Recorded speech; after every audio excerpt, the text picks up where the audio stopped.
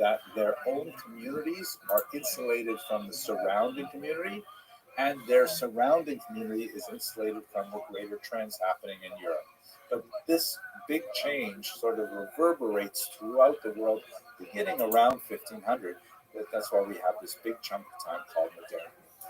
The last topic, however, which I would like to spend a lot more time on, not so much in this video, just a little bit of a taste, but we will explore it many times over the next videos in this series, is that modernity implies a questioning of identity. Meaning, in the modern world, most people are waking up to the question of what does it mean to be human on a very, very basic level? I mean, we have had before that lots of clear directions, especially from religious leaders. This is what it means to be a human, and the very closely related question to that: this is what it means to be Christian. This is what it means to be a Jew. This is what it means to be a Muslim. And typically, for much of the ancient medieval period, they were kind of like basically the same answer. They were almost identical. But moving into the modern world, you suddenly have the possibility where one's identity as a human being, as a citizen of the globe, may not be identical to one's identity as a member of a religious or ethnic or national group. And that's where modernity becomes absolutely fascinating when we get to Jews. So instead of the development of Jewish identity, or more precisely said, a range, a spectrum of modern Jewish identities, we have to definitely look at the Portuguese Jews in particular, because the Portuguese occupy a very, very unusual spot in Jewish history in the modern period, because as you will recall from our earlier discussions, the Portuguese Jews were forcibly converted to Christianity in 1497.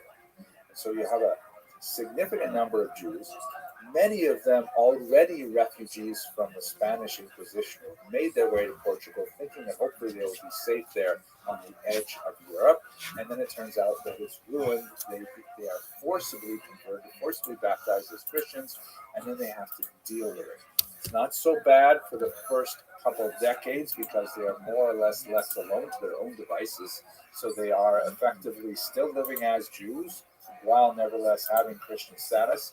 But when the Inquisition comes to Portugal as well, it hits a crisis point where, these so-called new Christians who are previously Jewish, forcibly converted to Christianity, now have to, at risk to their own lives, figure out how will they articulate their Jewish identity in the face of the literally mortal threat of the Portuguese Inquisition?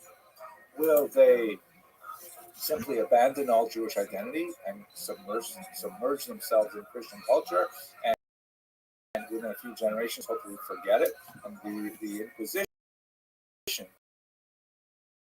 would pursue their descendants for multiple generations. So this was not something that was like done at one generation and over. It was not, as they say, done and dusted. This is something that lasted for a long time and really affected how Portuguese Jews hold themselves to the outside world. Would they be, and no, I shouldn't say that.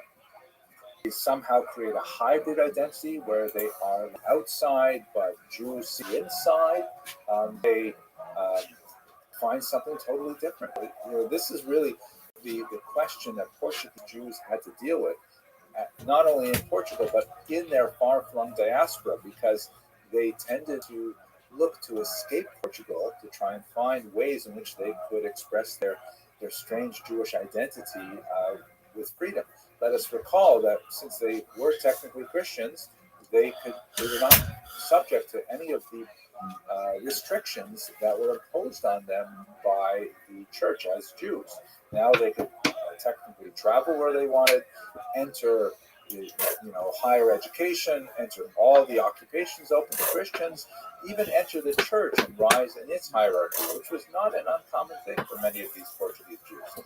So just looking at three examples, you have people like Amatus Lusitanus, who was a converso. His family was converted to Christianity in Portugal. He went to study at the University of Salamanca in Spain and became actually a very expert and well-regarded, world-famous doctor. He ended up moving to Italy and a few other places where he readopted his Jewish identity. He nevertheless retained pride in his Portuguese origins. The term Amatus, which he chose as his given name, is probably a relationship to his Jewish family name of David, which means beloved. And Lusitanus, of course, is a reference to Portugal. That's a Latin term for Portugal, Lusitania. So he was like creating a hybrid identity where he says, I don't care if you know that I'm actually Jewish, and the whole Christian thing was a facade that was laid onto my identity. But I'm also a proud son of Portugal. Fascinating. And then you have people who could not find a place in a new identity, like, as we discussed, the tragic story of Julio da Costa, who tried to re-engage his Jewish identity, which he had no training in or no background Doesn't know other what? than what he read in the Christian version of the Bible that he could access in Portugal.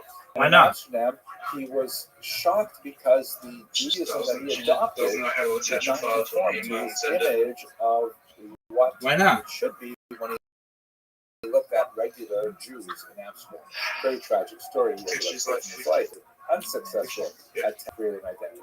And then people like Benedict Spinoza, who are very famous and highly influential philosopher, also did you help her? Extraction living in Amsterdam, who created something totally new. And as you can see from this particular print, which comes from the New York Public Library, it says underneath, Is it frustrating, big dog? And atheist, right? Like that would be almost a contradiction in terms of what you have who is a Jew, understood member of a faith community, and an atheist. I'm going to set aside the question of can we call who's an atheist. Some have called him Is that her fault? Intoxicated, but it was not the sense of Are you advanced? That most rabbis would approve as being Jewish. So these are just a few examples Are you advanced? of modern Jewish identities that were made possible by these Jews who were allowed, ironically, by the Spanish and Portuguese experience to exist if they wanted to in a Christian world and also have some Jewish identity despite their technical designation as Christians. This is a trend that will continue fascinating in multiple ways as we move like when I make my robot. Years, and I look forward to exploring those with you in following lectures. Thank you very much for watching.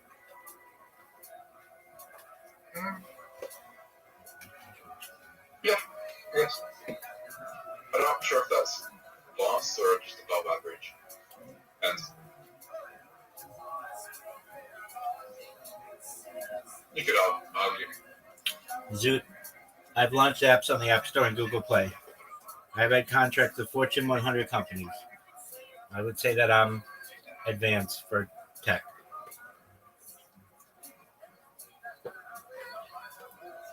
I have certifications from major organizations like Amazon. Yeah, can you code? Yeah. What language? Some Python, some PHP, some Ruby on Rails, some JavaScript, some HTML. Where you code? Word, dog.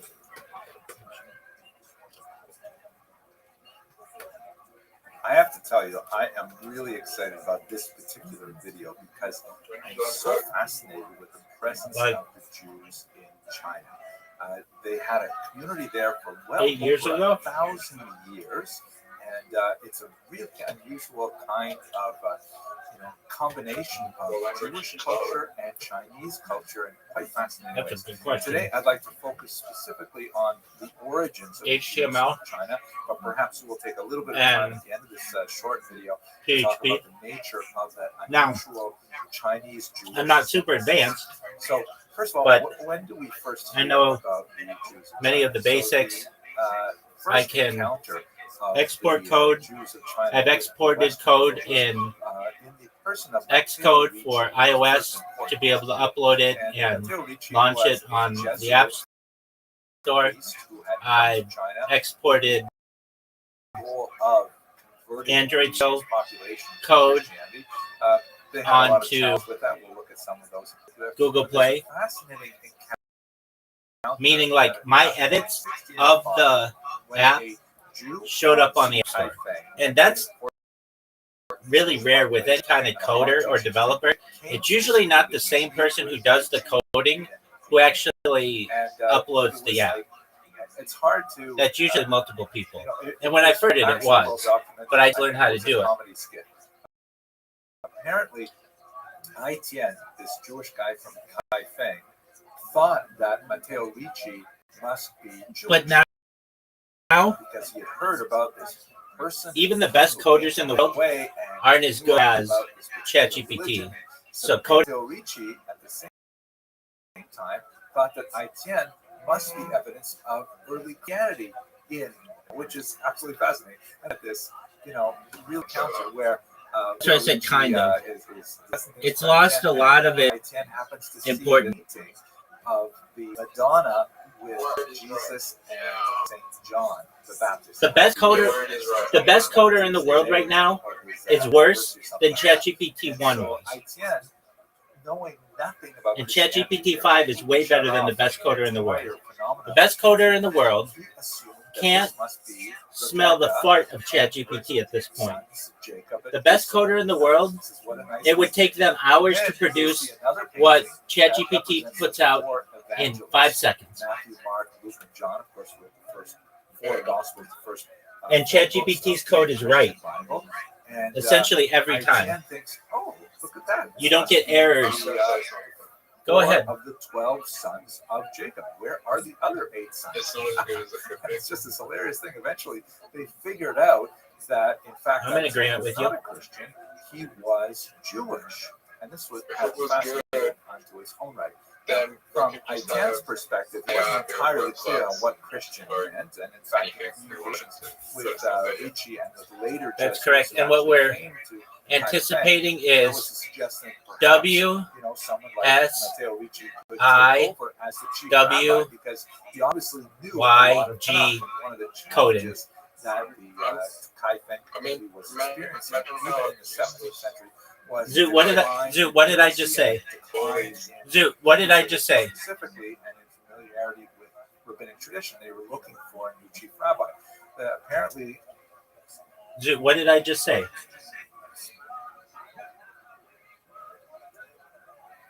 That's not advanced enough. Zoot, no. I just gave an acronym. What acronym did I give? What acronym did I give? It's called WYSIYG coding. Okay. Aren't you going to ask what that means? No. What do you mean? I thought you weren't going to ask what it means. What does it mean? It means what you see is what you get. It's a type of coding where you can just drag and drop. The average person can create a website instantaneously. How far away are we from that? We already have it. They already have it with apps. It's just not been made mainstream yet, but we already have it. And that once we get that coding mainstream, then all coders are done. You might have somebody code. Yeah, so You might have someone code just to learn what people did in the past. It would be like using a typewriter today. Nobody realistically uses a typewriter for fun or for work. They might do it for fun or enjoy their typewriter collector or whatever, but it's something of the past. So every coding would be so everyone knows how to code. That's what you're saying.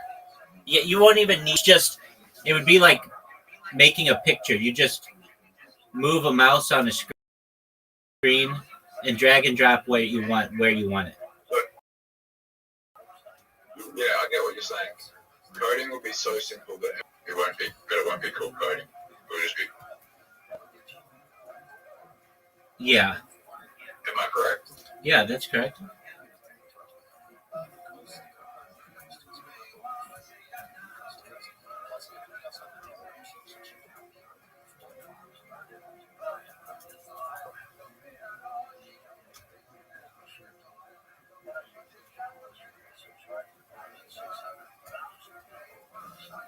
Hang on, I have to do this.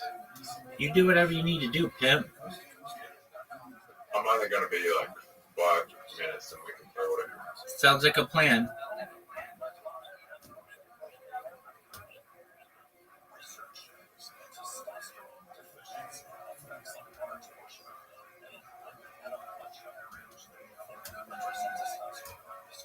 You think there'll be a lot of opportunity to make money when everything gets simpler? It's becoming more and more difficult to make money. Why? There are powerful organizations and people who basically, whenever you have a good idea, they have the influence to be able to just steal it or buy your company.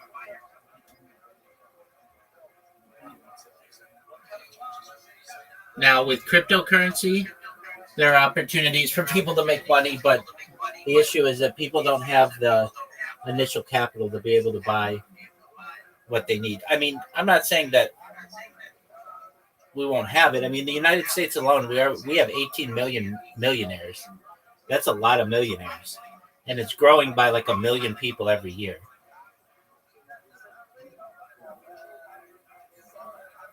Millionaires, yeah, but those are mostly property. That's correct.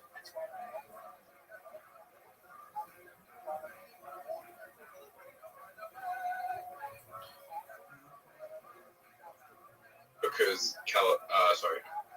American property is going crazy. Because everyone wants to be in America. That's correct. Yeah, but Americans don't want to be in America. Australian property is also doing really well. Yeah, it is. Everyone wants to be in Australia. That's true. You know, Yeah. what? We have our population's increased by 2 million in like about 5 years. Now you can tell me I'm wrong about this, and that's fine. But I truthfully believe there is a coordinated to make Australia seem unattractive to people, when in reality, it's extremely attractive. There are no earthquakes. There are no hurricanes. Generally, people live. But what they do is they make it seem like the fauna will kill you and the flora as well. But they'll make it seem like, oh, well, you've got crowds. Like, you've never seen a crocodile. You've lived there 30 years. The snakes are like really only like deep in the outback. Yeah, you've got those big huntsman spiders, but they're like harmless. You've got kangaroos aren't that bothered. I mean, yeah, they come, but like in the United States, deer, more die from deer every year than kangaroos. And way true. Do you know how many people get hit deer when they are driving at it's like 50,000 people every year, and it causes and you get killed, and like tens of thousands of people a year. It's danger. That's because there's more. That's because there's more people in America than there is in Australia, but there's more kangaroos than deers. Wait, how many deers are in the US? That I don't know, but I can tell you that the total amount of people who die from kangaroos a year is far less than deer. There's more kangaroos than deers. There's more kangaroos in Australia than there are deers in America. That doesn't matter. And I don't think that's true. I'm looking it up. Are there more kangaroos in Australia or deer in the United States?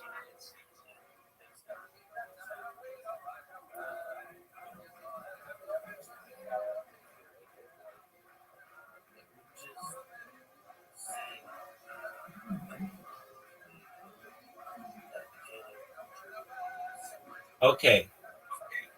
Estimates suggest there are 40 million kangaroos in Australia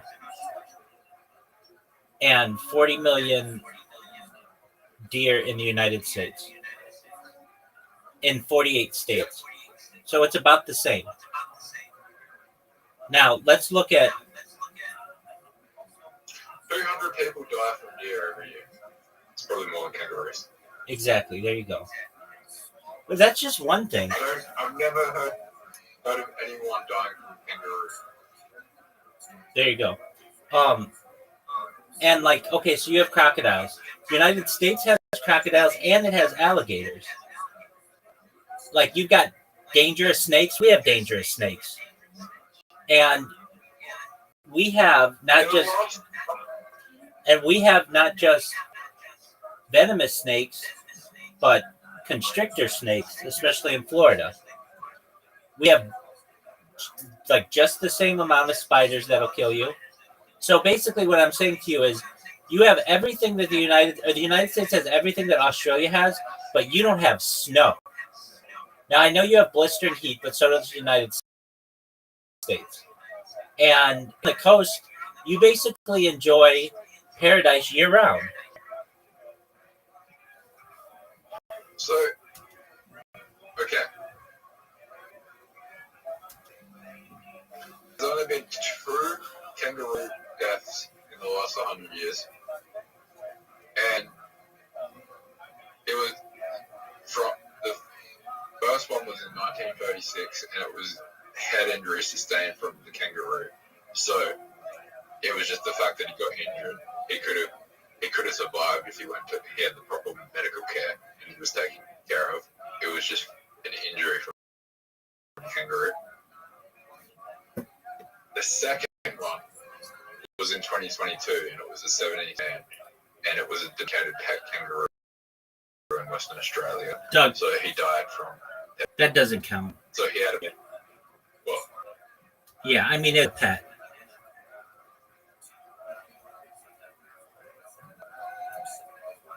Well, that's why you don't keep kangaroos as pets. You're not meant to. But if you don't want to die from a kangaroo, don't keep it as a pet. There you go, pimp.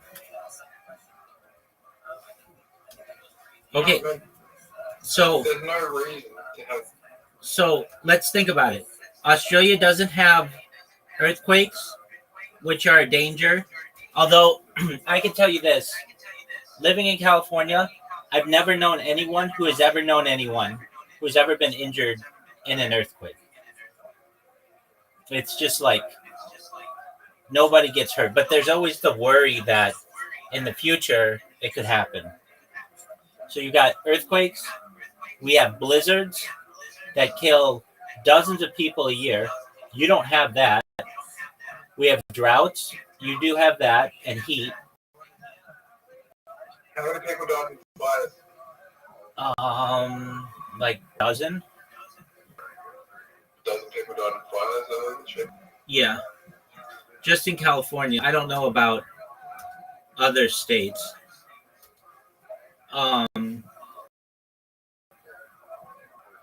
What I'm basically saying is that the concerted effort for people to make it seem like Australia is the deadliest place on earth because of its animals, when in reality, it's actually a paradise.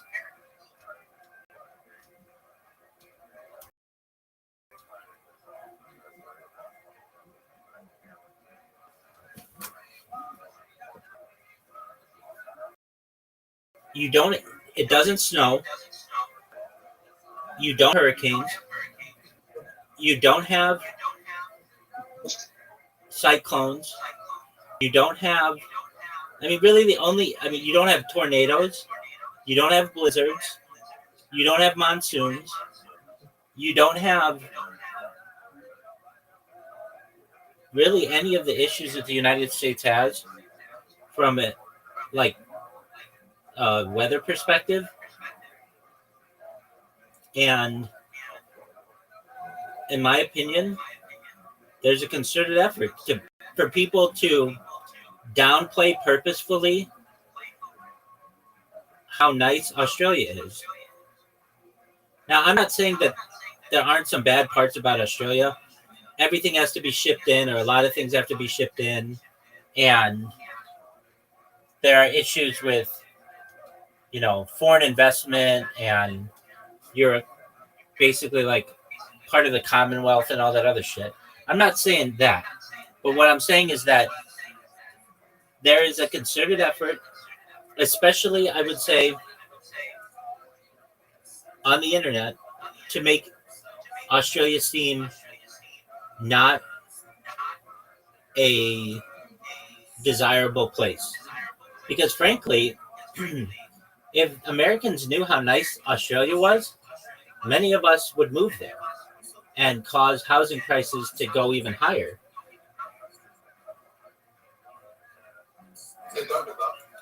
No, I'm not saying, but I'm saying that that's why on the internet in particular, if you ever Australia has a lot of benefits, people will be like, but what about the snakes? And what about the spiders? And what about the heat? And what about the kangaroos and the crocodiles? But it's like the United States basically has all that same stuff, aside from the kangaroos. And it has hurricanes and tornadoes and blizzards and earthquakes and monsoons. And Australia doesn't have any of that. Australia is essentially the world's largest island or continent, however you want to describe it, that's paradise hosts.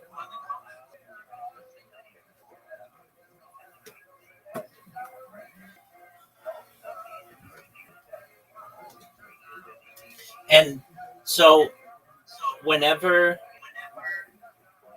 people even think about moving to Australia from the United States, and on top of that, there are people who would see it beneficial that, people speak English there. It's like the perfect place for Americans to live. But whenever anybody in the United States mentions it, there are all these complaints about the stuff that'll kill you. When in reality, you've never even seen a crocodile. the huntsman spider, about like it's a pet. It's no big deal. You know, they talk about like koalas and having chlamydia. And it's like, yeah, but are you fucking a koala? It's like, you know, something you see at the zoo. Basically, Australia is a very desirable place, and there's a concerted effort, especially on the internet, to make it not seem like it's paradise. But it really You forgot all the things that could kill you. All the things that kill you are either extinct or endangered as well for most of them. that's true. Like Okay, you can get attacked by a great white shark. Dude, you can get attacked by a great shark in the United white States. Shark anywhere in the world. Exactly. They have one of the largest ranges in the world. You can go swimming in the ocean. You can get stuff. You can get killed. The same animals that kill you in the ocean anywhere in the world can kill you in Australia. It's no difference. Like there's no reason. You know, there's no reason. You have great white sharks over in America, right? 100%. But even worse, they're probably just great white sharks aren't that big of a deal. The sharks that do the most damage are like nurse sharks and tiger sharks. Like basically smaller sharks, that lemon sharks. Like they basically are in shallow waters. Great white sharks a lot of times are pretty far away from the coast. I mean, not always, but many times. And really in the United States, only 50% of our coastline is swimmable. Like the Pacific coast is cold. Even now in August, when I go, like when I'm not shooting myself, and I would go to the beach, even on the warmest day, nobody is in the water without a wetsuit unless they're not from here or they just going for a little bit because the water is so cold. It's in the North Pacific Ocean, so it's like it's not really that warm. When you go to Florida and it's like bath water, that's what Australia's like. So what I'm saying is like all of Australia's water is warm. It's very enjoyable for the average human.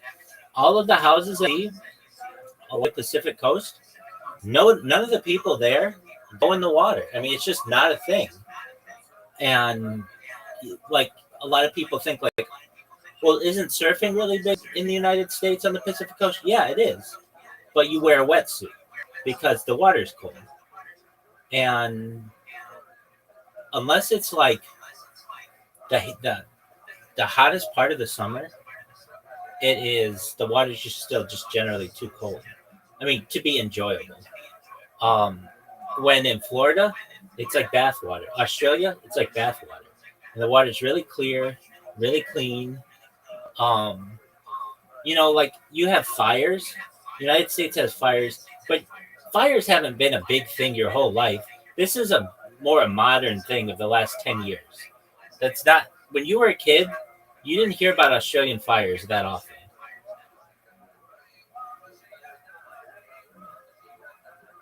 Not really. Exactly. And well, I can tell you, like, we get mudslides. You don't get mudslides. Mudslides are really dangerous. So basically, Australia is a very well kept secret of how nice it is. One of the things that they do to make it so that it's difficult for Americans to buy property is, if I understand correctly, you have to be an Australian citizen to buy property, or it used to be that way. And also, your animal laws are very strict. Like if you're going to bring a dog, it's got to be like in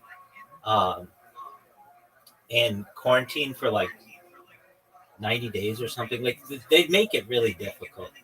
And yeah, but overall, Australia might be on Earth, on the entire Earth, maybe like a top 5 destination to live. It the Gold Coast, even Perth is the only issue with Australia is water assets. But especially with desalination technology, you could irrigate the entire interior of Australia. Not going home during COVID. Like South Australia when I lived, we had the lowest.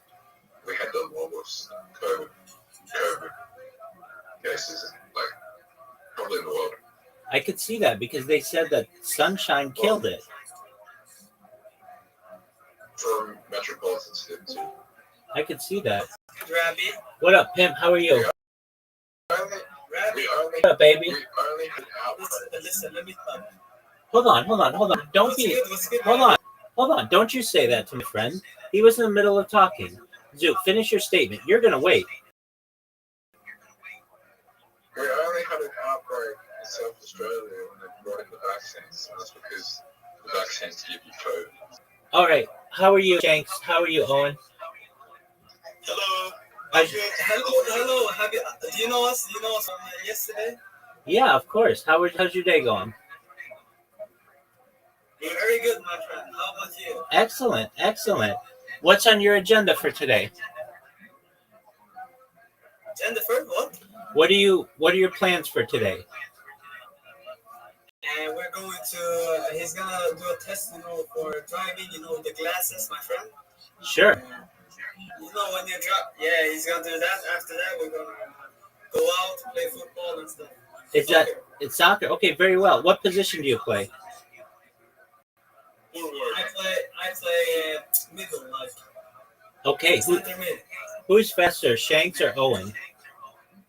Me, of course. Owen. Okay. Who has more endurance? Who can go longer, Shanks or Owen? Me.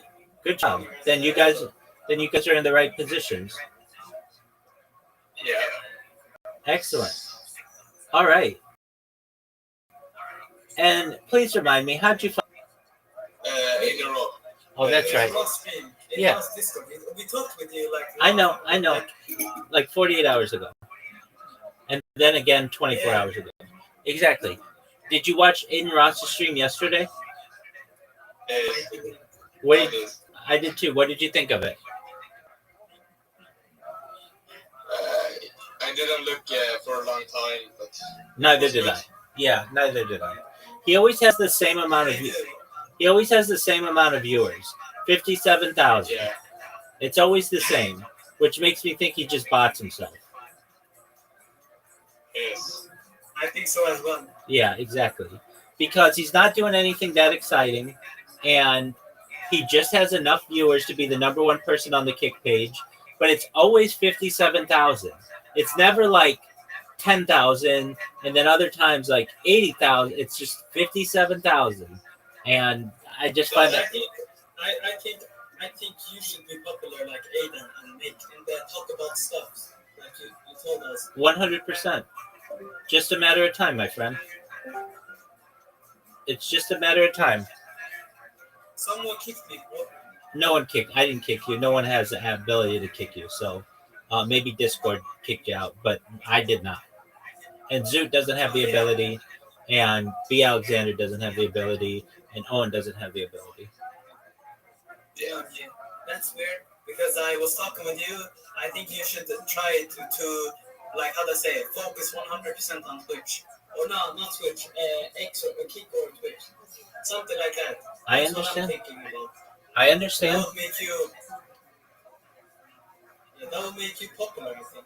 Okay, So well. I think you should like stream, talk about stuff, go 100% on it, and then you will be famous like Aiden was. Oh, if it were only that easy. I understand. All right, so you guys are gonna do the driving test, and then you're gonna play soccer. Excellent. Do you have plans for this weekend?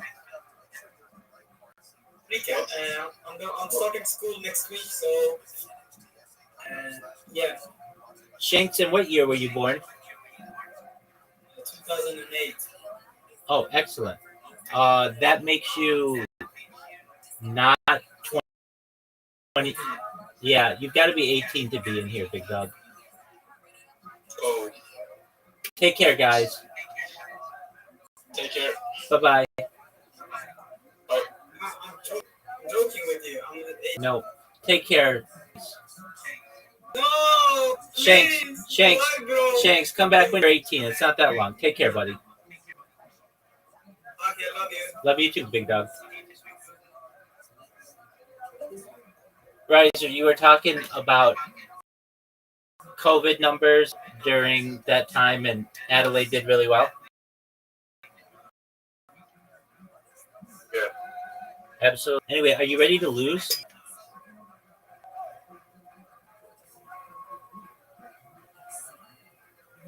Zoot.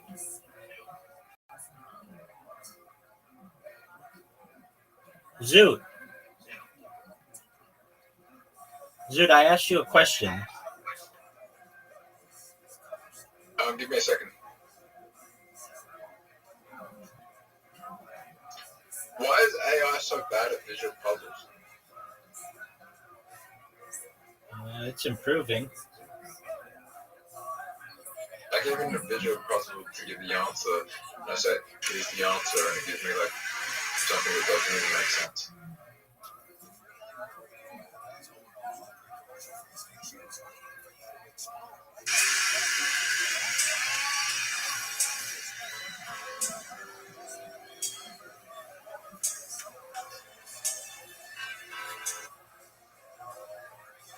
If AI gets too good at visual puzzles, it'll be able to do CAPTCHAs, and then once that happens, Oh my god. like the internet goes away. What? Well, then just you can have bots take over websites like I do with Kick. The reason why I'm so successful on Kick is because they don't have a CAPTCHA system. Why don't they have a capture system? Because Twitch doesn't. And Twitch is their competition. And so they don't want to make it more difficult to use their website than Twitch. Now, Twitch, because they're trying to beat Twitch. Now, Twitch has a few settings and defense mechanisms that protect them, security features, I guess you call them, that allow them to keep some bots out. But any smart or hacker can get around them. Their big one is you have to use like a legitimate, what they consider to be like a Gmail address, but there are ways around that. And they have some pretty good IP address tracking, but there are ways around that. Kick has some of these systems, but they're just not as good. And the reason why is Kick doesn't have as big of a team. I mean, Twitch has Amazon, and Kick just has like a team of, I think, like 200 people. Stake has like 800, and Kick has 200. So even combined, they have like 1,000 people, when Amazon has like hundreds of thousands of employees, and at least Twitch has probably 10,000 employees, something like that. Sticks free. What'd you say, Pimp?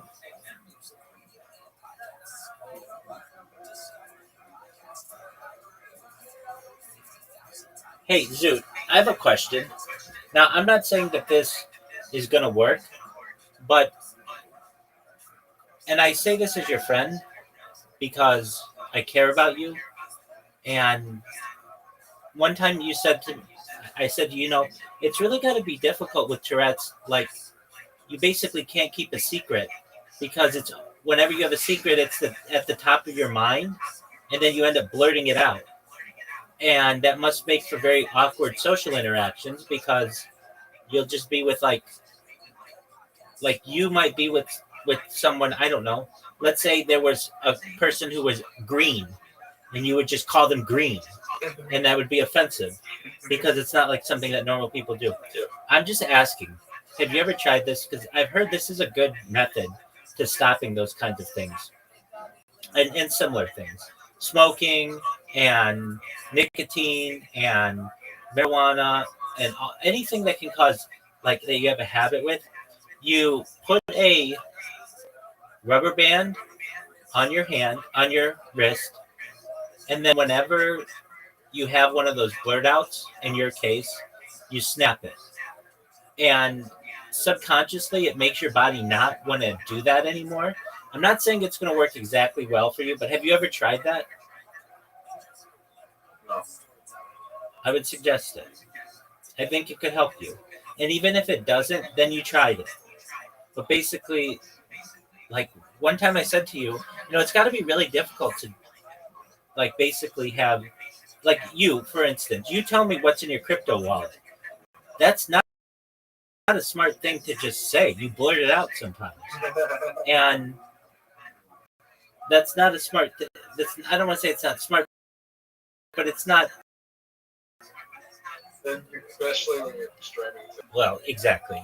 So if you can, and I remember it hurt me to hear you say, because you're my friend, you said, yeah,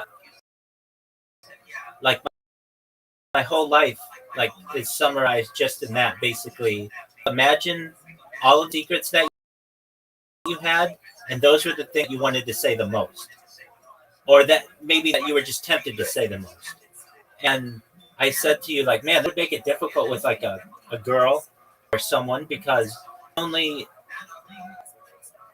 not only does she have to worry about that with you, like she could tell you a secret, like I'm on my period. Okay, fine, no big deal. But then you're just she's on her period. Or, your children could that you said is more manageable with nicotine patch, but those are expensive. You'd have to wear them 24 hours a day, and that's a cost ever. Do you have a rubber band? Yeah. Go get a rubber band right now. There's no medication for Tourette's. Or... I understand. Well, you said nicotine, but go get a rubber band.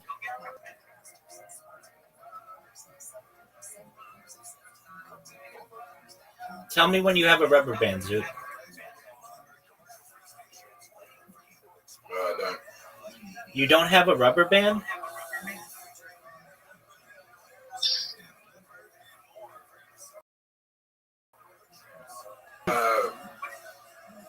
Nowhere in your house you ever. Elastic. Okay, elastic will work. Can you put it around your wrist?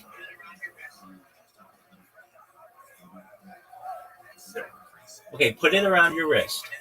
And whenever you, like, this is going to be a reminder, subconsciously, you want to wear it for as long as you need to. And whenever you have a blurt out, you just snap it. And what it does is subconsciously, your body doesn't like that. And it will slowly ease you away from wanting to do the non-desirable activity. This works with people who bite their nails. It works with people who are addicted to drugs and nicotine and alcohol.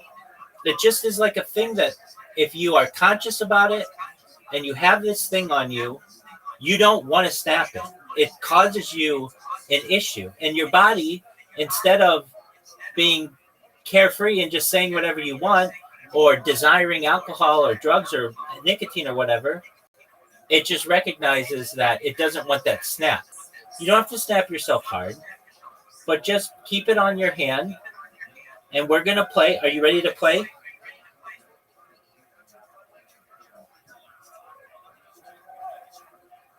Zoot. Oh, yeah. Okay, well, you tell me when you're ready to play.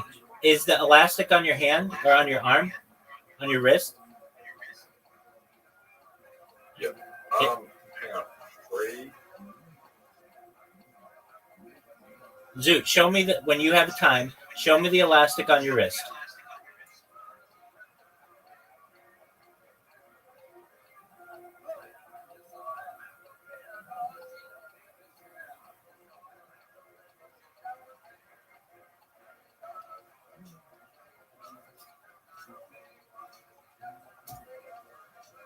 As the story goes, the chief rabbi of Kaifeng was very happy with allowing someone like Mateo Ricci to take over for him. The Christian stuff really didn't bother him too much. It's another kind of like story. But the fact that the Jesuits were still eating pork, that was very problematic. Because there's no way you can become our rabbi if you're still eating pork. By the way, when the Jesuits asked the Jesus Kaifeng, have you ever heard of Jesus? They thought about it for a while and they said, oh yeah, sure, we know about Jesus. But when they went and discussed it further, they were not referring to Jesus of Nazareth. The Kaifeng Jews were familiar with Jesus ben Sira, an ancient author who wrote the apocryphal work in Ecclesiasticus, as it's known in tradition, or the Sefer Ben Sira, the wisdom of Ben Sira in English, which is a work which has been steadily lost in Hebrew for many generations and found in the 19th century. So they knew about a different Jesus, not the Jesus of Nazareth, which these things are just hilarious, I think, but historians have to look myself at it. At any rate, the Jesuits maintained a very strong interest in the Jews of Kaifeng. To a large degree, even more than Jews were with this unusual Jewish community. They were especially interested in learning about the sacred Torahs that the Kaifeng had. They wanted to see, in particular, if they were the same as the Torahs that were read in Western Europe. Because one of the thoughts that Ricci had was that there was more evidence for Christianity in the Hebrew Bible, but that it had been tampered with by the Jews to remove that evidence. And if we could find biblical books that predated that went all the way back to the posited arrival of the Jews, which, by the way, was argued to be as far back as about the 1st or 2nd century of the Common Era. We'll talk about that in a second. So if text had references to this in it, that would be incredibly important. Of course, they didn't find such things, and when they got to Kaifeng and they discussed a little about what they were interested in, the Kaifeng were really quite upset and refused to show them their text. And obviously there was also a deep interest in converting the Jews of Kaifeng to Christianity. In some ways, the Jesuits thought they had more of a chance with the Jews of China than with the non-monotheistic Chinese of China. And of course, that's a long story that goes way beyond the discussion of it. But we do have an extended effort of various Christian missionaries coming to China to specifically try to convert the Jews to Christianity.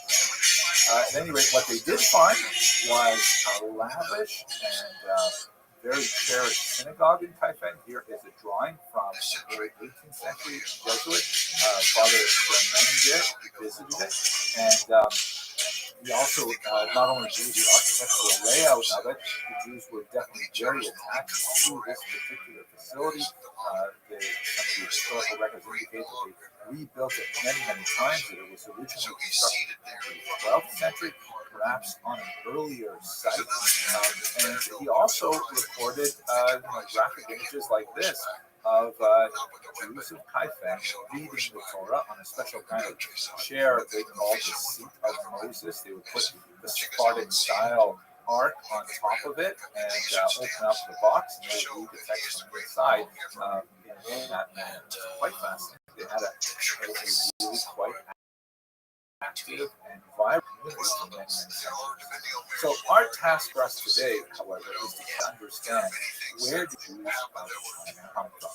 So here is a map that shows the various locations. Kaifeng is the most well-known and most well-documented. However, even the Kaifeng documentation refers to its relationships with other communities such as Yangzhou, where they, for example, received the gift of a sacred Torah. And so you can see that quite a few of them are all on the eastern region of China, but you have some to the west as well. And judging by the numbers, this map, by the way, comes from the Encyclopedia Judaica. You can see that some of them date all the way back to the 9th century, but that's like the first documentation. If you thing on your wrist, I do. Show it to me. Possibly much further. We have For example, several travelers' accounts that refer to the Jews of China. Benjamin of Tudela never actually got there. Zoot, Referred to let me China see the specifically, elastic but thing on your he did wrist. come very close, or at least he collected reports from people who came very close and could easily have been in contact with them. Marco Polo, the famous traveler, has passing references to Jews in China. Zoot, show it to me. Fascinating Chinese tax regulations from the 14th century, in which there are, just scattered references to Jews. Unfortunately, they don't tell us a lot about how large the communities are, or how active they were, or what they were like, but there's clear reference to Jews being present there, along with Muslims, by the way, with whom they were frequently associated. And in the mind of Chinese administrators, there's often very little distinction made between Jews and Muslims. They're often referred to in the same sentence. We also have some Muslim historians who refer to the presence of Jews, sometimes in the context of Chinese nationalism as well. Now, most likely the Jews came to China along the Silk Road, which you can see here's a map from Wikipedia that shows some of the most important routes upon which silk traveled from the east to the west. It's also called the Spice Road because spices were also a very important commodity that was imported to the west from the east. The map is a little bit strange because it refers to other caravan routes, and many of them are through the Why oceans. is snapping an elastic my knowledge, band camels on don't your swim hand especially well, when you especially have a when they're tick laid down. help But people it with does Tourette's indicate that there was a lot of maritime trade as well. And what's important about this particular Silk Route is you can see that in this round circle here, this is where the massive population of Mesopotamian Jewry lives. This is where the great Talmudic centers are located, and there's a very significant Jewish population right there along an important spot on the Silk Route. And Jews were involved in much of the trade that went from east to west. Well, Zoot, you said you had elastic, so get it. I'm going to wait for you.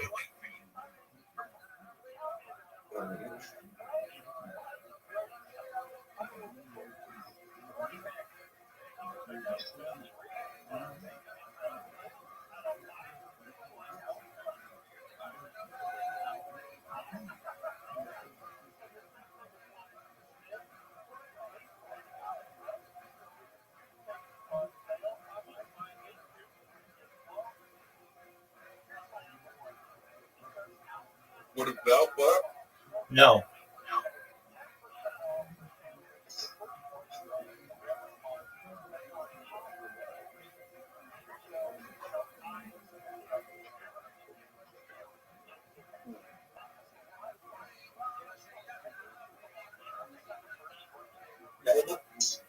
No, it's got to be like elastic or rubber.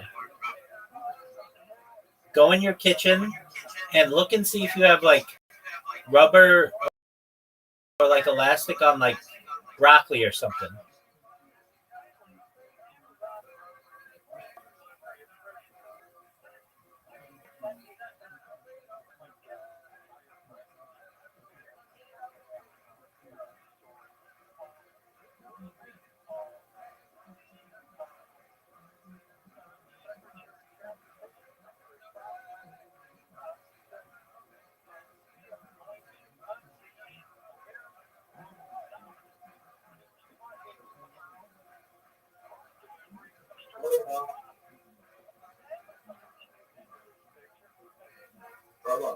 Yo, pimp.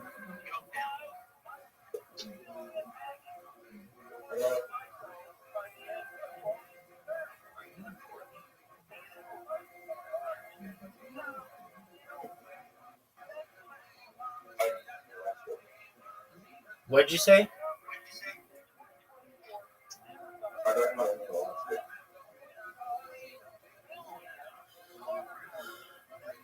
Do you have a string?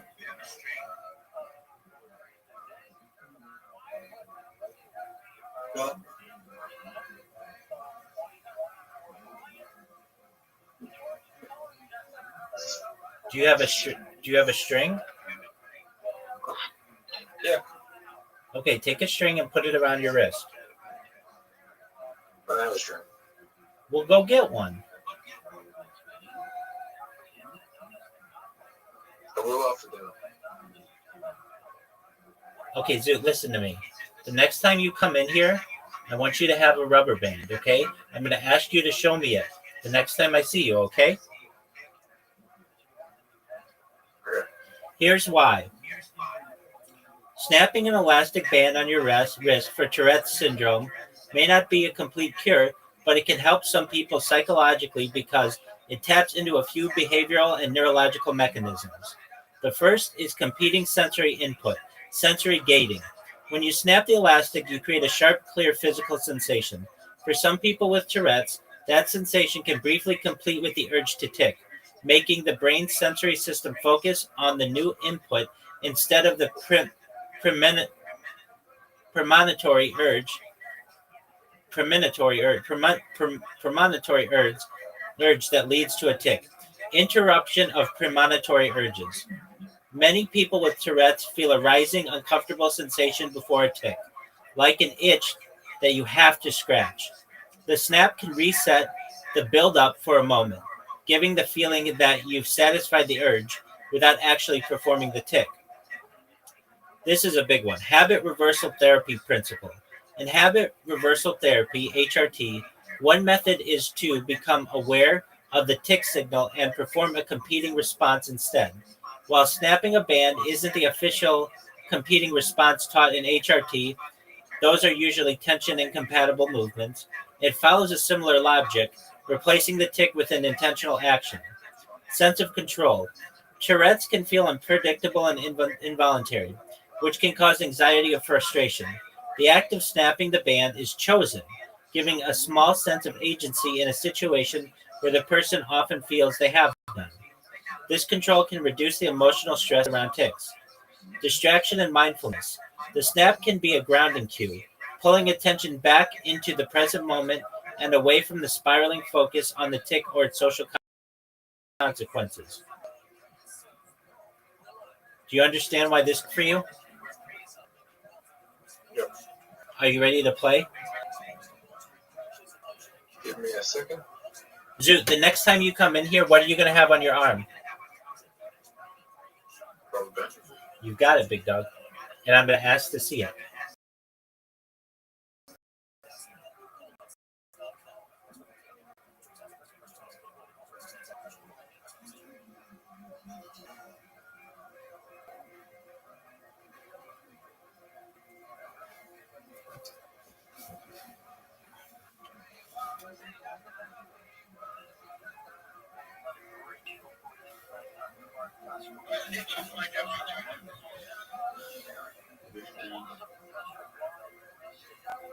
What's 22?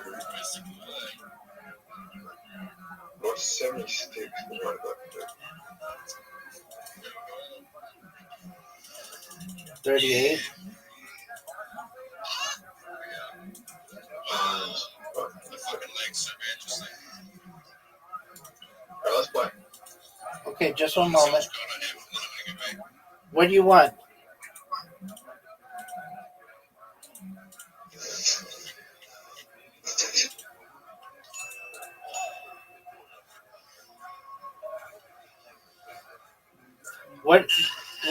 What invite do you want?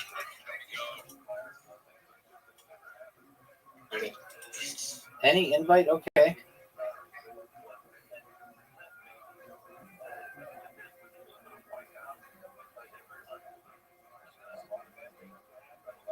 Ryan, you want to do that? Oh no, I gotta go here for dinner soon. Let's do bounce. You got it. I want a quick game. Do you want easy, standard, or pro? Quick. Robot? Yo, I'm pimp. gonna win. Because I'm gonna try a trick. I don't think either of us are going to finish. I don't think either of us are going to finish. I feel like I'm gonna finish. But not when I'm playing like that. Robot, I'm fucking already. Robot. Yo, pimp. See how it fucked up already.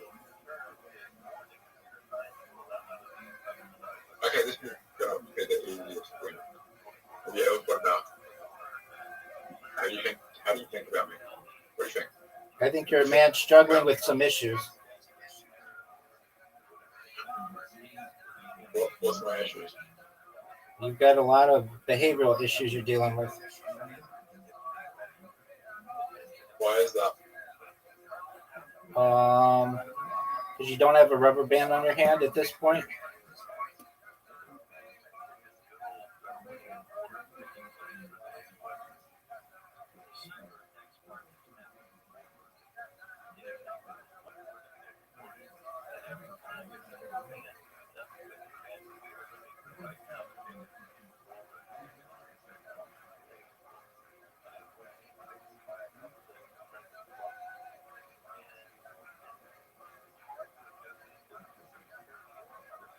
This one's so hard.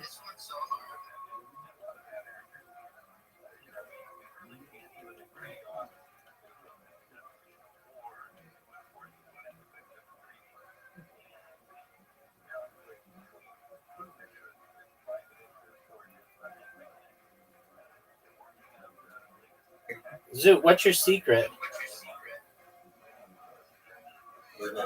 I thought you were gonna do some secret move.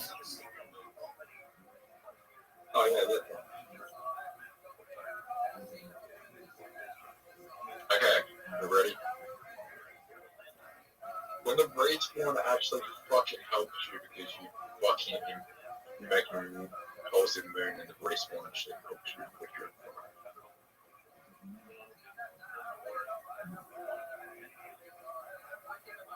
I feel like this is a way to die. Yeah, that can help you. What did you say? I feel like there's some strategic way where you can die in this game where it helps you. Perhaps. But that was not the strategic way to die just then. Right back. Yo, pimp. This is the hardest one. What is the hardest one? You know what I'm talking about.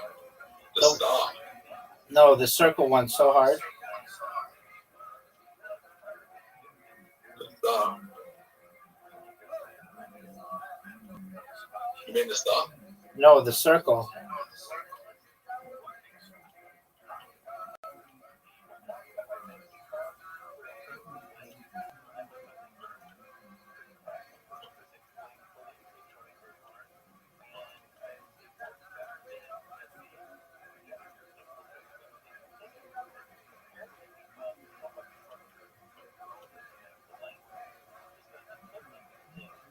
Oh man.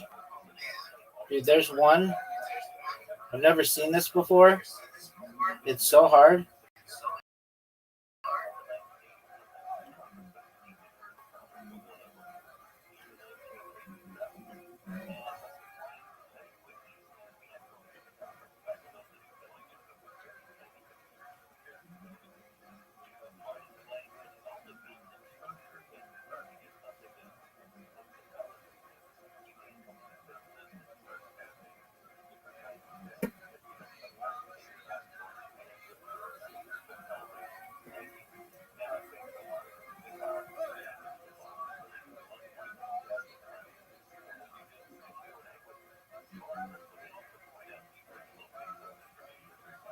Dude, I'm on one.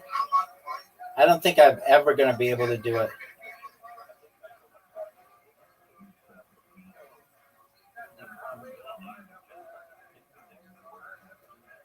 Is it a lot of fun? Yeah, maybe. Dude, you're never going to get it either.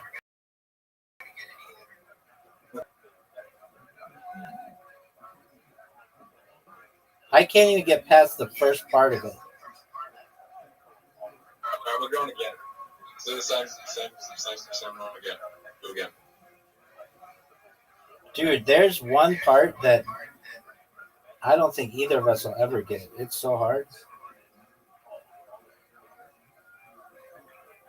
Are you ready?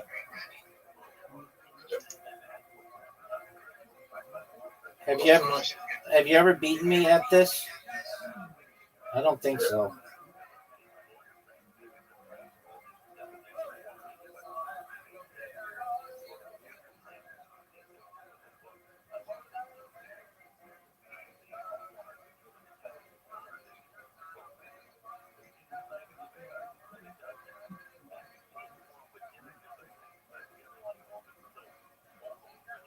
Hey, Rabbi, Yo, pimp.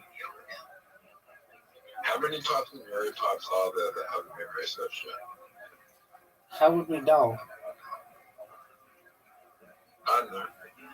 Well, it's kind of like humans kind of just make up different types of neurotypes. Yeah, that's true.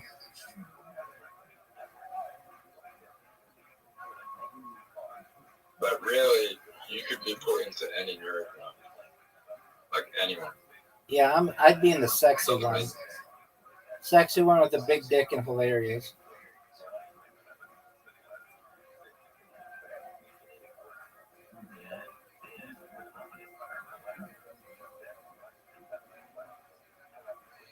Interesting.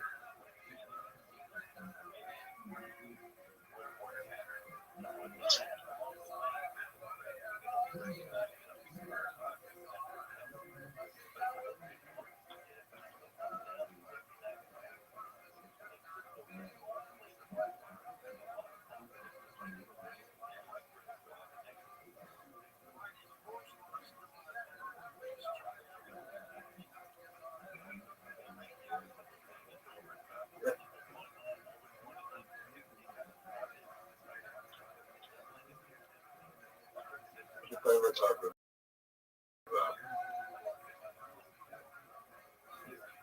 okay.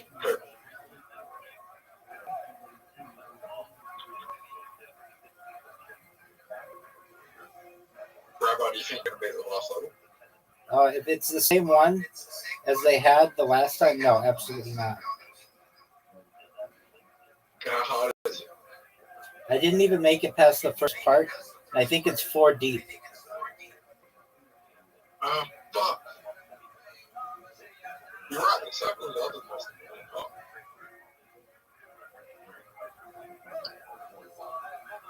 Rabbi, how do you get past the circle? I just timing.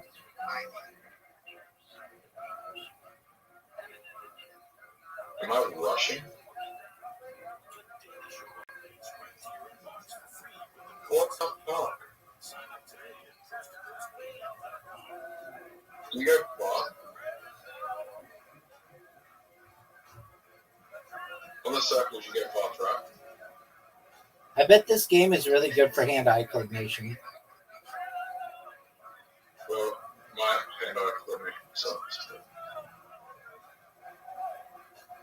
Like, this might be the best game for hand-eye coordination of all of the games that they have on here.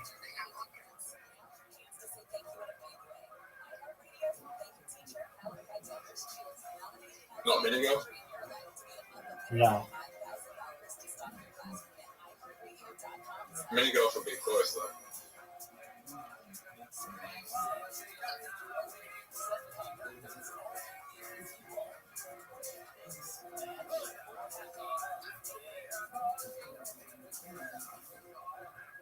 What about pole?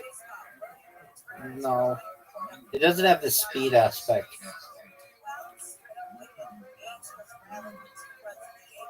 What about...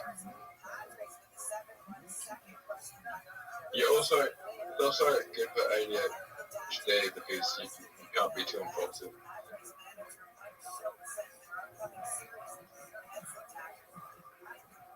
Okay. Rabbi, are you on the impossible one? No, not yet. When are you going in the impossible one?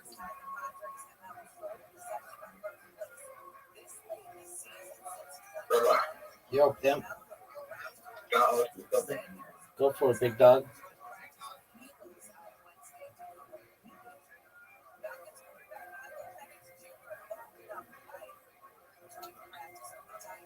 Dude, I got into like an impossible one again.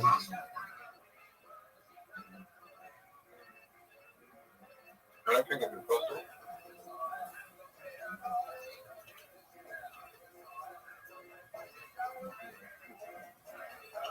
we're doing it until one of us dates it. Let's go. Okay. Zoot, next time you come in here, what's going to be on your arm? Close. No, Now we're on band. you got it. You're going to have to go to the store then, aren't you? Yeah. It's going to be the thing that helps you. And then eventually you're going to overcome it, and then you're not going to need it anymore. You're going to have normal relationships with people.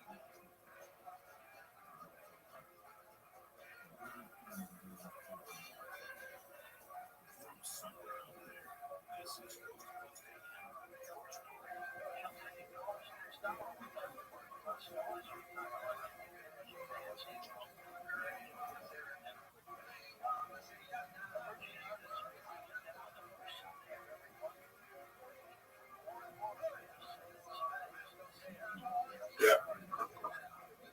Right. I don't think I did a hard one. Right. I didn't do the hard one. I think I just did whatever. So we have to do the hard one. Yeah. Okay. I'll be back. I'm gonna be like 5 minutes, 7 minutes. You're never coming back, are you?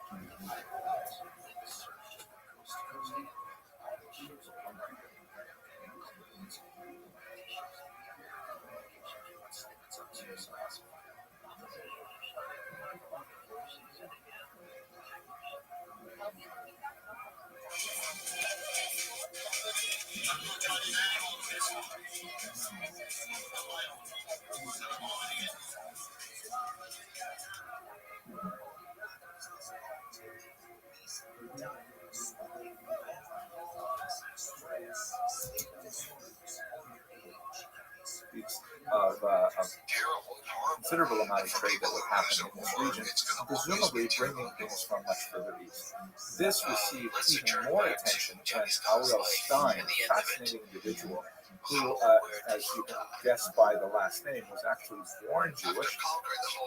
He was an explorer and a specialist in a lot of these ancient languages, Eastern languages. His parents, ironically, baptized him and his daughter, which was very common German Jews at the time, although they and their daughters remained unbaptized Jews. Anyway, Stein, who went far away from his native Germany to explore this region, was exploring in the region of Yinghuang, which is on the Silk Road, and he discovered an amazing thing. He found a huge cache of medieval documents, and scattered among these documents, which were maybe written in Asian languages, he found also this 8th century carefully folded piece of paper, which was actually a Hebrew slicha, meaning a penitential prayer, possibly associated with the high holidays, but the traveler who carried it very lovingly folded it and kept it with him as he was traveling along the spice route. The documents can be dated with reliability to the 8th or 9th century, indicating that here was clearly someone who was attached to Jewish prayer who was traveling along the spice route and this period, and that's most likely how most of the Jews came to China. It was a longer route. Many of them would have settled in places like Kaifeng. According to Kaifeng tradition, this would have happened significantly earlier in the Han Dynasty, which ended around the year 200. It's impossible to know exactly when the Jews settled there, but they were certainly there for centuries before they were discovered by them. Now let's take just a couple of minutes to learn about what was this unusual community like. So the documents that we have to tell us about the internal life of Kaifeng Jewry, that is documents which were composed by the Jews themselves, as opposed to accounts by travelers which are coming We have several stelae, meaning stone blocks which were established to record important historic dates, many of them associated with the rebuilding of the temple, of their synagogue. And by the way, in modern Jewish parlance, if you go to a synagogue, you'll find the exact same thing. They're plaques honoring the people who spent money and worked hard to rebuild the building or to refurbish it. So we have 4 different texts.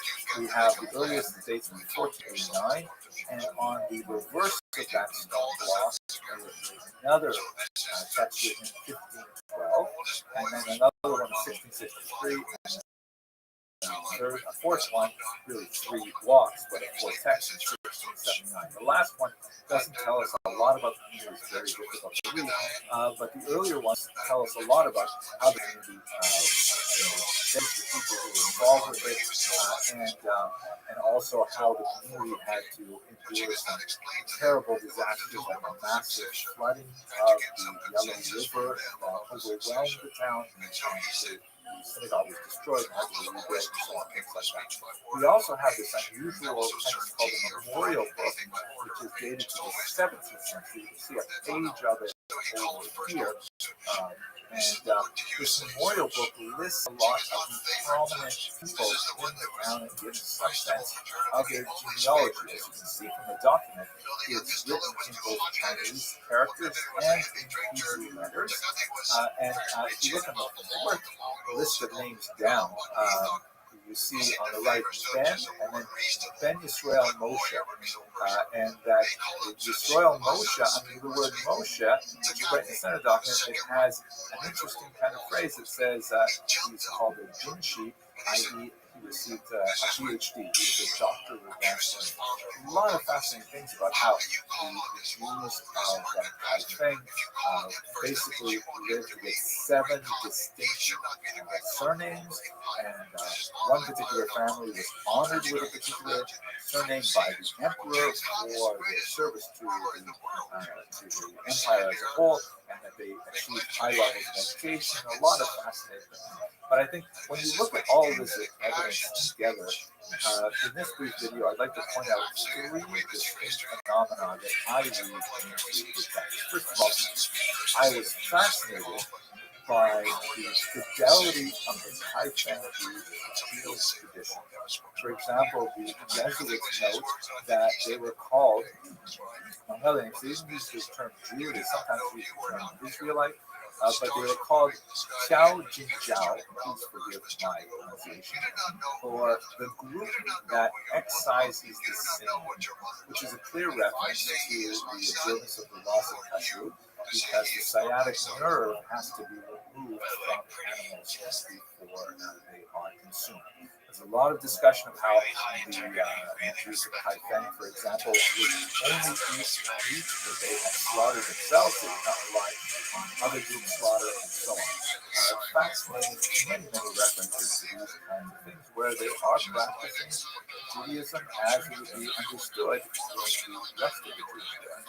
Secondly, however, they've had some really unusual adaptations to Chinese culture. For example, one of the things that is described in sources is how it was customary to establish a tablet that would have the emperor's name on it, and that people would show it symbolic obeisance, like kowtow before, bowing before, things like that. Very problematic in Jewish tradition to bow before anyone, or certainly to bow before a block of stone. It's an idolatry in Jewish tradition. Very problematic. So, how did the Jews of Kaifeng deal with this? It's very clever. You would say in Yiddish, Yiddish cup, right? Jewish head. They wrote the verse Shema Yisrael, Hashem Elokeinu, Hashem Echad. Hear, O Israel, the Lord our God, the Lord is one. On the top of this particular brick, on top of the emperor's name, kind of like a decorative element, and then with whatever bowing they were doing, it was like they were bowing to God because it had this verse on the top. I love this stuff. Also, very problematic for the Jesuits, incidentally, was the problem of ancestor veneration. Matteo Ricci, Rome, that one of the issues is that the Chinese have a very, very strong ritual of honoring their ancestors. And, there was a major debate in the church. The Pope actually went back and forth on this as to whether or not this could be tolerated. For many of the more doctrinaire Catholics, this also smacked of idolatry to worship their ancestors. Whereas Ricci and others were arguing, no, it's just the culture, they're just respecting them, and so on. So for the Jews, it was no problem, because of course this is really baked into Jewish thought, not necessarily worshiping the ancestors, but appealing to God on the merit of the ancestors. And Hebrews 2, that's a very, very traditional thing. We look at Jewish prayers, and there's constant references, so to speak, reminding God that Jews are the descendants of Abraham, Isaac, Jacob, Sarah, Rebecca, Rachel, and Leah. Look at what they did, remember their actions, and so on, and provide kindness for their descendants. So the idea of ancestor veneration was not really problematic to Chinese Jews at all. Quite fascinating to see how Chinese culture, Confucian culture in particular, and Jewish culture was able to find points of contact and synthesis. But at the same time, we have to recall that there is significant degrees of assimilation that would be unacceptable, certainly in North Africa and in European Jewish communities. For example, there are many, many examples of degrees of assimilation. The Jews, especially as they were suffering more and more from a lack of leadership and a lack of contact with the outside world, specifically the rest of the Jewish diaspora. They were having problems finding people who could read and write the Torah and interpret it and so on. So they tended to gravitate to neighbors that they had for many centuries, the Muslims. There was a significant Muslim minority in China. And in fact, there are photographs from the 19th and 20th century of Jews of Taiping and elsewhere worshiping in Muslim mosques, because after all, they were sort of theologically much closer to Islam than they were to Confucianism. Islam is, of course, intensely monotheistic, worshiping the same God.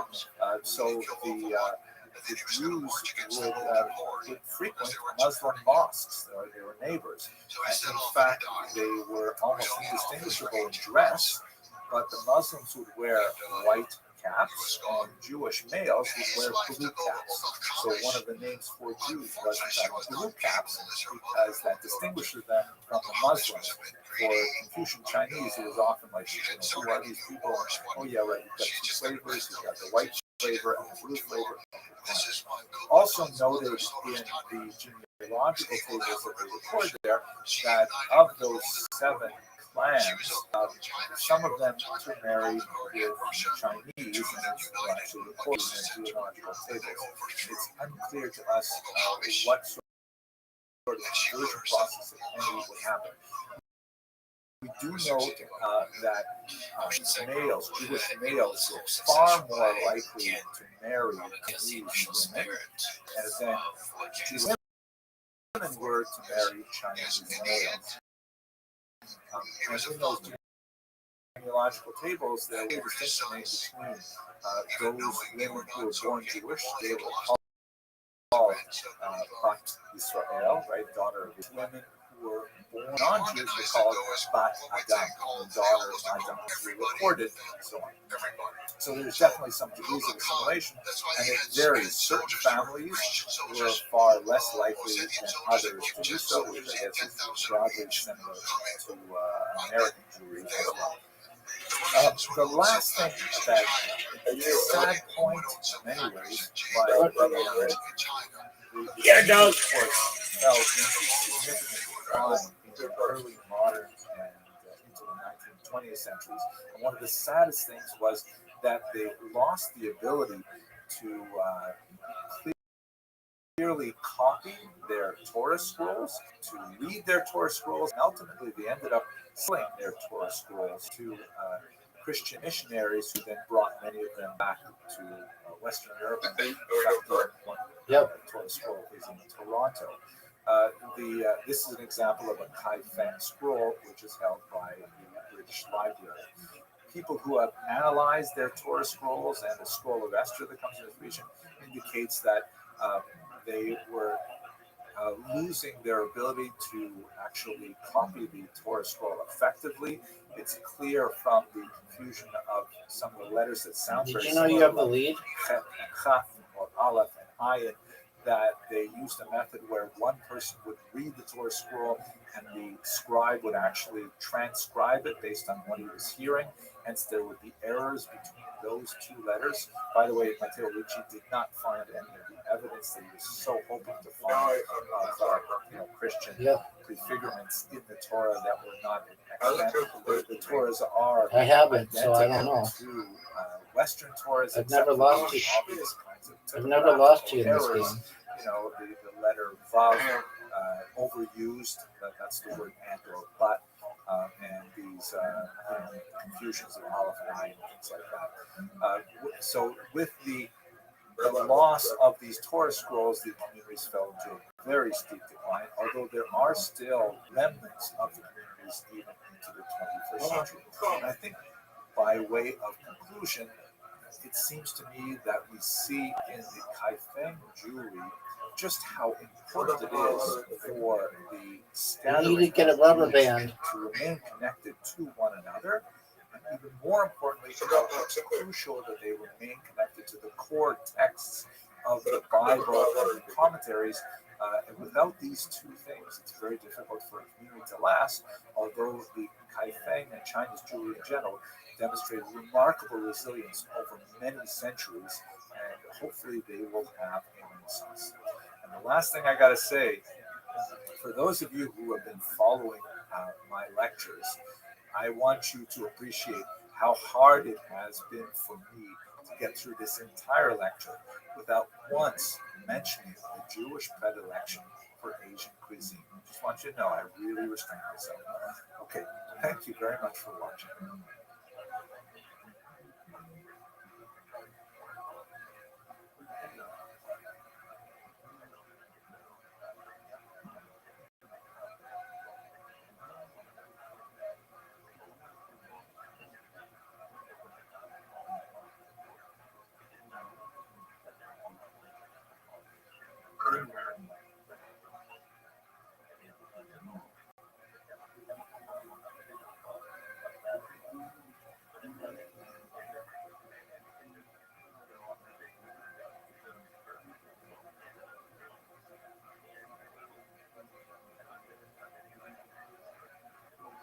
The origins of the Jews of India go back to the ancient period, and we basically have four different types of population that inhabit the subcontinent. First of all, you have the Cochin Jews, who live on the Malabar coast here in the southern part of the subcontinent, and then you have the B'nai Israel, and they're sort of like circled by this green square box here, and they're primarily a little bit to the north near the city of Mumbai. And then you have the so-called Baghdadi Jews, who are not necessarily all from Baghdad, and they are concentrated in Kolkata, but also located in some of the populations where Jews had previously resided. And finally, the so-called Paradesi Jews, who are spread out in a few centers, also found within the recognized population centers that we noted. Let's have a look at these four distinct types of Jews in a very quick overview. First of all, let's begin with the Cochin Jews, who are the earliest Jews recorded in India. They certainly date from the ancient period. We know from the text of the Hebrew scriptures, the Tanakh, that there are several words that are related to Sanskrit and Tamil, which are most likely connected to the trade that went on between ancient Israel and ancient India. There are terms primarily for like various goods and gems gems and things like that. There's also That's a possibility that this remarkable, myth. mysterious That's a Ophir, myth. that That's a is myth. the That's a source of myth. much of Solomon's wealth, That's a myth. may have been a place called That's a Supara myth. at the mouth That's of a the myth. Indus River, which That's a myth. also housed a very ancient civilization. But we know from multiple sources, from not only Jewish sources, but Greek sources and Roman sources and so on, that there was significant amount of trade, particularly from the west coast of India and the Middle East. By the time you get to the medieval period, the Radhanite traders, who we spoke about in a previous class, have been traveling all through this route and definitely are engaged in trade all Dude, across you're down. the European and the Asian continents. And they're described primarily in Arabic historians. So we 470 know that points. there are Jews Get who it. are visiting India and who are in possibly myth. setting up kinds of settlements in myth. India. The That's a first of myth. those settlements That's a is myth. the so-called That's a myth. Cochin Jews. That's a Now, myth. we That's a know myth. of Myth. their Myth. history Myth. from their local legends, but one of the most fascinating early documents that we have that specifically refers to them are the series of 3 copper plates that are apparently a type of a charter that were issued to the Jews of Cochin from a local king. And this kind of like sets the tone for much of the history of Cochin Jewry, a remarkable level of, coexistence with the local population. What is quite fascinating about this is that there seems to have been no indigenous Semitism. I know, right? That's like so hard to believe, but there seems to be very, very few incidents of any kind of organized anti-Jewish impetus. This may be related to the fact that pagan empires, ironically, tend to be more tolerant of other religions than monotheistic faiths. Perhaps that's because of the approach being, like, we have lots of gods, what's one more anyway, that kind of thing. But at any rate, that seems to be these 3 copper plates offer some kind of charter, which essentially a promise to a possibly legendary local Jewish figure named Joseph Rabban, giving the Jews of Cochin all kinds of privileges, many of them symbolic in nature, like the right to use a parasol, which is apparently something reserved for royalty and things like that. The plates themselves date from probably the 11th century, really old, and that, of course, does not speak to the origins of the Cochin Jew. Could have gone back easily to the ancient period. They are written in the Malayalam language, in the Telugu script. Yes, I pronounced that. I hope I pronounced it correctly. And one of the factors that we have to bear in mind when we're studying India is that it is so far from homogenous. Just like when we talked about Africa, there are literally dozens upon dozens of cultures with multiple languages and multiple faiths and so on. So although it does have one kind of like geographic description, it is, one contiguous territory. India is really made up of many, many different civilizations. Now, the Cochin Jews were fascinating in that they seem to have not really been deeply connected to the traditional rabbinic or even the later Karaite iterations of Jewish thought, and they seem to have, evolved with a local indigenous leadership that led to a lot of really fascinating kind of local customs. Like, for example, this is a paroches, a curtain that is placed in front of the ark that holds the Torah. This is a common element in synagogues all over the world, and of course harkens back to the temple, where a curtain would separate the Holy of Holies from the rest of the temple grounds. But a fascinating element in the Cochin Jewish customs is that they incorporate the skirt or other type of clothing of a bride into the parochet itself, which is a fascinating kind of idea that actually brings to mind some interesting Kabbalistic references to the Torah as a kind of me'orasa, as a bride that is to be married. Fascinating kinds of things. But at any rate, they incorporate that right into the paroches. Also fascinating, there was a custom that on the eve of the Sabbath, on Friday afternoon, a synagogue functionary would take a taper and light it from the Ner Tamid, from the eternal flame that burns inside the synagogues. In modern synagogues, it tends to be an electric bulb that's sometimes made to look like a fire, but obviously in medieval, pre-modern times, they would have to use an actual flame.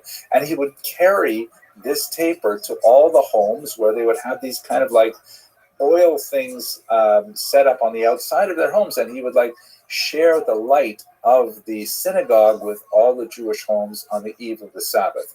Beautiful kind of idea, I think. The Cochin Jews changed significantly with the arrival of the Portuguese.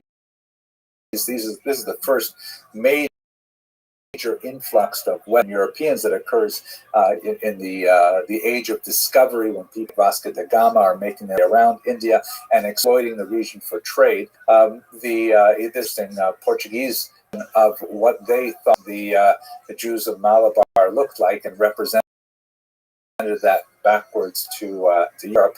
And there's an interesting kind of thing happening with the arrival of the Europeans, where some of the local elites, the Jewish elites, are sometimes co-opted by the Portuguese.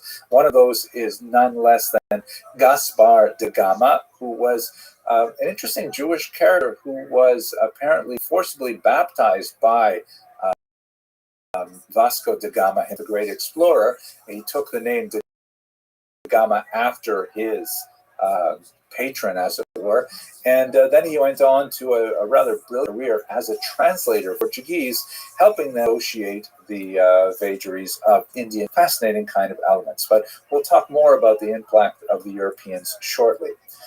Here's an interesting photograph from 1978. You can see in the foreground is a Hindu temple, and in the background, with that distinct clock tower, is the Cochin Jewish synagogue, one of several, actually. They actually were established a little bit further to the north in a town called Shingli, until in the 14th century it was wiped out by a big flood, and then they moved a little bit further to the south. And they have this famous synagogue with the clock tower on it. Here's another photograph of the tower itself. You can see that it actually had three sides, and on one of the sides, the numbers in the clock were printed in Hebrew. Fascinating. And the proximity of the temple and the synagogue is also one of those testaments to the rather famed coexistence of Hindu and Jewish elements in Cochin. If we move on to the next most well-known Indian Jewish community, that would be the so-called B'nai Israel, the children of Israel. Here's a fascinating depiction of B'nai Israel baking matzah, and they clearly are dressed in traditional Indian costume, but preparing a very traditional Jewish cuisine. There are uncertain legends of their arrival. Once again, you recall they primarily settled a little bit further to the north on the western coast. The entire western coast, by the way, achieved a tremendous popularity and surge in transport once the prevailing directions of the monsoon winds were harnessed for efficient travel from the Middle East and the Red Sea into the Arab Sea. It is the Arabian Sea. It is important to note that it was a very dangerous passage, especially before the monsoon winds were better understood. No less an important figure than David ben Maimon, the brother of Maimonides, was killed in a shipwreck on this particular route in the Arabian Sea.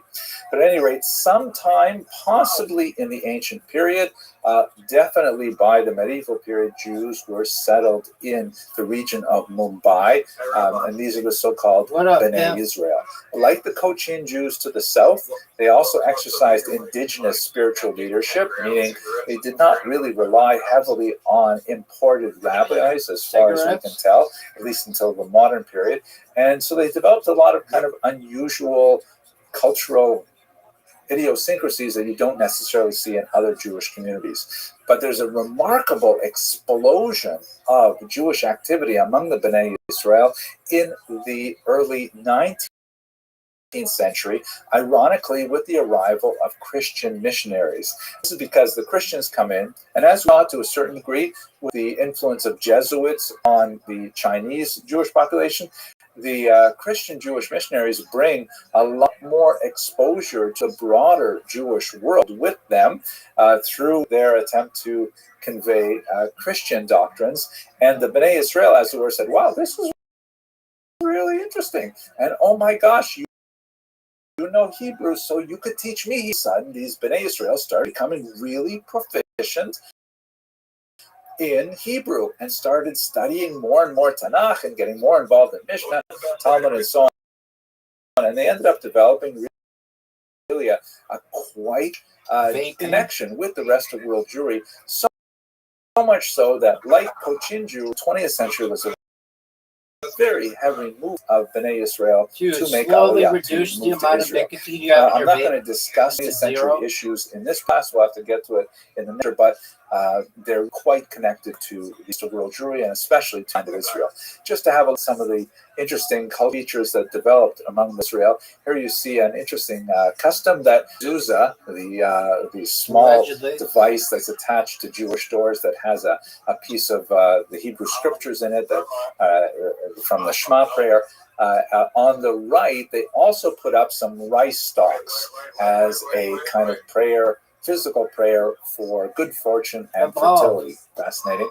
And also you see among the Bnei Israel in this particular photograph, which is from the mid-20th century. I know I said I wouldn't talk about the 20th century, but nevertheless, especially through their contacts with Christian missionaries, the Bnei Israel begin to make a distinct movement towards modernity, as you can see in the varieties of clothing and their generational differences in this picture alone. And there are many such examples of these photographs from the early 20th century.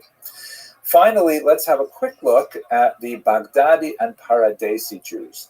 The Baghdadi Jews, as the name implies, were representative of a significant population of Jews who began to move to the Indian subcontinent primarily for international trade, and they began to establish strong footholds there. Many other Jews from the region began to coalesce around the Baghdadis, and in general, they tend to be known as Sephardim, even though the term Sepharad really applies to Spain and the Spanish diaspora. Nevertheless, many communities from the Middle East, the so-called Mizrahi communities, also have a tendency to refer to themselves as Sephardim, at least to distinguish themselves from Ashkenazim, who also had some migration to India, but not nearly in the same numbers. The so-called Paradesi Jews follow many of the patterns of the Baghdadi Jews, although they do not necessarily stem from the same region of the Middle East. The term Paradesi means apparently foreign, so they're like from foreign countries as opposed to local indigenous populations or from Baghdad specifically.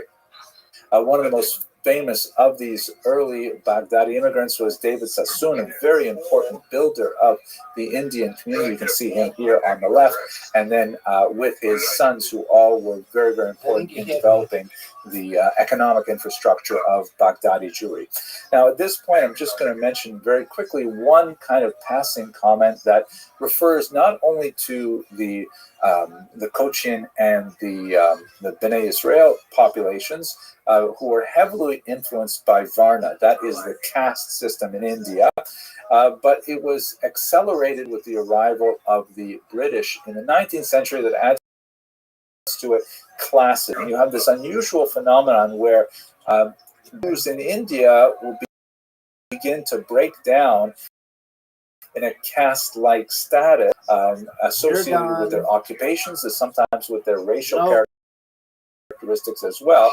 And you have some complications that are not present in traditional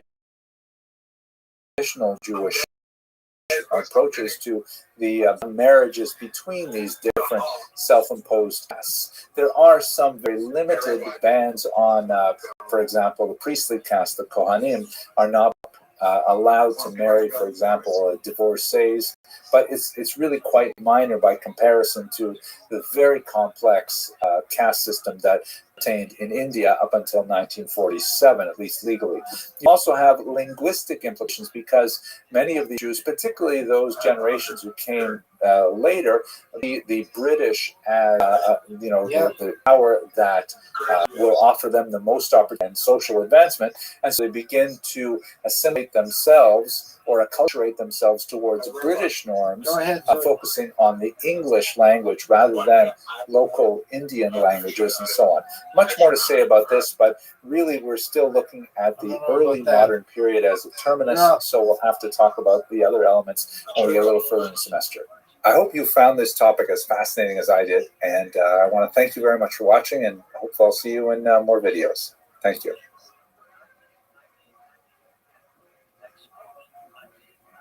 Rabbi? Yo, pimp.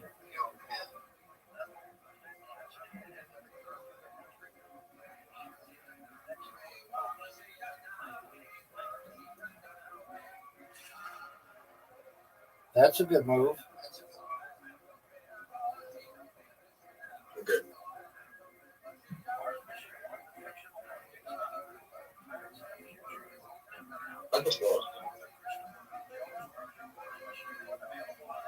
Let us resume our discussion of modernity in Jewish history by looking at the Sephardic diaspora. You'll recall that just 3 lectures ago, we spent a little bit of time talking about what is modernity, what does that term actually mean in terms of Jewish history, and why is 1492 often taken as kind of like Reload. turning point from the medieval period to the modern period, obviously connected Reload. to the expulsion of the Jews from Spain and subsequently their departure from Portugal as well, the more complicated departure. What I really would like to You have an emphasize invitation. today is not so much the elements of modernity that advanced with the Sephardic Zoo, diaspora, but you just to get a have little bit of a an better sense of where did the Sephardians go, and Zoo, just a hint of you how have they an were such a disruptive element invitation. and pushed Jewish history into an entirely Zoo. new direction of the modern Zoo. period, as we discussed a couple of lectures ago. Zoo. So first of all, let's start with who exactly are Zoo. we talking about? Who are the Sephardim? The term Zoo. Sephardi is an adjective. Sephardim is the plural, which means Are you basically gonna accept people it? from Sepharad. This is generally understood to mean Spain. All right. It really includes Portugal as well. It's really the entire Iberian Peninsula. Zoo, you have an Although invitation. there is often a distinction made between Spanish exiles and Portuguese exiles. The Spanish exiles 5 days were left until typically what? not forced to convert to Christianity before departing the Iberian Peninsula, and as a result, they Zoo. left the region as Jews and had to deal with the disabilities You're that fucked. continued to be placed upon them wherever their destinations were. Portuguese Jews, on the other hand, were subject to a mass forced conversion in 1497, and so as a result, they occupied a very unusual space in Jewish and European history, because here were people who consider themselves to be at heart and in their core identities clearly Jewish. Obviously, No, there it's was a not. It's spectrum the of best. them who embraced It's the best to have Christianity, the but fire. they really drop out of the story of Jewish history. They still consider Jewish for generations and often hid their identity. Yeah, but then it's their even more neighbors, fire. and sometimes even from their own children until they reached adulthood. They had all of the freedoms associated with Christian identity, which meant that they could travel, they could enter universities, they could enter professions, even That's enter the way a church. smart person. It's That's the way a fascinating smart and person would unusual look at history. it. So Portuguese Jews in their diaspora are often quite different from Spanish Jews, and they have a marked impact, perhaps that we will discuss.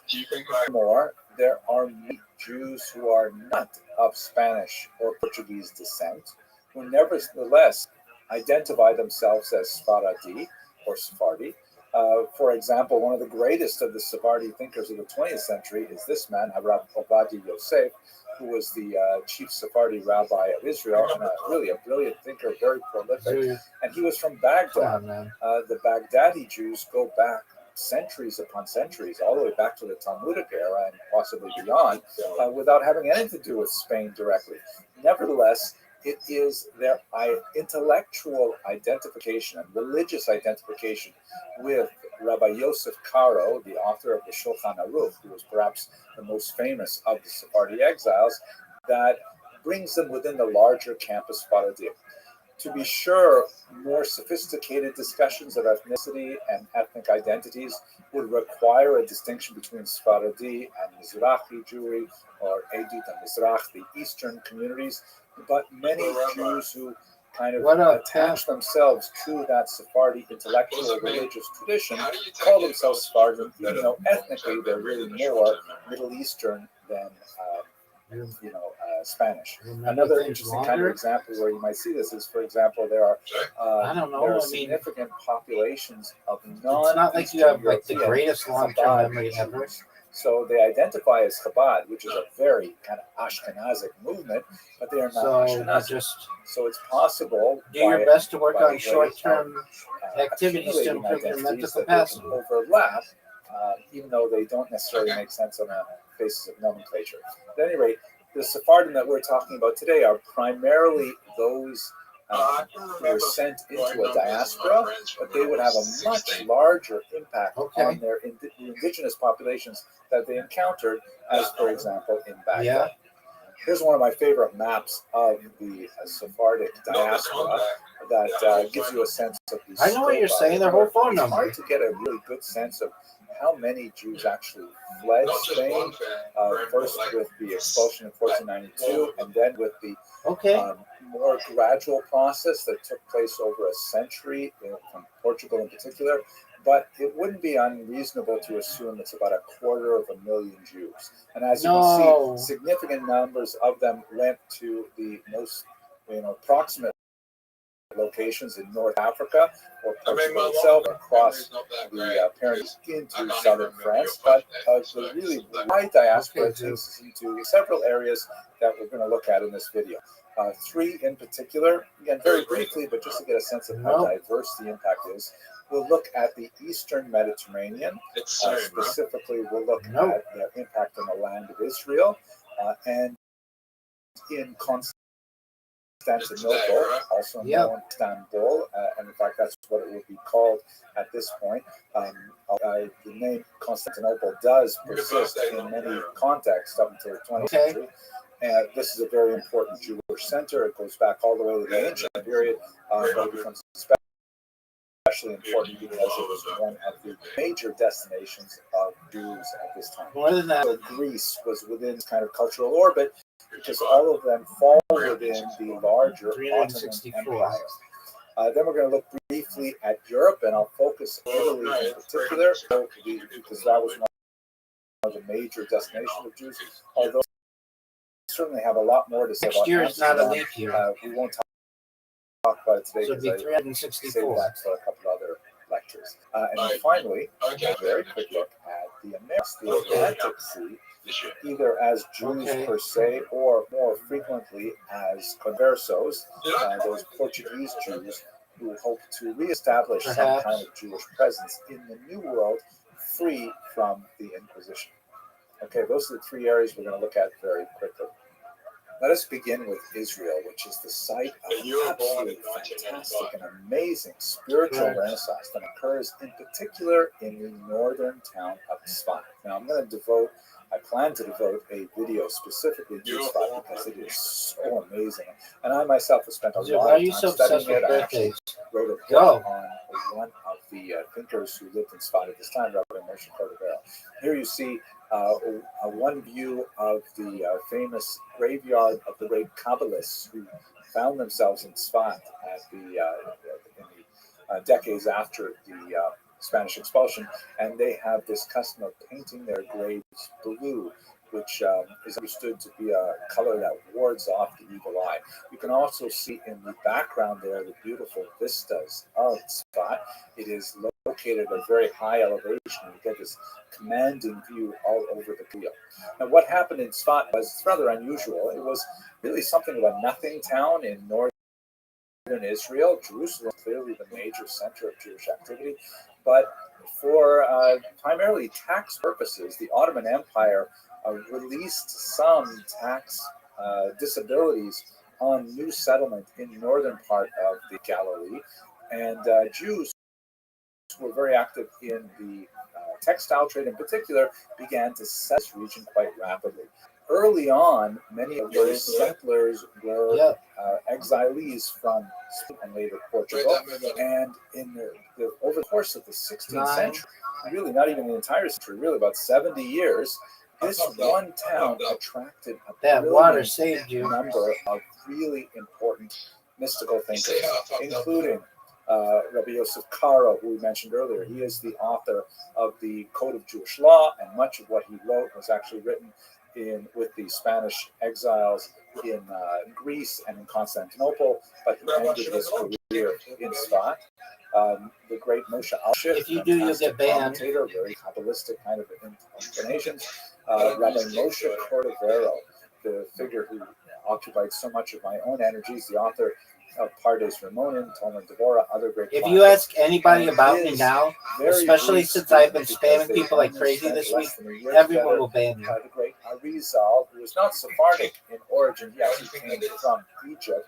Because They I've were all improved my bots, concentrated in Sfat and they're in just like this extremely very short annoying. period of time, creating an incredible explosion of Jewish creativity in a literary realm that also coincided with For sure. the availability of much cheaper Oh, I printing made a mistake. The printing press. I made a that big suddenly mistake. made Sfat just kind of like this flash on the horizon of great creativity that still continues to reverberate throughout the centuries.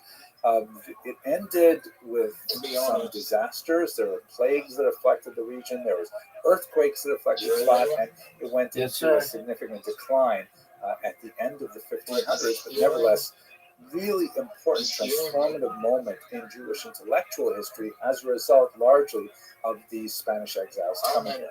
And I think one of the things that drove Why do you think you made their a mistake, thinking Zoo? and made it such a powerful moment is that they really had this tremendously apocalyptic vision of what the exile from Spain meant.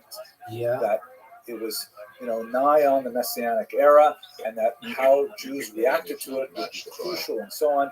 If you look, I mentioned Chabad earlier. Chabad is also very useful in this context because they follow the Lurianic system of Kabbalah, which also has this very strong, inherence in human behavior and its relationship to the impact on the cosmos as a whole. Very, very dramatic, very motivational, very inspirational, and so on. Much of this really stems from that huge burst of energy that comes out of Sfat. We also see in Constantinople, here's a postcard that depicts the glorious interior of the Hagia Sophia, first built as a church, then That later move converted saved to a you on mosque this by game. the Muslim invaders. You were going to lose There's if a you didn't postcard make that from the move. 19th century, I believe. And in Constantinople, there was a tremendous number I of don't Jews really have any settling good there, moves. primarily because it was the capital of the Ottoman Empire, the great administrative center. And the Sultan of the Ottoman Empire laughed at Spaniards openly, saying, "Why are you expelling Jews? They are incredibly useful. They are numerate, they are well connected internationally because of their earlier diaspora." And he invited the Jews to the Ottoman Empire, to places like Tzvat, to the capital city of Constantinople. So there is a huge surge of Jewish activity in Constantinople as a lot of the Jewish exiles make their way there. You also see Jews in some of the most important centers, such as, for example, Greece and the Balkans. It's Here's over. a fascinating picture from 1846, very early, from Thessaloniki, Salonika, one of the most important Jewish centers of Greece. And it represents You're done. 3 women in traditional costume. On the left, a Muslim; in the center, a Jewish woman who is wearing absolutely amazing shaitel. And a Bulgarian woman, imagine, is Christian, although it's unusual to see a Christian woman veiled like that. I don't know enough about the history of costumes, but I thought it was a really fascinating photograph. So the Jews of Thessaloniki really get a huge boost from the Spanish exiles as well. So that's kind of like looking at some of the impact on the Ottoman Empire, where they brought a modernizing, westernizing, but at the same time deeply mystical approach to Judaism and the outside world. Looking at Europe, Zoo, you have an Italy is one of the invitation. most important destinations of the Sephardic Electric exiles, one. and they were extremely creative there, reflecting backwards on their past. On the right here, you see a gorgeous translation of the Bible into Spanish, Hebrew Bible into Spanish, by these Portuguese exiles. It's called the Ferrara Bible, named after Ferrara, a city in Italy where there were significant settlements of these exiles, many of them who brought significant wealth with them, and they supported scholarship, in particular two women who we'll discuss in just a second. On the left, you see a Portuguese document, the Consolations for the Tribulations of Israel. What are you going to do, son? Fascinating work by one Samuel Usque, a refugee from Portugal, who wrote a brilliant kind of trialogue, a sort of a play in which several biblical figures discuss the history of the Jewish experience in rhyme. And it takes us all the way up to the 16th century and folds the experience of the Inquisition and the exile within the larger arc of Jewish history. A fascinating work of Jewish thought and scholarship and also history, although presented in a rather unusual way. Perhaps the most dramatic moment that illustrates what the impact of the Sephardic exiles in the Italian peninsula is the so-called Ancona affair. Ancona is a significant port on the Adriatic Sea. You can see it on this map.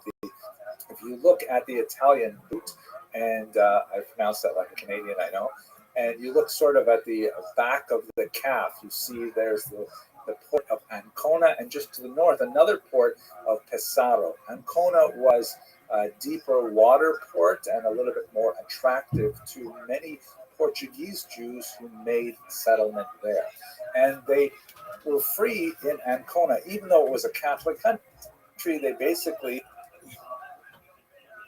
Ancona was a deeper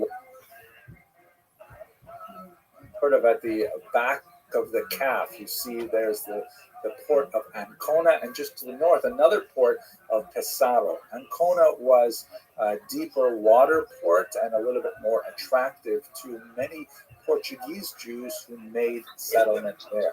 And they were free in Ancona, even though it was a Catholic country. They basically, they had a fairly light supervision from Pope. You're up, Sue. And these Portuguese Jews went back to their Jewish identity, even the Christians, because they had been forcibly baptized. Things changed dramatically. His successor, Paul IV, who was really quite upset that even in the Italian peninsula itself, so close to Rome, there would be Jews who would return to their Jewish identity, rather, I should say, conversos, forcibly converted to Christianity with their Jewish identity, that he ordered arrested by the Inquisition and tried for Judaism. What up, baby? And ultimately, he burned 25 Jews at the stake in the 1500s.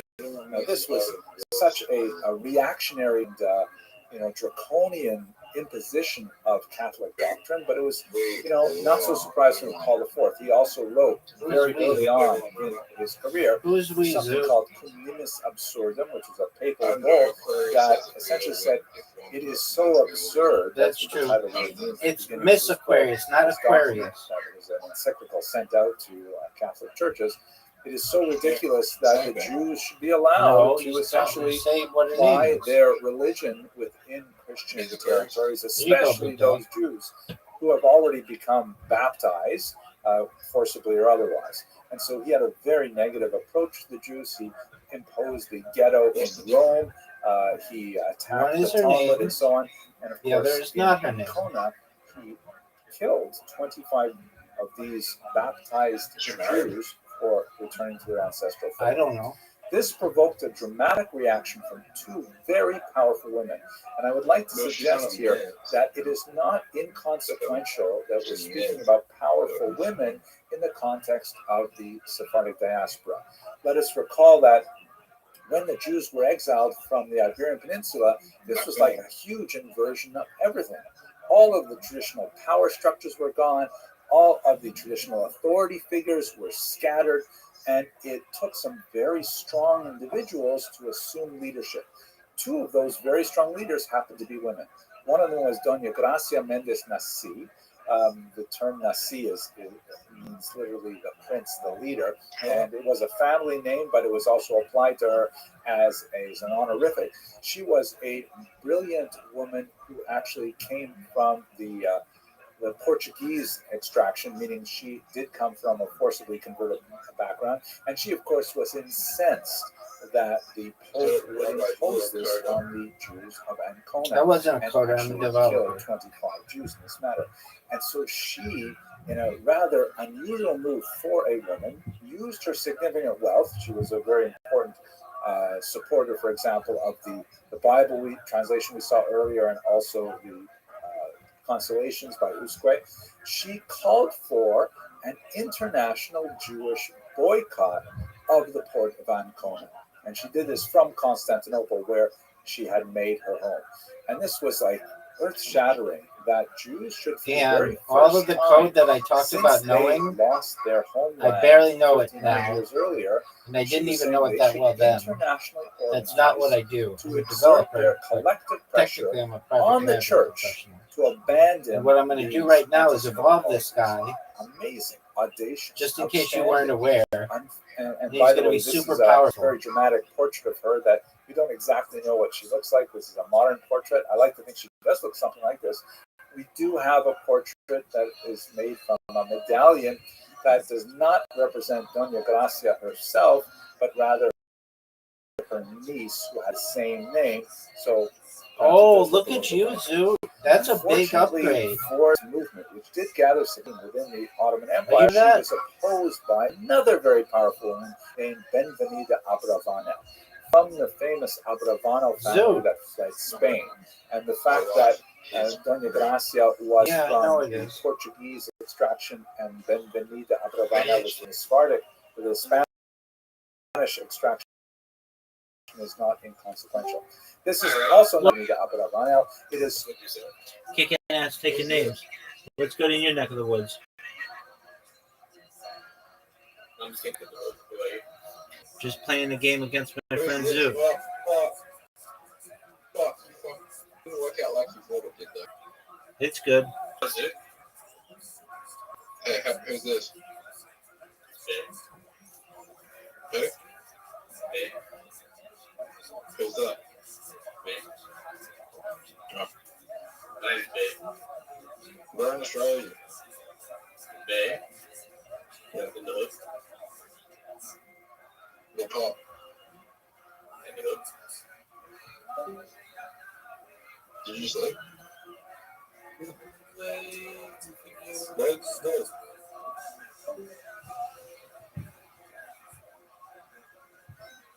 That was a weird introduction. Word, dog. Industry distracted me and gave, but yeah.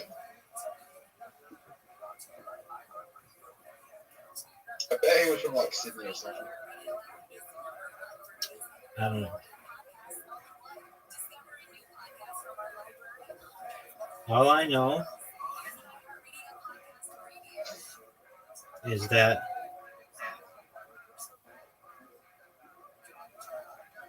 You're in Orange County. word, Zoo. Zoo, your ticks are really hard today, aren't they? Yep. It's okay, buddy. You need to get that rubber band, and you'll be okay. But you need the rubber band. It'll be a reminder to you. It'll help you because you need help. What if I don't have that? You absolutely do. How do you know? Because normal people don't act the way that you act. Okay.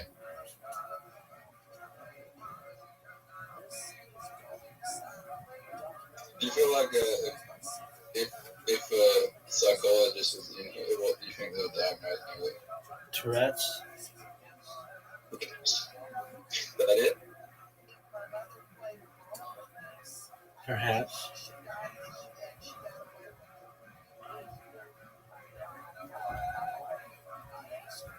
Oh, Zoot, that's a big one. Zoot, you might win. Dude, and you got the four thing? Zoot. No. Yeah, you won. You won.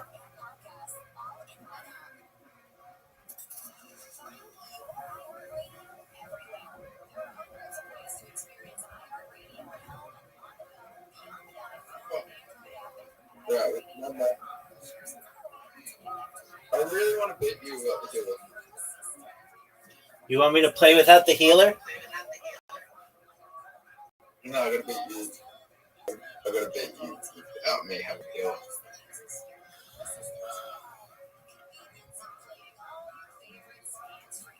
You think the healer is like The healer's the best. The healer's the best guy in the game that we play. Oh, but there's so many DLC characters that can kick ass. I know, but just the way that we play. Dude, are you gonna confirm? You know, I kind of wonder what these DLC characters do. Dude, Zoot, it's over for you. This is my best level.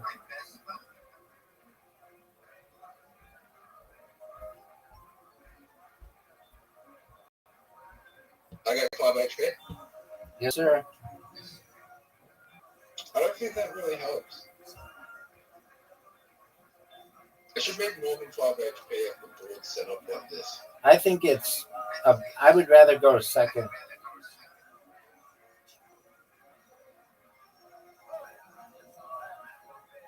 Depends on how the board's set up. I know.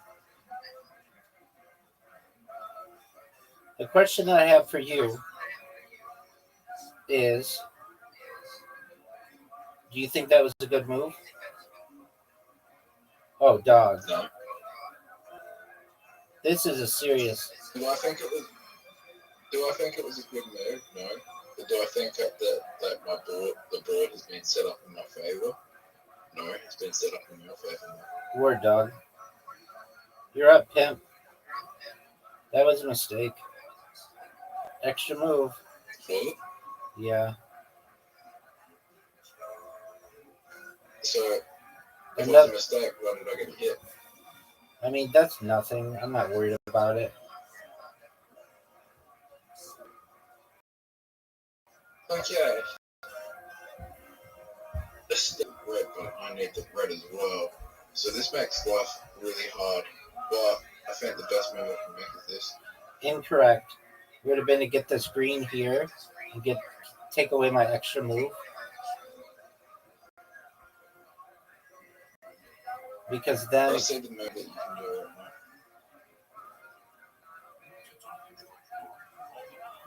You got real lucky. I mean, what do you want me to do about it? The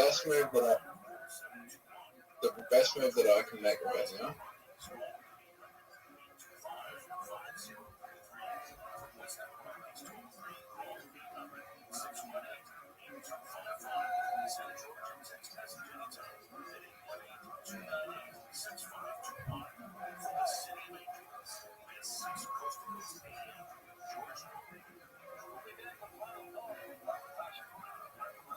You ever had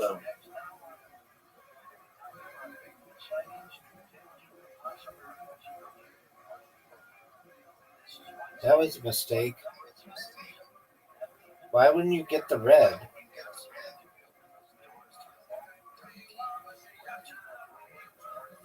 Hey, Rabbi, Yo, pimp. how long did it be before we can scan people's brains and then find out their weaknesses, their strengths, and find out like their true IQ and what they're good at and what they're weak at? Perhaps we can already do that, big dog. I don't think we can. Okay, well, you keep thinking what you want to think, and that's cool. I'm going to keep whooping your ass. Are you saying that there's places out there that if you pay enough money, you can go and do that? Perhaps intelligence agencies can do that. Really? Word, dog. Where are they? The CIA, MI5, MI6.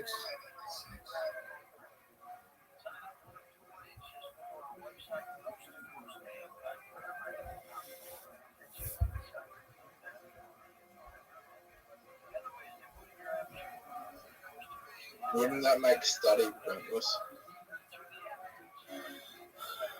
Perhaps. Well, not study, for education. We might be able to do mind upload and mind download soon enough.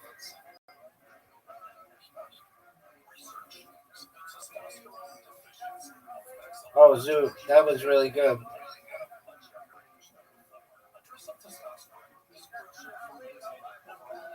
Why would you want to do that?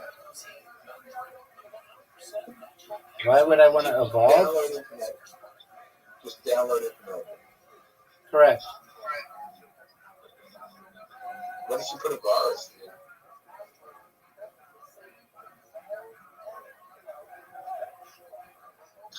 What if you put a virus inside my brain? Take it from the brain. That could be a thing. That would make a good fucking movie. Rabbi, Yo, pimp. let's make a movie like that. Right?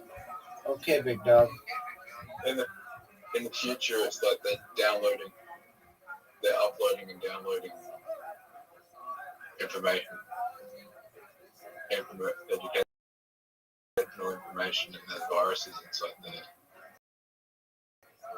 That would be a fucking phenomenal movie. Zoot, it's over for you.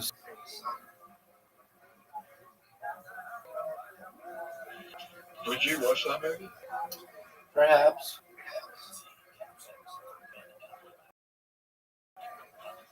You know, Face Off is 30 years old. I could see that. What do you want to play next? Darts. Yep.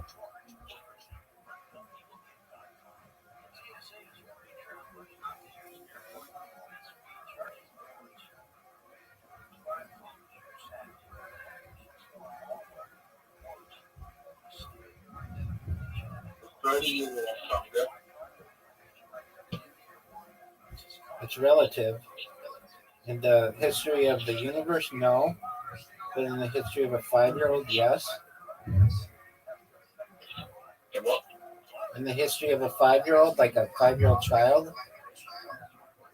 Zoot, you're done. It's over. Zoot, you're done.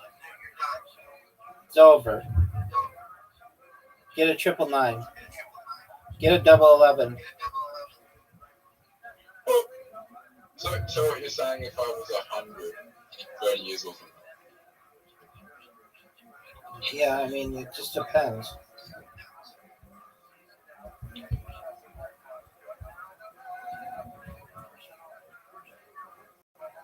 I mean, there's a lot that happened. We're dog. 67. That's a 7. That's a 19. That's a 20. Are you happy with that? I don't know, I'm nearly 30 and I fucking hate it. You talk about it all the time. I mean, how did you feel when you were about to you were 29? I embraced it.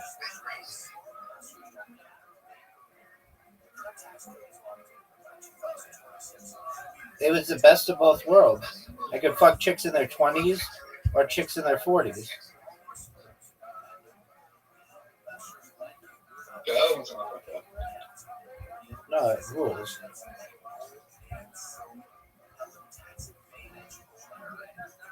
Well, I'm gonna All right, pimp. Let's see it.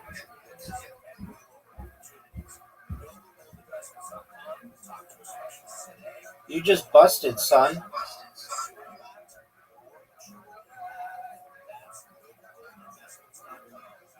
And I just checked out. Dude, do you remember when you were better at me than this game?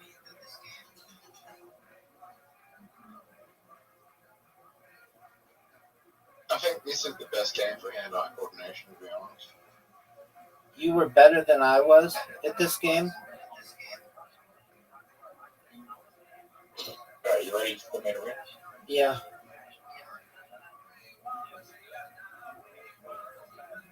I'm gonna pull it off. The triple 20, the 20 and the 1. There we go, the 20. Dude, do you remember when you were better than I was at this game? Zoo, do you remember when you were better than I was at this game? And now you fucking get your ass smoked in it? It's fine. It's fine. It's fine. What were you saying? What were you saying? Zoo, do you remember when you used to smoke me at this game, but now I'm better at it than you are? What were you saying? I'm better at this game than you are. Do you need to fucking say it again? I am better at this game than you are. Try again.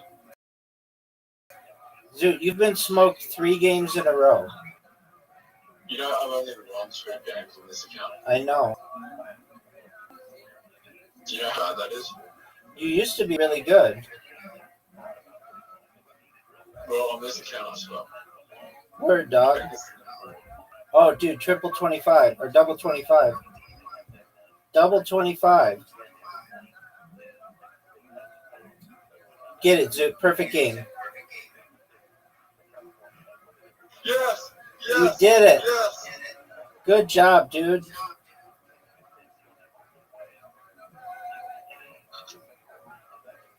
Are you ready to play me 501 Pro Double Out?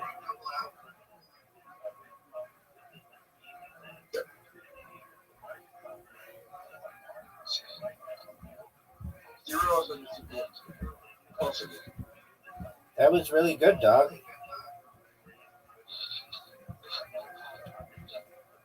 You know that's not the best way you can win. It's very good.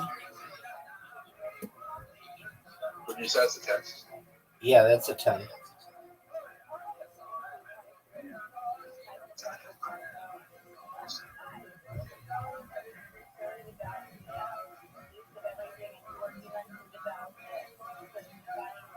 Zoo, what are your thoughts? I've done back-to-back hundreds.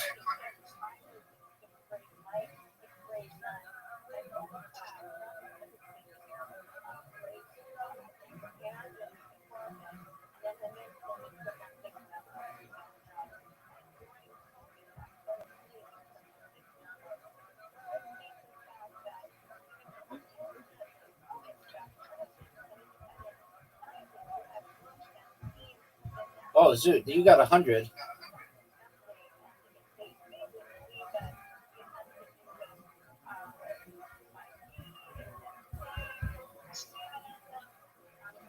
Zoo, you've gotten 100. You got 100. How you gonna do? That's a 20. That's a 1. That 20 was that 1 was a big miss.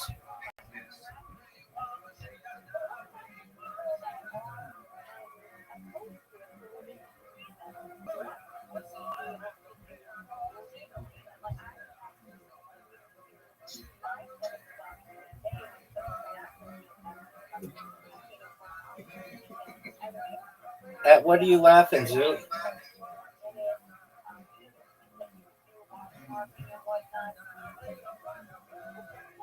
Zoo,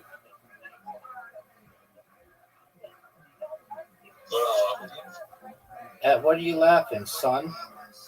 Zoo, that was really good. Dude, Zoo.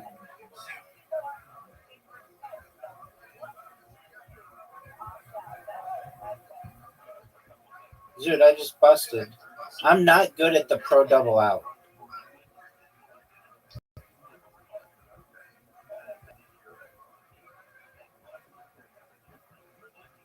Dude, are you proud of that?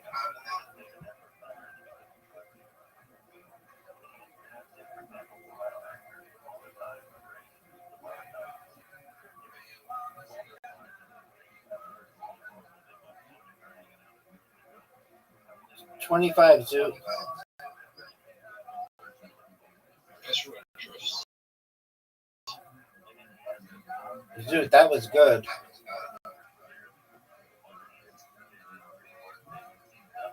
Just double out, Pro Double Outed.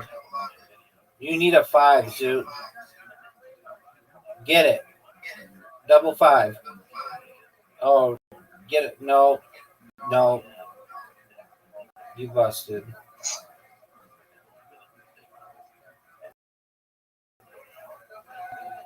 All right, I'm now going to send you an invitation to basketball.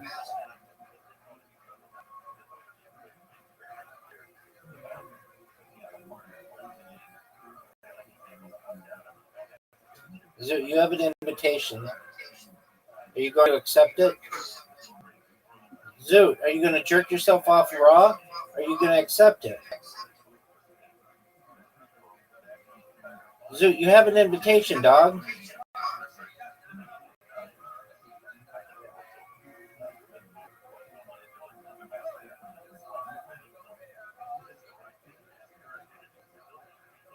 That's a swish. You started with a swish, dude. You started with a swish. You started with a swish.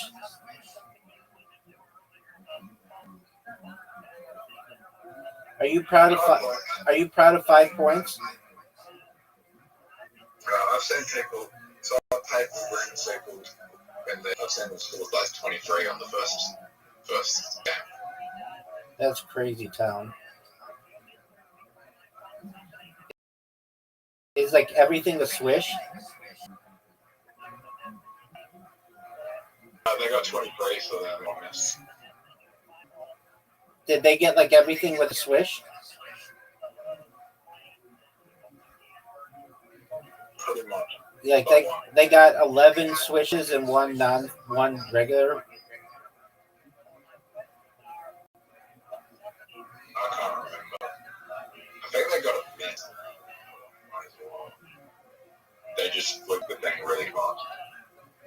I don't even know how they'd be able to do that. I'm not saying I don't believe you, but they need a bot or something.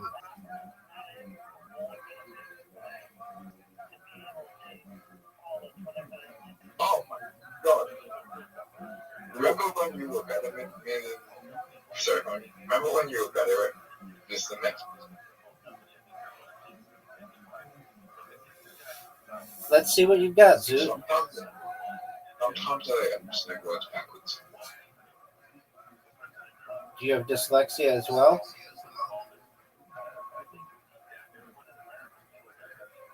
Is that what dyslexia is? That's where you see letters backwards and stuff.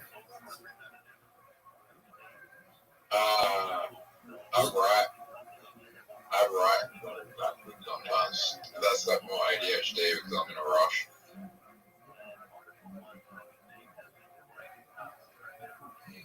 You mean you had all these tests done?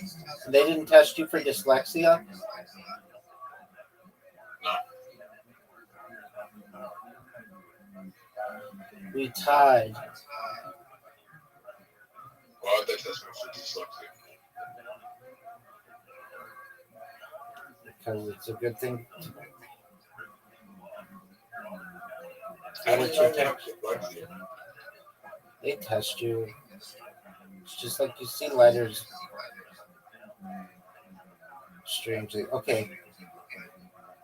I don't see letters strangely. Or backwards. Or backwards. I don't see letters backwards. I just spelled it backwards. Okay. Do you know that you have an invitation? Yeah.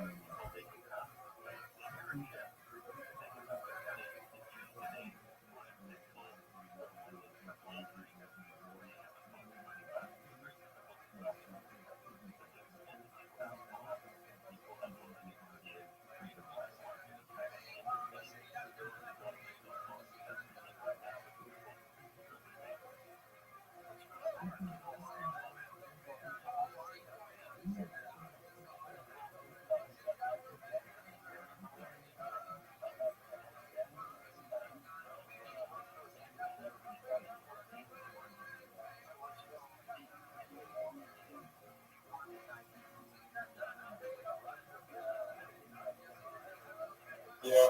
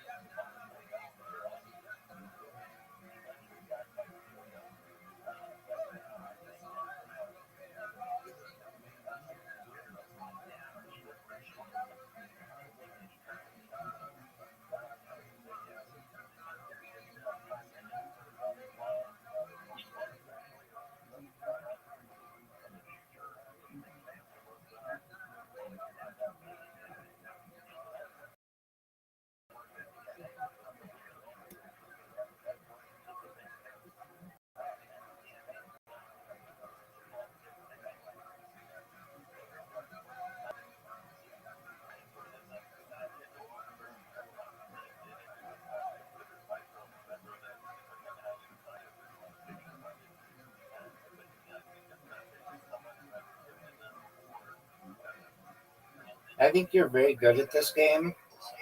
I think you may be better than Riser is. Riser's good at a lot of games, but this one for some reason causes him some issues. Why? I don't know.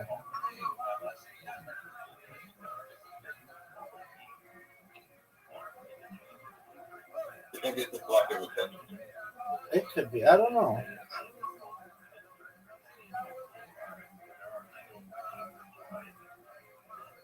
Oh, you can win. You think I can win? I reckon I'm remote.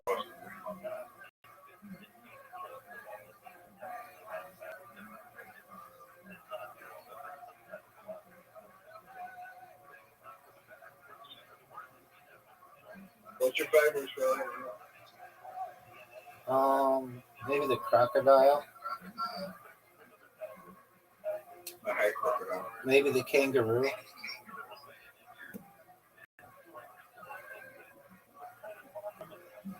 That's what. I don't trust the might have been kangaroo, but I thought so. There were other kangaroos that they were really different. So that's what I told them about that. Good job, Zoot, with that game. But You did well. I don't like connected.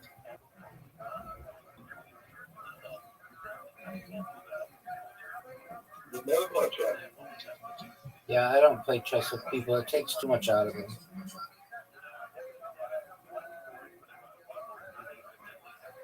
No,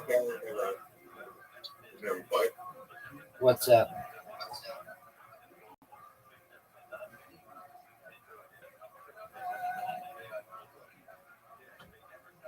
We never played war together. Yeah, that's. We played it on Discord, and it's more fun when you have a bunch of people. Did you know that you have an invitation? Have you ever beaten me at this game? Zoot, you have an invitation, dog. What's reversing? Zoot. Don't worry about reversing. Worry about accepting my invitation. We're gonna do reversing next. Because we've never played reversing.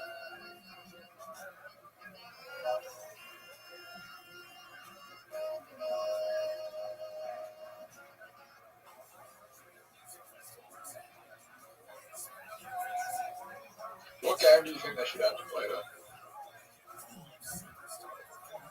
I'll answer you in a moment. I'm focused.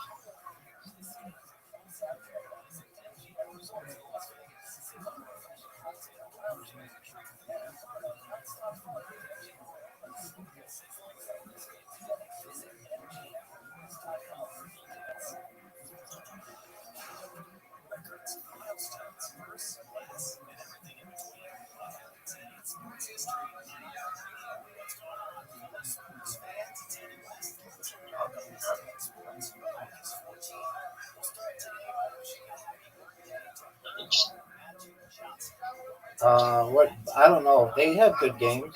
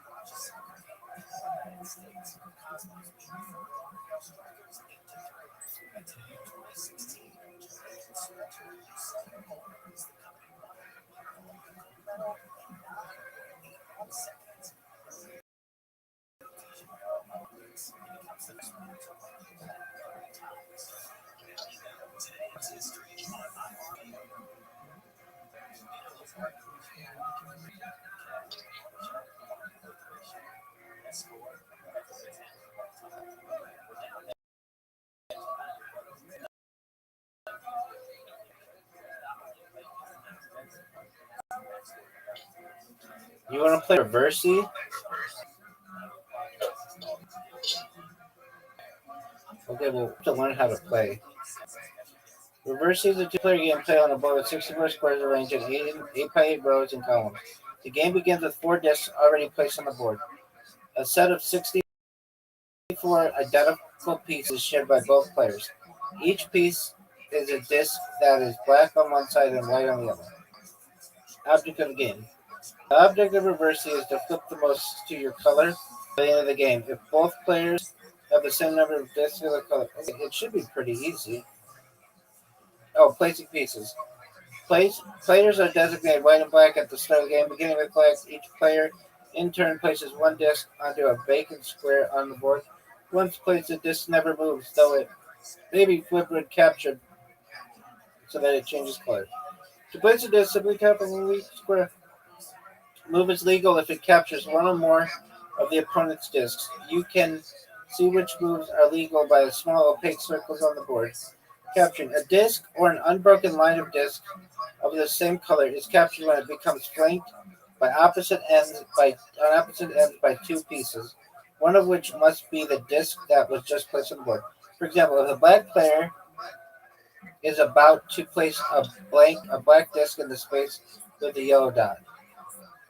Doing so will capture the horizontal white disc to black, resulting in that captures may be made along ranks, horizontal rows of squares, files, vertical rows of squares, or diagonals. So captures may be made along ranks, horizontal rows of squares, files, vertical rows of stairs, or diagonals. Oh, that's where rank of files. Okay. Endgame. A player who cannot make a legal move loses his or her turn. The game continues until neither side can move. Usually, this does not happen until the board is entirely filled. The player whose color is up on more of the discs at the end is the winner. You'll see the score next to each person's name. If both players have the same number of discs of their color, the game is a draw. Are you ready?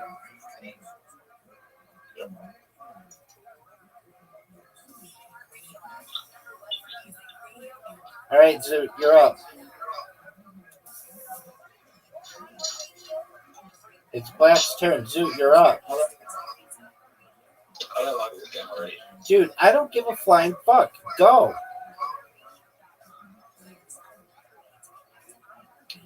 Zoot, go. There you go. You should.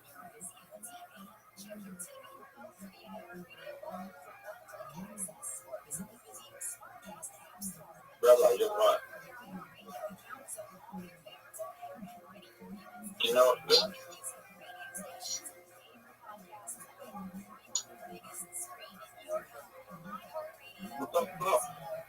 You're up, Zoot.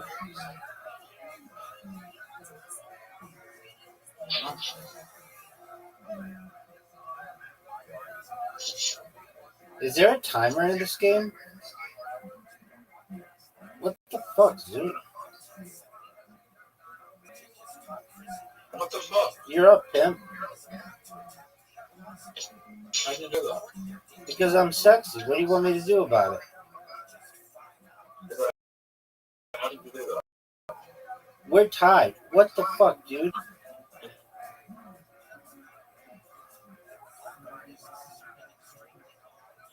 What the?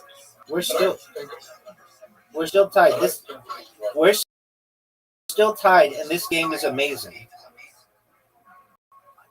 What? It's fun. Or maybe it sucks. I don't know. What happens? Let's see what happens. Well, then just fucking win.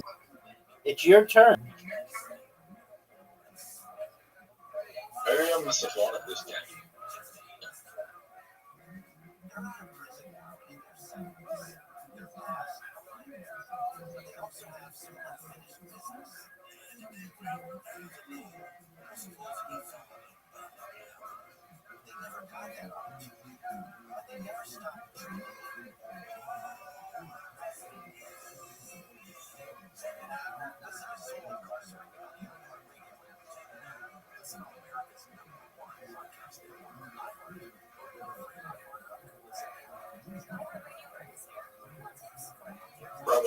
Yo, pimp.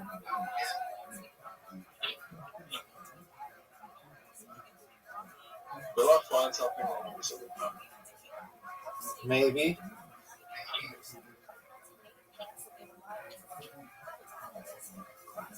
What do you think that is? Maybe it's reversely if you focus. I'm getting fucking lost. Yeah, but you just made it all back up.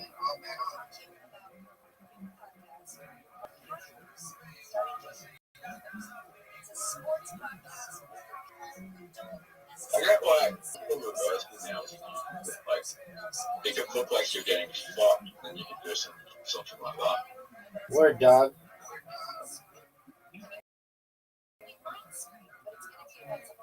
What the fuck, Zoot? What the fuck? Oh, I can't go there if you are. No,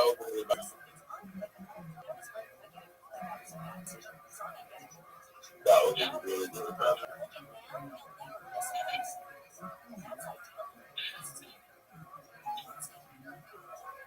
That was what I can.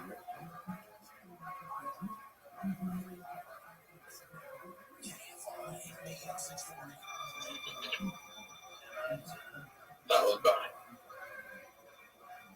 That was really bad. Whoa. And you can't see that now. Wait, how did you do that? It can work Oh, like. you're in trouble. Let's see it, dog. I don't get it.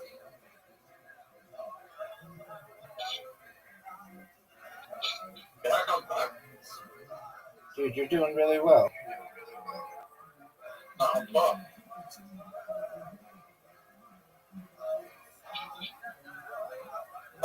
Wow. Alright, well, you're up, though. What the fuck was that?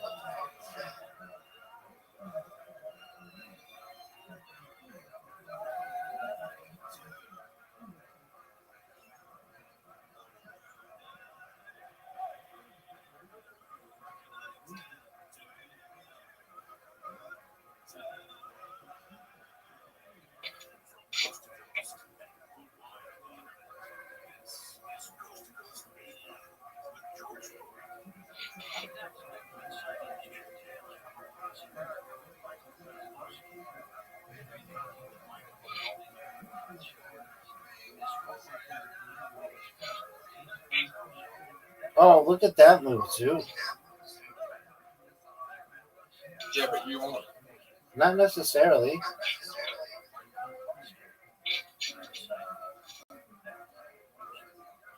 How you know? Look at the board. It's not over.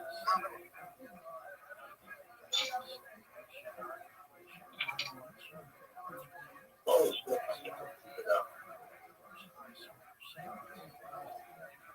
Oh, what the fuck?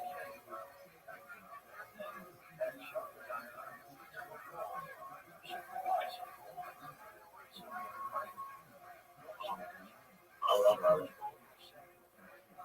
Are you sure about that, Zoot? Look at this. Oh,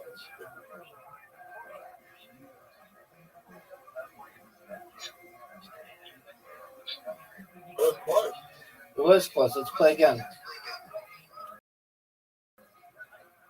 I don't know how to play that game. Okay, well, you figure it out. Do you know how to play? A little bit. I just start with the strategy. Alright, well, the usually when you're playing any game is to win. That's good.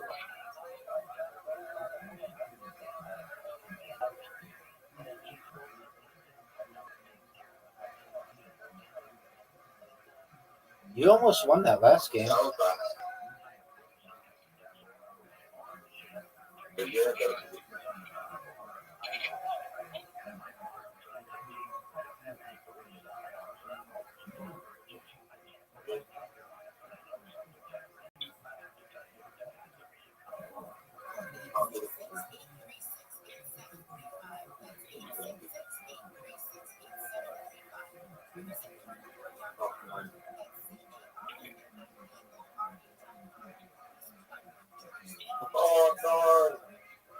That was really good.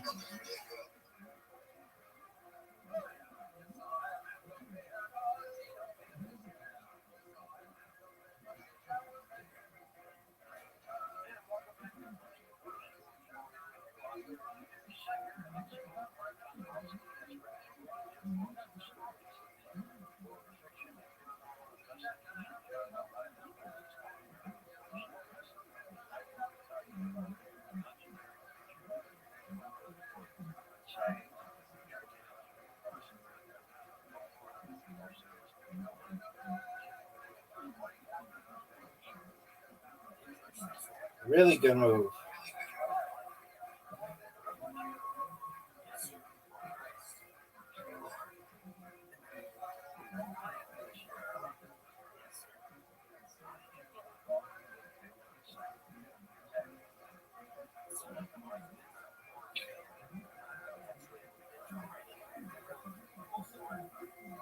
This is a great game.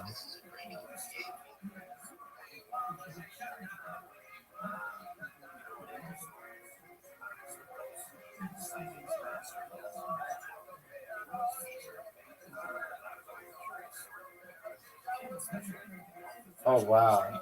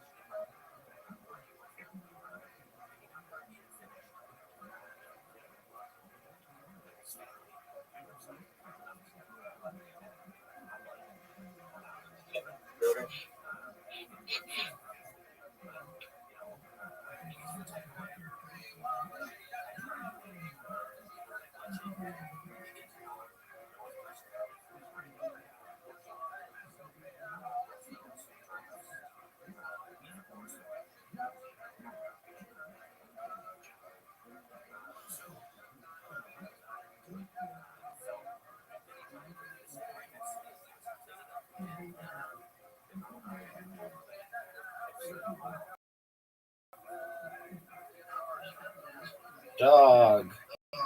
I want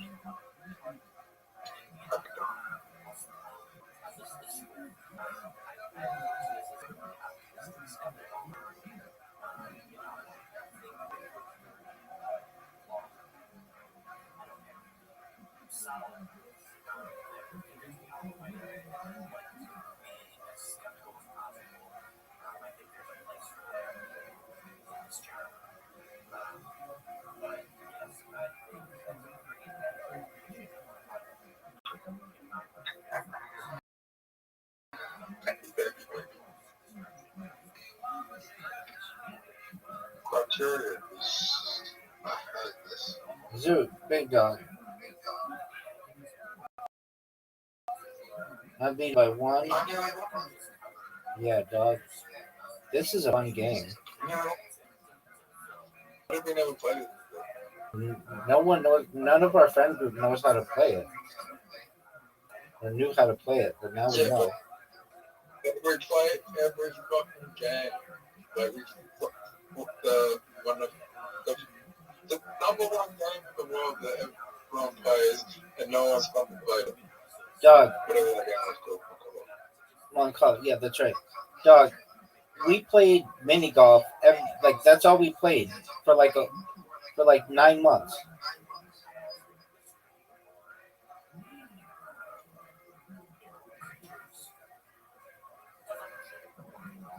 Don't put Admiral game. Yeah, after.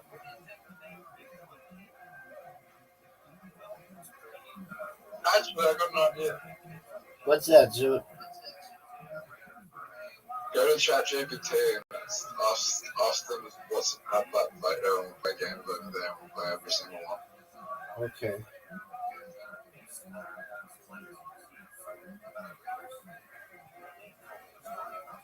What if there's a better app than Play-Doh out there? Okay, well then find it. Chat GPT will find it. I've got to say, Play-Doh's extremely smooth, and it has a lot of. It doesn't crash a lot. It's a great app. For you, maybe. At least on iOS, For me. it's very reliable.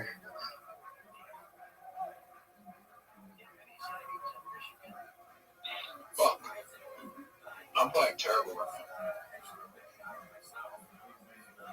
I don't think there's anyone on the wing. I think that you go quickly. You can go for that top row. No way of me winning.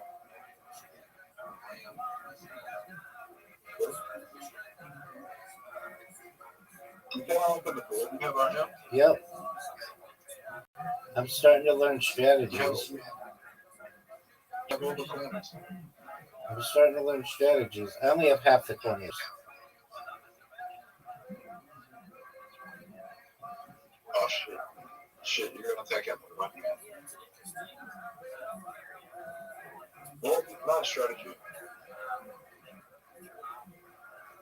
Why don't you do that? Because I'm amazing and sexy. What am I doing?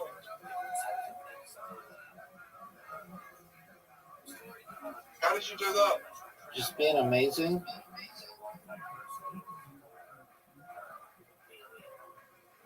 How did it can work?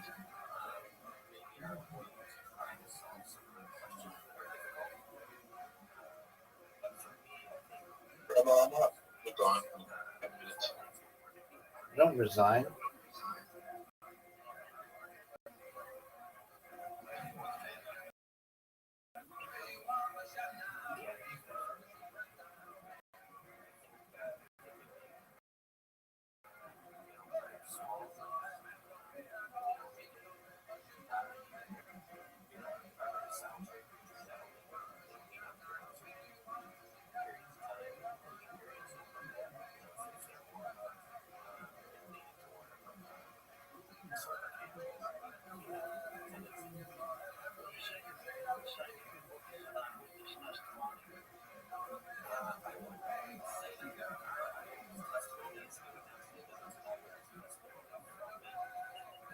Again, this game is fun as fuck.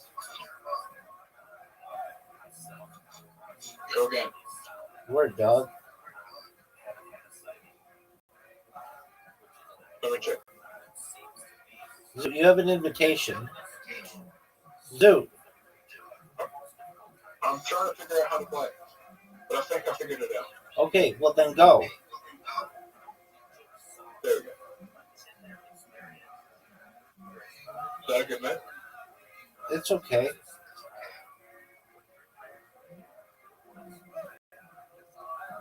I don't think I'll do it.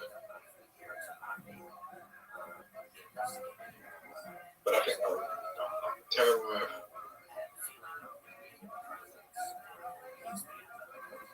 Right, what? Yo, pimp.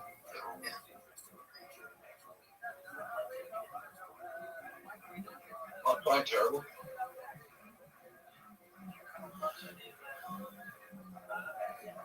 Oh, we're tied. Right, what? Yo, What pimp. the fuck?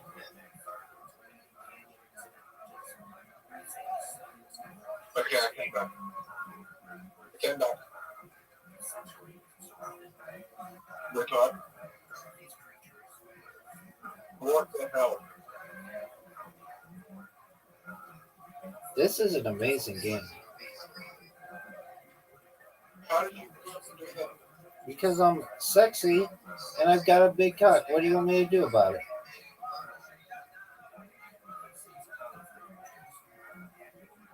You put fire in front of me.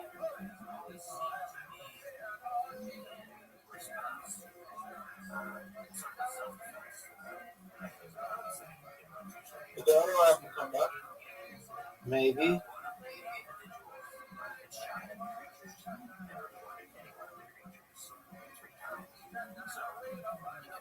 Right?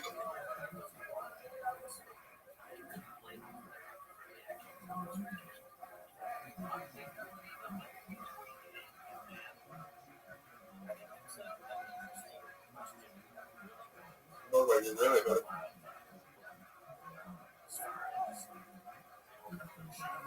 Grandma, I kind of like they just like stop doing this. This is bad. What do you want me to do about it, big dog? Is this just how bad Roger is at chemical?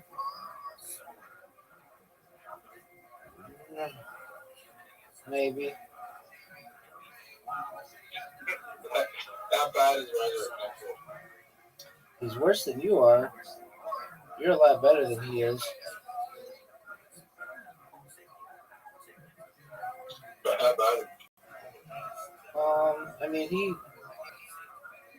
he doesn't win as often as I would think he would. It's kind of like an obvious game, but out of nowhere, it'll be like a win. It'll be like, how did that happen? Just take him, just shock him. Oh, what a move, Zoot.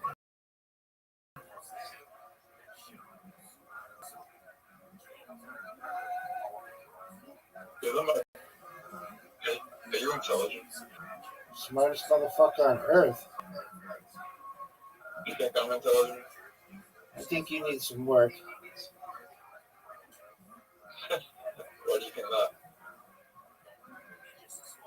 You need a rubber band.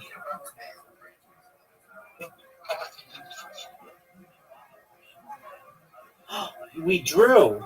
Zoot. We tied. How? You tied me. Oh, it doesn't count as a No.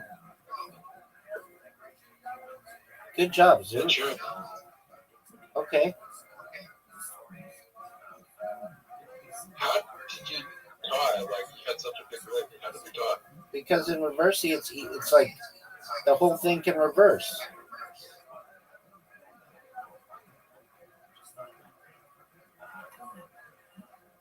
You think you technically well that game? I don't really know.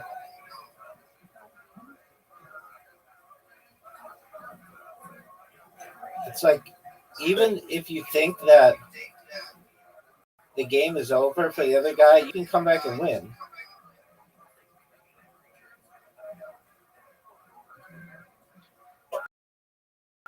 Well, I think I know how to go do that. Let's see it.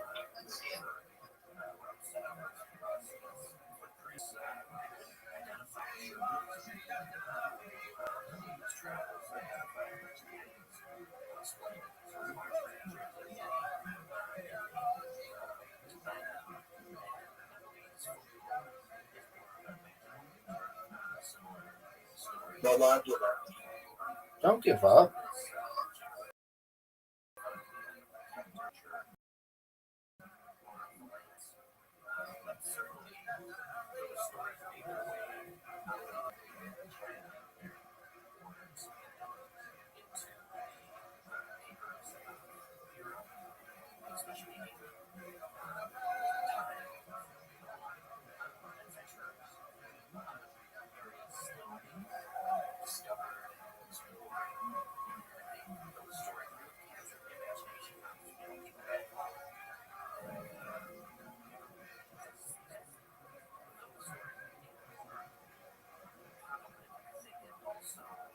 Did you resign?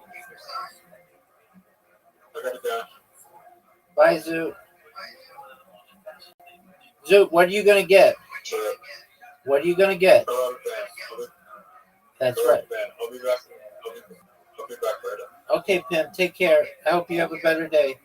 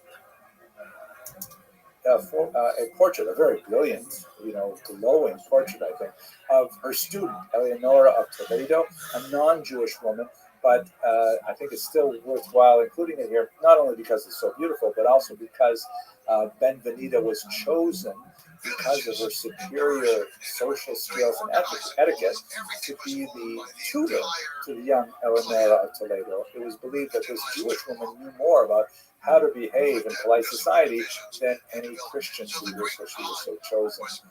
At any rate, Benvenida, also a very wealthy woman, also very well connected and very much supportive of Jewish scholarship and so on, she disagreed with Doña Gracia. Two female titans disagreeing on a moment of great consequence for Jewish European history. She said that if the Jews were to boycott Ancona, then all the Jews living in Catholic countries, in particular in the Papal States where she was at the time, they would suffer an anti-Semitic backlash. And furthermore, the port that would have been possibly an alternative to Ancona in northern Italy and Pesaro, it was not nearly as good a port as Ancona, and the Duke in charge of the region, Duke of Urbino, also had a pretty nasty anti-Semitic history himself. So Benvenida respectfully but forcefully disagreed with Doña Gracia on her idea of a boycott, and unfortunately it just ran out of steam as a result of this conflict. So we see that even though it didn't succeed, nevertheless, all of a sudden, Jewish women are able to exert power on an international level, totally unprecedented and completely related to the disruptive nature of the Sephardic diaspora. Again, there's a lot more to say about Europe. I would love to talk more about Holland and Amsterdam in particular, but I'm going to say that for a little later. Let us just conclude this lecture with a very brief look at the Americans. Some Jews felt that the best way to escape the clutches of the Inquisition was to adopt a very traditionalist approach and run their furthest away they could run was newly discovered territories in the Americas. And although ultimately many of these Jews would settle in America itself, or the United States of America itself, you can see here this beautiful piece of the sheet music that captures a little bit of the way in which Jews regarded the United States. It was literally called in Yiddish the Golden Medina, the Golden Land, because of its welcoming nature. The famous poem of the New Colossus that graced the Statue of Liberty was, of course, by Sephardic Jew Emelaus. But much of this early settlement, which was dominated, by the way, by Portuguese Jews who were technically Christians and were allowed to make these kinds of journeys without as much difficulty, was primarily in the Caribbean and in South America initially, especially because the Portuguese had significant holdings in Brazil, for example. Jews were very active in many of the new industries that were developing, such as sugar, very heavily connected with the sugarcane industry and the processing industry and bringing it back into Europe. There's also some involvement, unfortunately, of Jews with the slave trade. Not in any way disproportionate to their numbers in terms of their small trickle of immigration to the New World, but nevertheless, it is part of the overall trade, and Jews were involved in it just as much as Christians were. So these communities would grow significantly, particularly when we get to the end of the 19th century in the United States of America, but that's going to have to wait for later videos. For now, we've got a little bit of a sense of the scope of the Sephardic diaspora. I hope you enjoyed this video, and I hope you will continue with us as we go on to discuss it.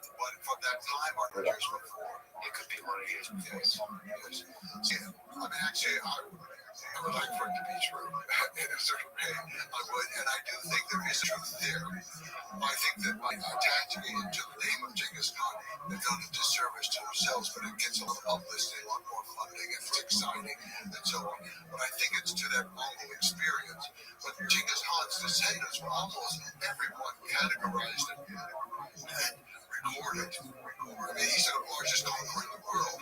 You do not have just children popping up all over the place. He had 4 wives all the time. He had children with 2 of them. Just on a lot of descendants. We know mostly who they are for many generations.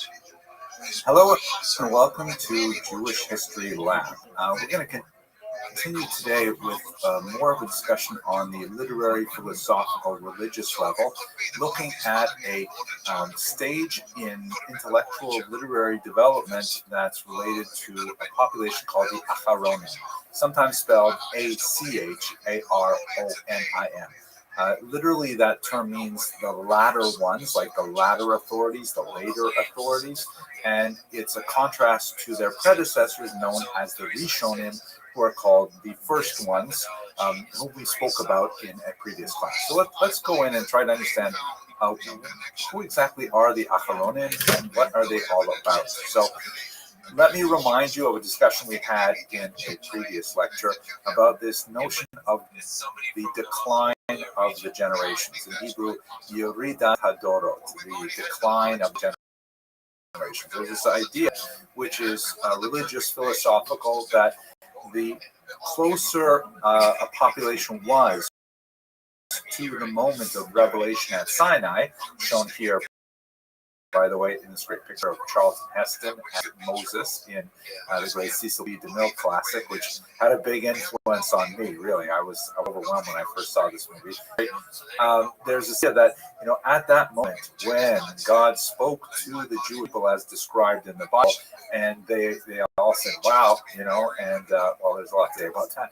That was like the greatest sort of spiritual sensitivity on a large population that had ever occurred in human history. And it's all been downhill since then, right? As we go further and further away in time from that revelation at Sinai, according to Jewish theology, people get less and less spiritually sensitive. Now, this does not mean that they become less intelligent. In fact, there's a very basic principle that goes along with the generations are considered more authoritative for a host of reasons will not concern us here, but much more familiarity with social innovations, technological innovations that are big, more of a grasp of material that might not have been available to earlier generations. Just on a simple technical level, like my phone has the entire Talmud and all of its commentaries that have ever been digitized on it right here in the palm of my hand. So in many ways, I, here living in the 21st century, have at my moment's reach, books that 500 years ago, most scholars would never have been able to see because they were existing only in manuscript, and so on. This is not the place to have a discussion of this philosophical concept, but the notion that in Jewish history, many of the more traditional historiographies really count populations in terms of how far away they are from Sinai. So we have, for example, the generation of Sinai, which is called the Dor Dea, the generation of knowledge, because they were filled, to quote Isaiah, with the knowledge of God, despite the behavior that's described in the Bible. Then you have, I'm just going to summarize some of the major levels. The post-Babylonian exile, which represents a big step down, but nevertheless still living in the Temple era, Second Temple era, of course. Then you have the Tanaim, or the Scholars Association, and this goes right up into the 3rd century, early 3rd century, and then they're followed by the Amoraim, who are the main scholars associated with the Talmud. And as I mentioned, I'm skipping over kind of like subdivisions within these generations. Some after the Amoraim have the so-called Rishon, the first ones. And they represent such a significant shift in the type of thinking and sort of things they did for research that we have a whole lecture alone on the Rishonim. I encourage you to go back in the series and listen to that if you want to know more about the Acharonim. But that's where we are right now. The Acharonim are the scholars who lived after the 16th century, and they are in many quite distinct from. We haven't had anyone really innovate a new term for late 20th, early 21st century thinkers, but we might be getting close to that, as I hope to discuss at the end of this brief discussion. Let's think about, well, what exactly are the Acharonim? What exactly did they do that's different from the Rishonim? So the characteristics of the Acharonim, this is something that, I haven't read a lot about it. I just have to sort of think to myself about what it's like studying the writings of Acharonim as opposed to the study of writings of Rishonim. And I can say 3 things. First of all, they tend to write super commentaries rather than commentaries, meaning rather than write a commentary on the Talmud itself, on the Bible itself, on the Mishnah itself, they tend to write commentaries that, even when they are based on that core text, they're widely cognizant of a much broader literature. By way of contrast, for example, Maimonides will quote directly from the Talmud. He's a Rishon, but he will not spend a lot of time talking about other commentators on the Talmud. He will his halakhic discussion based on his own assessment how to understand the Talmud itself. Will be commentaries on Maimonides on the Talmud. So it's to be sort of a meta-analysis rather than a first-order analysis. That's also, I think, very much characteristic of modern research in general, that you have to do like kind of a literary survey. Who else has written on this topic and what do they say? That's the kind of thing that Acharonim tend to do, much more so, in my humble opinion, than Rishonim. Secondly, in terms of their expression, they are almost always written in Rabbinic Hebrew. It's an interesting non-Rabbinic Hebrew Acharonim, but the vast majority are writing in Rabbinic Hebrew. And their language is still coded, but not nearly as cryptic as the Rishonim. When I went to yeshiva, I went to Or Sameach, a traditional Lithuanian-style yeshiva, we spent almost all our time learning how to decode the Rishonim, the Rashba, and so on. And then when we got to Acharonim, it was like all of a sudden we went so fast. Even though we were reading so much more text, covering so much more mileage, the language was just kind of like a breath of fresh air. In the Rishonim, every single syllable, every single little jot and tittle in text means so much, and you have to pause and you have to contemplate what it means and what are the possible ambiguities. Whereas in the writings of Acharonim tend to be far more straightforward, less cryptic, more prolix. They tend to be much more, longer. They take a lot more words to say something, but more words helps with the precision and rapid understanding. And then third, in general, they tend to lean towards the pragmatic. They still deal with theoretical questions, but those theoretical questions are not pure theory. They tend to be linked to an actual situation. They tend to be linked to a specific question that was raised about a real life case. And they will use all this other body of information that they've accumulated in order to bring it to bear on that particular issue. Those are 3 characteristics that, in my humble opinion, are associated with the Acharonim. It may be helpful in this context to sort of look at the first author who is widely considered as the sort of the initiator of this era, a liminal character whose writings really straddle the period of the Rishonim and the Achronim.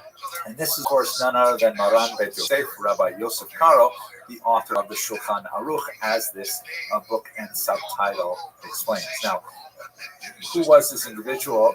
He was a fantastic scholar, remarkable legal scholar, also a Kabbalist, as we shall see in the next lecture, God willing. And he is the author of the most widely used code of Jewish law, the Shulchan Aruch, or the Set Table. However, why don't we call him Maran, which is a title of respect, like our rabbi? Why don't we call him Maran Shulchan Aruch? Why do we call him Maran Yosef? Also, he's known as HaMechaber, the author. As if to say, this is really the model of all authorship. So the reason is because his magnum opus is not the Shulchan Aruch. And in fact, he placed much less emphasis on the importance of Shulchan Aruch. His greatest work of scholarship is undoubtedly this incredible work called the Beit Seif, which is a Rishon commentary on their code called the Torah. And what he does with the Torah is he begins this kind of meta-analysis, but he really goes deep sources, once again using the kind of pragmatic tools to draw out the theoretical foundations of the decisions as laid down in the Torah. Now, amazingly, he went and he wrote commentaries on other great codes, such as Maimonides' Mishnah Torah. And when he had finished all of these, only then did he go on to write the Shulchan Aruch, which he clearly intended, actually, not as the primary text to be studied. He hoped that people would study his Beit Yosef and his Kesef Mishnah, other works like that, on other great commentaries. The Shulchan Aruch was intended to be kind of like a short form of all of the decisions that were reached after having discussed all of the previous codes. And he actually intended for people to review it every 30 days. Can you imagine studying the entire Shulchan Aruch every month? But that's really what he was. It was kind of like a short form. It was a concise version of the much longer Rishon style, but in terms of thinking, that he put into his earlier commentaries. So Beit Yosef is considered widely the last work of the Rishon era, and the Shulchan Aruch by the same author's initial book of the period, the Acharonim. He also had a fantastic and amazing life, which also straddled the great Iberian Jewish population. He was among the exiles from the Spanish expulsion. As a child, he wandered throughout Europe, and he was in Constantinople and ended up in Sfat, which, again, I hope to speak about in the very next lecture. Fascinating figure. So that's sort of like what the Acharon are. Let me just ask one last question. What about the period we're in now? It's been a long time, 5 centuries that we've been thinking about and writing like Acharonim. Is there something post-Acharon period? So there are definitely Acharonim who are still alive and well and working with us. Rabbi Chaim Kamenetsky is one of the greatest rabbis, very widely respected, currently living in Israel, whose work clearly belongs within the genre of the Acharonim. But there's an interesting kind of development that, again, I'm kind of going out on a limb here. This is not really my area of expertise. They say that historians shouldn't talk too much about our own times because we're like pressing our windows up against the glass.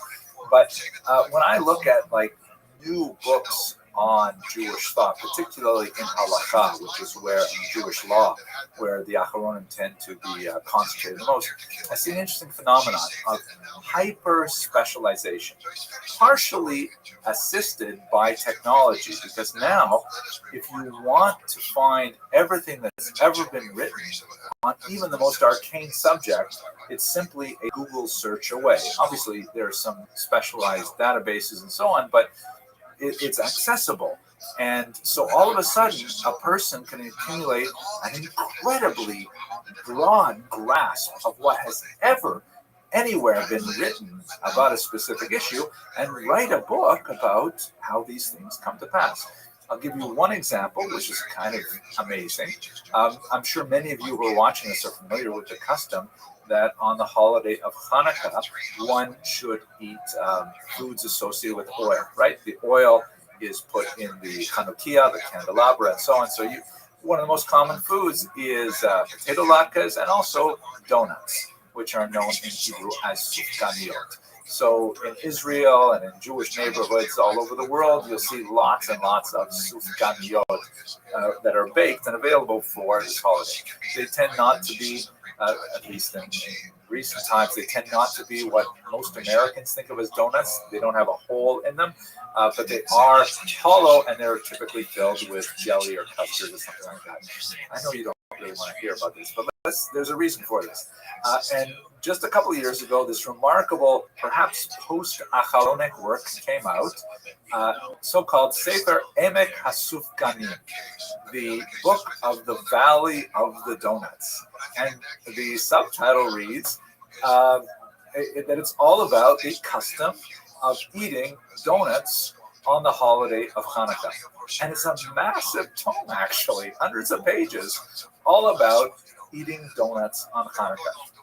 So part of me wants to think that this is clearly post-Acharonic, that we have gotten to such a level of specificity and detail that we can produce these massive works of Jewish law and thought related to something as prosaic as eating donuts. And it remains to be seen what's next. I mean, what are like? I don't know how long this can last. I have a feeling there's some great thing on the horizon, but we'll just have to wait and see. At any rate, I hope you found this brief lecture useful. If you did, please consider subscribing or get involved in the channel. It's really nice to see so many people really interested in Jewish history. Thank you very much. Her sons were born, they had the right to rule. So they cut out the women for their reasons. I think anytime they threaten the power of a particular man. And there are other little things that are added in there. Sometimes you can find a phrase, and that phrase was not in the original. Yeah. In studying human history, what have you learned about human nature and just the trajectory of humanity throughout the past several millennia?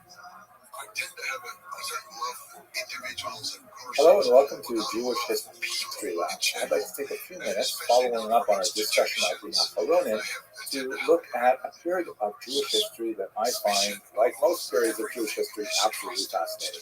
And that is the incredible explosion of spiritual, literary, religious activity that occurred in the northern Israel city of Safed, pronounced in Hebrew Tzfat or Tzfas. This is a remarkable period of spiritual effervescence that emerged in the 1500s in the wake of the Spanish expulsion. In fact, in many ways, was related directly to the Spanish expulsion. So let's have a look at it and some of the major thinkers that lived there and why this was so unusual.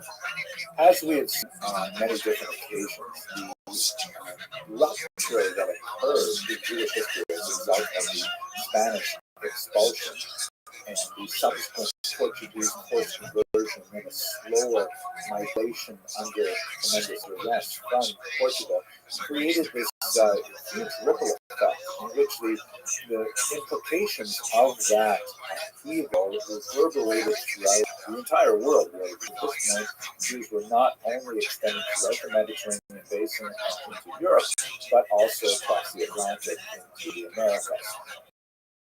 One particular group of refugees, Spain and Portugal, made their way all the way back to Israel, which you would think is, a fairly logical location, but we should recall that in the 1500s, Israel was still large. Can you hear me? Of Jews. There was a very, very small Ramban. Yo, what's up, Bigfoot Jones? Long time no see. To revive the very, very tiny community that was there, and so there was remarkably few Jews living in Israel. And when they lived there, they were especially concentrated in a big city like Jerusalem. That was one of the major centers after the Ramban began to revive the population. Much less well known was this tiny town in Samat. It's a fairly high mountainous town with beautiful surroundings looking over the Galilee, but it received a huge burst of population as a result not of Jewish activity but of the Ottoman Empire activity. Here you can see a beautiful map of the Ottoman Empire at its height, and the region of Israel was only recently conquered, and the Turks wanted to settle it with people who would be amenable to developing the economy. Jews were a very logical choice. The Ottomans openly welcomed the refugees from Spain and Portugal, and in fact, even mocked the monarchs of the Iberian Peninsula for giving up what the Ottomans felt were valuable human resources. And so there were tax breaks that were built into the newly settled areas in Israel, and in particular in Sfat, connected with the textile trade in particular. So a lot of Jews were attracted to Sfat for business purposes. And then related Yo, to Pimp, that, how are you? an unusual sort of spiritual tourism that took place in Sfat because of the large number of Kicking graves ass from game. the Mishnah, How have you been? especially the early Talmudic period that was found in the region and attracted a lot of Jews wishing to visit. What's new? So, Kicking ass ticket. What's good in the hood? Been away, like was out of Sydney for quite a while, and just thought I'd drop in and see how you go, man. You know, same old, same old. I have been spamming people on Kick and seen a lot of growth in the Discord. We've had like 50 new people join in the last week, so that's really great. Okay. You're right. Excellent. And how about you in your personal life? Oh, I'm doing well, thankfully. Every day's a holiday, every meal's a feast. How about you? Not too bad, man. Like, to be honest, it's actually not that interesting, but whatever. Have you been? I went out to a funeral way out west last week. Like Perth? Where somebody come from Australia. You were in Perth? No, I mean sort of the east coast of Australia. I know, but did you just say you went way out west?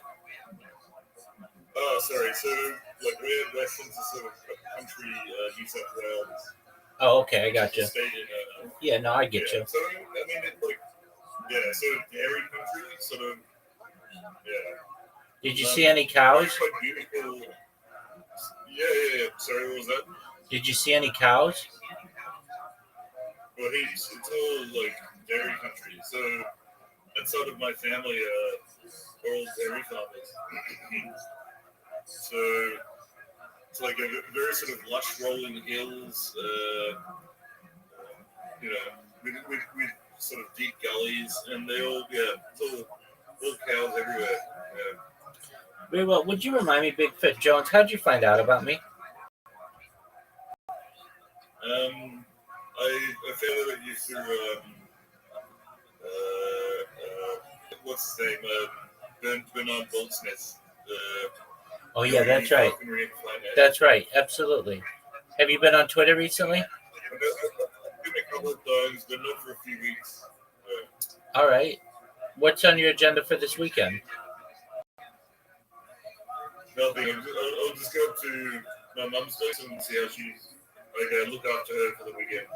Are you going to slang dick like it's going out of style when you see some chicks? Well, not at the moment. That's complicated. Okay, are you on the dating apps? So basically, taking a break from that until I get over my health problems. Okay. What's your health problem? Too big of a dick? Yeah. It's not a problem for me, that whole thing, but anyway, it's a hard problem. Okay, What are so you gonna do? Are you gonna be slinging dick to any bitches? okay, 24/7, 365. So many bitches I can't even count. Yeah, right. I get bitches who just DM me that they masturbate, so that's not too bad. Oh, really? Oh, tons I of mean, them. that's amazing. Word, dog. Um, well, I don't think I've ever come on to Discord when you've not been in your on the camera. So how do how do the ladies come onto how do you meet ladies? I guess. Oh yeah, sure. So I mean, I'm focused on streaming for right now, so I don't have any chicks in mind, but I get chicks who just come in here with their toys and just masturbate in front of me on camera, and I can't say that that's not a bad thing. Or I get girls who just want to text and have dirty sexting, which is cool. And then I get chicks who are like, "Can I masturbate to you?" And I'm like, "Do whatever the fuck you want." I mean, I'm not the Wow. I'm not the Oh my god. guardian. And then I get chicks who are they get like obsessed and they're like, I cannot have sex with my spouse without thinking of it. And I'm like okay, well, Oh my god. You're kidding. No way. yeah, because it's known as mere exposure effect. The more that you expose yourself to someone over the course of time, the more they generally have a positive view of you and their behavior. You're like starts to become influenced. Okay. Yeah, right. Wow. Interesting. Yeah. Word, dog. So yeah, Yeah, at least okay. in the chicks, I got to keep them off of the stick sometimes. I get a lot of guys, which I do my best to stay away from. But there are a lot of guys who become obsessed with me, and that stuff. But that's not my thing. But girls, if they're old or older, then yeah, I don't mind. Do whatever makes you happy. Yeah, okay. Alright, like it. Yeah, good. Absolutely. Yeah. I know that I found out by, whatever, primary finance, have you been expanding your sort of, you've been getting more popular? Is that what you're saying? Yeah, dog, a lot. So I create robots on different platforms, and the one that how Bernard got a hold of me was it was my Blue Sky bot, and it tagged him, and he saw what I did. He came in here, he met me, and then he made that post about me, and that's how you and I met. Now, Blue Sky, you know what Blue Sky is? Yes. Okay, so Blue Sky has like 38 million users, but and it's cool, it's growing, but um I just became public enemy number one there because of all my spamming, to the point where the mods had to like redo their rules for me, and or not just for me but for users. And I was doing really, I mean, like I could still spam it, but what ends up happening if I put the name Rabbi in the name of my account, it automatically gets banned. So anybody who puts the name Rabbi in their account name gets banned. Also, if you put the word Discord in your account name, it gets banned. So I'm like, those are two words that I use a lot, but they just recognize that I was just really just spamming the whole platform 24/7 with that. So I mean, I think last time I came in, you said you were the most streamed person ever in, possibly in the history of the internet. in global history, yeah, absolutely, that's true. By the way, what time is it there? It's about 5 a.m. Okay. All right. All right. Well, Hey man, I kind of wanted just to drop in and say good day and see how you were doing, so forth. Absolutely, my friend. I hope everything goes well with your mom and your health issues, and I hope you are able to focus on slinging dick soon and come by whenever you're Bigfoot Jones to have you, okay? Hopefully, like I think, like in maybe 6 months, I'll be back to slinging dick. But I'm sort of I'm going through sort of a as I said, health problem, but it's nothing permanent, thankfully. Hopefully, You're strong. You'll get through it. You'll be better than ever. 6 months, maybe less. Yeah. All right, man. You take care now. Excellent. Stay strong. If you need anything from me, I'm here for you. Okay, Big Doug? Yeah, I'll pop in a couple of weeks. Who knows? Absolutely. Love it. Take care, Pim. Good morning. See you, man. You as well, buddy. Yeah.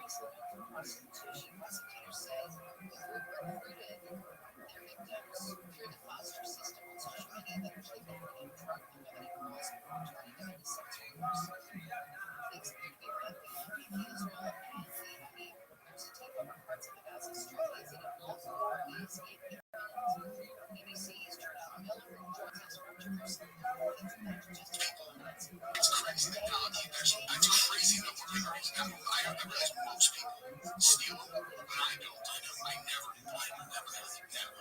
I did one time when I was overseas, and I was in another country, and so whatever. It's a technical infrastructure issue, and so I'm watching it do that.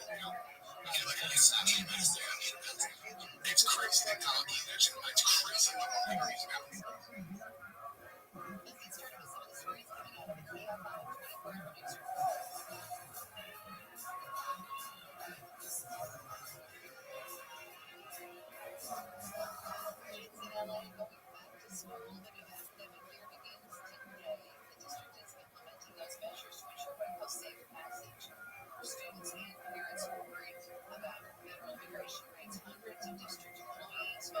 I realize most people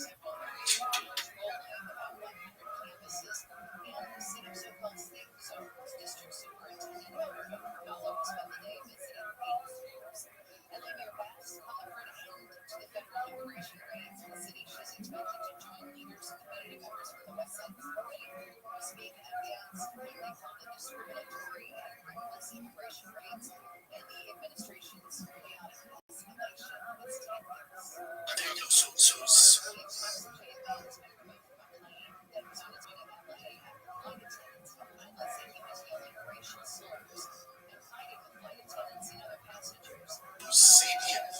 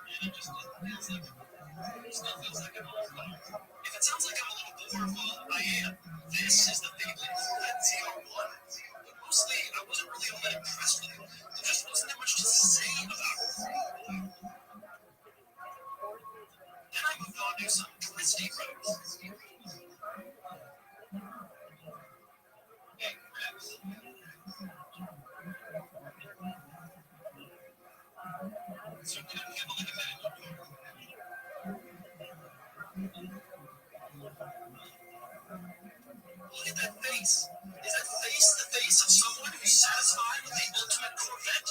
It was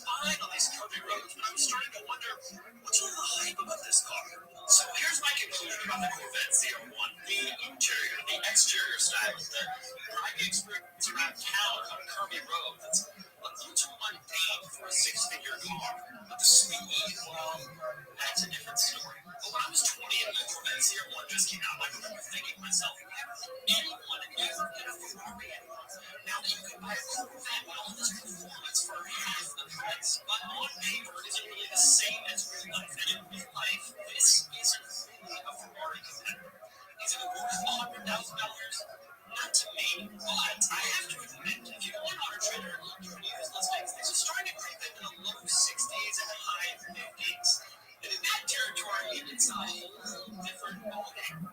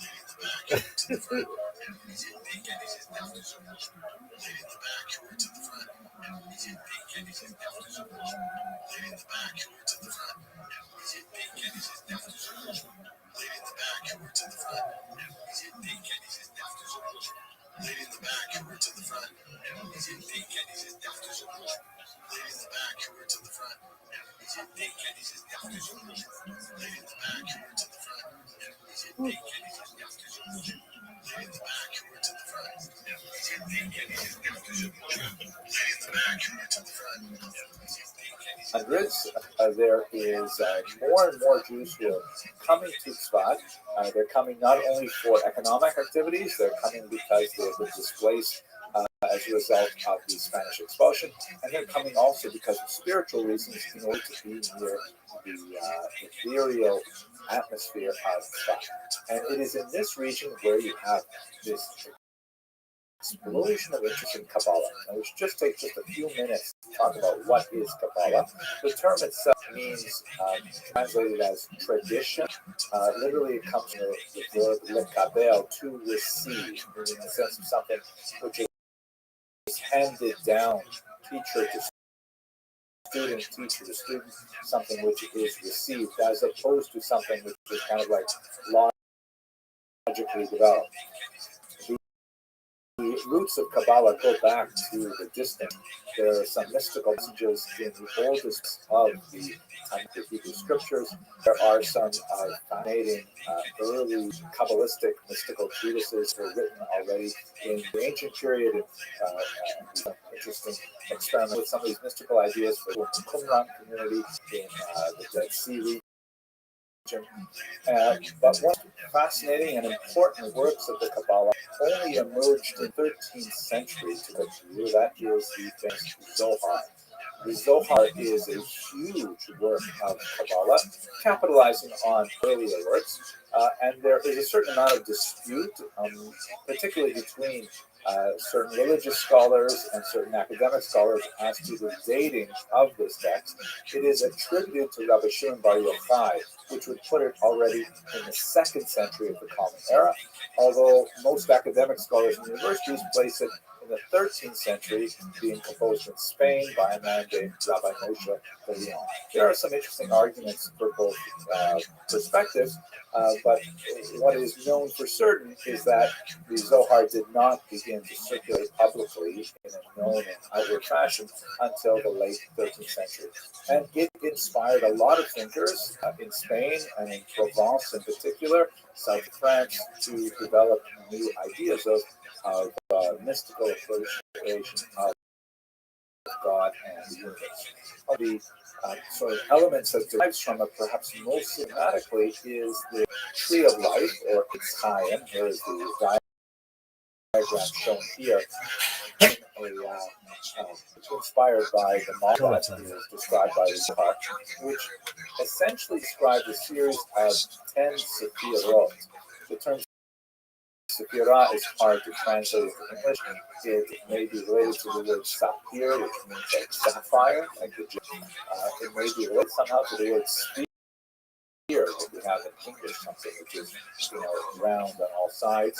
But basically, what it refers to is a series of emanations of godliness descending out the Ein Sof, the infinite God, into the finite world, in which we, I hope to discuss in a minute, different approach that. But basically, this is sort of like the architecture of the universe as it is understood as the mediation of God's infinity to the finite world in which we live.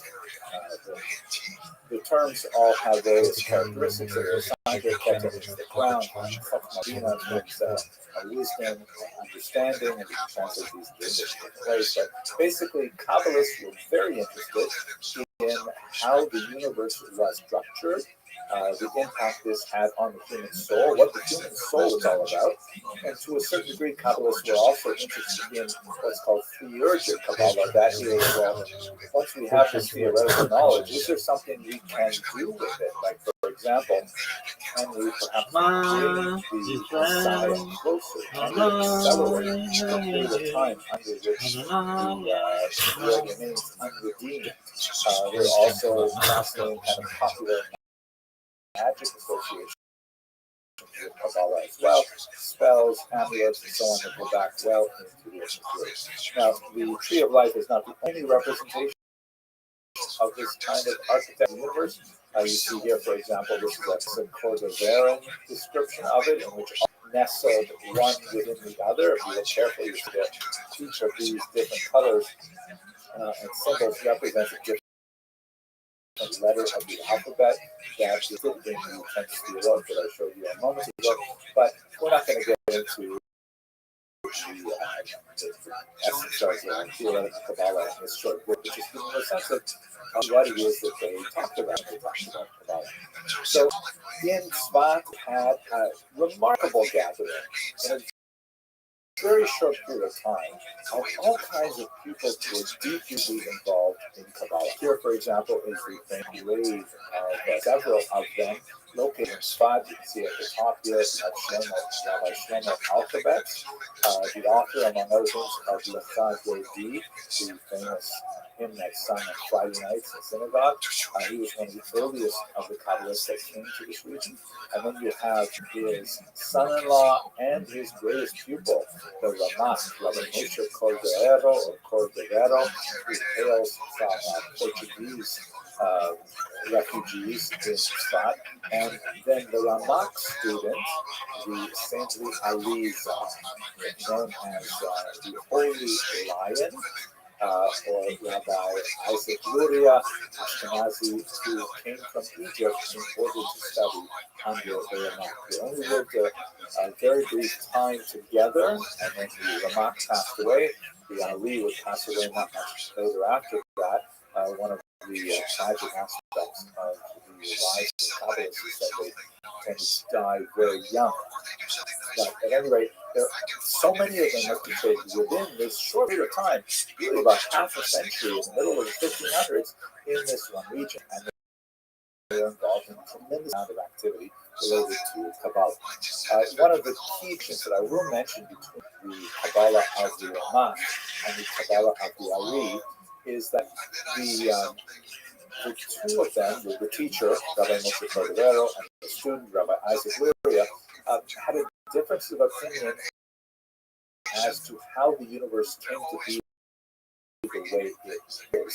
Specifically regards the question of why does evil exist. For the teacher, Rabbi Moshe Cordovero, evil was, as it were, built into the system, that it is a natural consequence of the way the sphere of God, where the Ari was created as a result of kind of early, which he termed Virat HaKelim, the bursting of the vessels. Put very briefly, when the universe was created and divine influence was poured into, to use a metaphor, the clay containers of the Sphirot, they could not handle the overwhelming nature of godliness, and they shattered. And the earth, as it were, absorbed the combination of godliness and the actual clay that held the outside of the vessels. I know this sounds confusing, but basically that's where the material world comes from, according to the Kabbalah Ari, that we have like my phone or this book or my desk that I'm sitting at. They all have a mixture of godliness, which is somehow buried in the physicality of it and allowing it to exist. But at the same time, there is this shell, that is formed from the original were intended to create the contain godliness. And one of the major ideas that emerges from the Kabbalah Ari, which really energized much of the later Hasidim, who borrowed much more heavily from the Ari than from the teacher, Rabbi Rivero, was the idea that humans have an extremely important role to play in rescuing those sparks of holiness that are buried within the physical universe. That it is the goal of, in particular, and humanity as a whole, to raise holiness that is buried in physicality, and that is really kind of like a true division of Kabbalah according to the Ari. Fascinating material. All the other figures who are active at this time, but let's just very briefly in conclusion to one other fascinating thing that occurs, and that is the debate over the renewal of Smicha. This image is from a movie that had a tremendous impact on me when I was a very young child. The Ten Commandments, great movie, directed by Caesar Bidino. This is a picture of Joshua, as a biblical Joshua. One of the few pictures that I could find online in which he's wearing a shirt. And Joshua was, of course, Moses' deputy. And at a key point in the Bible, Moses transfers his spiritual authority onto Joshua through a process which we're going to Hebrew as smicha, or ordination is the way it's translated to English, but literally means the laying on of hands. You put your hands on a person's head and you put your weight on them and you transfer your authority to them. There's a lot of interesting discussions of this in the Talmud as well. Now, in ancient times, the spiritual lineage of Moses to Joshua, Joshua to the elders to the prophets, and so on, is something that is preserved in Pirkei Avot and many other literary creations from the time, but was lost as a result of the depredations of exile from the ancient period up until the 1500s, where we're looking at the Jews in Tzfat. But an individual named Rabbi Yaakov Beirav said, wait a second. We have the great minds of the Jews people all concentrated here in this northern Israel Tzfat, including, by the way, the great elder sage Rabbi Yosef Karo, who we discussed in the last video, the author of the Shulchan Aruch, the author of the Beit Yosef. He was from as well. So Rabbi Beirav said, you know what? We should all get together. We should all agree that, for example, Rabbi Yosef Karo is the greatest of the Jewish people, and there's a very good argument made for that. And then we'll collectively proclaim him rabbi, not in the sense of just a throwaway title, but an actual rabbi like Joshua was a rabbi because Moses gave him smicha. And then once he has that authority, then he will give others smicha, including Rabbi Rivero, including Rabbi Yitzchak Luria, including Rabbi Yaakov Beirav. By the way, it's probably not Rabbi Yitzchak Luria because he was incredibly young at this time, but nevertheless, there was a small group of people, about half a dozen, that were to get this new smicha. And Rabbi Yaakov Beirav said, and in so doing, we will reestablish the great authority of the rabbinic tradition all the way back from Moses. It's a fascinating idea, and it created a certain amount of interest in the Jewish world, but there are many rabbis outside of Tzfat, and Jerusalem in particular, that wait a second. And unfortunately, as a result of much controversy, this particular idea did not go very far. But nevertheless, it was indicative of the great excitement around Torah and Kabbalah that was happening in the spot. Okay, hope you enjoyed this very brief discussion. I have lots more videos online. I feel in particular with Rabbi Moshe Short has spent quite a bit of time studying his work. But if you like this video, please subscribe. It is really nice to see the numbers increasing. I love people enjoy studying history as I do, and I look forward to you in future videos. Watching. It was mainly designed to protect mothers. You could go to the father and then go to college. And I was drinking and having a party. No, first try to get the NASDAQ course. I failed English. I failed it. And this was just a huge shame to me. In fact, after 1 year I was put on probation, to be kicked out of the school. My grades were so low overall. I didn't. So it took me a long time to confess this to my wife after we I met her. Hello and welcome to another video in the Jewish History Lab series. Today I'd like to spend some time with you looking at the false messiahship of one Shabbatai Tzvi. Very dramatic series of events that took place in the 1660s primarily. And, this is not the first time that false messiahs have made their appearance in Jewish history, but this happens to be, without doubt, one of the most consequential, particularly in modern times, because the impact of Shabbatai Tzvi's activity was felt both geographically broad, meaning the way as England in particular was affected by his activities, and also chronologically, because over the next 200 years there would be continuing reverberations of the challenge that he posed to conventional Jewish thought. So let's spend a little bit of time looking at exactly who was Shabbatai Tzvi. What did he teach, and what actually happened to him and his followers? Us recall that this is happening in an era where there's really much more ready communications. Print media, of course, has been circulating widely, and the idea of enthusiastically adopting potential Christian readers as well. So there's actually quite a good number of newspaper articles, the contemporary equivalent of newspapers like broadsheets and things like that, and a lot of popular publications that explain to non-Jews exactly what was going on with Shabbatai Tzvi, and this tended to circulate back into the Jewish community as well, where many Jews who were followers of Shabbatai Tzvi would actually bring copies of these broadsheets to their gatherings and so on. We have a wide variety of them. This is an example you're seeing on screen right here from Germany in 1666, right at the height of the activities.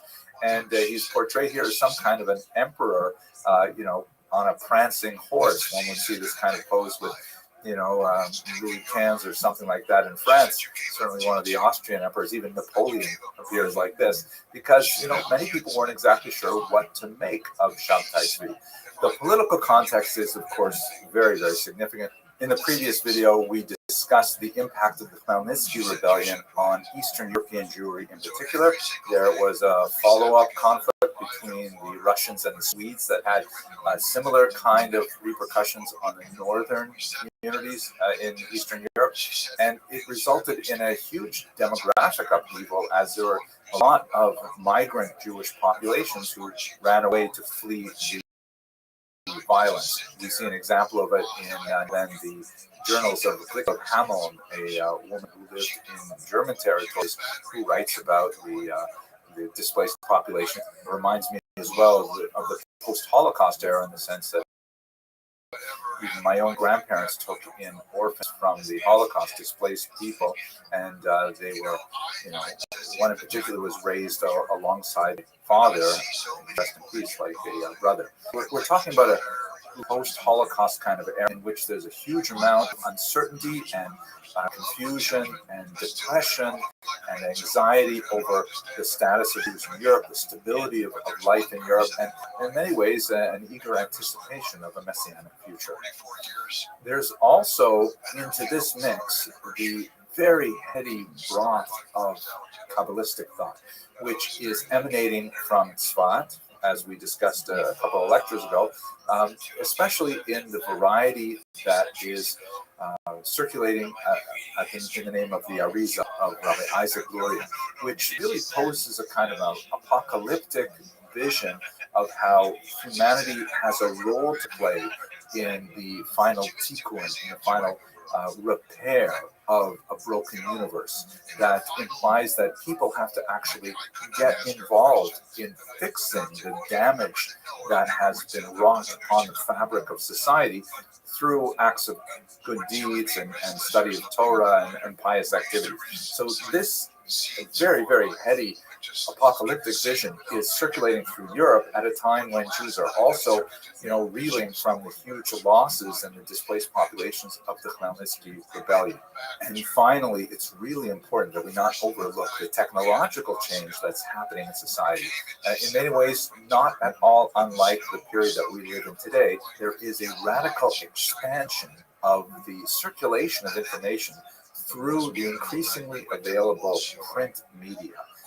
There's a lot more ideas that are able to circulate than we had when we had precious hand-copied manuscripts, and all kinds of ideas are now accessible to a much wider, broader reading public. There's also an implication here with regards to gender, because books are a much more accessible way to gain information than classrooms. And women often have much more access to printed information than they might have had to closed, educational circles like in yeshiva. And this may be actually one of the areas in which Shabtai Tzvi's impact is felt with the greatest resonance in the modern era. So let's come to that shortly. Shabtai Tzvi was born in 1626 in Smyrna. He spent quite a bit of time in his youth in Greece, and he was widely regarded as something of a talented intellectual young man. His good looks were noted. He had a very sweet singing voice, and he proved to be, quite an able student of Talmud and of Kabbalah as well, which he began to study at a very early age.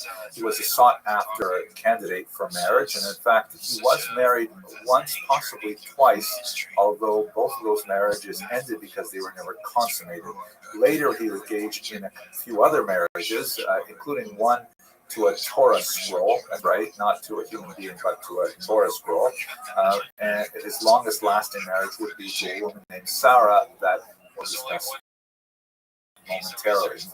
At any rate, he began to exhibit increasingly bizarre behavior, which scholars looking backwards tend to ascribe to some form of mental illness, perhaps some kind of bipolar or manic depressive cycle in which he would have at sometimes these moments of great elation in which he would ascribe to himself miraculous activities such as levitation. We call these periods illusions, in which he would engage in some real unusual behavior like pronouncing the forbidden name of God aloud, something which was only pronounced in ancient by the high priest in the temple on the holiest day of the year, Yom Kippur, and he would claim to be able to levitate and all kinds of other things.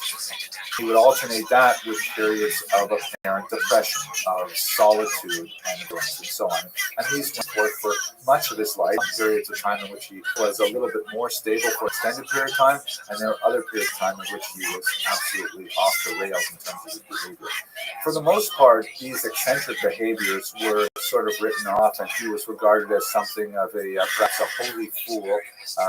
His mastery of Talmud and of Kabbalah and his, otherwise very genial nature tended to stand him in good stead, and people tended to ignore the rather bizarre behaviors.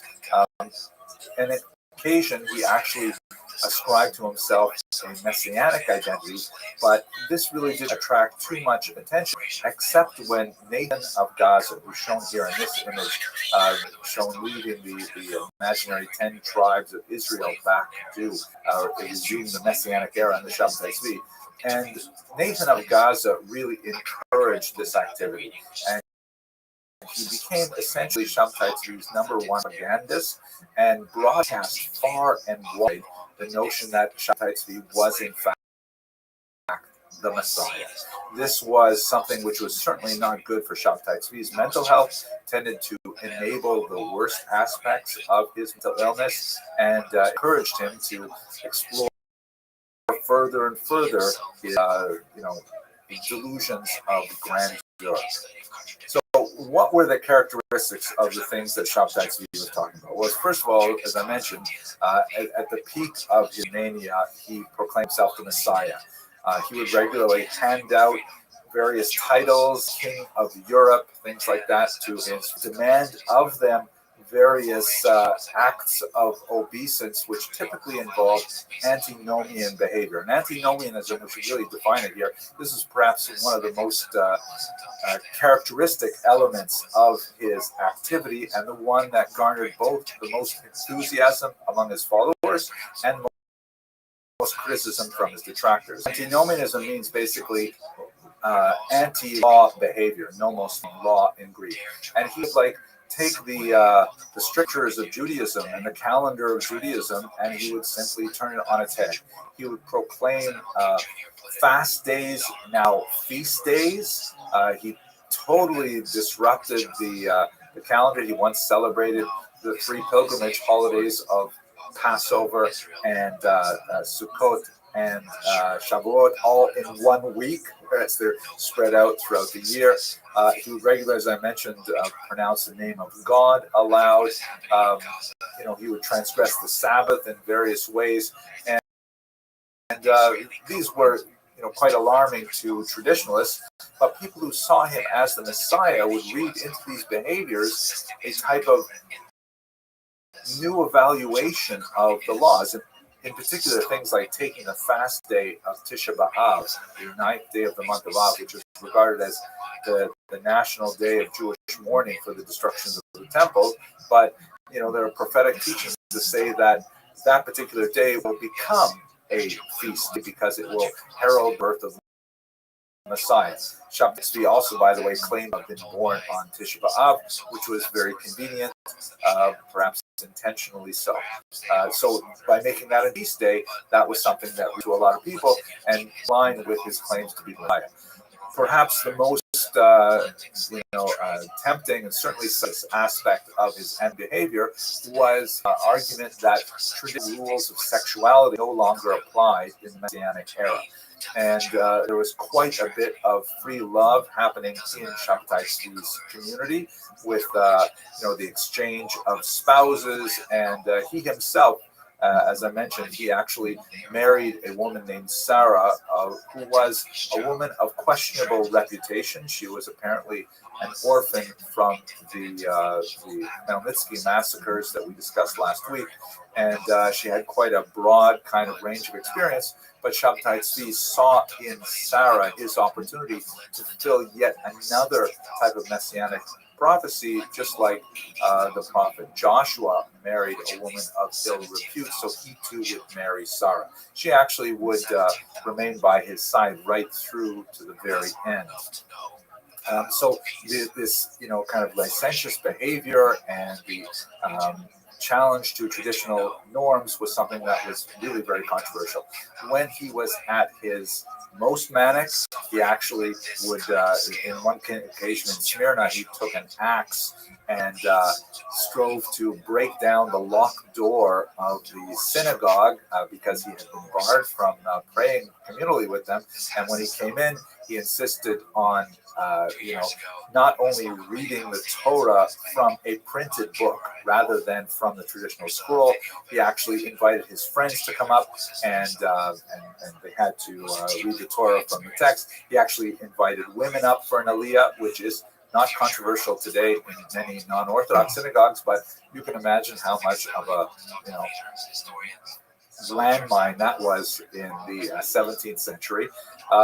And he insisted on doing things like, for example, singing out loud Castilian love songs in which he believed there was like lots of Kabbalistic information encoded while he's in synagogue leading the Sabbath services. So in many ways, he was like really bizarre, strange behavior that we would not tolerate in otherwise organized synagogue life.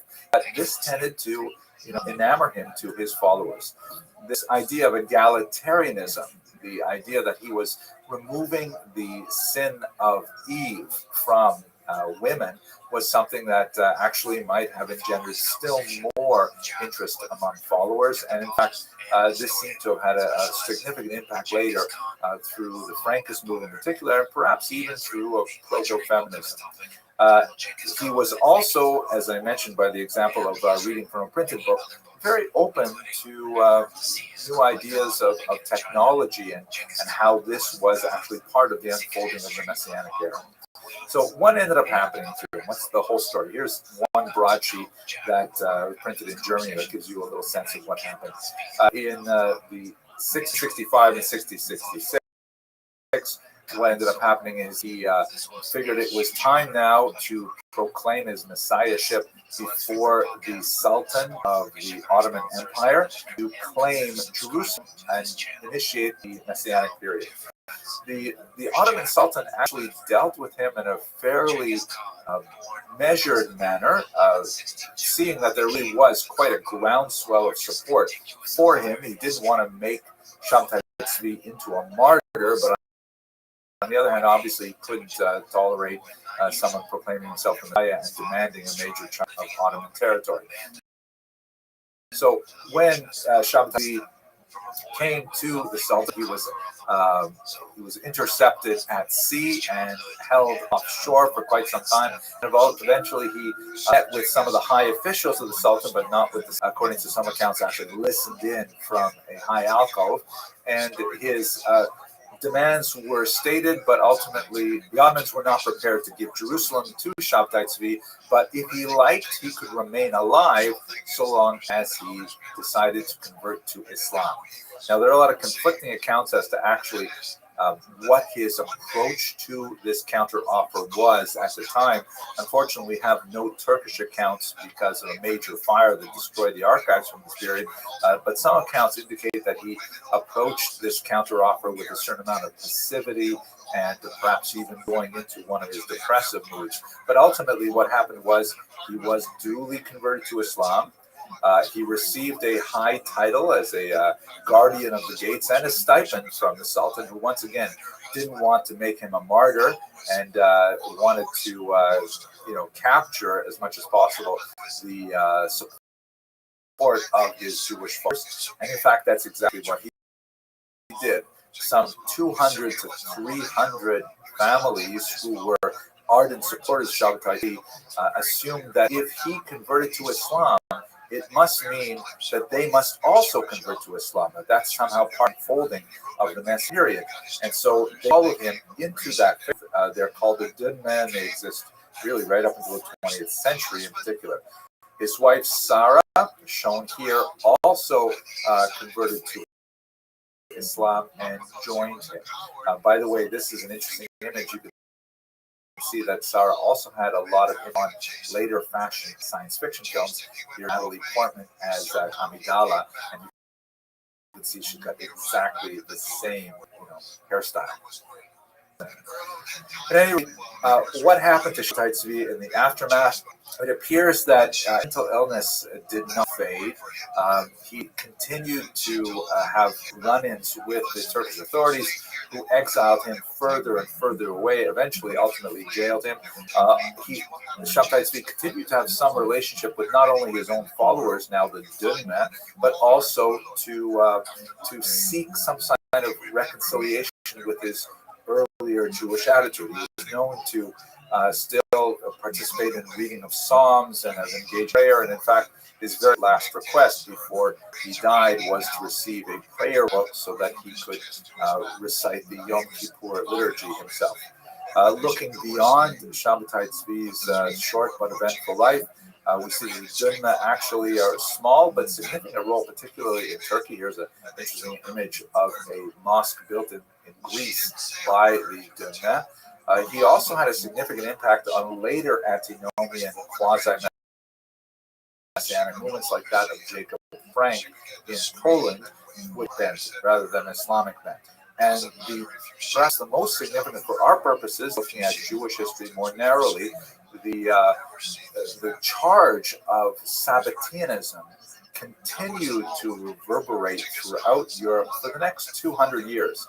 Major figures, including Jonathan Eibeschutt, shown here, even the great Ramchal, Rabbi Moshe Chaim Luzzatto, author of Mesilat Yeshayaim, were accused of harboring Sabbatean beliefs. There were definitely Sabbatean circles, sometimes openly admiring Shabtai Tzvi, much more commonly, however, kind of secretly purporting to circulate his doctrines and anticipating even his resurrection as the Messiah, which is a distinctly Christian idea that has found expression amongst his later followers. That's a quick look at Shabtai Tzvi's career. I do have a few other longer lectures on this if you're interested in learning more. But for the time being, I want to thank you for watching. Please do subscribe. It really is nice to see that the number of people who are interested in Jewish history is significant. And thank you very much for watching. All the things that happened throughout his childhood made him into the man that he became. And so he was now suddenly, this unusual situation was created where a child is going to be born. Hello, fellow students of Jewish history. Thank you very much for watching my online lectures. I hope you continue to find them of interest. Today I'd like to announce something really exciting. As many of you know, I've been working on a 3-volume history of the Jewish people for Koren publishers in Jerusalem. And as far as the online lectures go, I'm about 2/3 of the way through the material, specifically in the Jewish History Lab series. Now I'm working hard on getting the text version just right. And so to that end, I've created an online course that's going to be massively open to anyone who would like to join, specifically to allow you to interact with the videos that are already available online, but also with some, self-guided quizzes automatically graded so you can get a sense of how well you've absorbed material. Some more interactive opportunities with myself and with other members of the class, and most excitingly, you got a good look at the text of each chapter as they are prepared over the next few months.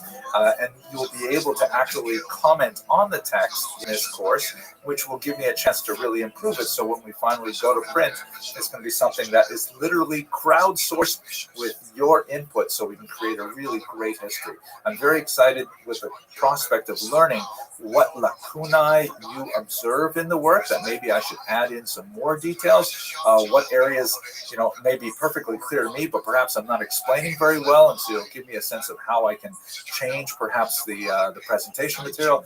I think it's going to be absolutely fantastic. The course material for this first course is going to cover the first volume. That is Biblical Jewish History. We're going to go from the pre-Abrahamite era of Israel before the arrival of the early Hebrews. We're going to go through the discussion of how to approach the Bible as a historical text, the archaeological record. We're going to look at the Assyrian exile and the 10 lost tribes. We're going to look at the Babylonian exile and the return. We're going to try to understand something of the world of the sages from that ancient period, the Maccabean revolt, the first revolt against the Romans, the birth of Christianity, and the second revolt, of course, under Bar Kokhba. We'll also look at topics like women in the ancient period and early diaspora communities. I think it's really a fantastic outline. If I didn't teach this course, I would love to take it. So please have a look at the link that's produced below. And, I would love to have you in this course with me. I hope you enjoy the lectures, and take care. Thank you very much for listening.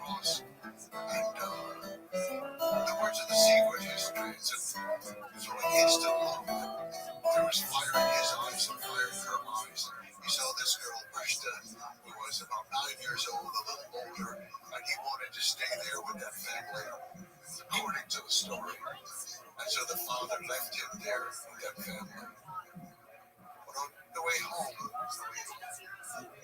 decided he saw a drinking party and he decided to join them. Hello and welcome to another episode of Jewish History Lab. Today I'd like to spend some time looking at the origins of the Jews in the Americas. Now, we're all familiar with the famous voyage of Christopher Columbus that, of course, coincided with the expulsion of the Jews from Spain. And one of the most fascinating questions regarding that specific moment in history is the question of Columbus's own identity. He himself liked to kind of cultivate the idea that he might possibly be of Jewish extraction. As the great historian Cecil Roth once put it, the mystery regarding Columbus's origins is largely the outcome of his own mendacity. I wish I lived in a time when people still used words like mendacity. Anyway, and as a result, it is equally impossible to exclude or to confirm the hypothesis that he was descended from a Jewish or ex-Jewish family. He himself liked to, use Jewish phrases from time to time and to have some kind of buried, coded, mysterious things in his signature and elsewhere to suggest that perhaps he was of Jewish origin. He liked to use Jewish phrases from time to time, like to, kind of bury coded things in his writings that suggested that perhaps there was a Jewish background. And he famously, for example, put off the actual date of the picture in order that it should not fall within the inauspicious time of the Jewish calendar, the 9 days that begin at the beginning of the month of Av and end at the 9th of Av. He actually pushed off the departure so that it would not fall within those inauspicious calendar days. But without doubt, Columbus certainly cultivated many Spanish Jews and conversos. A case in point that well illustrates his relationship with these Spanish Jewish and crypto jackers was the fact after he on his great voyage, one of the letters he sent back were to two Jew sponsors, Luis de Santagel and Gabriel Sanchez. Furthermore, he certainly had at least one Jew member on his crew, one Luis de Torres, who was an interpreter, who was baptized just before departure, enabling him to actually take part in this great mission. When Columbus landed at Cuba, de Torres was actually one of the very first people to actually set foot on the soil of the New World, the Europeans that is setting foot in the soil of the New World, and he was dispatched by Columbus to the interior of the island to search for gold. Now it happens that he did not find gold, but he did establish very good relations with the indigenous people living there, and he brought back something which would prove to be very profitable indeed. He brought back accounts of how the natives in Cuba like to roll tobacco leaves and then smoke them. So, ironically and fortunately, it was a Jewish individual who played a key role in actually bringing the habit of smoking back to Europe. At any rate, he ended up settling in Cuba, one of the Jews on the soil of the New World. Perhaps the greatest historian of the Jews of America is Jonathan Sarna. And he points out in one of his works that, quote, the seeds of Judaism sown in mid-17th century colonial Africa fell from plants nurtured in the soil of the Iberian Peninsula. This is an especially important observation because the earliest Jews to arrive in the Americas were essentially refugees from horrific Spanish and Portuguese inquisitions. Please have a look at this map, which shows the Spanish holding in blue shades and the Portuguese holdings in green shades. Now, it's important to note that one other place is especially significant for the eventual settlement of Jews in the Americas, and that is independent Calvinist Amsterdam. Amsterdam, of course, was not a Catholic country, it was a Protestant country, and it had a uniquely mercantile approach to the entire endeavor of settling the Americas, which actually favored the Jews because, of course, they had a long association with commerce. Furthermore, the Protestant ethic extended not only to work values, but also to a certain degree of toleration of difference, which also was extremely helpful for the Jews. So Jews are settling in Amsterdam. They have a somewhat tenuous situation there, but in general, they have tremendous freedoms associated with the expansion of the Dutch West Indies. If we look here at the Portuguese holdings in what later become Brazil, the region of Pernambuco is especially important because in 1630, Holland conquered these territories from the Portuguese, and that allowed Jews to openly establish their presence there as believing Jews and not simply as crypto Jews pretending to be Christian living in the region. So we actually have an explosion of Jewish activities in Pernambuco, in particular in the city of Recife, which was home to about 1,200 Jews in the early 17th century. It was a huge number of the European population living in that city. Jews constitute 1/3, which is rather remarkable. And they actually established quite a communal settlement there. They had rabbis there, they had a synagogue, and they had 2 schools. I wonder why they had 2 schools. Perhaps one was Hasidish, one was more modern. I don't know. It's kind of funny because normally you would expect them to establish one school, as the joke goes, one synagogue to pray in, synagogue you wouldn't be caught dead in. At any rate, this experiment, which proved to be very successful for the Jews of Recife, ended in unfortunate tragedy because on January of 1654, the Portuguese recaptured the region, and all of a sudden the Jews found themselves under the control of the Inquisition once again. They were given just 3 months to leave, and the entire Jewish community was dissolved as Jews found other places to live throughout the colonial region, some of them returning back to Europe. Now, this reconquest of Recife in particular meant several things for Jews around the world. First of all, if we go, there is a significant push from the Jews of Amsterdam to gain admission to England. The Jews were expelled from England in 1290. That was the result of a problem with money lending, where the nobility was much too indebted to Jewish moneylenders, and they found it was more expedient to simply expel them forever than to pay back their debts. So the Jews had been formally excluded from England from the 13th century. Under pressure from Amsterdam Jews on Oliver Cromwell, the ban on Jews entering England was quietly lifted, and actually population in London began to develop, which was very significant. Of course, we have much greater implications later on in history. But looking at the colonies, we see that there are a few major settlements that are created out of the ruins of Recife. First of all, in Curacao, in 1659, the Jews were already living, but the formal community was established in 1659, and also in Cayenne and Suriname, and these populations would later extend elsewhere in the Caribbean. Jamaica was established in the 18th century, for example.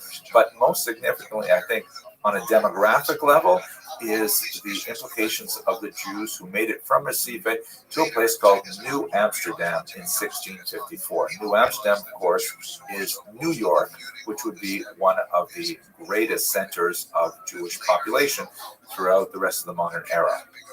Now, there were Jews already living in North America prior to this arrival in 1654, but they were, isolated individuals that, came and went without leaving a lasting impact. For example, one Joachim Gauns, who was a metallurgist and an engineer, was living in Roanoke in 1585.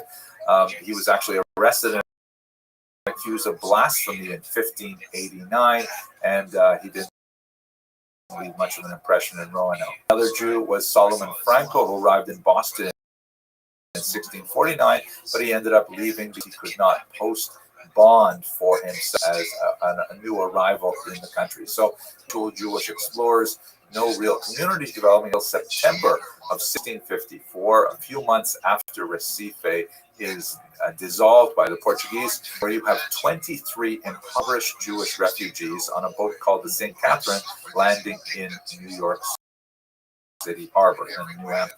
18 of them, to one account, were women and children. So, small group of bedraggled, penniless refugees arriving in New York ended up becoming the nucleus of the mighty Jewish population here. Now, they were met by this man, Pierre Stuyvesant, who, I know what you're thinking. You're looking at him and you're saying, wait a minute, are you sure he's not Jewish? I mean, look at that massive, healthy yarmulke that the guy is wearing, right? And I have to say, it kind of looks good on him, but he certainly was not Jewish. And I think perhaps the reason why he wore it, perhaps there are, faith-based or some even fashion statements. But speaking for myself and personally, I have to say that men of a certain age and a certain receding hairline find that a large black yarmulke covers a multitude of sins. You know what I mean? At any rate, Stuyvesant was himself a deeply religious member of the Dutch Reformed Church. He was a son of a minister, and he himself was an elder in the church, and he was aghast at the idea of admitting Jews to this new colony, which only had 750 people living there at the time. This was not out of character for Stuyvesant. He was intolerant of many other groups. If they weren't Dutch Reformed, then he was not interested in promoting their settlement. He was especially irritated and energized over the Lutherans and would not this Christian group to establish a congregation in New York at the time. So when these Jews arrived from Recife, he wrote to his bosses in Amsterdam and said, listen, can we please expel these refugees? They are, to quote from his letters, deceitful, repugnant, hateful enemies, blasphemers, and he basically wanted to have nothing to do with them. But ultimately, Stuyvesant lost to market forces. Jews in Amsterdam put a lot of pressure on the Dutch West India Company to allow the Jews to remain there. They had suffered tremendous losses with their communities in Recife. It should be noted that the Dutch West India Company also included Jews among its shareholders. And so Stuyvesant received a reply that conceded that Jews may not be the most ideal residents, but nevertheless, he was to permit them to live there on the condition that they would take care of their own poor. And that's actually a fascinating kind of point, because this is something that certainly has medieval origins, that the Jews were very focused on building a social support network to make sure that all of the Jewish poor were cared for. They developed a significantly sophisticated level of charitable giving and distribution of alms that prevented Jews from becoming utterly impoverished. But it was underlined in their very first settlement in America that they had to take care of their own poor.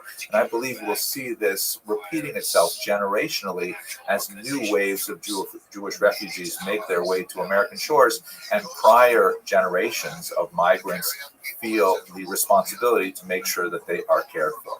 So Stuyvesant was forced to allow the Jews, and lucky for other groups, because Stuyvesant was ultimately forced to grant similar concessions to Quakers and even allow the hated Lutherans to establish a church. He was ultimately removed from office when the territory was ceded to the British in 1664, and New Amsterdam formally became New York. Okay, that's a very quick look at the origins. In the next lecture, we're going to look at some of the major generations of migrations to the Americas. If you enjoyed this video, I really hope that you will subscribe, because it's kind of nice to see so many people subscribing and studying Jewish history with me. And I guess that's about. Thank you very much for watching. Also, he said, I will send a message to him. You have to tell the story of John. Because the story of Genghis Khan is one, people abandoning him, being disloyal, and here is a person who's not of his kin, but becomes his, in a way, brother, in a way, loyal, and as you've described, he's both The best thing to us happened to Genghis Khan, and one of the biggest challenges. Hello and welcome to another episode of Jewish History Lab. In the previous video, we looked at the arrival of the Jews in the Americas and the remarkable story of the 23 refugees who landed in New Amsterdam, later New York. What I'd like to do in this short video is to take a broader approach and look at the most significant waves of migration to the New World, with emphasis on the United States and to a certain degree Canada, because these waves of migrations had a major impact on what would become one of the largest Jewish populations in the world within a couple of centuries. By the time we get to the 18th century, New Amsterdam has become New York. It's under the British, and there are basically 6 Jewish communities established by 1700. Only about 300 Jews in total living all in the colonies. Here you can see where they are. New York, of course, which we've discussed. Also Newport, Rhode Island, where the synagogue was established. Philadelphia in the south, Charleston and Savannah. And in Canada, Montreal is a very Trois-Rivières is also significant later on. Most of the Jews in North America at this point are observing the Sephardic Rite, a tradition that would continue for much of the 18th century, even as the migrant population are derived from Ashkenazic lands. This is kind of like a tradition-mind approach that many Jews took, because so much challenge was placed upon them in terms of forces to acculturate or assimilate to a very foreign kind of environment. So the idea of remaining within the tradition, even if it was not necessarily one's tradition from Europe, but nevertheless it was the established tradition of the community. There were a lot of kind of centrifugal forces and centripetal forces. There was a strong desire to kind of retain that kind of tradition over generations. Here's another way to look at that migration from Eli Barnavi's Historical Atlas. You can see that there are populations moving from the Southern American communities, in particular after the Portuguese retakes the formerly Dutch territories on the coast. But there's also new populations moving from Amsterdam, London, and even from Spain and Portugal. Here's another view of the coast, and you can see as we go into the 18th century, there's quite a few small establishments, all the way as far west as St. Louis and New Orleans by the time you get to 1802. But for the most part, the major populations are along the coast. The second major wave of Jewish migration was in the 19th century, and this came primarily from Central Europe, Germany in particular. There's a lot of reason why Jewish men in particular find it expedient to actually leave their homeland and make their way to the New World. There are anti-Semitic forces in Central Europe that force Jews to reconsider their place of residence. There's some restrictions placed on things like Jewish marriage, like only the oldest son in a family may marry. There are revolutions going on, 1848, for example. So a lot of Jewish men in particular who seek out their fame and fortune in the Americas. One of the things that's really noteworthy about the arrival of these often penniless young men on American shores is that the prior generation of migrants, many of whom have established themselves very well in America, like Rebecca Gratz, for example, here. This is Rebecca Gratz of the Gratz College fame, who take it upon themselves to make sure that these Jews, who in many ways are very different from the Native American Jews at this point, they have a different language, they have different customs and so on, but nevertheless, the prior generations really make it a point to protect them. And there's a significant rise in the Jewish population as a result of this German migration. Have a look at these numbers. In 1826, it's estimated there were about 60,000 Jews in America. By 1840, that had increased to 50,000, and by 1860 to 150,000. Really dramatic increase, largely as a result of German migration, but it would be dwarfed by the migration at the end of the century. The economic patterns of these Jewish migrants are essentially kind of literally a rags to riches story, because many of them, when they arrive in these shores, they look for some kind of occupation. The only thing that's really available to them, especially if they want to maintain any kind of contact with other Jews, is to live in an urban center and to engage in peddling. This is like right at the bottom of the commercial ladder of success, where essentially they've got a push cart and they're moving from house to house seeking donations or making small purchases of used clothing and things like that, then repairing them and then reselling them, recycling things like, making brushes and things like that. And it's like right at the very bottom of the economic ladder. But with hard work and frugality, they may be able to graduate to opening a storefront where they'll engage in more of a niche economic activity with one particular kind of craft or sales, or as often happened when they moved out west, and is also the case incidentally with my own ancestors in Canada, is they'll open a general store in a developing semi-rural area and kind of sell everything that anybody in town wants. And there'll be the beginnings of commerce in many of these frontier locations.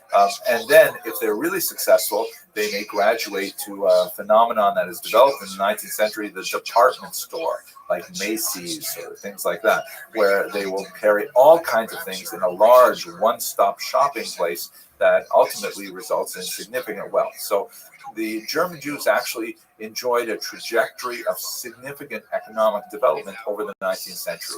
In terms of their religious orientation, they were very much unlike the earlier Sephardic Jews and very much unlike the later Eastern European Jews, in that coming from Central Europe, they brought with them ideas associated with liberal Judaism, which in America was known as Reform Judaism, a much more relaxed attitude towards the strictures of Jewish law, the observance of the Sabbath and keeping kosher and things like that. And they had a significant impact on the American mindset at that time.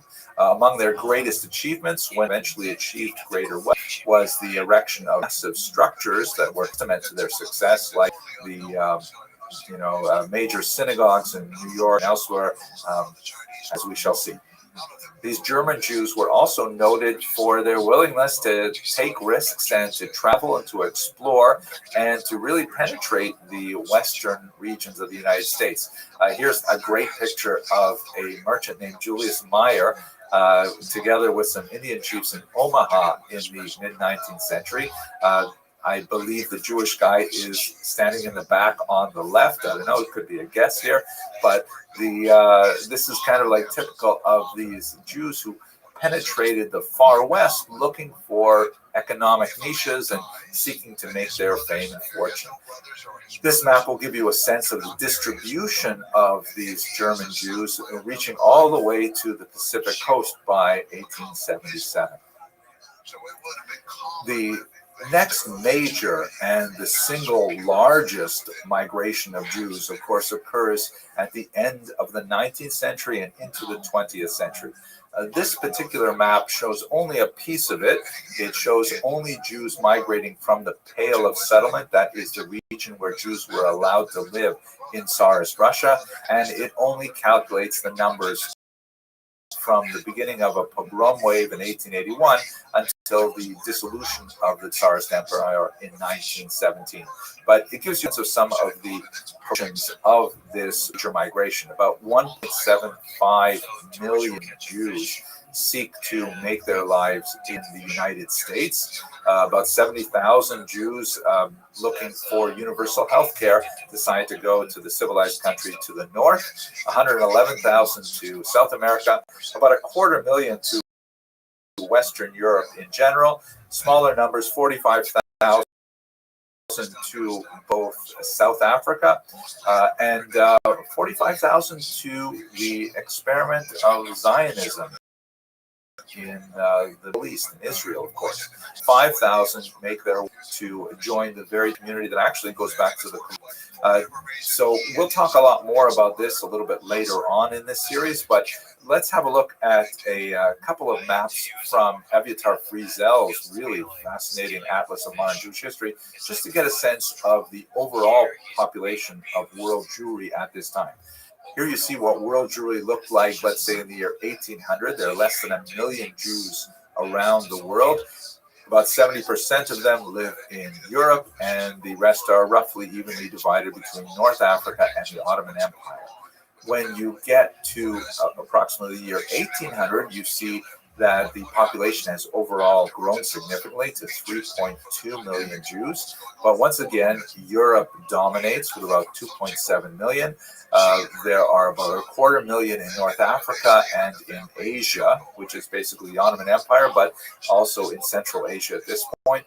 The Americas has increased to about 10,000 by the time you get to the year 1800. And that's all the Americas, South America as well. Oceania, a very small number still, 500.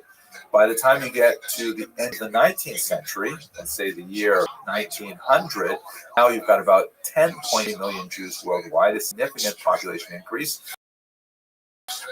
And much of it has shifted to Eastern Europe.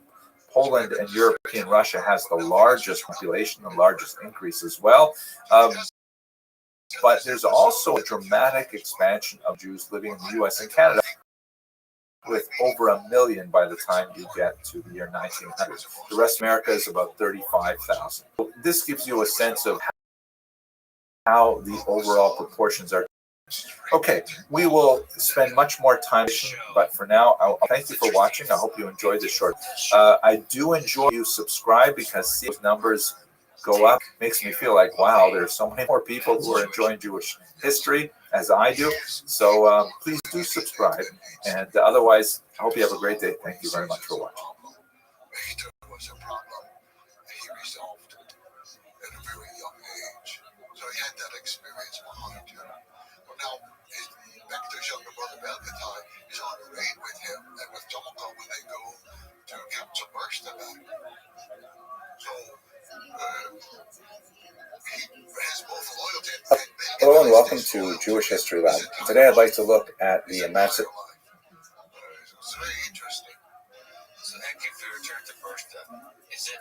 of the Jews in Western and East Central Europe. In many ways, this particular period, which begins at the end of the 18th century and extends into the 19th century, represents really the coming together of a lot of pre-modern impulses and results in the ultimate political emancipation of the Jews, or the granting of equal rights to Jews throughout Western Europe. As we shall see, the legal emancipation of the Jews is not quite the same thing as the social emancipation of the Jews, but nevertheless, it's a fascinating story, and in many ways it represents the beginning of modernity as we understand it today. Now, it's really important for us to just take a second to think about, what does this word emancipation actually mean? It's a word that Jewish historiography has seized upon, although it clearly is borrowed from the experience of African Americans, and a much more dramatic emancipation that occurred with the context of the American Civil War in the 1860s. There's a huge contrast. In many ways, it's really not a fair word to use, but that is the accepted term, so we'll go with it. The Jews, prior to their emancipation, were not slaves. It's not the same thing as the African Americans experience. They were largely, living with a series of disabilities, residence restrictions, the hated Jewish oath, and so on. They were not directly enslaved to owners. They had a certain degree of freedom of movement. They had a limited degree of freedom to choose different occupations, very isolated and narrow opportunities for higher education, but it's not at all comparable to being a slave on a plantation. But nevertheless, we use this term to try to find a word to express the release of all of these disabilities in the late 18th and 19th century. So by way of background, it's very important for us to understand that, if we're using this term emancipation, what do we exactly mean by it? So before the modern era, Jews lived in a corporate structure, which is a little bit like feudalism, meaning everybody in society lives in a certain box that is related primarily to their role in the overall economy. You have this massive box that is primarily populated by serfs who have the least amount of rights. They are kind of attached to the land, and although they are also not enslaved, they are nevertheless highly dependent on the ability for their rights of movement, marriage, and things like that. But they nevertheless have kind of like day-to-day freedom that makes them very unslave-like.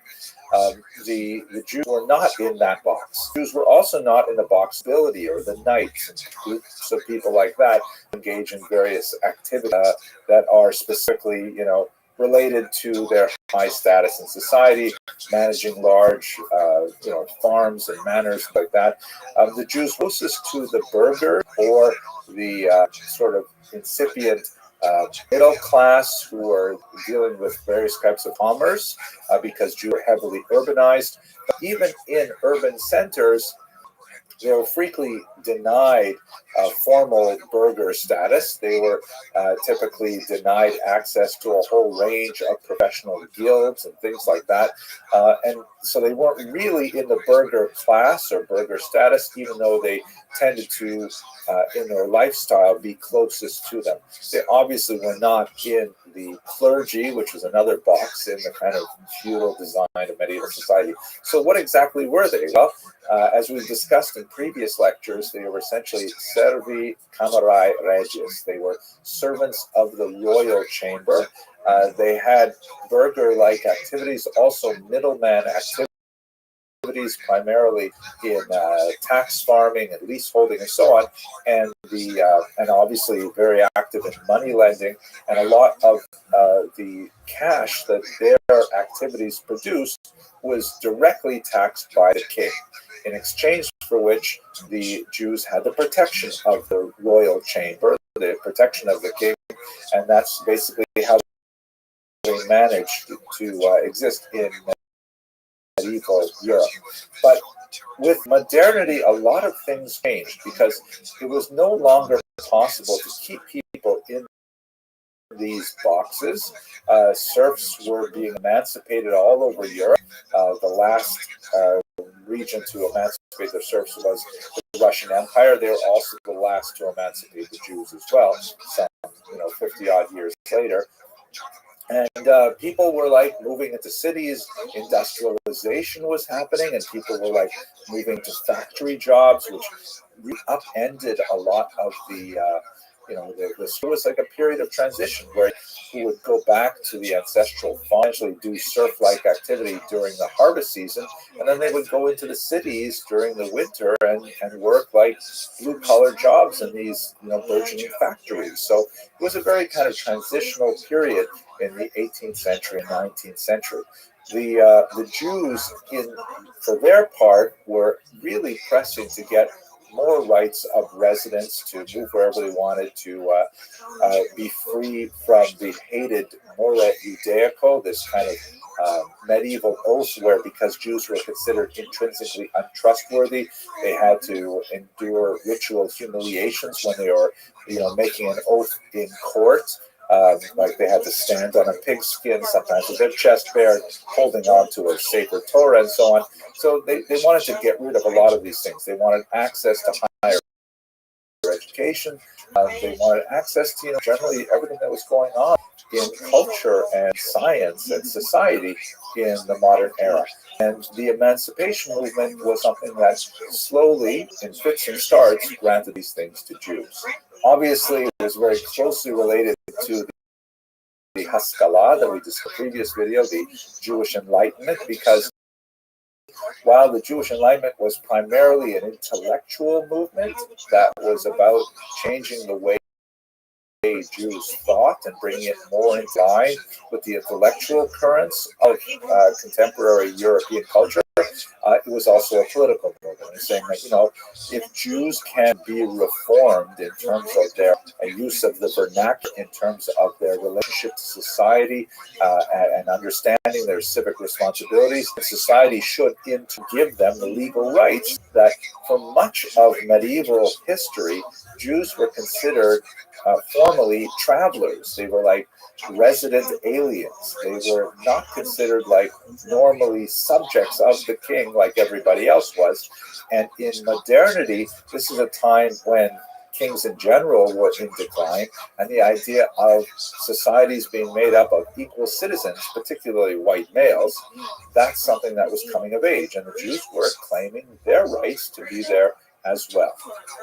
So let's look for a moment now at the United States, which was technically the first modern country to formally emancipate the Jews. And it was not the hardest thing in the world for the United States to do. This is because the Jews did not constitute the major challenge to emancipation. Obviously, African American slaves were the big challenge. America is very much a society that is still trying to come to terms with the racial character of its history.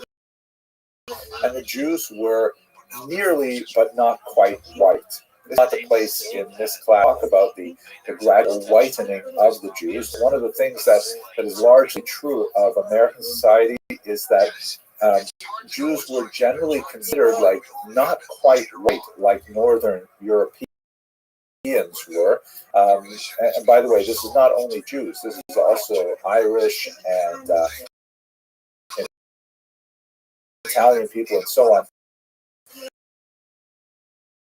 Up until really these peoples were considered kind of like off-white in the skin tone of social structure in 18th century America, and in the 19th century as well. They were not quite in the same degree of whiteness. Obviously, this speaks to the fact that whiteness is largely a construct. Obviously, there are that we can discern really, but especially when you get in the kind of the middle range, it really is a lot on how a person behaves, how a person is viewed by society around them, that determines whether or not a person is actually white or actually not white. So Jews were, for the most part, nearly white, and more significantly, they were not Catholic. There was a tremendous antipathy towards Catholics, regardless of their skin color. It happened to coincide, of course, with the Italians, who are also generally Catholic. So there's a lot of hesitation to giving rights to, first of all, African Americans. That, of course, America fought a war over that. But also these nearly white peoples like the Irish Catholics, the Italian Catholics, and then, of course, the Jews. So viewed from the perspective of those who wanted to limit the full access to society in early America, the Jews were like a lower priority for their exclusion. And the kinds of disabilities that Jews faced in the 18th and 19th century America were comparatively minimal. There was questions about whether or not they could hold public office, some issues of whether or not their oaths would be trusted because they would not take them on Christian Bibles, for example, and those were fairly easily dealt with. The Constitution of 1787, and especially the Bill of Rights of 1791, clearly indicated that should be free of these disabilities. Although vestigial oath laws did persist in some states until 1877, when the last one was removed, that was applying specifically to New Hampshire.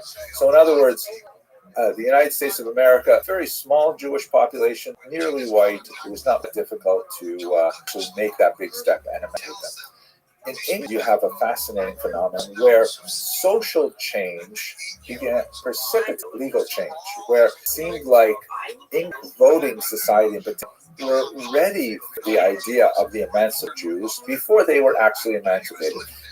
David Solomon, shown here, who was actually elected sheriff of London in 1835, but could not immediately hold office because of that hated Jewish oath, that he would not take the oath that indicated that he was a Christian, which of course he was not.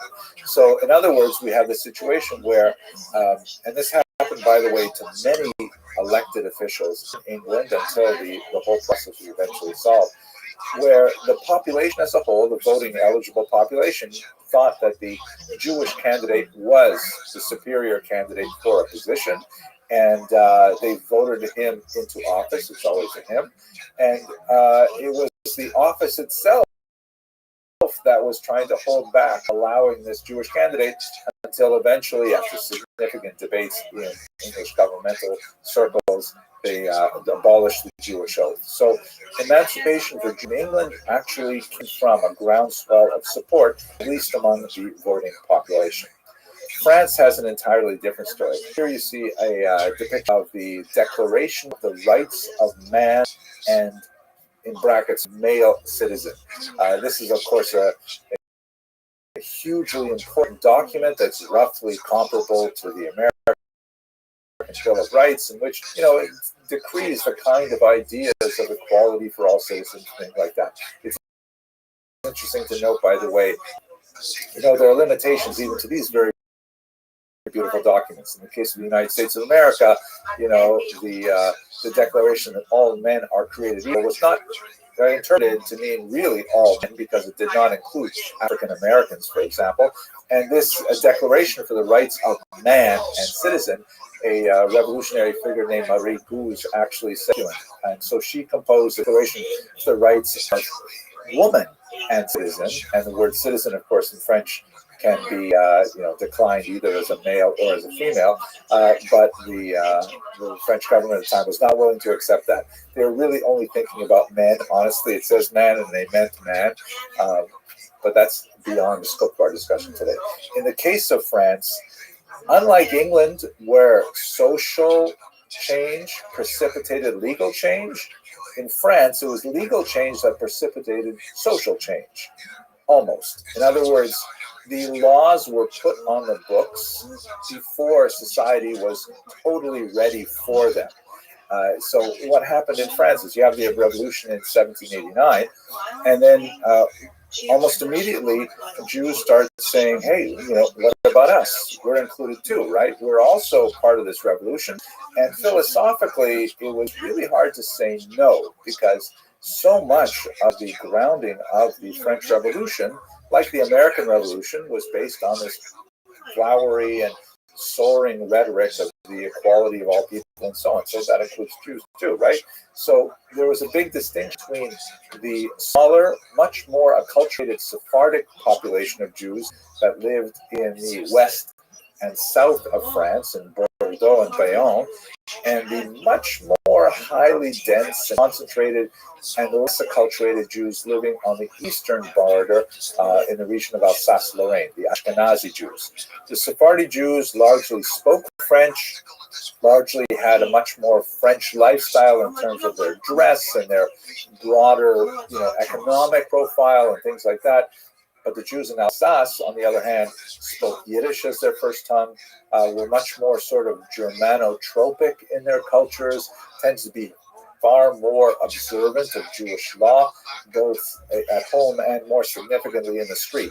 And so what happened in France is, in 1790, the emancipation was extended to the Sephardic Jews in Bordeaux and Bayonne. It was much easier to accept them. And after a certain amount of hemming and hawing, in 1791, the same was granted to the Jews of Alsace-Lorraine. Now, that wasn't the end of the story by any means. There was a significant outcry because with emancipation, all of the restrictions on Jewish economic activity were lifted, and Jews were allowed to engage in, whatever kind of occupation they wanted.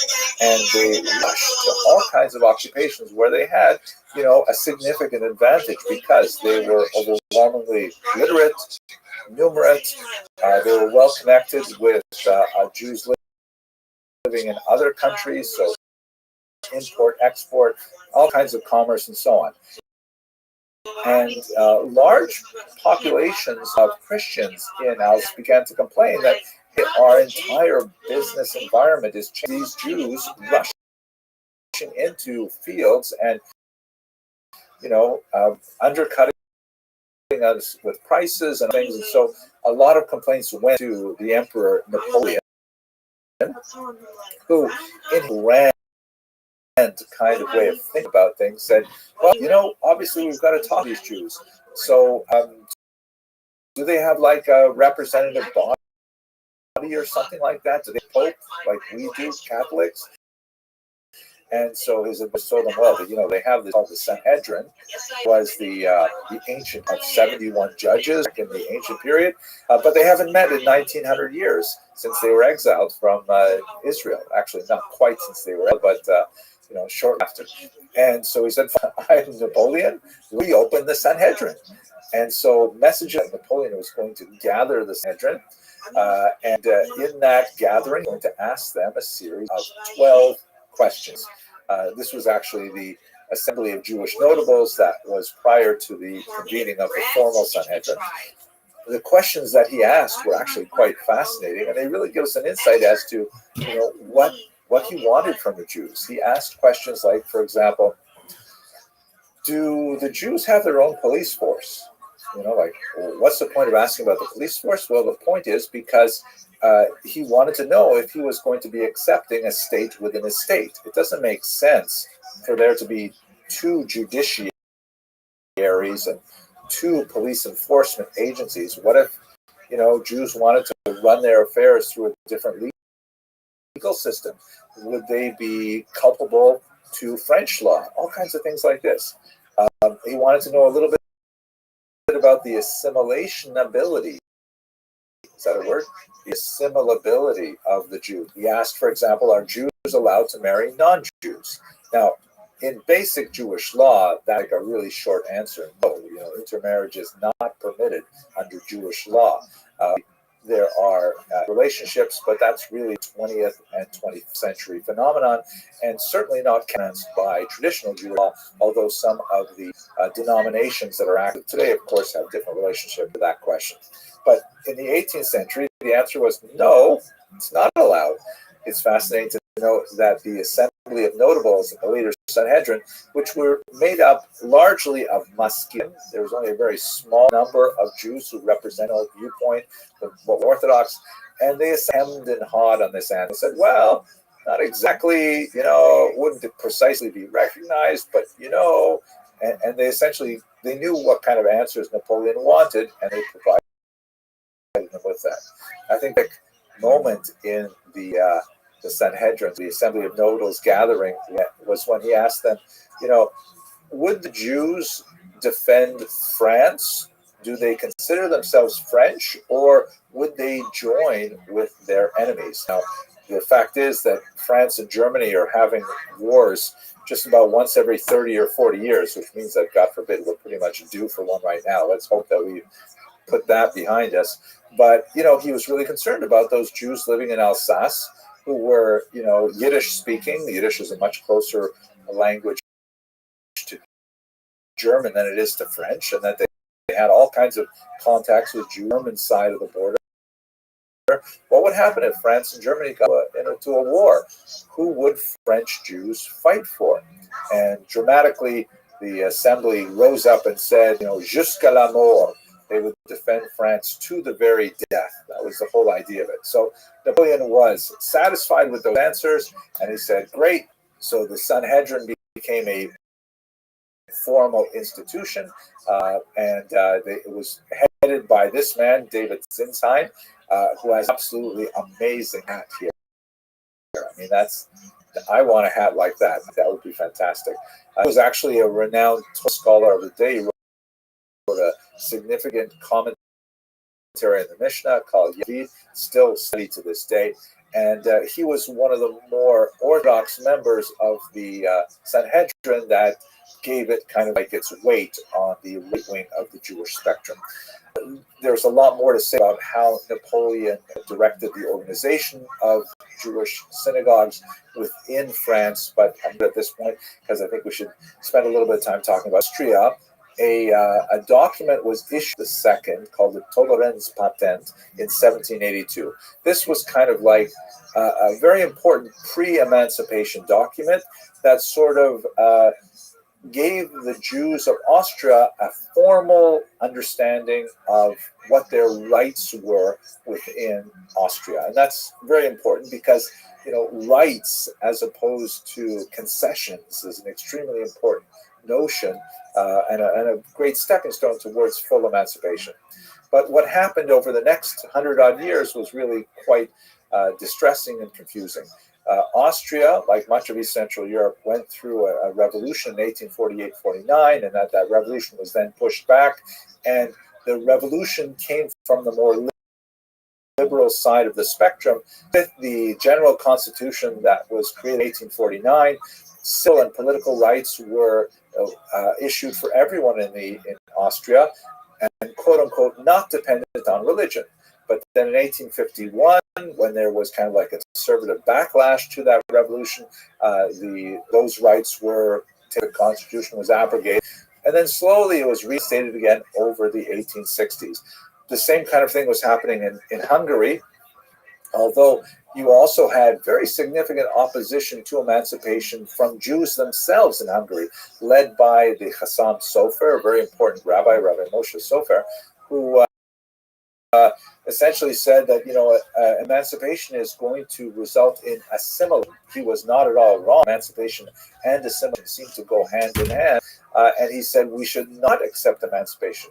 We should demand to have unequal rights because that's really a very important tool that the Jews use to maintain group integrity. Nevertheless, this was the zeitgeist, the trend of the times, and with the formal uniting of Austria and Hungary in the Austro-Hungarian Empire, then there was formal emancipation granted to the Jews as well. This is also a period of tremendous social change in urban areas, in particular in Budapest. Hopefully we'll come back to that a little later. Finally, in Germany, this region had the most extensive, prolonged struggle between liberal and conservative elements, specifically with the Jews. So emancipation in Germany in the 19th century, which was, by the way, not united for most of the 19th century, it was very piecemeal, it was very limited. Rights given to Jews were frequently extended in a very grudging manner. There's a tremendous amount of social hesitancy. So, like, in great contrast to England, where social change demonstrated the readiness for emancipation well before it was actually granted, in Germany, you had a situation where there was definitely very little social readiness for emancipation. There were some, bright lights here and there, like Christian Wilhelm von Dohm, who wrote very important work advocating for the emancipation of Jews, but by and large, German society as a whole was not ready for emancipation. A far more representative figure would be someone like this man, Heinrich von Treitschke, a very significant historian who entered into a very heavy debate with Heinrich Gretz over the publication of the latter's History of the Jews. Von Treitschke coined the unfortunate phrase, "Die Juden sind unser Unglück," the Jews are our misfortune, and he articulated a position that would later be picked up very enthusiastically by none other than Adolf. And he argued that the emancipation of the Jews had to be rolled back, and of course, the disaster of the Holocaust ensued. So that's a very quick look at the emancipation of Jews in Western and East Central Europe. In the next video, I'd like to look at Eastern Europe, which had a very different trajectory. If you enjoyed this video, please consider subscribing. We have a great learning community that is always expanding, bringing in lots of people who want to study Jewish history. And okay, I guess that's about it. Thank you very much for watching.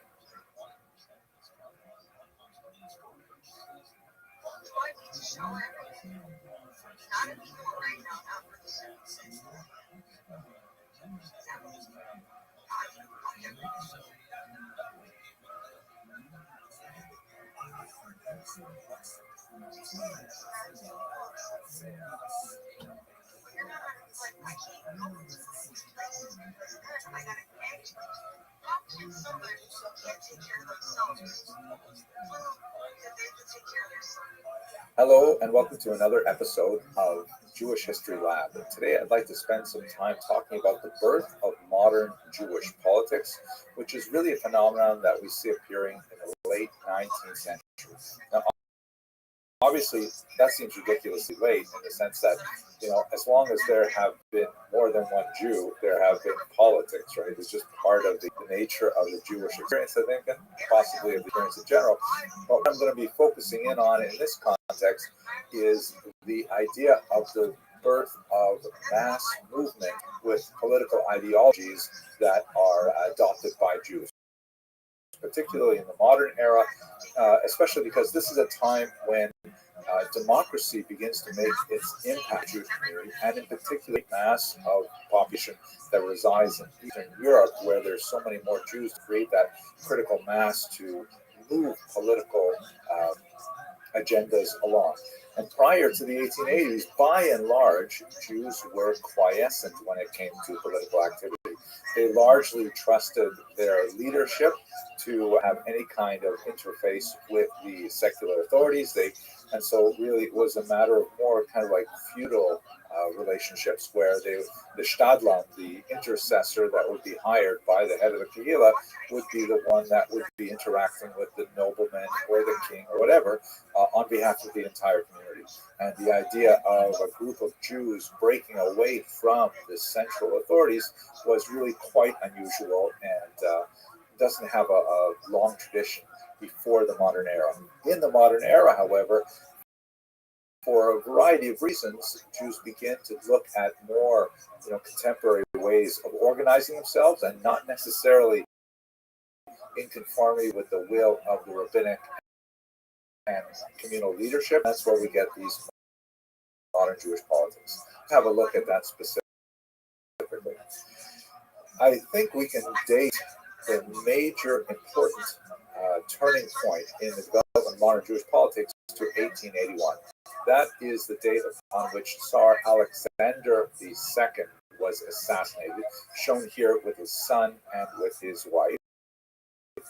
He was a very popular Tsar in Eastern Europe. He was the great Tsar liberator because it was on his watch that the serfs were liberated. It was definitely not a complete solution like the emancipation of Africans in America. It was not a funded emancipation, like they went from one set of difficulties to another set of difficulties, but never the Russian populace started to regard him favorably. The ones who did not, the early socialists that were burgeoning in the 1870s, and in 1881, a group of them, organized under the name Narodnya Volya, the People's Will, tossed a bomb at his carriage and killed him, as you can see in these contemporary newspaper accounts of that act of violence.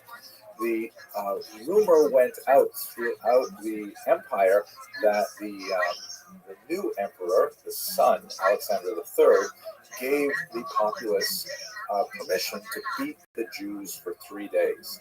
Now, for a long time, Jewish historiography basically took this at some kind of face value. And if you've seen Fiddler on the Roof, there's a famous scene where Tevye is approached by a policeman who wants to give him some kind of heads up that a pogrom is coming. But it seems like this is not an accurate depiction of what happened in Russia. In reality, the pogroms went way out of control. The Russian Empire and the government was certainly not the architects of the violence. They had a great difficulty trying to control them. The entire administration, the police force, was exposed as being, inept, excessively bureaucratic, too slow to respond to this rapid movement of violence that essentially followed the new laid rail lines that were connecting many communities. And the pogroms went on not 3 days, but for 3 years, till 1884. And it really underscored the fact that Russia was no longer capable of maintaining itself as a Rechtsstaat, that is, a country governed by law.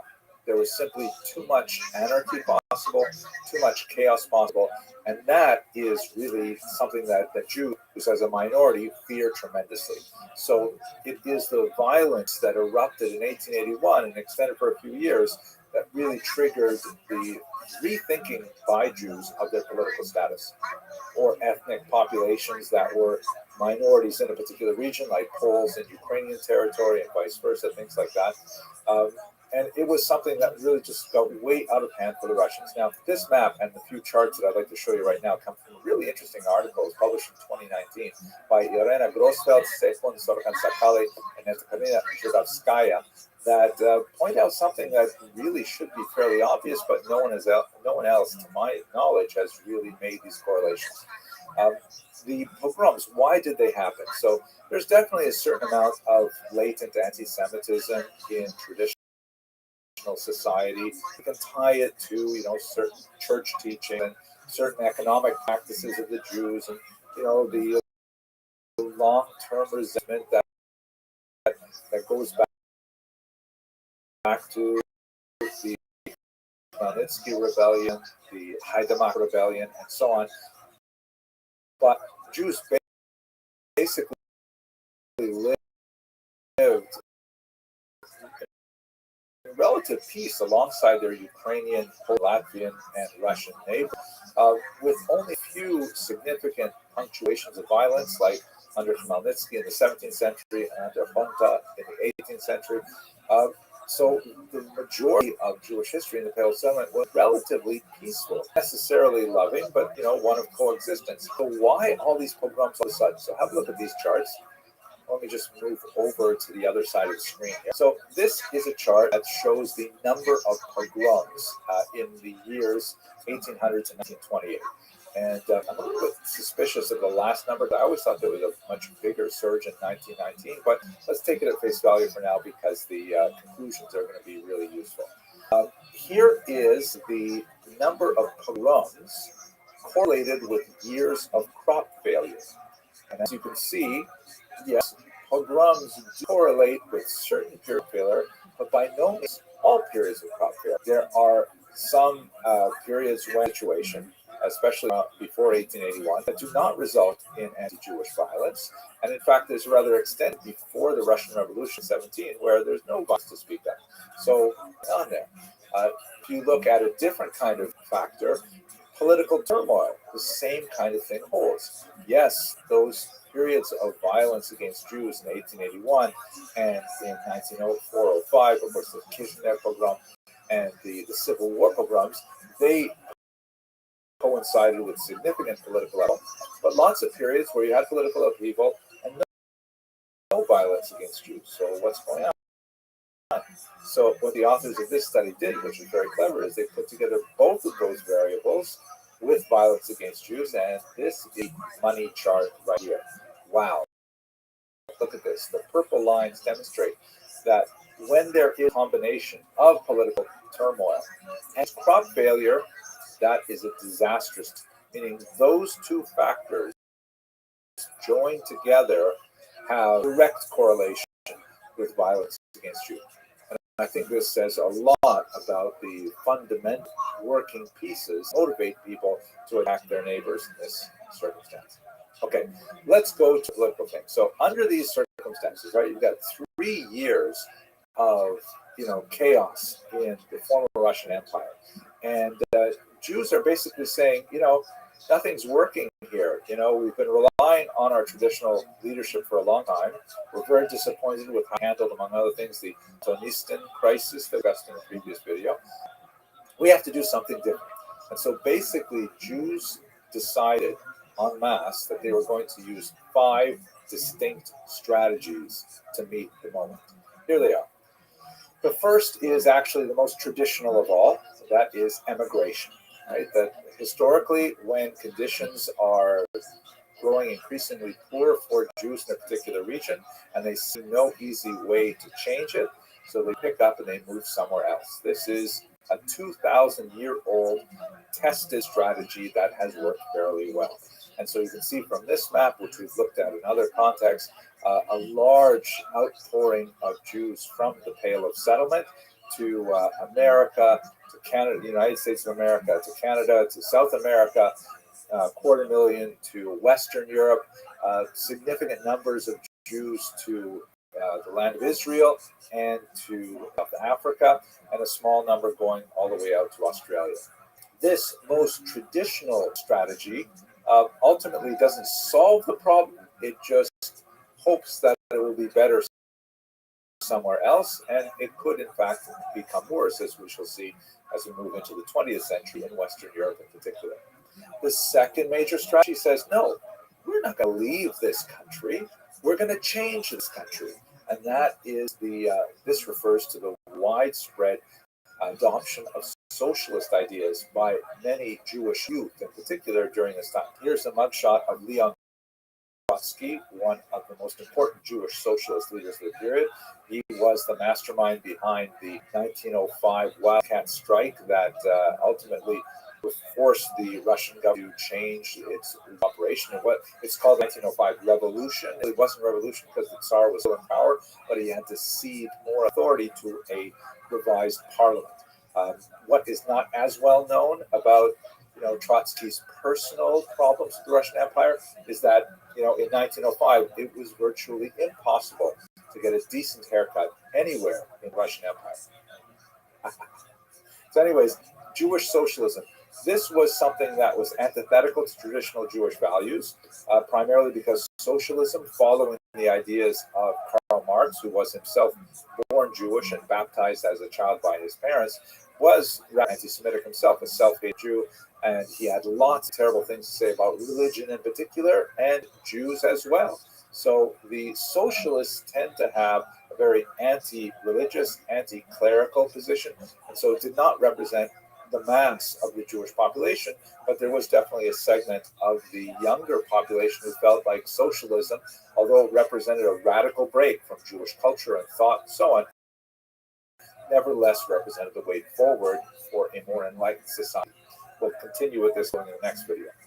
Thirdly, rather than saying, let's emigrate and hope it gets better someplace else, rather than saying, let's not emigrate, let's try and change the country here, the third strategy is Zionism, saying, let's emigrate, but we'll emigrate for the last time. We'll emigrate back to our national homeland in the land of Israel, and we will there reestablish a Jewish state, a Jewish army, a Jewish flag, Jewish passports, and so on.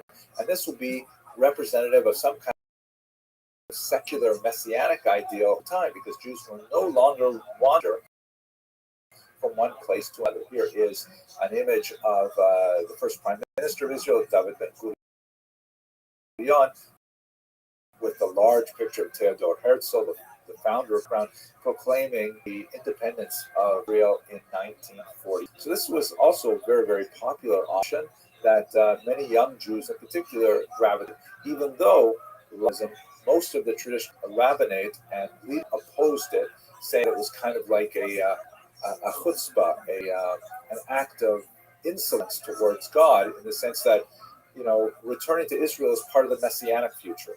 And by, forcing God's hand, by moving to Israel and trying to establish a state before the Messiah arrived, that was considered, almost heretical to some rabbis, and therefore this also represented a break from tradition. The fourth option was the least popular, but nevertheless had a significant impact ideologically. This is the notion of diaspora nationalism, that said essentially, okay, we're not going to leave, no immigration. We're not going to change the society to become socialist. That's such a radical change. We're not going to do that.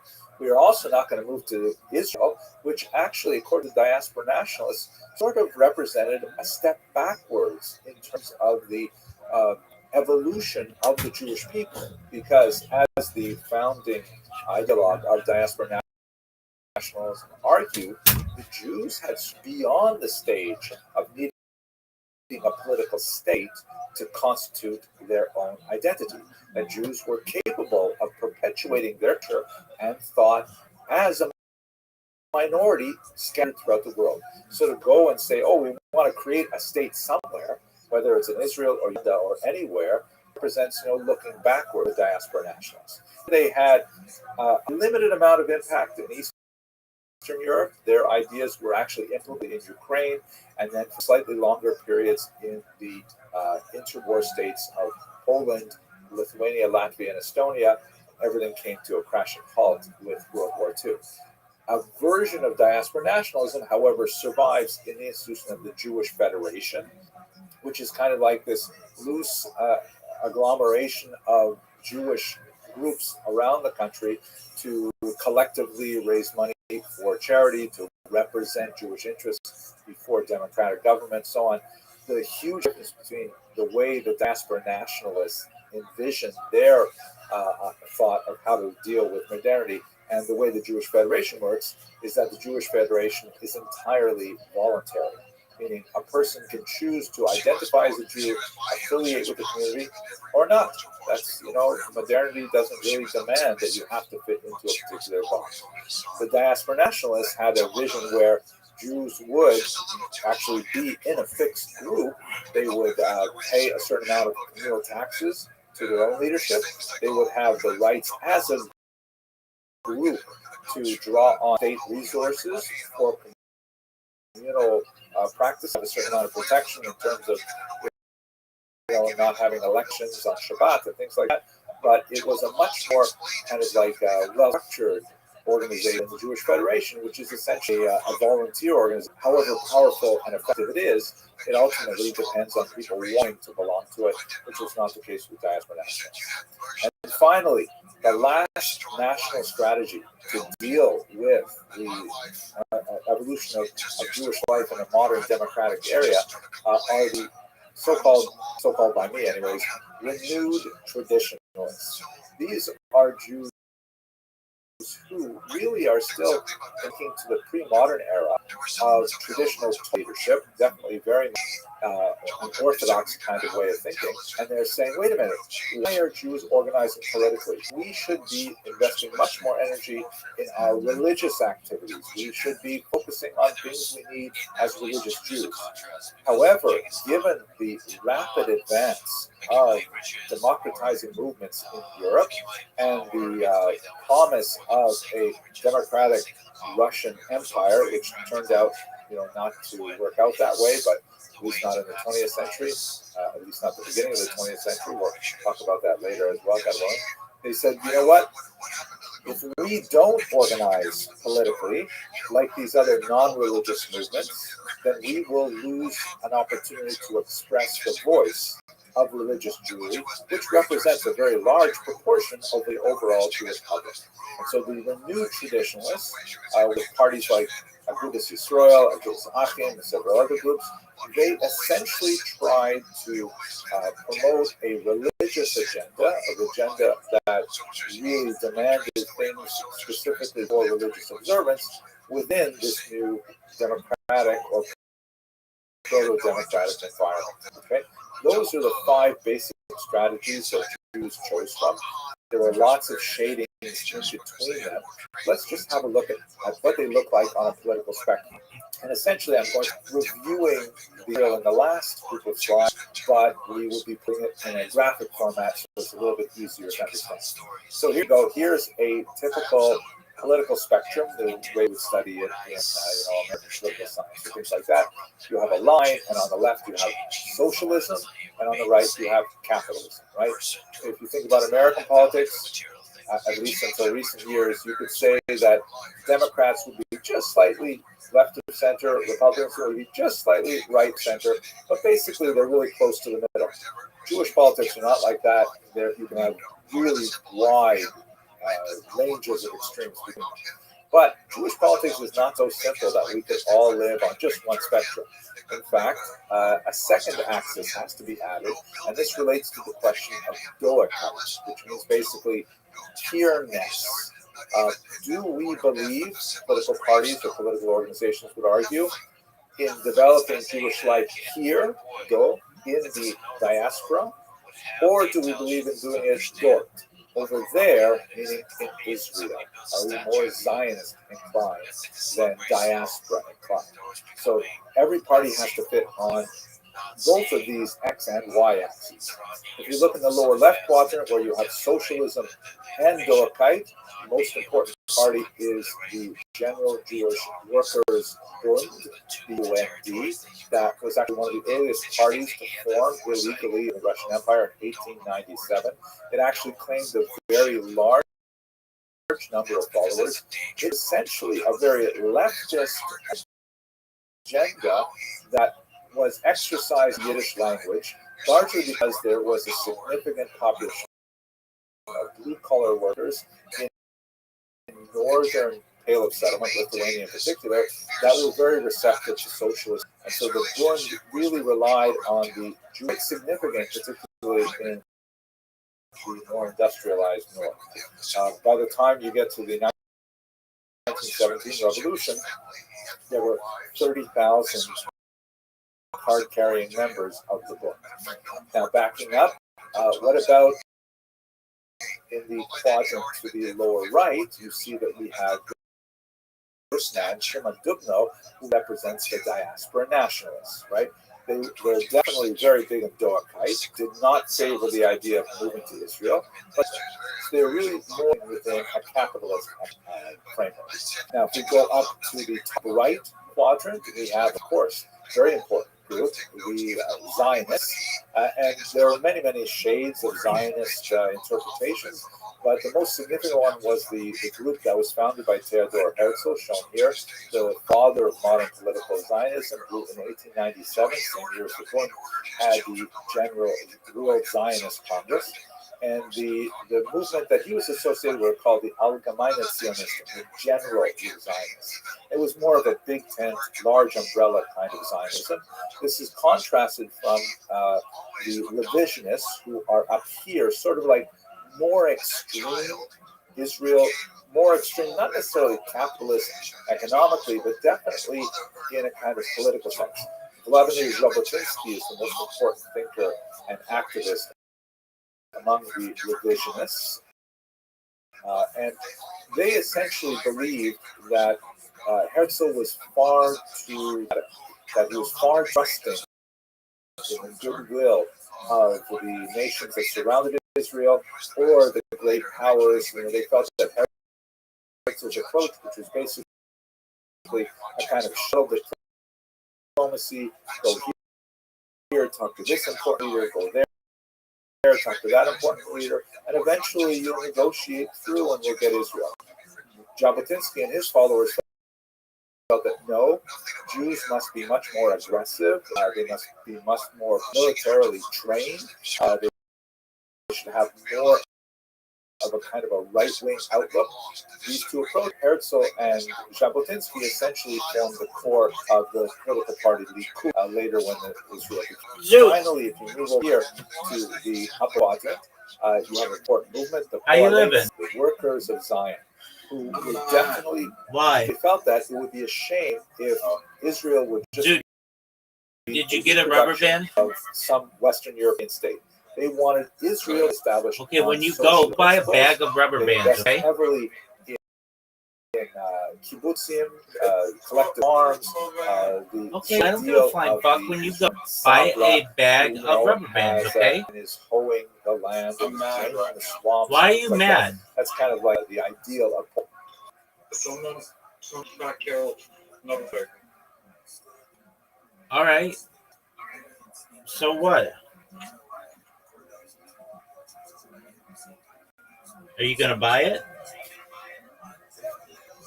No, the other one, the original one's fucking my echo. No, that thing's dead.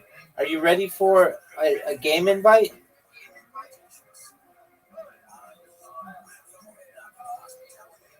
Zoot.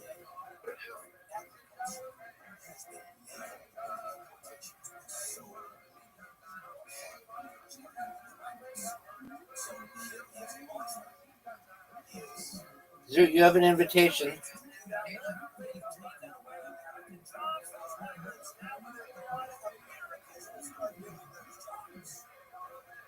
Zoot. That's it. You have no idea how to play this game. Okay.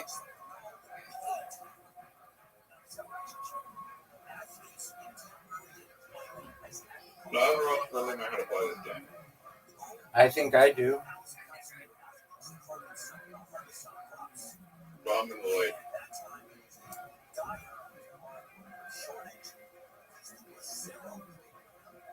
Bro, What up, pimp?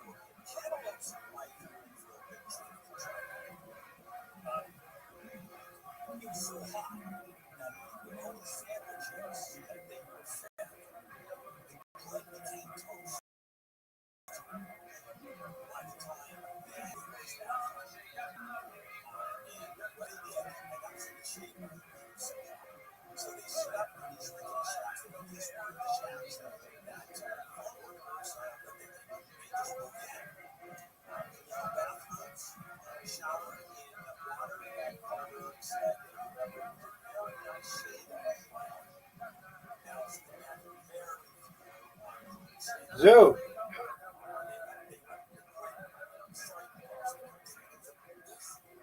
Zoo.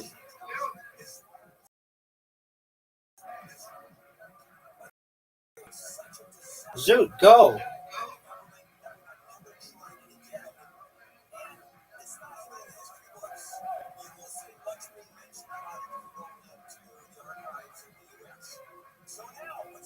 How about you want?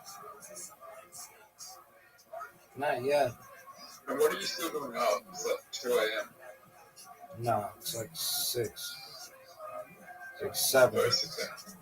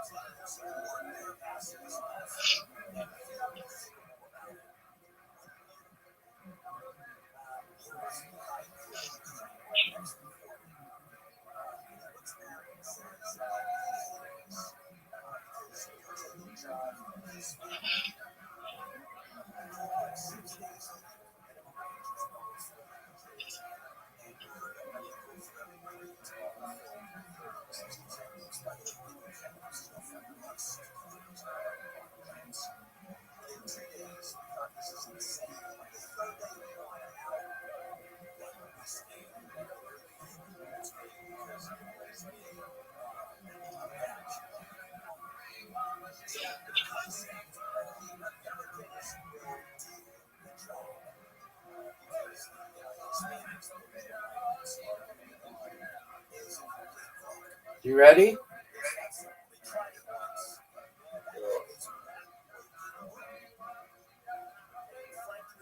You're up, Zoo. Yeah, I'm not playing this game again after this one. Why? It fucking sucks. It's great.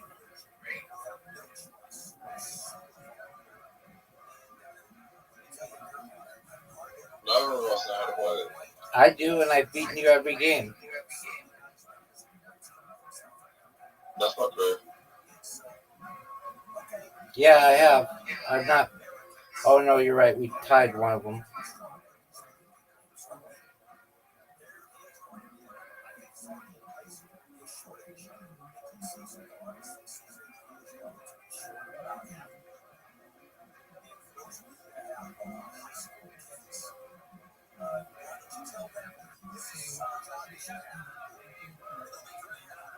You think life is short?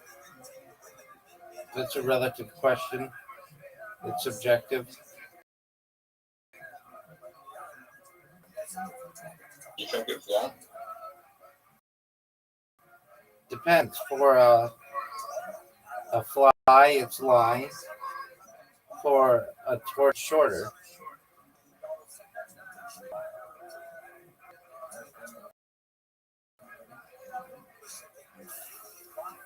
Turtles live really long lives. Word, dog.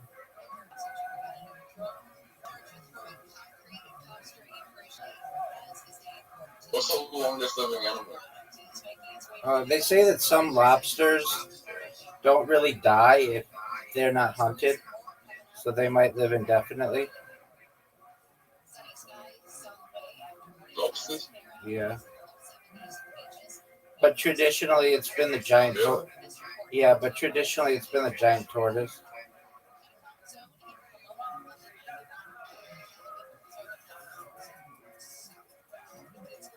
Why do you think turtles have such a long lifespan?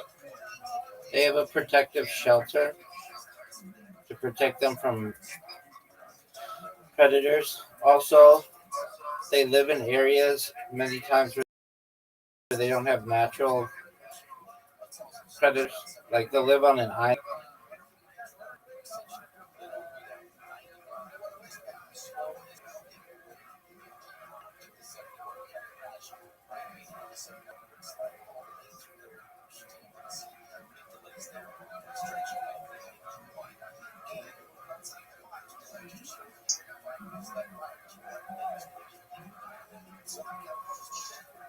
Who think you could help claim? Zoot, you have an invitation.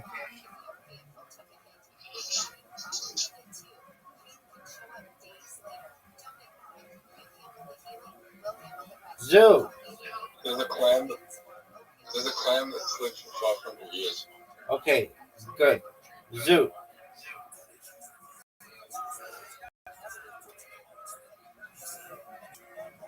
They're like 2,000-year-old trees. Even a lot older than that.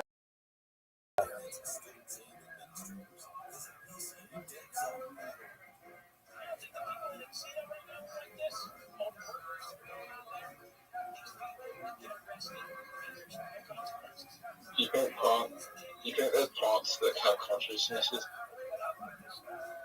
What? You think they have a conscience? Yeah, I kind of do. Especially like carnivorous plants like Venus flytrap. I just noticed that like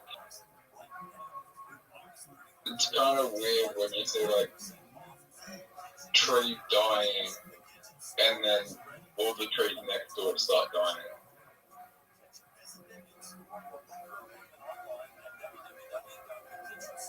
Whoa, you made a comeback. But have you ever seen like trees die and then all the trees next to it just all of a sudden stop dying? Like even if it's like been raining. Fuck. Have you noticed that? Okay.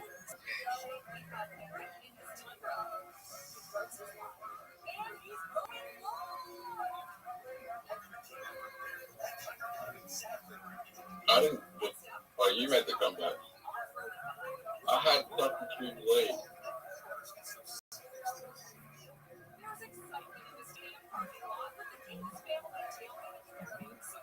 I was a little distracted thinking about trade. Okay.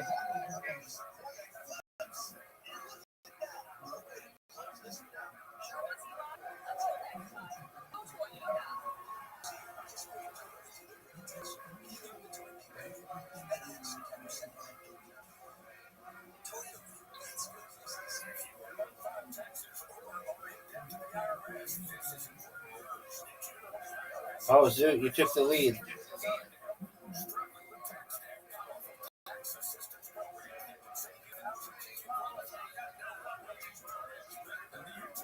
Anything possible one? Zoot. Oh, how didn't you win? Some fucked up. No, this is second hardest.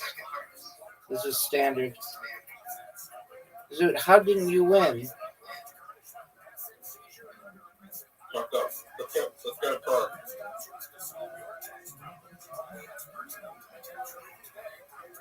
Well, of any time you were gonna beat me, it was that one. Let's go for it. I'm gonna beat you in for it. You're not gonna beat shit. coalition, and this No, you movement is primarily Just a moment, it's responsible gotta for the load. core of the Labor Party that dominated much of early Israeli politics. So if you think this is complicated so far, we're not even finished yet, because Jews are not satisfied with two political axes.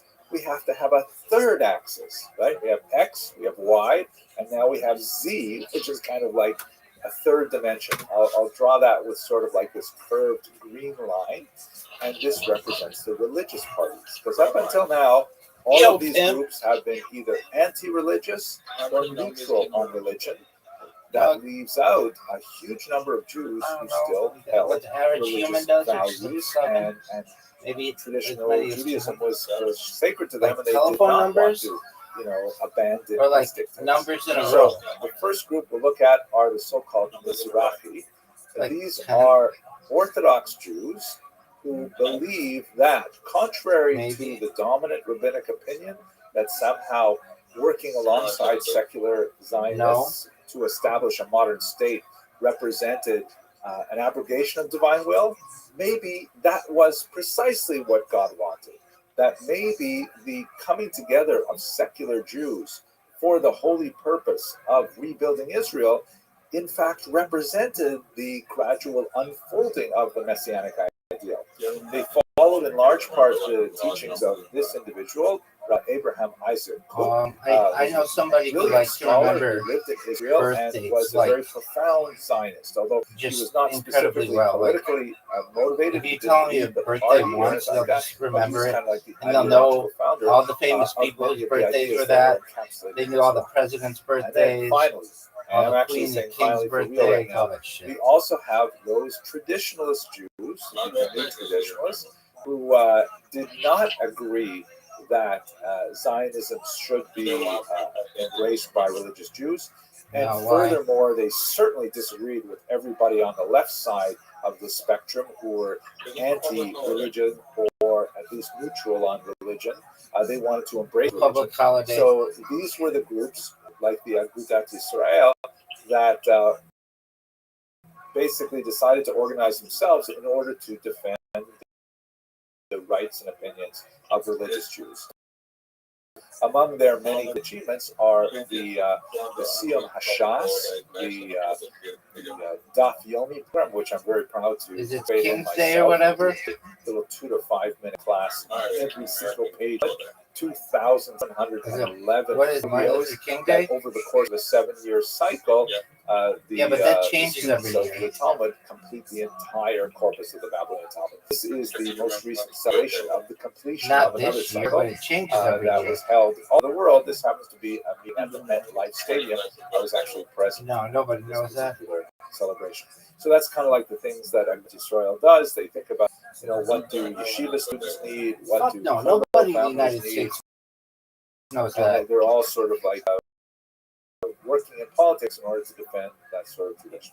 So that's a graphic representation of how nations develop and relate to each other.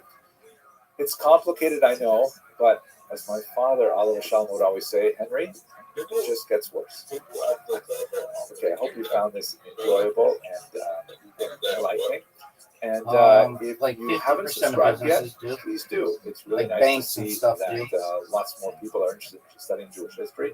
And if you Some don't want schools to do. miss a lecture, make sure you click on the little bell button on your YouTube so that it'll give you a notification. Hey, a new video is happening, or a new premiere is happening, where we can actually communicate in real time with the chat.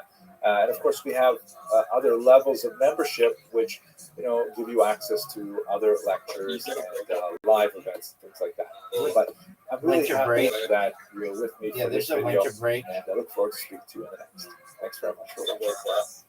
No, it's usually like 3 weeks.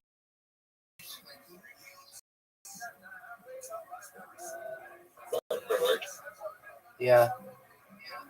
Now, like, businesses don't get that much up, but schools do.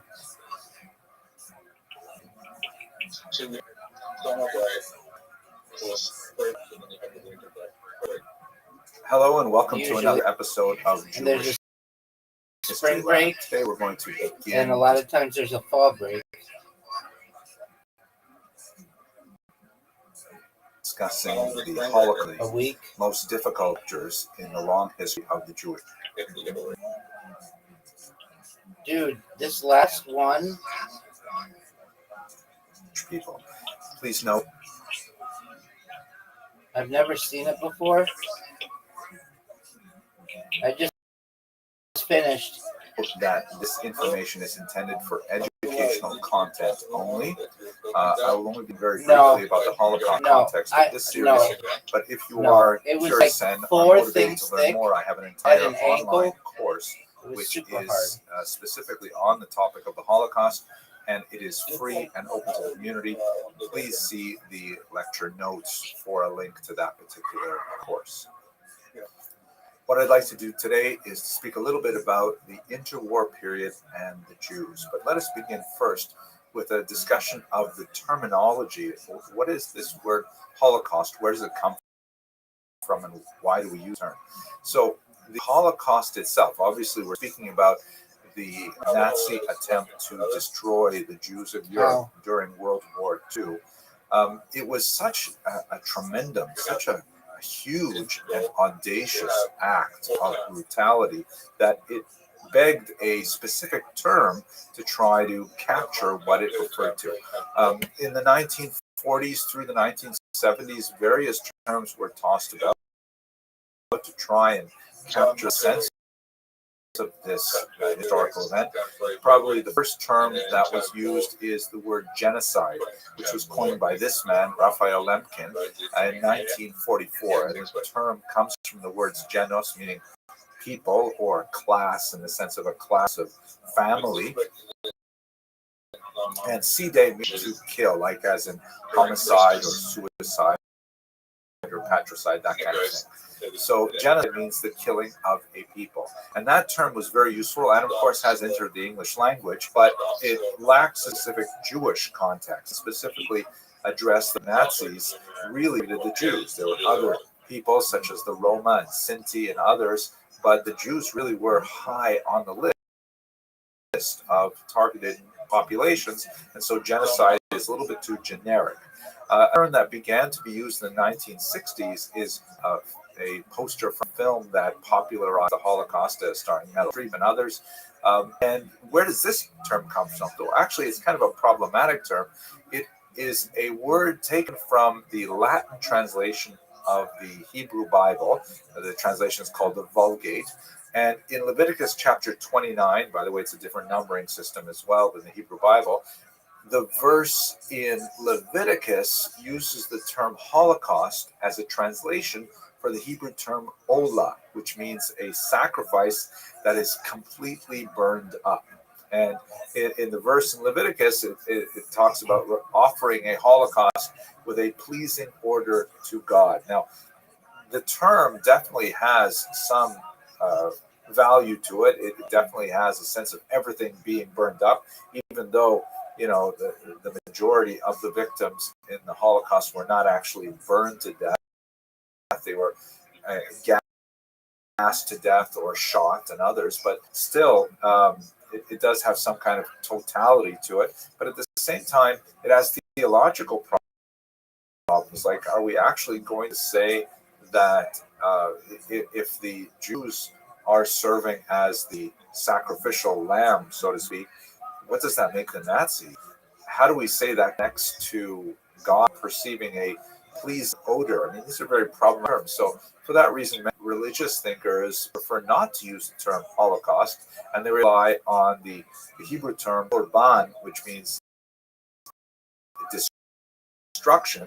And that term korban is connected to the destructions in Jerusalem in 586 before the Common Era, in the year 70 of the Common Era. So for religious thinkers, the term korban is definitely popular, but it also adds a kind of religious coloration that is problematic for more secular users. Israel, the most popular term is undoubtedly Shoah, also a Hebrew term that occurs in the Bible, but it does not have that same connotation of connecting it to the destruction of the temples and the,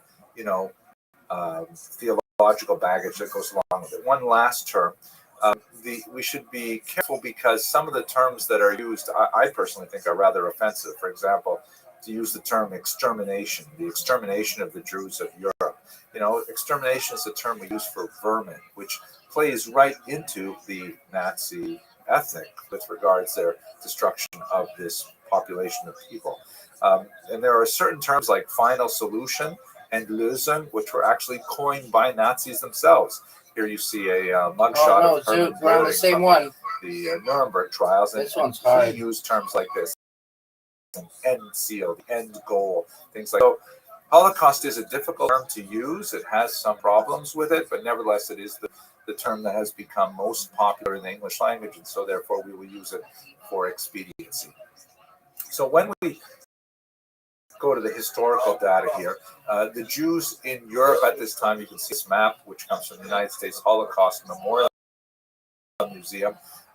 They're spread out across Europe. The great mass of them are in Eastern Europe, in the Soviet Union and in Poland in particular. Germany has only about 500,000 Jews. They tend to be highly assimilated.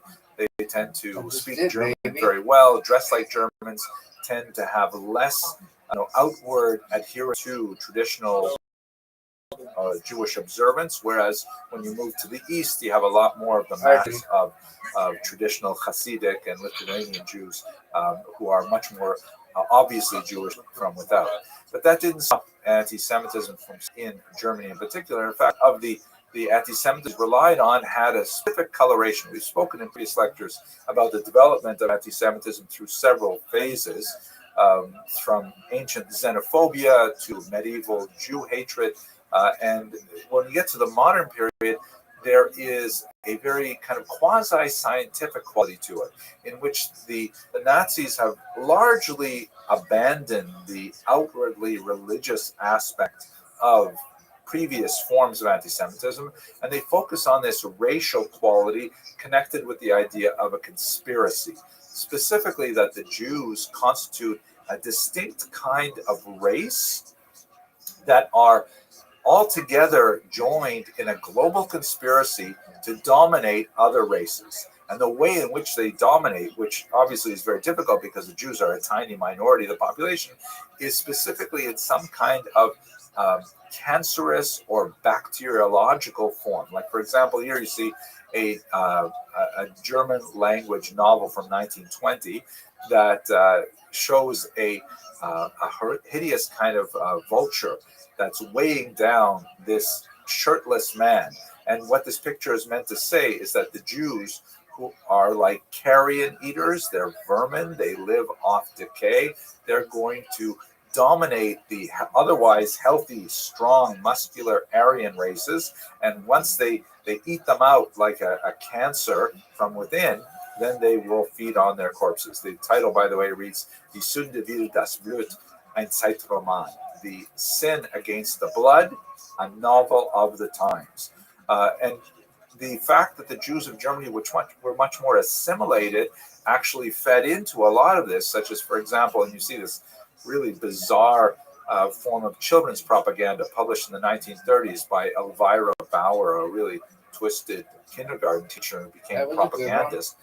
This is a book for children called Der Giftpilz, the poison toadstool, right? And the thing about toadstools is that they look like mushrooms, but unless you are very careful and you know the signs, you will always mistake them for healthy mushrooms. And you might eat one of these, but it's actually poison.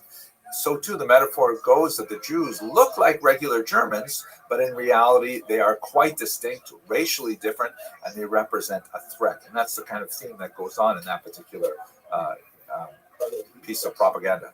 The Nazis frequently referred to Jews as various kinds of vermin who are bent on destroying the entire world through a global conspiracy, like this French language of Nazi propaganda that shows the Jew as some kind of like vicious tarantula straddling the world. Or here's something from the Warsaw Ghetto that shows that the Jews carry typhus, they're associated with this deadly lice-borne disease, and so on.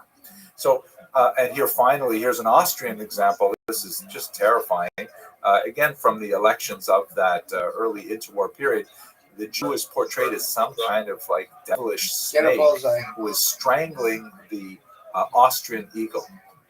And the The image reads in German, Deutsche Christen rettet Österreich, which means German Christians save Austria, right? Meaning you have to vote for a particular political party in order to save Austria from this Jewish snake, who, by the way, is associated with the communists, because you can see the hammer and sickle are lying underneath there. So that's the kind of, atmosphere that Hitler came of age. You Now, have an here's invitation. an image of Hitler as Dude, a baby. I want you have an Chilling invitation. image to look at. Hitler had a difficult relationship with his father, who was older than his mother. And when his father passed away at 18, that allowed Hitler himself a little bit more freedom, because he had always wanted to be an artist. He had some middling talent. Here you can see some of his artwork that's actually available on the web. Unfortunately for the young Adolf, he was not especially talented, and he was rejected from the Vienna School of Art. A rejection that stung him bitterly, and in fact, he complained about it in his memoirs later. And he always felt that the somehow rightful place in the Vienna School of Art was taken by a Jewish applicant, and this idea of the replacement theory, meaning that Hitler felt he should have been in the Vienna School of Art, but a Jew had replaced him. A Jew had, supplanted his rightful place in the incoming student body. That's something that, by the way, reverberates throughout a lot of white nationalist, white supremacist thought, right up into America and history. At any rate, he found new purpose with the onset of World War I and joined it enthusiastic. And he was actually wounded during World War I. He was the victim of a gas attack, which gas was used at that time, as we discussed in the previous lecture. But when Germany surrendered in November 1918, he, like many other Germans, felt that this was a stab in the back that was somehow orchestrated by Jews. Here you can see another Austrian propaganda cartoon that captures the idea of the stab in the back, which in German was the Dolchstoß. You can see and by the way, I'm using some Austrian materials here. We should mention that Hitler was actually an Austrian, and Austria and Germany, although in one larger, join with Germany, Anschluss, prosecute together, but that's for later on. Anyway, here an Austrian depiction of the anger that the Austrians felt over the surrender in World War I. There's the lantern-jawed Austrian soldier with a steely gaze, defending the Western Front, and sneaking up behind him is this hideous-looking woman that has a Jewish star on the French-style hat that she is wearing, and with this leering smile, she's stabbing him in the back, meaning that the Jews somehow betrayed Germany and Austria from within, causing a lot of anti-war sentiment and causing the Germans to surrender prematurely before they could have actually won in World War I. Hitler, when he came back from the war, got very much involved in right-wing politics. He participated in the beer hall putsch, in which there was actually an attempted insurrection for which he was arrested and sent to jail. Here, the picture of him, believe it or not, in jail. He actually had a very cushy time there. The judge who sentenced him was clearly very sympathetic to Hitler's aims, and although he could not let him off scot-free, he gave him a very, very light sentence in jail, very duration, him a personal chef, all kinds of ridiculous things. And it was jail that his reputation was secured. He got, credibility for having gone to jail for his right-wing beliefs. And while he was there, he wrote his memoir, Mein Kampf, My Struggle, in which he essentially laid out a program. It's a rambling, frequently all of his anti-Semitic complaints and his, essentially, this gave him, when he was released from it, a lot more popularity. He used these thugs called brown shirts, the Sturmabteilung, to intimidate much of the population in the various elections that were held in the 1920s and 1930s, but he never gained a majority of the vote with his Nazi party. Here you can see the elections of 1928. He only got 2.6% of the popular vote. He got actually quite a bit more in 1930 and 1932. His primary opponents were really the Communist Party. In March 1933, he garnered 33%. With a lot of dirty tricks, but ultimately, when you look at the comparison with the other parties, you can see the communists lost quite a bit in that last election. The Social Democratic Party, the second largest, only 20% of the vote. So in the coalition-style government that was prominent in many European countries at the time, Hitler was given the opportunity as the leader of a single party, the plurality, to form a government, and that's when he was able to come to power. He proceeded early on to identify Jews with the so-called Nuremberg Law that clearly identified them by racial characteristics, that is, how much blood was in them as measured by their grandparents, creating a very racist society that was big time, dependent for all kinds of advancement in various careers and in public services like education and so on, whether or not one was free of any taint of Jewish blood. No way. Jews were removed from civil service, from the courts, from education, and a whole series of measures were put in to gradually put them out of German society. Culminated in a dramatic attack, the largest attack of its kind, called Kristallnacht in 1938, in where there were it was really a nationwide pogrom, widespread burning of synagogues that comes from the broken glass that littered the streets of German cities. And it was kind of like the last warning for the Jews of Germany that they had better get out. The difficulty was that although many Jews were really quite willing to leave Germany, and a large number of them did, there were very few countries who would actually accept them at that time, as immigration quotas were imposed and fewer Jews were able to find safe haven elsewhere. We're going to continue with the onset of World War II and the Holocaust in the next lecture. Thank you very much for watching. That was the best movie ever made. Yeah, because I'm amazing. Right, that move. Sucks. What about this move?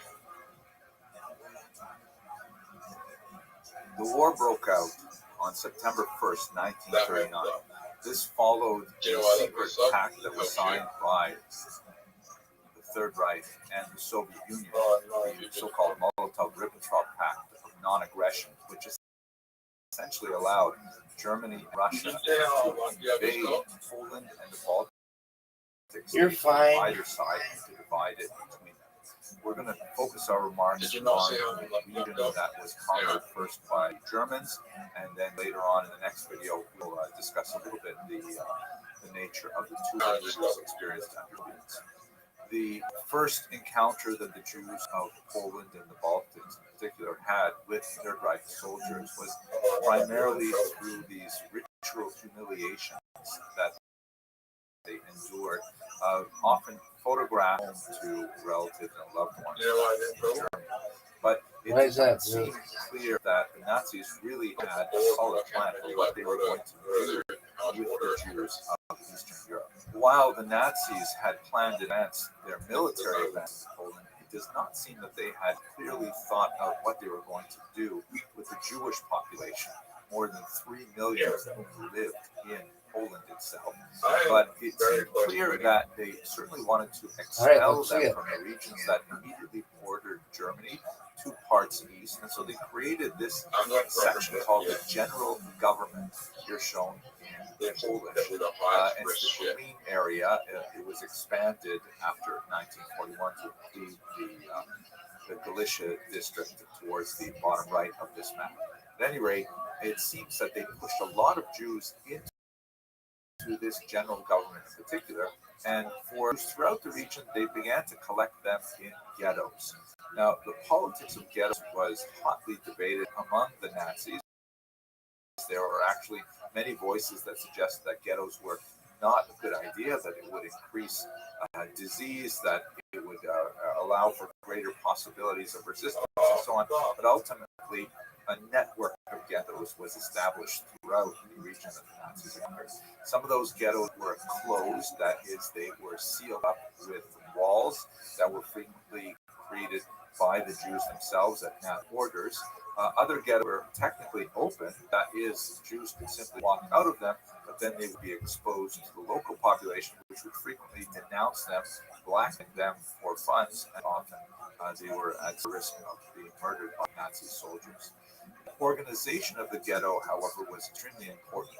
When the Nazis came into the regions that they took over, they frequently went to the legitimate authorities that represented the Jewish community prior to the war, and they would go to essentially the president of the Kehillah or the Federation, to use a modern term, and they would say, "All right, what do you want me to do, we baby? would like the following things from the community now: a list of names and addresses and so on. We would like to requisition funds and any valuables and so on." And typically, the leaders of the Kehillah, the local Jewish elected leaders, would refuse, and they would be shot on the spot. The Nazis would then turn to a second generation, like vice presidents and treasurers, Yo, big and dog. put the same demands to them. If they refused, they would also be shot, and at some point, they would eventually get a local Jewish leadership, which they called the that helped. or Jewish Council. And the Jewish Council ended up becoming kind of like the go-between of the Nazi demands on the Jewish population, right up until the ultimate destruction of the ghetto itself. Some of those Judenrat leaders were really quite heroic in their attempts to protect the Jews. Adam Cherniakou, shown here, who was the leader of the Judenrat in Warsaw, he left behind a diary in which he meticulously related the weather and a lot of his personal concerns. He was very worried about the fate of his son and so on. But he's in excruciating the slow compressing that Nazis around the Jewish population and the way in which he tried to appease them without inflicting too much harm on the people as a whole. Ultimately, by 1942, when it was clear that the Nazis intended to destroy the entire population, he committed suicide by swallowing cyanide. Other Judenrat leaders, such as Chaim Rumkowski, however, were widely regarded by the Jewish population as villains who sought to aggrandize themselves at the cost of the suffering of the larger population.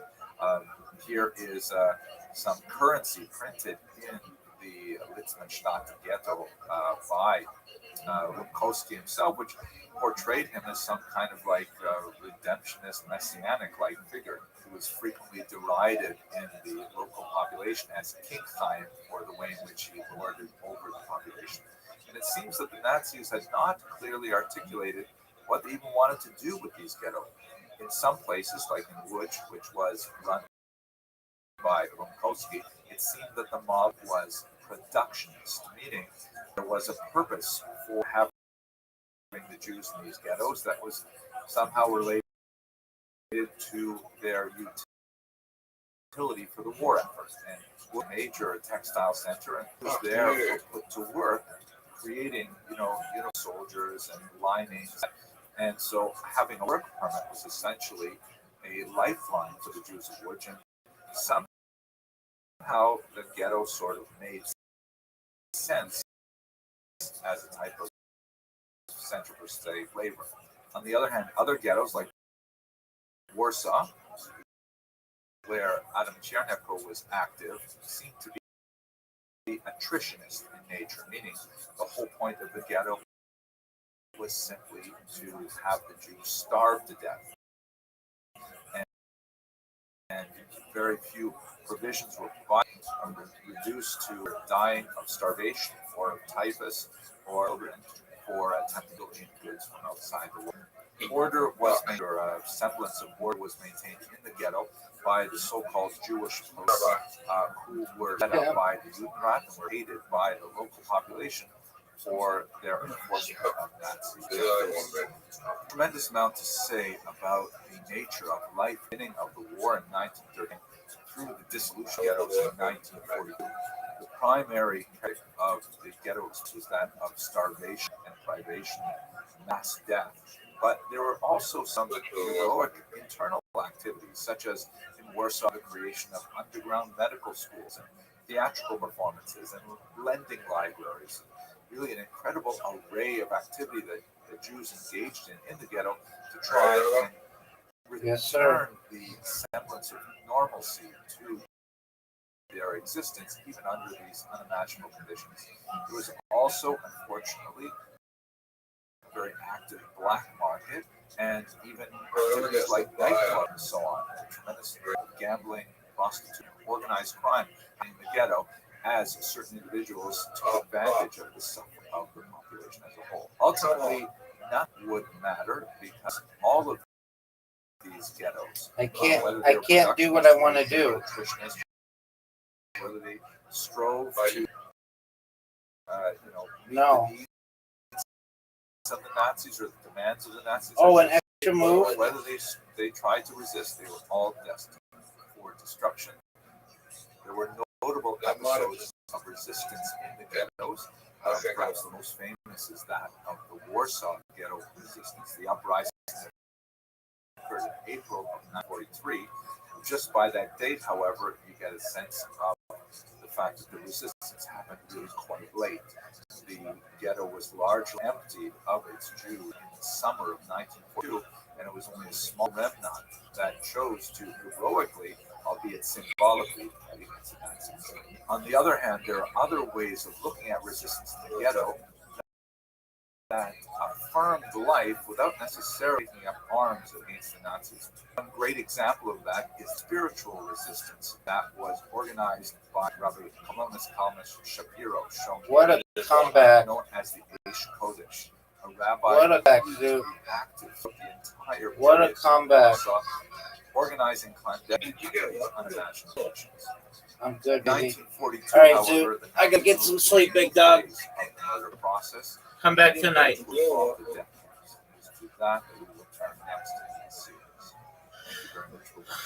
Peace, big dog.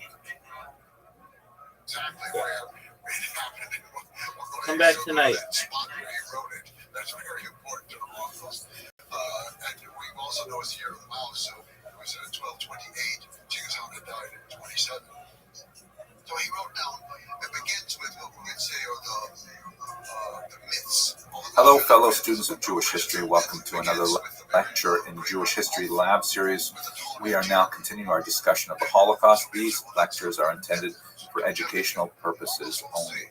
One of the historiographic challenges of studying the Holocaust is defining precisely what is it that we mean when we're speaking about the Holocaust. Are we talking about the overall period of persecution that the Jews suffered through, as well as others during the reign of Adolf Hitler? That could easily take us back into the early 1930s.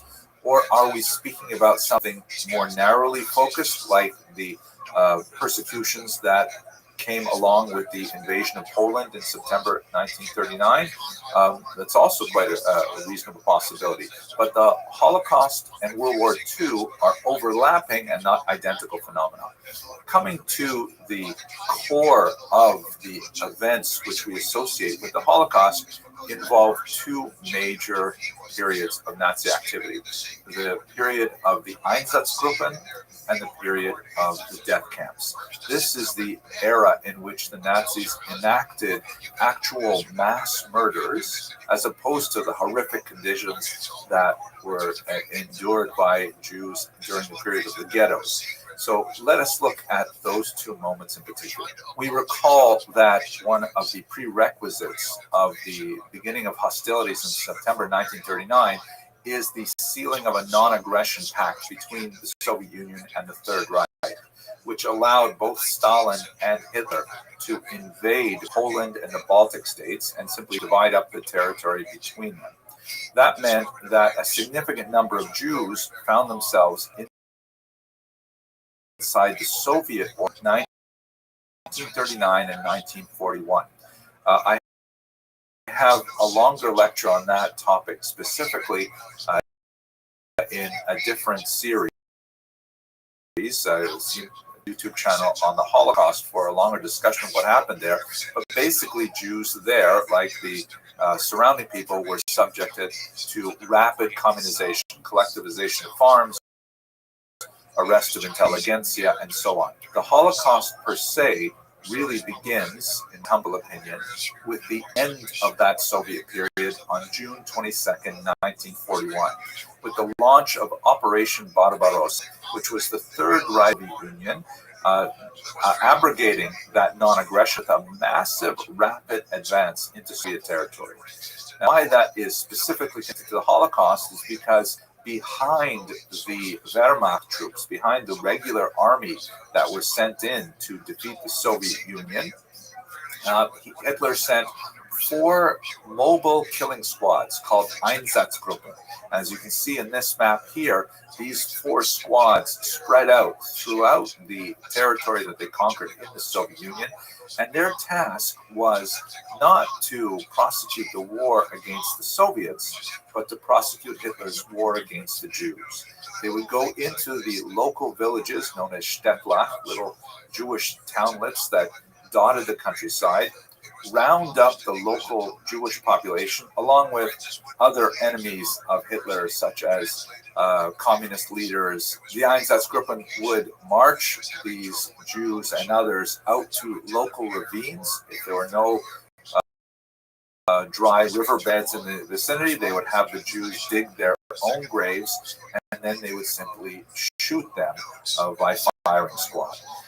This is sometimes called the Holocaust by bullet because it represented a remarkably large number of casualties, civilian casualties of the war. Estimates range from 1.5 to 2.5 million Jews were killed during this process. And here you see a map from the United States Holocaust Memorial Museum that gives you a sense of the scope of the townlets that were attacked in this nature. Kiev, which was not a town but rather a large city, had one of the largest of these mass killings. 33,000 Jews, 2 days. The ravine called Babi Yar was used for a much larger number of Ukrainian opponents of the Third Reich for coming months. The so-called Holocaust by bullets, however, be a very inefficient and a very taxing form of mass murder. These look to a new way to rid themselves of their Jewish problem, so to speak.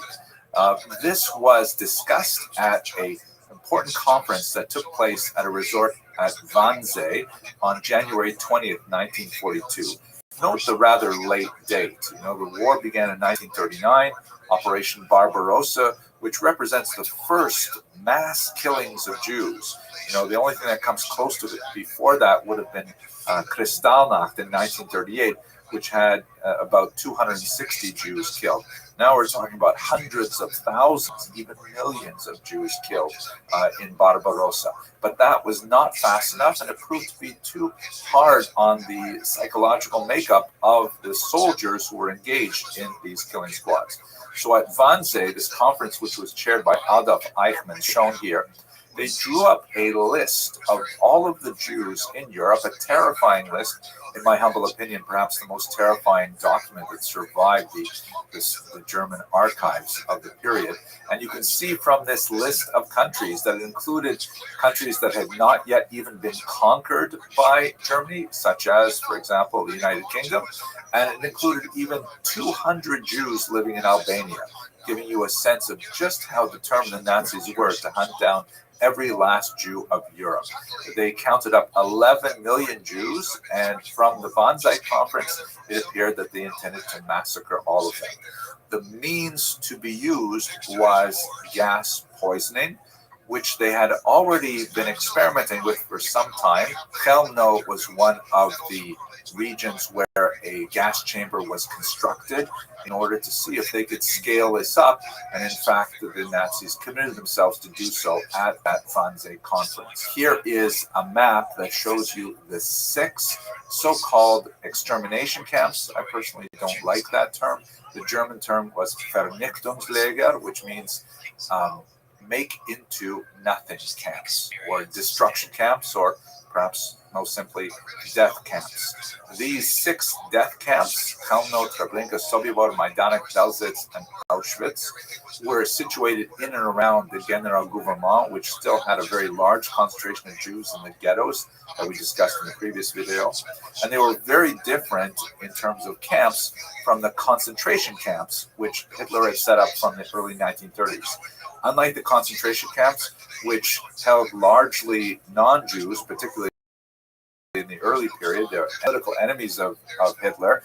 The concentration camps were horrific places with a significant death rate of people dying from things like starvation and abuse, but they were nothing like the death camps. The death camps were intended primarily for the purpose of creating death. They were factories of death.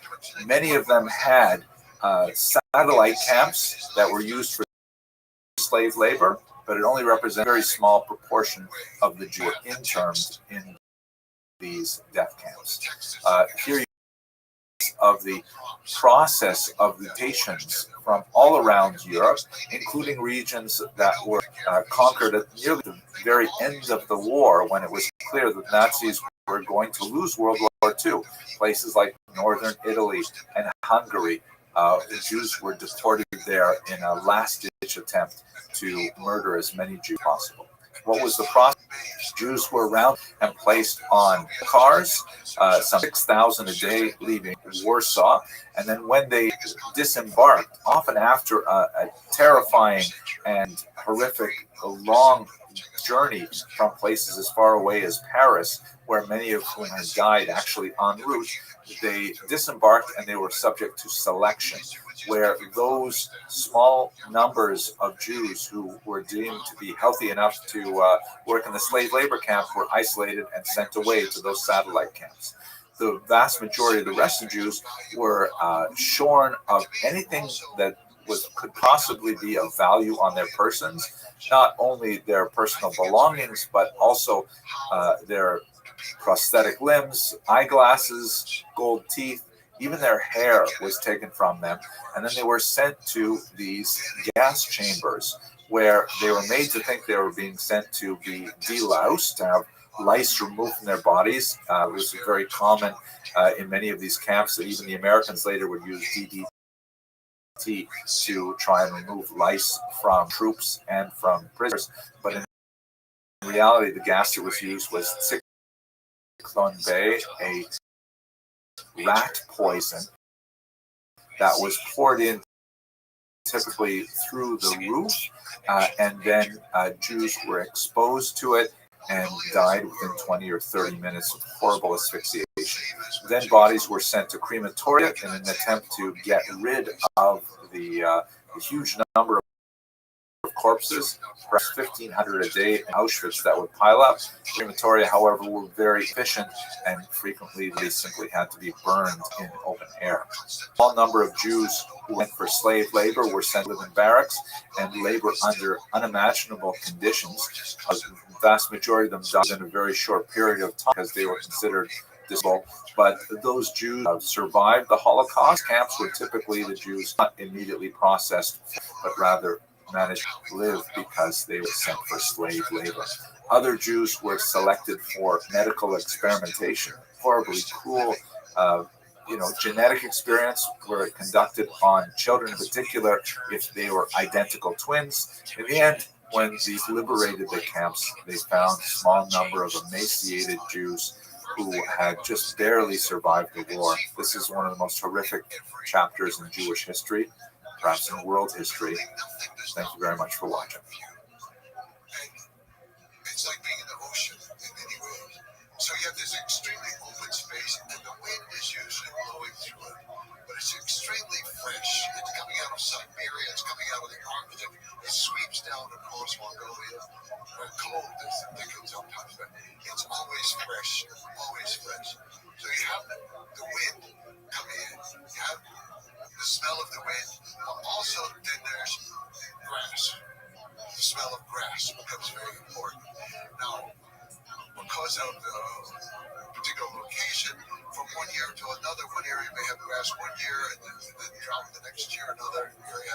So you don't always know.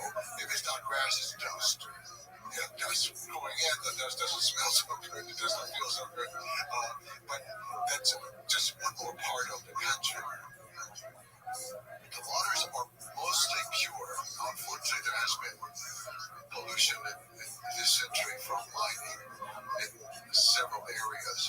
But even when I was there, even today, when we go to some place like the Sea Link River, where we talk about the Market Lift, so it's a place of pure waters, and that's how Mongolians define their world, is by the water.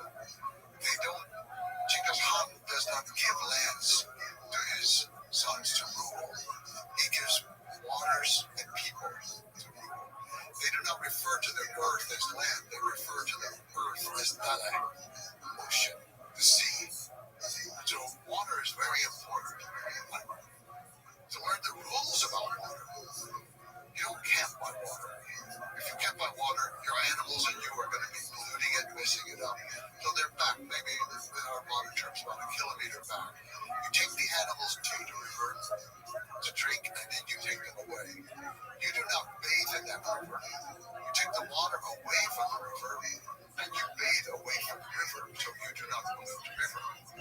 The rules are very strict and very clear. They're from the time of Genghis Khan about how to deal with it. But also, it's dangerous to post the river because there are flash floods in the summertime. You can suddenly have it, and it can wipe away if your camp is right there by the water. So the people, they live with nature in a way that I don't see anywhere else in the world. And even today, with the changes with the cell phone and with solar panels, and they can get TV out in the middle of the step, still they're living a similar life. The young people, of course, want to drive a motorbike, but they're still herding cows and yaks and camels. If it's on a motorbike, okay, they're still doing it the local way. But then, if we go to the time of Temujin, of Genghis Khan, another component is the horses. We'll talk about their relationship with the horse, and thinking about this open step.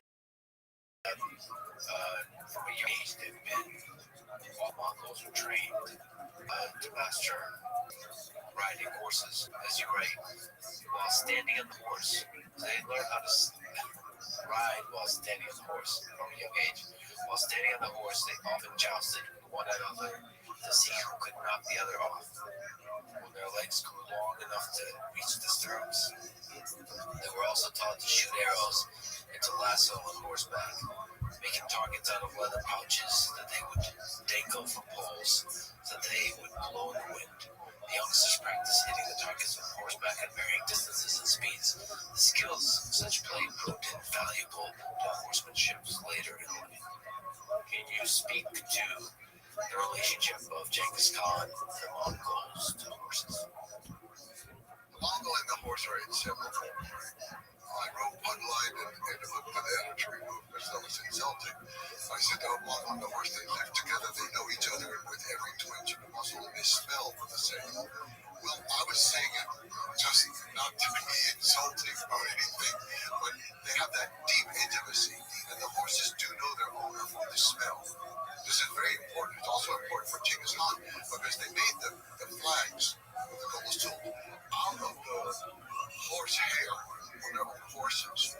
And so in battle, they used it for a very practical purpose, and that is the horses would return to their source because they knew the smell of their flag. There was other members of their own herd. So the language itself, I have never, ever mastered all the words just for the colors of horses, much less for all the other things about it. I can remember Mongolians being out there in the countryside, they said, oh, I want to learn English. I said, okay, yeah, that's nice. You teach me some words. Really, I teach you the words. They said, what color is that horse? I said, brown. They would say, brown. I said, yes. Okay. What color is that horse? Brown. And they said, well, you said this color was brown. What color is this? I said, what? I mean, it's just amazing. I mean, they have words based on how smooth the coloring is, the variation in the texture, and all the different. Today in English, sometimes you can put them together. We say like yellow brown or brown brown or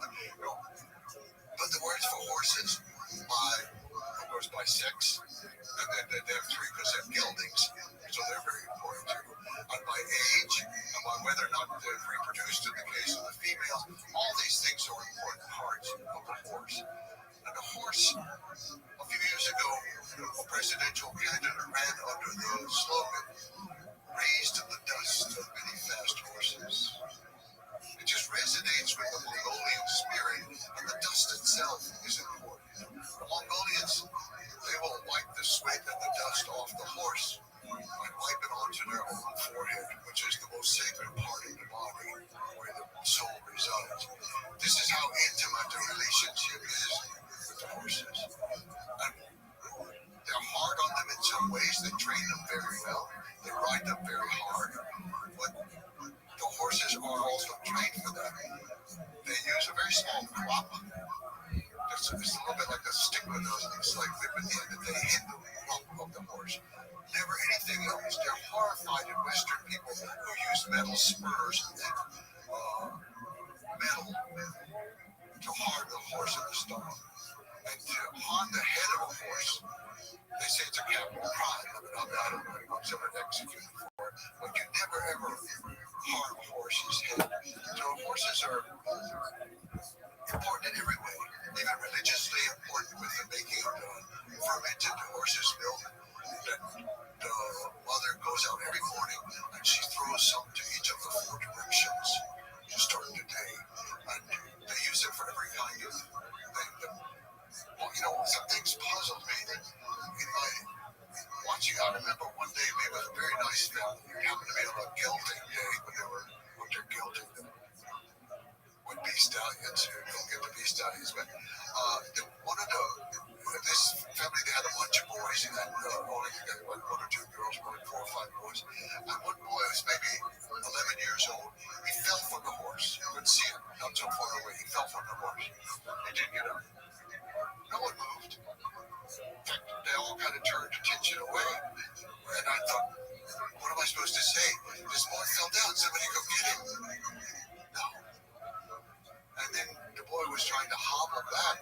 He still had the reins, so his horse was, but he couldn't remount.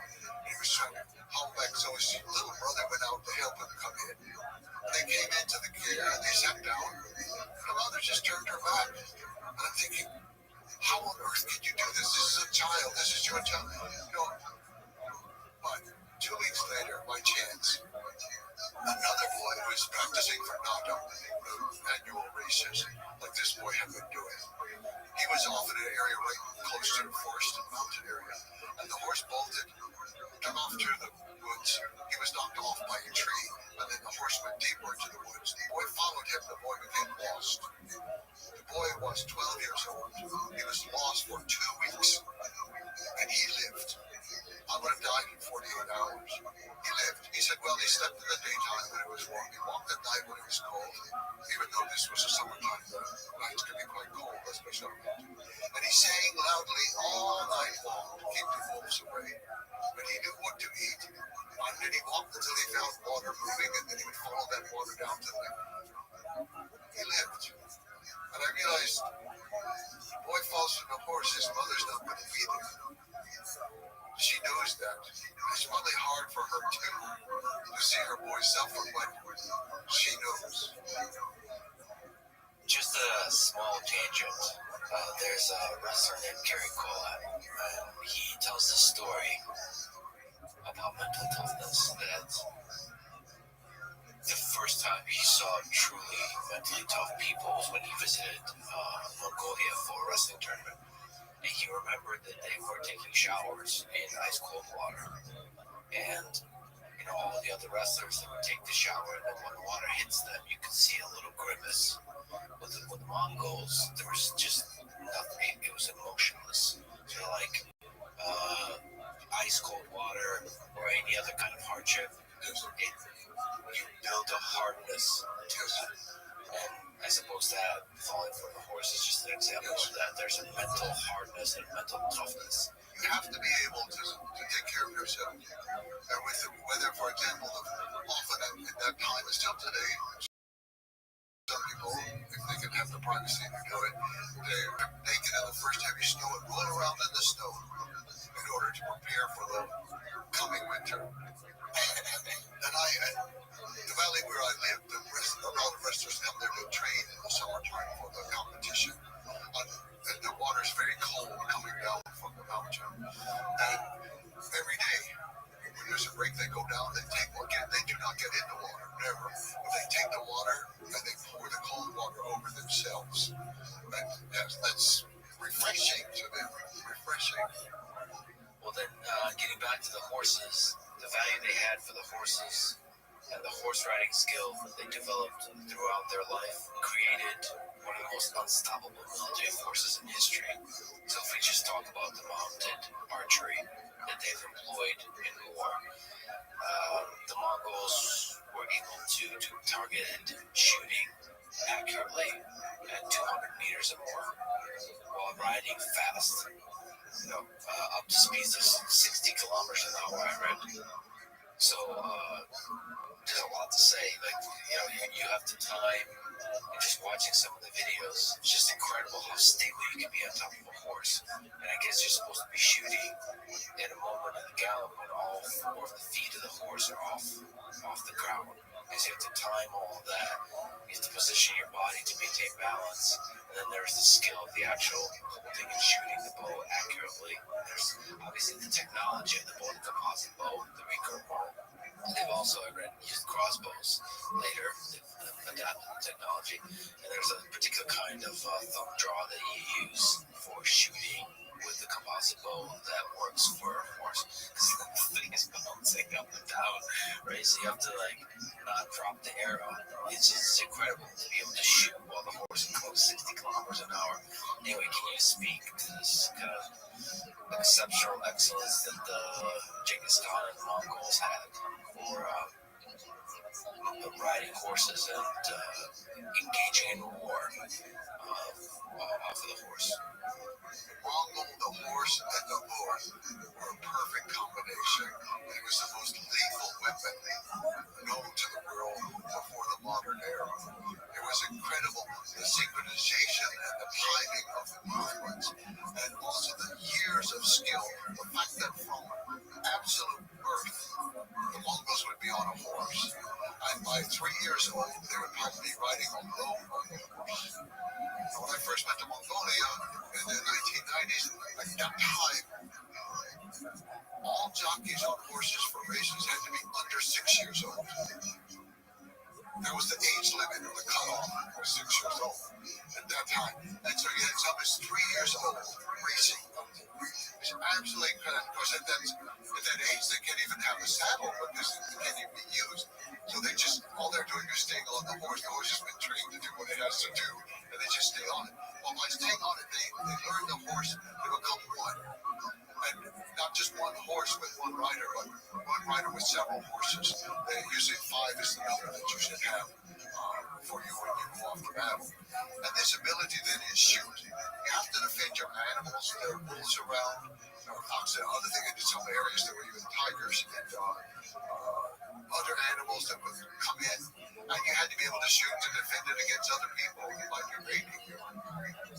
So they became excellent archers. They had composite bows that were very powerful, much more powerful than those of most sedentary people.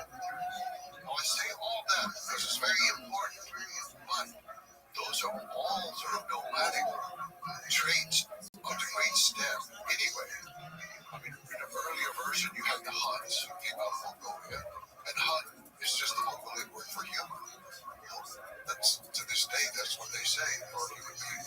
So they came out of Mongolia, and all the early Turkic groups came out of Mongolia, and they had the similar skills. So you have this perfect weapon, but also you have to have perfect strategy and how to coordinate it and organize it and use it. And this is where the genius that I cannot explain at all, but the genius of Genghis Khan came in. Other people, I think, had been very good in earlier times, a number of Turkic leaders, and also, or even Attila the Hun, who, of course, was actually born in the West, but they were charismatic leaders, and it wasn't that they were so excellent in their strategy. They were very good in warfare, and that was what carried them through. Genghis Khan's army was extremely good in warfare, but small. He never got probably above 100,000, at the most 110,000. That is small.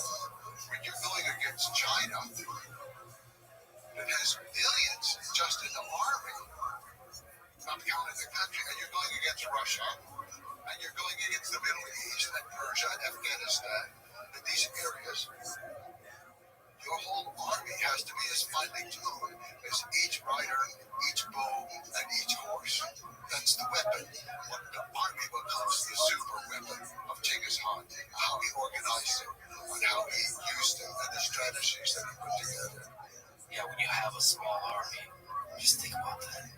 A small army that conquered the world. It would fit in a stadium today in America. So there's extreme efficient coordination of units. Mostly cavalry, right? All cavalry. What's all cavalry? He had no infantry, and he had no baggage train. He had no backup commissary. Early on, no engineer corps. Later, was added much later. But no, all cavalry. And so there's light cavalry and heavy cavalry. Breaking down units using the decimal system, 10, 100, 1,000. So there's a kind of hierarchy where you delegate authority, but to the degree there's commands, they must be followed strictly. So following extremely efficient, accurate, precise deployment of these troops in the battlefield and the dynamic movement of the troops, including all the interesting tactics that are utilized. You have to have really good communication and coordination. And for that, orders must be followed. Is there something to speak to that? Like, how do you tune this kind of system to where everybody is working together so well? I think the first point is the extreme loyalty of the people whom Genghis Khan chose. His kinsmen, as we said, had deserted him. His Anda was a peaceful relationship, but all the others that he found were just common people, herders or hunters, very common, and they were loyal to him and never, ever revolted against him, never betrayed him. So he had extreme loyalty. And then, as you mentioned, he organized his decimal system. So the smallest unit of the army was the Alft, the squad of 10 men. They were put together, and then the head of that squad, he had total control over it. But the men knew that they were going to protect each other, and they had to come back with every member or every body. You don't leave anybody behind. So this was extremely important. So if you submit to the orders of the man in charge, you know that he's risking his own life for you also.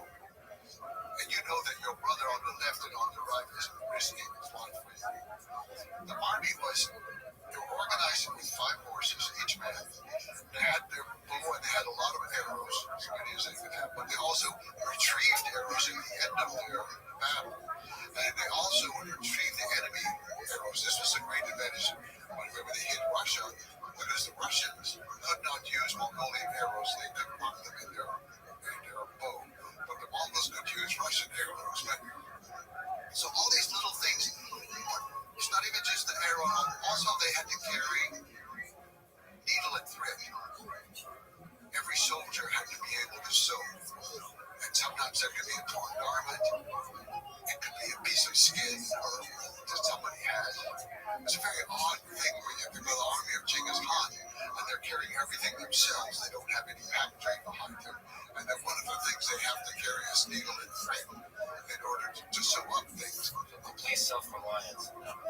Yes. They also carried dried dairy products.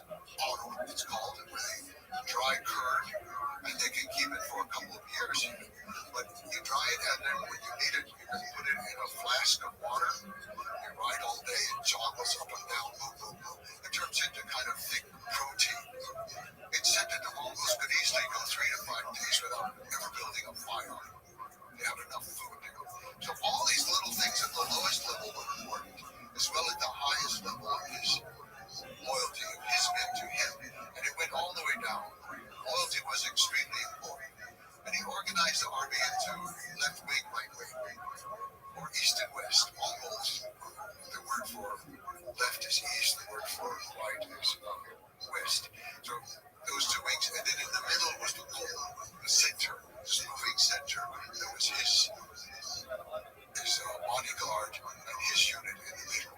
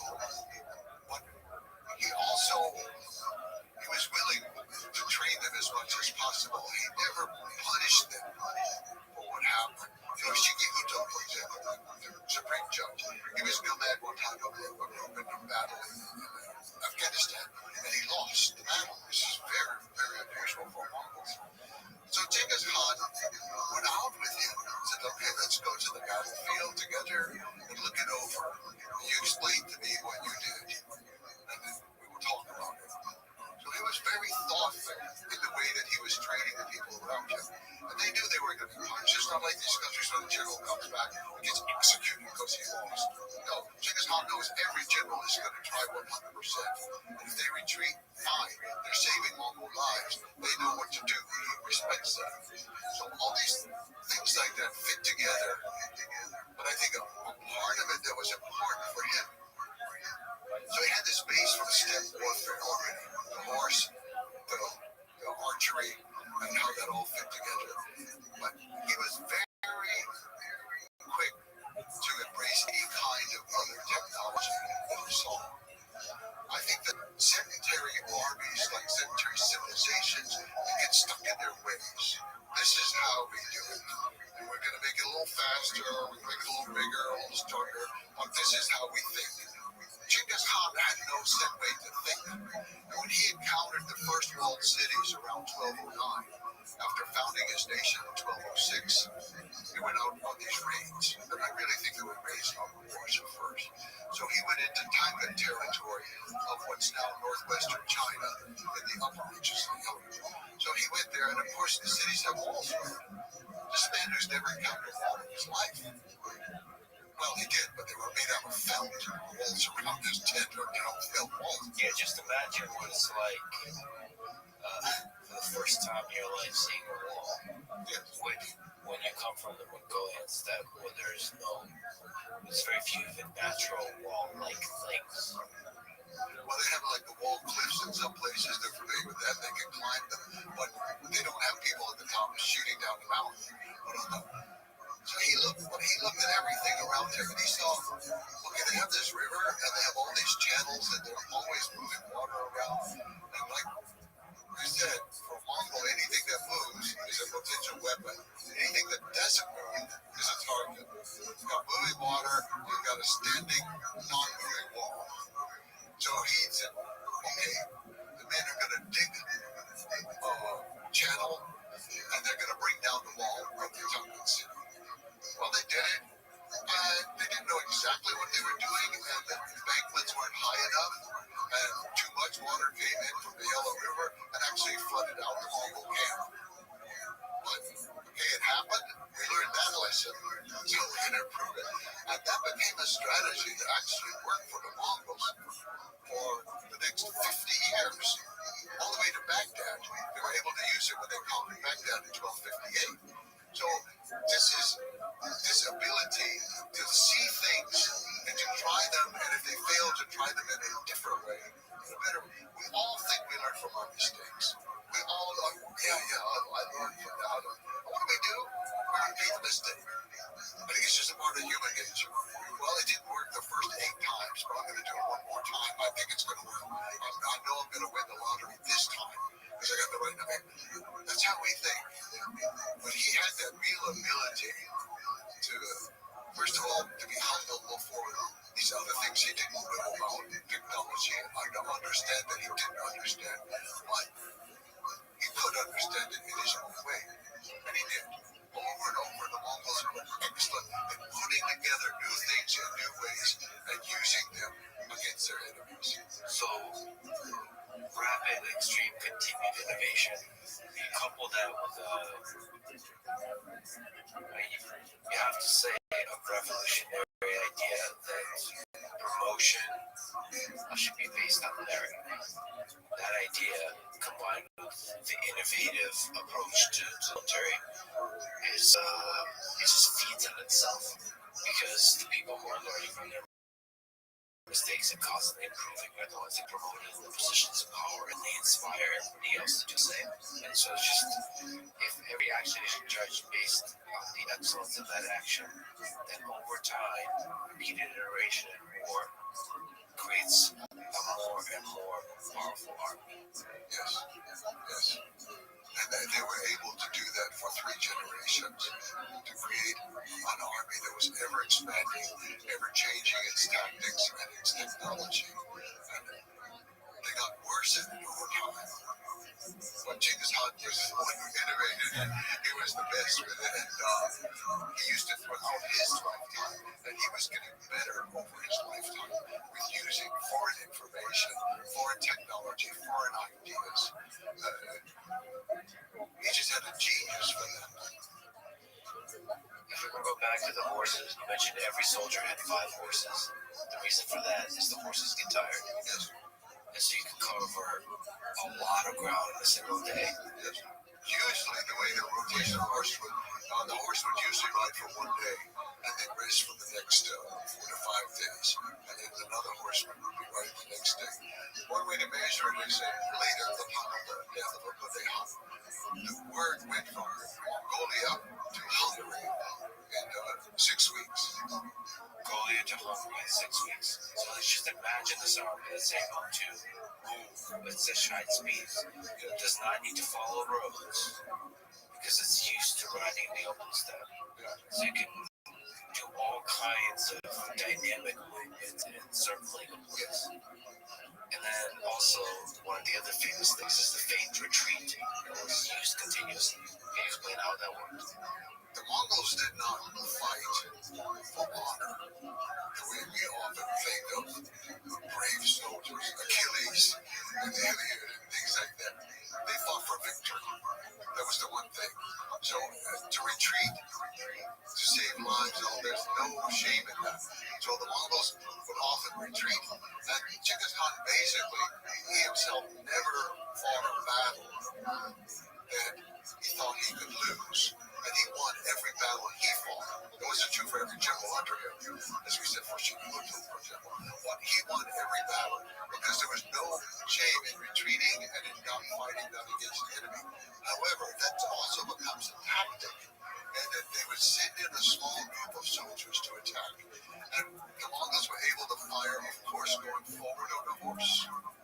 They were able to then act like they were defeated and turn, but they could still fire backwards, which was a Parthian shot, which is unusual in the world, not totally unique, unusual to fire backwards.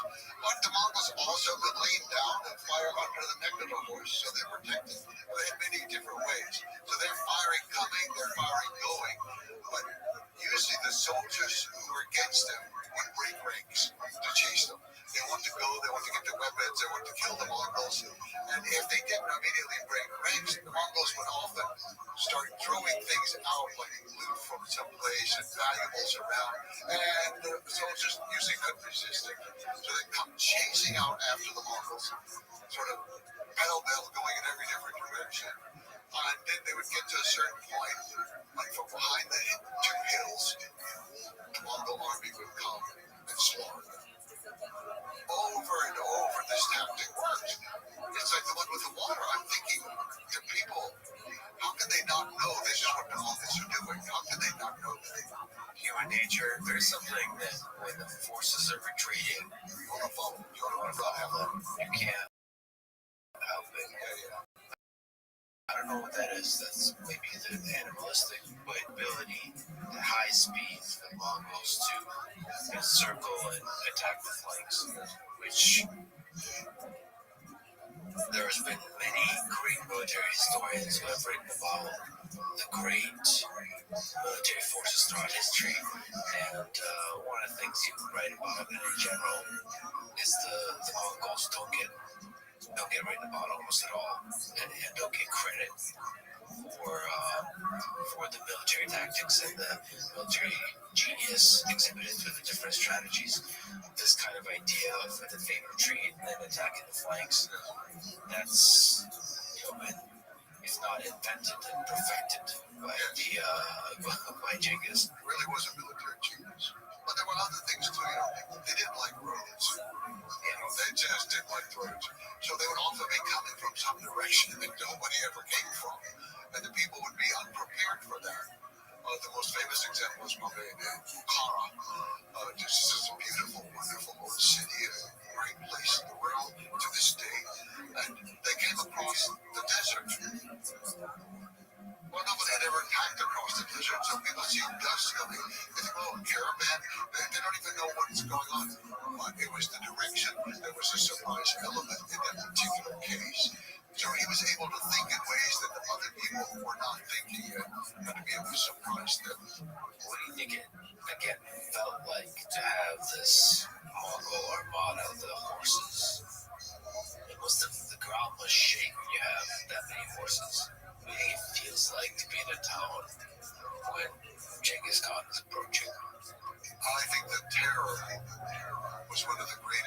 millions that he had, that he cultivated this reputation of ferocity. Not only did he win battles, but he didn't allow people to write about him, as we said, but he encouraged refugees. And when he conquered a city, he always made sure there were plenty of refugees to go to the next city, because it's going to weaken them. It's going to weaken their food supply, and they're going to terrorize the people with tales of the millions of people that the Mongols killed with their steel chiseled teeth and eating children and all kinds of horrible tales. Genghis Khan encouraged it. This is propaganda. It's terrorism of a mental sort to weaken the enemy. And so when you hear, or even if you know they're coming, you see the dust, you hear the kind of roar that comes with all those horses and the trembling of the earth. It must have been truly terrifying. So the psychological warfare was a part of the whole process. But as I understand, there was always an offer for the towns and the territories being attacked for them to surrender peacefully without the loss of life. Yes. And the alternative would be the near complete loss of life. Can you speak to that? Genghis Khan had a precise system. Exactly. He sent in envoys first to explain to people a little bit about the Mongols. Already much was known. But to explain to them that if they surrendered, all the lives would be spared and they could continue in their professions. It's just that now the rulers would be the Mongols. They would have to pay the taxes, and usually be the same taxes, but now they would go to the house. That's kind of the general system. And because you only have 100,000 soldiers, you can't leave a detachment there. So you're going to leave the local people in charge to run their country, or their city, or their area, the way they have done in the past. He was absolutely faithful to that. In one episode in the north of Persia, modern Iran, his son-in-law, Tokhtar, he violated that. It was stealing and looting from the people who had surrendered. Genghis Khan called him in, and he stripped him of his rank, and he said, the next city, you go first. As a common soldier, and of course he was killed in the next battle. I don't know the name of the daughter, unfortunately. I'm trying to figure that out. But anyway, he was a close relative to him, and he was killed in the next battle violating his law. So that was the law. So then, if the city fought, and the Mongols won, they did not kill everyone. What they did was they killed all the leaders. They felt like the elite had not served them well, and they usually killed the army because they couldn't incorporate the army into their army. The army had failed. But the one thing that they valued were all of the artisans, everybody who had skill. And that skill could be making a pot, they could be hammering out a metal plate, they could be weaving carpets, they could be translating or just reading and writing. Every person with a skill was spared. So the killing of the people who were defeated wasn't so severe. What was truly severe was if you surrendered, and many of them did, and then they knew they would not be harmed, so they're not harmed. The Mongols go on. The Mongols are hundreds of miles away. And also, forget about the Mongols. Genghis Khan said word they were supposed to send so many cows or sheep to help out. Forget about the Mongols. They're far away. No, he stopped. He returned. He conquered the city, and he killed everyone. That's the way it worked. So the most drastic slaughter happens when there's an agreement and there's betrayal. Yes. It turned out, I would say, it was more to the east of what we call the Iran and Afghanistan, where these were the worst cases. And I would say only in Afghanistan did sometimes the emotion of the slaughter take over in an unfortunate way. But he had a grandson who he loved very much, and that grandson traveled with him, and he had the happy childhood that Temujin had not had. And I think Genghis Khan just loved that about him. But in Afghanistan, he was sent off to conquer the valley of Bamiyan, where the great Buddhas are actually. He was sent to Bamiyan, and as it says in the Persian history, the thumb of fate fired the arrow that shot him down. He was killed.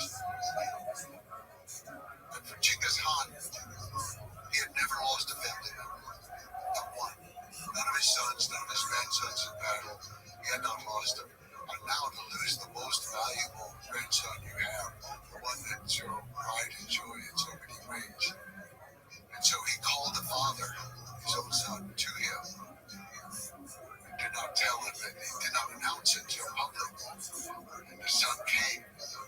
The son didn't know why he was being summoned, and Genghis Khan said,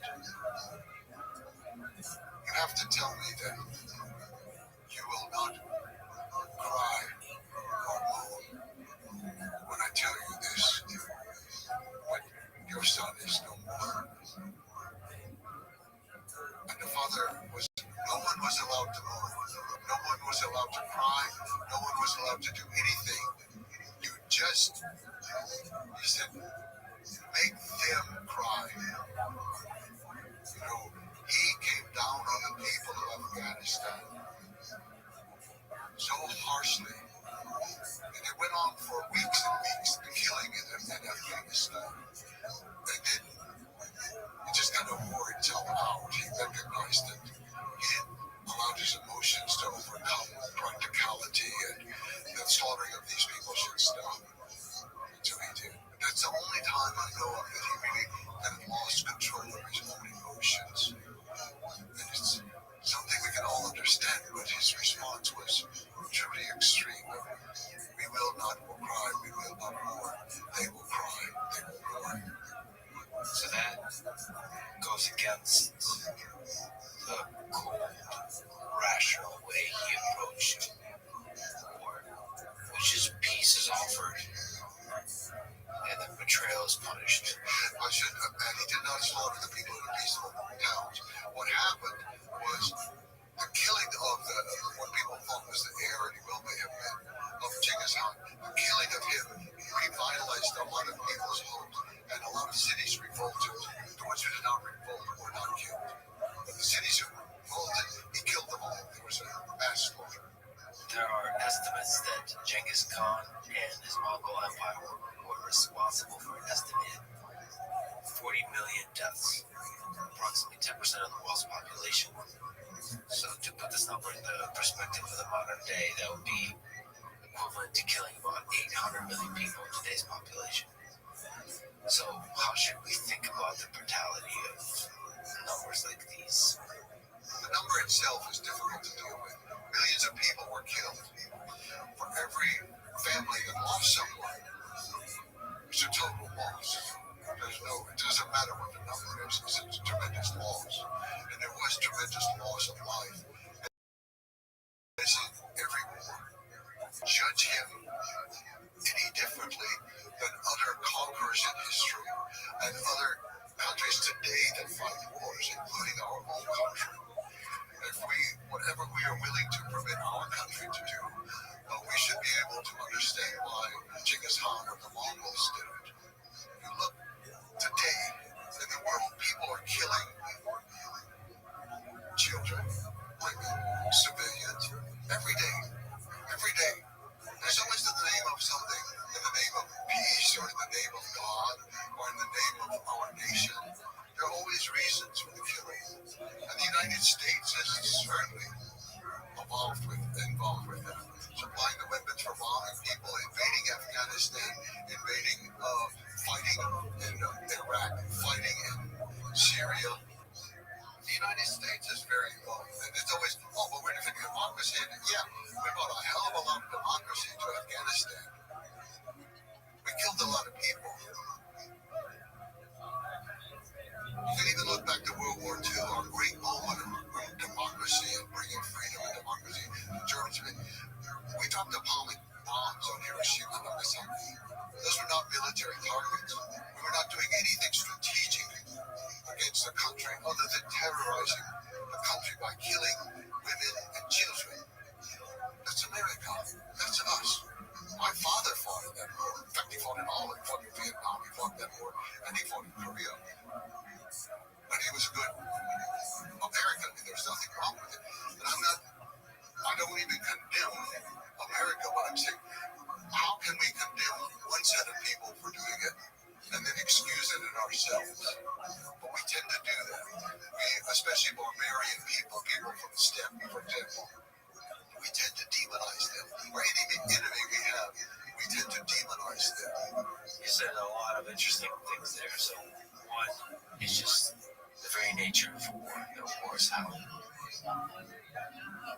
That sometimes things like dropping the atomic bomb, which is an act of essentially terror in the same style as Genghis Khan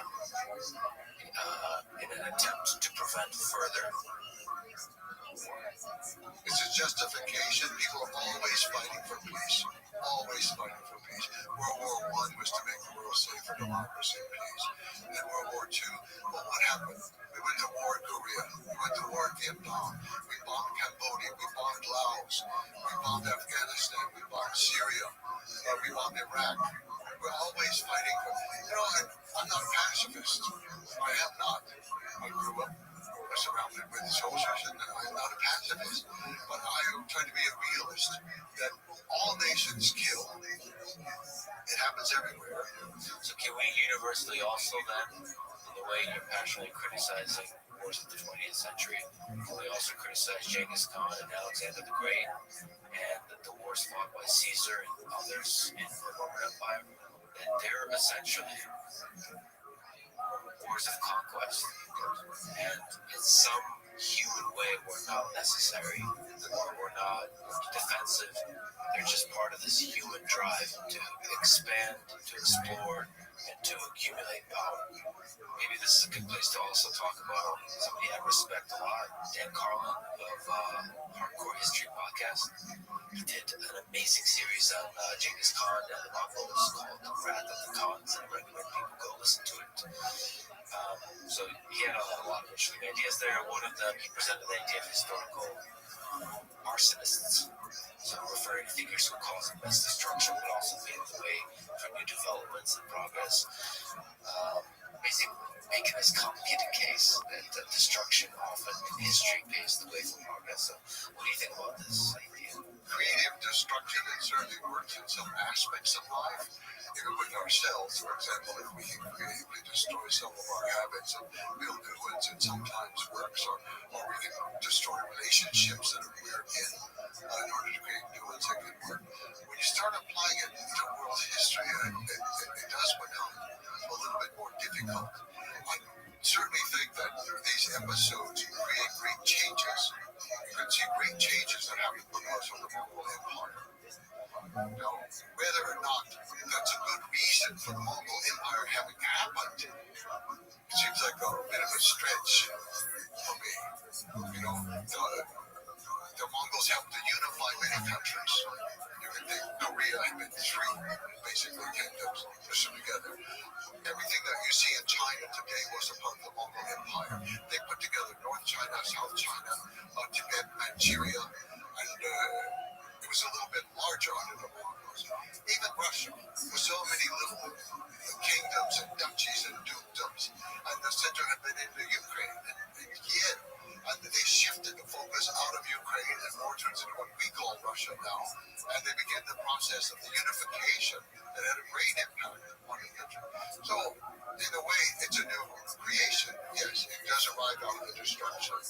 But also, I think we need to look, where does the destruction come from? And it often comes because the powers around it have been so debilitated and so corrupted and so decayed of their own lack of moral fiber that it was easy to conquer them.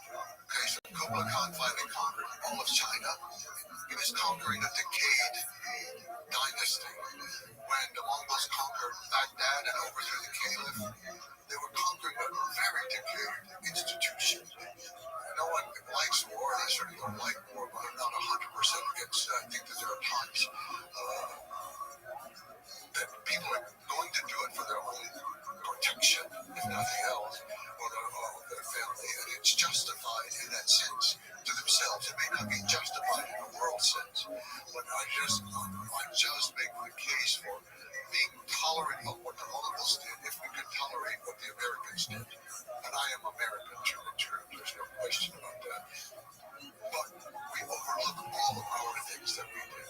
That's interesting. For example, in Afghanistan, we were there for 20 years. We had made the Taliban stronger before when they were fighting against the Russians. But then we kicked them out, and then they kicked us out. But some of the Taliban leaders are from the Jatra clan, and descended from Jamuk family, from his clan. This is what I mean when I say that the ramifications from that time are still with us. We don't even see it. When Saddam Hussein went on television for the last time in Iraq to plead with his people, he said the Mongols, meaning Americans, the Mongols have returned. The Mongols have returned. And he said the Americans are just the new Mongols. I can see it. I don't accept it. But I can see how people think. If we can be honest with ourselves and strip away our own lies about ourselves, then perhaps we will be more ethical in our dealings with other people. And there's effects that you can talk about. I mean, the unification of China, Mongols or otherwise, is a very important step in the history of China that permeates to today. And then there's a lot of stuff that we'll talk about. The ideas of religious freedom, the postal network, the trade routes, all of this. There's a lot of progressive consequences of the Mongol conquest and the Mongol Empire. We'll talk about that, but let's linger on the heavier topic for a little bit longer. Like when we're talking about Dan Carlin, he was critical of your work a little bit, showing it respect, but also a little bit critical as being a bit too emphasizing and focusing a lot of the positive impacts correctly and accurately, but not giving enough airtime describing the brutality of the killing, the hell that is war. So can you understand his criticism? Steve Maddox. Yeah, Carl is a very smart man. I respect him very much. I like him tremendously. And he's right. But that is not what I want to stress. It's not that I want to deny the killing. It's not that I want to deny the warfare.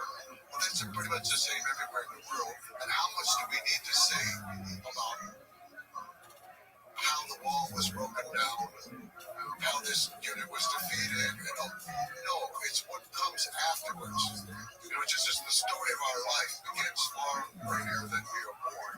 The story of our life goes on for a long time afterwards. If you have a nation of 1 million people and you are ruling over hundreds of millions of people, China, Russia, the Middle East, you did not do that through warfare. You conquer them initially through warfare, but you do not rule them through warfare. You've got to be offering something that they want, something that they like.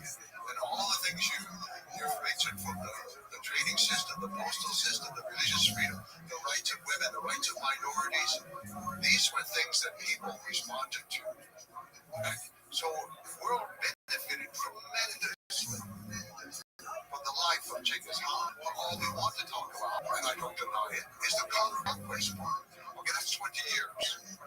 If it went on for another 150 years, there's more to the story than just conquest.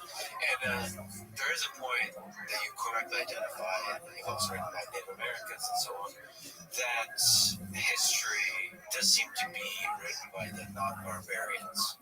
But in reality, history is not divided in this kind of way. The barbarians are not these crude, brutal, plain, simple people. That there is a sophisticated, deep culture on another as well. All the different kinds of peoples that came from this stuff. Yes. I guess if there's one thing that I try to do in my career of writing, it is to get us to recognize the importance of tribal people in the history of the world. We tend to have two categories for them. There are barbarians who kill people and eat one another, or they're victims, and we should feel sorry for them and nostalgic about everything about them, and maybe wear some of their beads or some of their clothing to show how much we sympathize with their suffering. That's the two roles for tribal people. I'm trying to show them in a different light. If they conquered, yes, there were conquests, but they also created great things in the history of the world. And the Mongol Empire was really the first modern empire in the way that I'm putting together that story. And Genghis Khan was the genius behind that, who created this idea that there could be one world in which there would be one set of supreme law, but all people could follow their own law.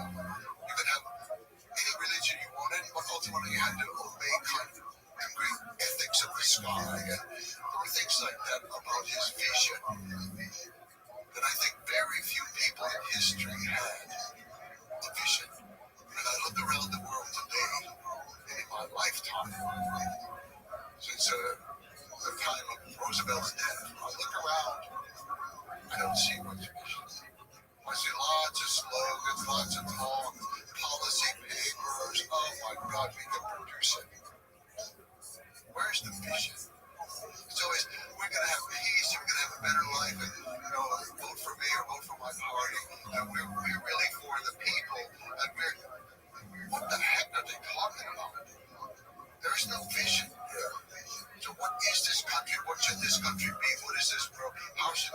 no vision. Well, those figures, I mean, they're rare through history. Legendary figures that come along that have vision, that are able to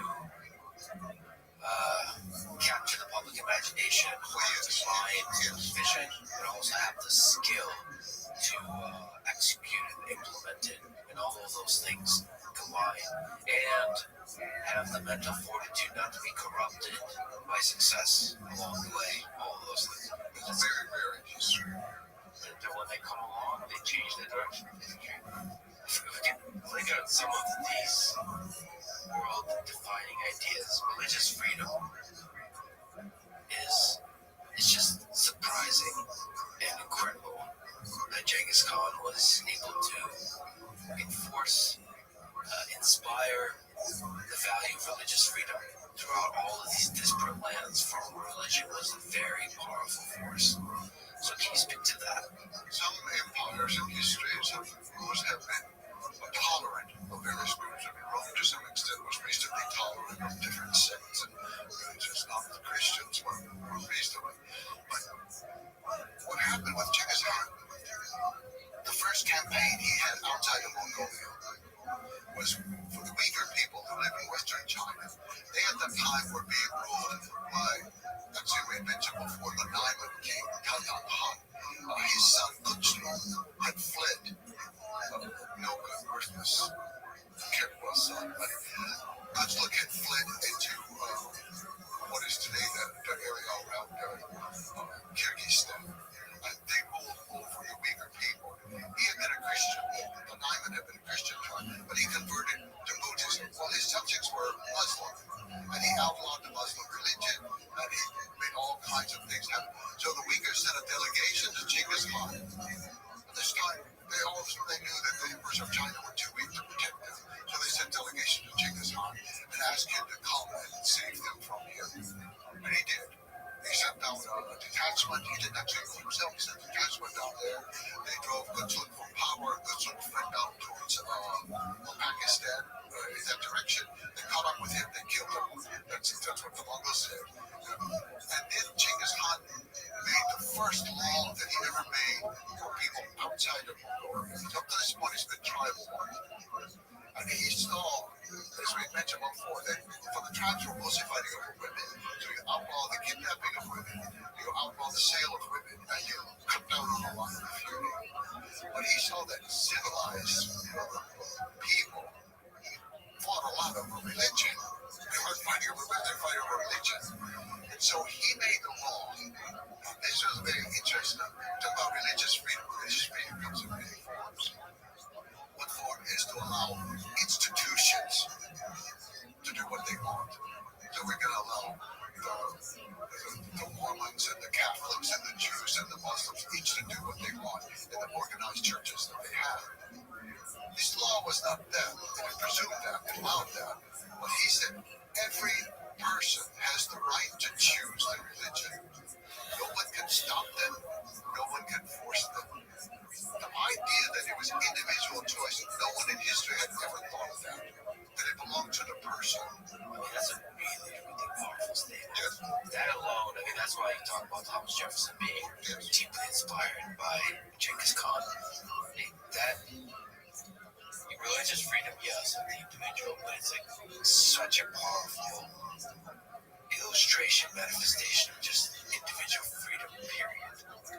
If you, in the world, in history, are allowed to practice any religion you want, that's that is one of the biggest ways to say that the individual is fundamentally free in a society.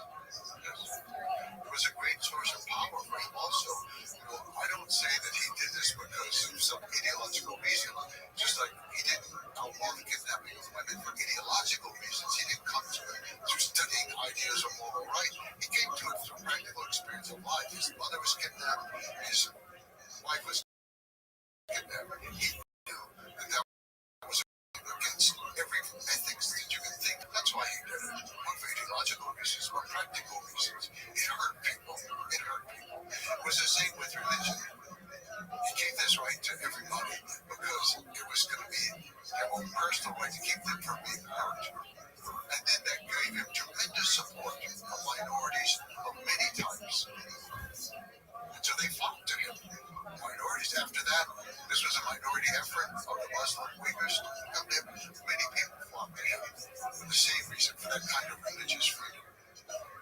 religious freedom, and also the other things you mentioned. They create a stable society, and that allows him with a small army to administer a large empire.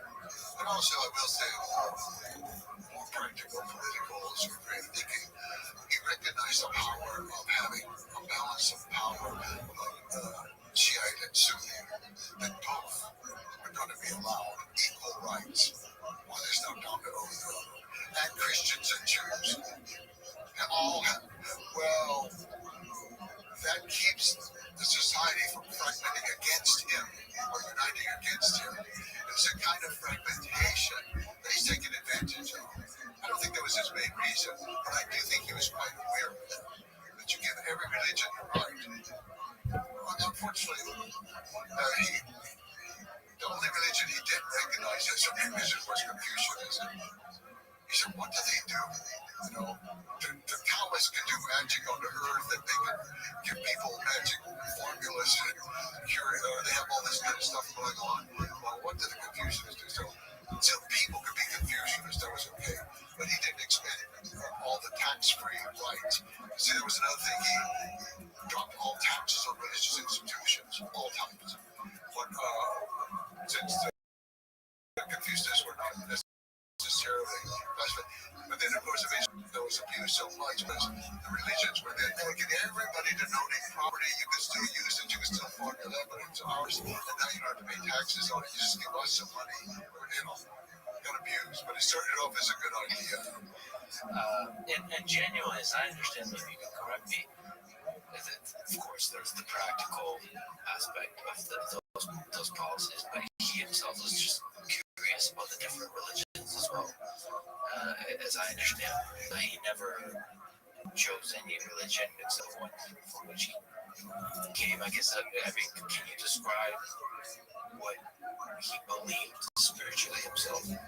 It's interesting, we said after the death of Shimon, his grandson, and the slaughter that followed that, he went through a new phase in which he summoned religious scholars of all sorts, of famous Zhang from China, despised, but anyway, he came and with all of his magic formulas and things, and then a bunch of various Muslim leaders came. So Genghis Khan was exploring all these different religions, and not just in a simple way. He had organized public lectures for these people and public debates, not antagonistic debates, but discussions among groups of people who hated each other and would never discuss anything. And suddenly this powerful man summons him, and he has to say, okay, well, explain your religion, explain yours. And even sometimes you can't just explain it in terms of your own scripture. What do you say to people who believe in him? So he was exploring, but no, he never changed it. He was an animist, I would say. That's the term we know to use. Early in life, he worshipped that mountain where he took refuge several times. Wakhan Khaldun. Wakhan Khaldun was the great refuge of his life. He would go to the top, he would pray, he would take off his hat, he would take off his belt, he would stand there before the sky and pray. So later on, this became rather dramatic. He would sometimes go away to pray. Should we invade these people? So all of the subjects are waiting to hear what's God going to tell Genghis Khan when he goes up the mountain. So there are episodes like that, but he was very sincere. But I think what happened, the Mongols have so many spirits in the water, the mountains, everything around them, and you have to know them personally and pray to them, know what they like and don't like. Should you sing to them, or should you offer some milk products, or what do you do? You have to know them. Well, you get away from Mongolia. This was a problem in China. They didn't know the spirits. This caused great consternation on the Mongols. You've got a land here, and the spirits don't like us. They're hostile lands. We don't even know who they are. We don't know these spirits in China. It took a long time. And so, gradually, Genghis Khan, he's kind of moved from just the spirit of the mountain that he worshipped, which remained his main focus for his whole life. He removed that to the sky. That was the one universal spirit. It was everywhere in the world. The sky was the same for every people. And so for the Mongolians in their language, the word for sky, and the word for heaven, and the word for God, and the word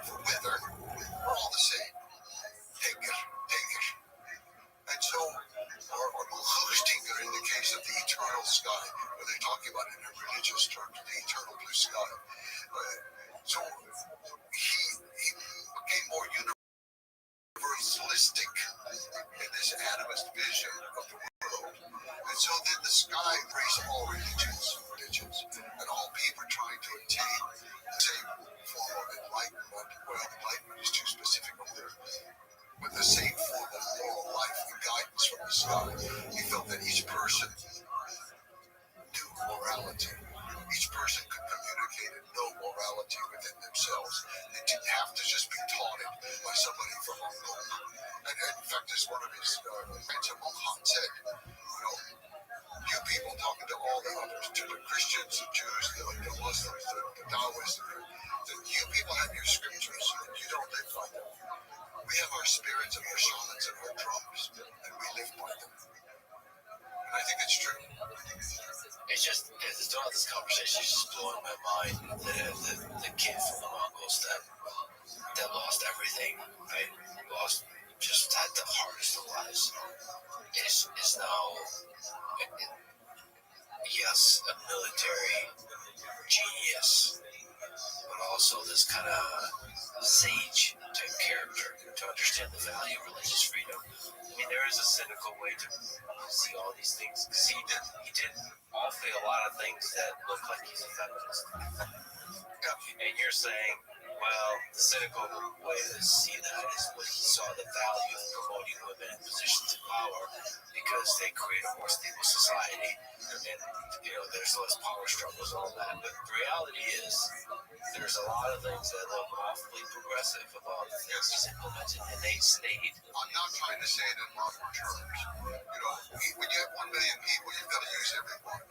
And the men are fighting, and so he left women to administer a lot of things inside the country, the economy in particular, and then in some of the ancillary Turkic kingdoms around the Mongols, such as the Mongols, the Armenian, different Mongols, and the Uyghur even, were administered by his daughters primarily. And then his wives were in charge of administering the land of Mongolia itself and handling the economy. So he was using the women, but in a very practical way, but it wasn't necessarily in our ideological way. I think it's the same with the environment. I'm not trying to say he was an environmentalist in our modern way, but he passed very strict laws about the use of water and also about not using water. That you couldn't move water into an area to irrigate it. That was violating the earth and violating the water. So they think, a lot of the historians, they think Mongols are so stupid they let the irrigation system be destroyed. No, it takes more work to destroy an irrigation system than it does to create it. They destroyed those systems out of a policy, and that was, this is going to return to pasture land. This last Senator Kublai was the one who changed that actually, and then started allowing for more irrigation and movement of water things. But Genghis Khan, we can't use these modern terms of like a human rights crusader, or that he's a Democrat, the modern sense, or environmentalist, or feminist. But all of this was a part of it. Another part was the protection of envoys. He said every envoy, every ambassador, every messenger is protected from arrest, from torture, and from killing. And if you kill one of ours, we will wipe you out. And in 1240, that was the destruction of Kiev. This is after Genghis Khan had written Good Khan, his son, the happy dog. But Good Khan, his army had come there under Subadai, the greatest general in the history of the world, I would say. Subadai, the person who's up to that, was Genghis Khan. It was for the military part. He was the greatest strategist for organizing everything together. But the military part was Subadai.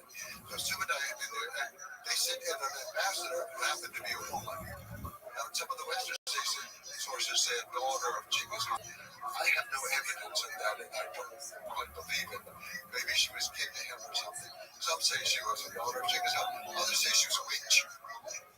The people of Kiev decided she was a witch and killed her. Okay, that's it. That's it. Kiev was destroyed for killing a envoy. The envoy is a method of communication in diplomacy. Yes. And so if you destroy that method of communication or disrespect it or in any way, Exactly. and that sends a signal to everybody else. And boy, you respect it. So these plans, I say that in the making of modern world, most of the ideas have we accept the idea, we don't do the practice. All of us accept today diplomatic freedom. Diplomats are killed around the world yearly. We accept the idea of female equality and emancipation, but in fact they're enslaved in many parts of the world today. We accept the idea of religious freedom. Oh, but not those people. That's not. Theirs isn't good. Their religion isn't right. But our religion, we will tolerate them, but they're going to be more like them. No, we only say these things. The world still hasn't achieved some, and he did achieve these within his empire in his time. He achieved those. So one of the things we mentioned, but I think is really, really fascinating and maybe an immeasurable impact that Genghis Khan had is on trade. And you can say a lot of stuff, but basically establishing a unified trade network that spanned I don't know how many thousands of kilometers. And there's a lot of interesting things that were done to enable that trade. One is providing safety and security of not just the envoys, like we mentioned, for communication in the military context, but for the merchants. Can you speak to what Genghis Khan did for the trade network connected to the Silk Road as an example? Nomads in general are very interested in trade, and throughout most of history, they have been the traders who carried the goods from one city to another, or one oasis to another. And so the Mongols were also extremely interested and extremely dependent. They could create very little in their home country. They couldn't grow hardly anything. They didn't have the technological skills for most of the crafts. So they're very dependent on trade. Well, they raised the status of merchants very high. And this was particularly a problem in the Chinese world. It wasn't so much in the Christian or the Muslim world, but certainly in the Chinese world, where merchants were considered extremely low. And all of a sudden, he raises them up above scholars. They're going to have certain rights. For example, they get to be taxed one time. Whatever the national tax is, that's it. Not taxed every time they stop in some new town. And he created a set of what we would call rest houses or recuperation centers where they could get fresh horses, they could get food, they could deposit their money and get paper receipts that could be used anywhere in the empire. They were guaranteed protection if they had to pass through an area where it might be dangerous, and a small group, a squad of men and horses would go with them. So trade was extremely important. And then the Mongols, they supported trade in a very odd way. And that is, the merchants would come in and they would ask for an outrageous price for some goods, much more than they should get, waiting for the Mongols to bargain them down. The Mongols would say, I'll give you much more than that. It was just, and his grandson or his son, was going to ask him, why do you do that? You got to stop doing that. This was a Muslim financial advisor. He called in and told him, well, you've got to stop getting more than people ask. And they said, where's the money going to go? It's still in my empire. It's going to come back eventually, And so they had a much different attitude with great respect. And I think a symbol of that is in the time of Kublai Khan, when we see them, his uncle and father went to China and came back from China. And then on the second trip, Marco Polo went with them to China and back. They were safe the whole way. Their goods were safe. They came back with tremendous amount of wealth. They were never harassed. And the mere fact that they could cross, it took 2 years, but the mere fact that they could cross the whole continent safely and come back, there was unprecedented. We really don't have any well-documented case of anybody, say, from China visiting Europe or Europe visiting China before the Mongols. But since Genghis Khan, there's never been a year without contact between these two guys. It was permanent.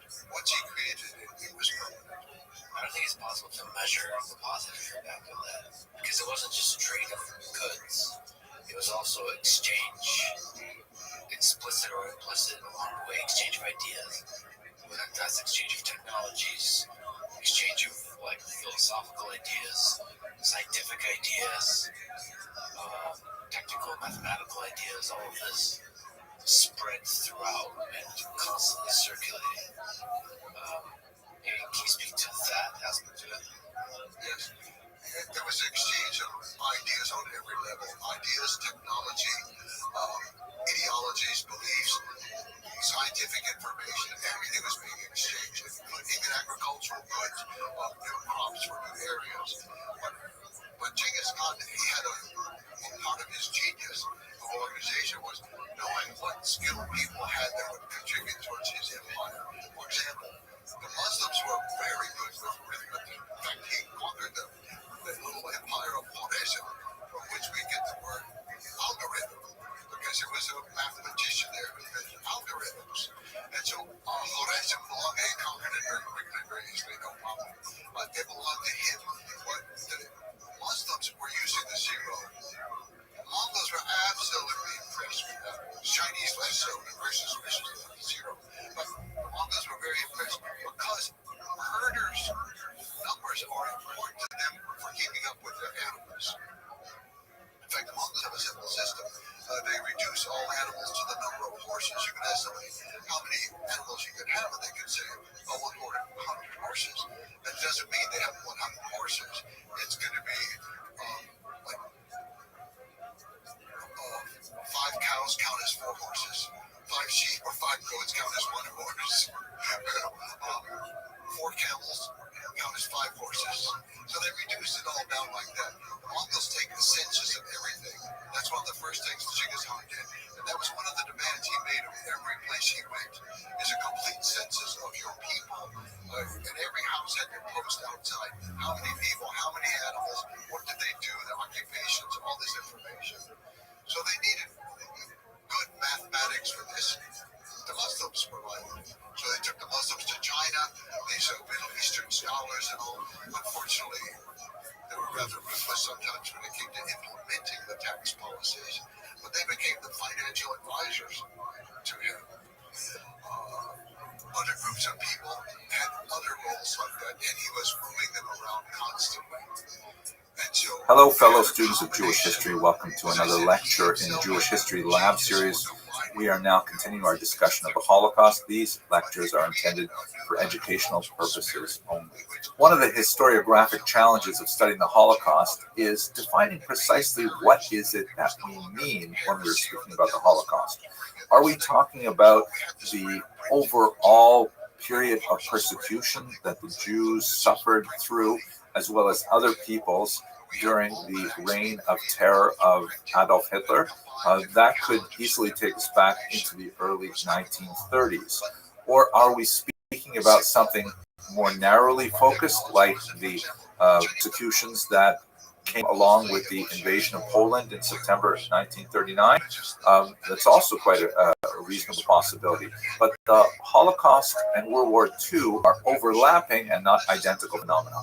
Coming to the core of the events which we associate with the Holocaust involve 2 major periods of Nazi activity. The period of the Einsatzgruppen and the period of the death camps. This is the era in which the Nazis enacted actual mass murders, as opposed to the horrific conditions that were endured by Jews during the period of the ghettos. So let us look at those 2 moments in particular. We recall that one of the prerequisites of the beginning of hostilities in September 1939 is the sealing of a non-aggression pact between the Soviet Union and the Third Reich, which allowed both Stalin and Hitler to invade Poland and the Baltic states and simply divide up the territory between them. That meant that a significant number of Jews found themselves inside the Soviet orbit between 1939 and 1941. I have a longer lecture on that topic specifically in a different series. See my YouTube channel on the Holocaust for a longer discussion of what happened. But basically, Jews there, like the surrounding people, were subjected to rapid communization, collectivization of farms, arrest of intelligentsia, and so on. The Holocaust per se really begins, in my humble opinion, with the end of that Soviet period on June 22nd, 1941, with the launch of Operation Barbarossa, which was the Third Reich of the Soviet Union, abrogating that non-aggression pact as Hitler surprised Stalin with a massive rapid advance into Soviet territory. Now, why that is specifically connected to the Holocaust is because behind the Wehrmacht troops, behind the regular army that were sent in to defeat the Soviet Union, Hitler sent 4 mobile killing squads called Einsatzgruppen.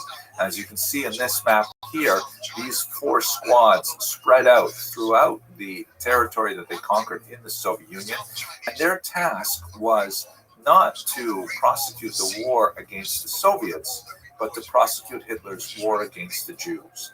They would go into the local villages known as Städtlach, little Jewish townlets that dotted the countryside, round up the local Jewish population along with other enemies of Hitler, such as communist leaders. The Einsatzgruppen would march these Jews and others out to local ravines. If there were no dry riverbeds in the vicinity, they would have the Jews dig their own graves, and then they would simply shoot them by firing squads. This is sometimes called the Holocaust by bullets because it represented a remarkably large number of casualties, civilian casualties of the war. Estimates range from 1.5 to 2.5 million Jews were killed during this process. And here you can see a map from the United States Holocaust Memorial Museum that gives you a sense of the scope of the townlets that were attacked in this nature. Kiev, which was not a town but rather a large city, had one of the largest of these mass killings. 33,000 Jews killed in the space of 2 days. The ravine called Babi Yar was used for a much larger number of Ukrainians and other opponents of the Third Reich for coming months. The so-called Holocaust by bullets, however, proved to be a very inefficient and psychologically a very taxing form of mass murder. And so the Nazis looked to a new way to rid themselves of their Jewish problem, so to speak. This was discussed at an important conference that took place at a resort at Wannsee on January 20th, 1942. Note the rather late date. You know, the war began in 1939, Operation Barbarossa, which represents the first mass killings of Jews. You know, the only thing that comes close to it before that would have been Kristallnacht in 1938, which had about 260 Jews killed. Now we're talking about hundreds of thousands, even millions of Jews killed in Barbarossa. But that was not fast enough, and it proved to be too hard on the psychological makeup of the soldiers who were engaged in these killing squads. So at Wannsee, this conference, which was chaired by Adolf Eichmann, shown here, they drew up a list of all of the Jews in Europe, a terrifying, in my humble opinion, perhaps the most terrifying document that survived the German archive of the period. And you can see from this list of countries that it included countries that had not yet even conquered by Germany, as, for example, the United Kingdom, and it included even 200 Jews living in Albania, giving you a sense of just how determined the Nazis were to hunt down every last Jew of Europe. They counted up 11 million Jews, and from the Wannsee conference, it appeared that they intended to massacre all of them. The means to be used was gas poisoning, which already been experimenting with for some time. Chelmno, a gas chamber, was constructed in order to see if they could scale this up, and in fact the Nazis committed themselves to do so at that Wannsee conference. Here is a map that shows you the 6 so-called extermination camps. I personally don't like that term. The German term was Vernichtungslager, which means make into nothing camps, or destruction camps, or perhaps most simply death camps. These 6 death camps, Chelmno, Treblinka, Sobibor, Majdanek, Belzec, and Auschwitz, were situated in and around the General Gouvernement, which still had a very large concentration of Jews in the ghettos that we discussed in the previous video. And they were very different in terms of camps from the concentration camps, which Hitler had set up from the early 1930s. Unlike the concentration camps, which held largely non-Jews, particularly in the early period. They're political enemies of Hitler. The concentration camps were horrific, awful places with a significant death rate of people dying from things like starvation and abuse. They were nothing like the death camps. The death camps were intended primarily for the purpose of creating death. They were factories of death. Many of them had satellite camps that were used for slave labor, but it only represented a very small proportion of the Jews who were interned in these death camps. Here you get a sense of the process of the deportations from all around Europe, including regions that were nearly at the very end, or when it was clear that Nazis were going to lose World War II. Places like northern Italy and Hungary, Jews were deported there in a last-ditch attempt to murder as many Jews as possible. What was the process? On cattle cars, some 6,000 a day leaving Warsaw. And then when they disembarked, often after a terrifying and horrific long journey from places as far away as Paris, where many of whom had died actually en route, they disembarked and they were subject to selection, where those small numbers of Jews who were deemed to be healthy enough to work in the slave labor camps were isolated and sent away to those satellite camps. The vast majority of the rest of the Jews were shorn of anything that could possibly be of value on their persons, not only their personal belongings, but also their prosthetic limbs, eyeglasses, gold teeth. Even their hair was taken from them, and then they were sent to these gas chambers where they were made to think they were being sent to be deloused, to have lice removed from their bodies. It was very common in many of these camps that even the Americans later would use DDT to try and remove lice from troops and from prisoners. But in reality, the gas that was used was Zyklon B, a rat poison that was poured in typically through the roof, and then Jews were exposed to it and died within 20 or 30 minutes of horrible asphyxiation. Then bodies were sent to crematoria in an attempt to get rid of the huge number of corpses, perhaps 1,500 a day in Auschwitz that would pile up. The crematoria, however, were very inefficient, and frequently the bodies simply had to be burned out in open air. Those small number of Jews who were sent for slave labor were sent to live in barracks and labor under unimaginable conditions.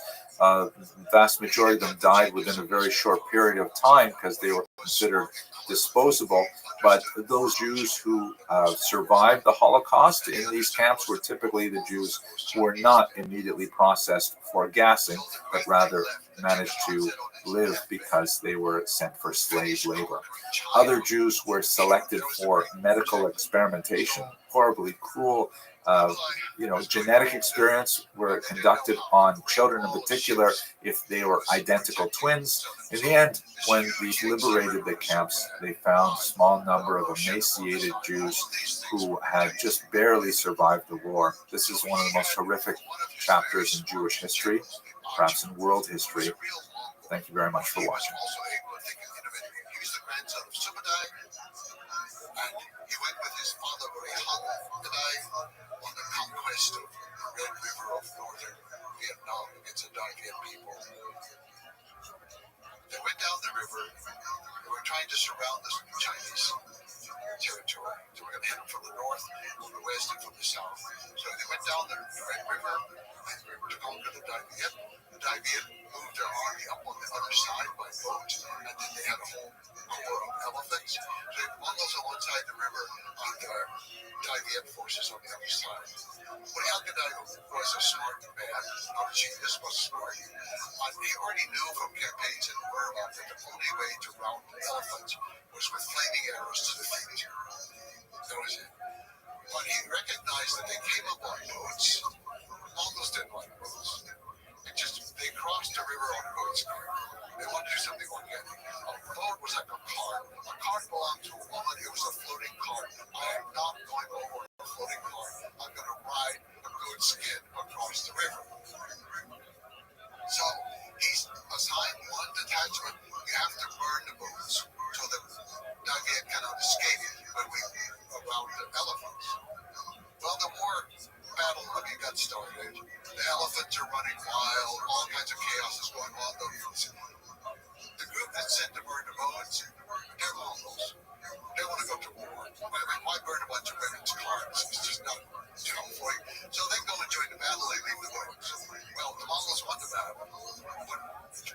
forced a couple boats and sailed back to what's now Hanoi.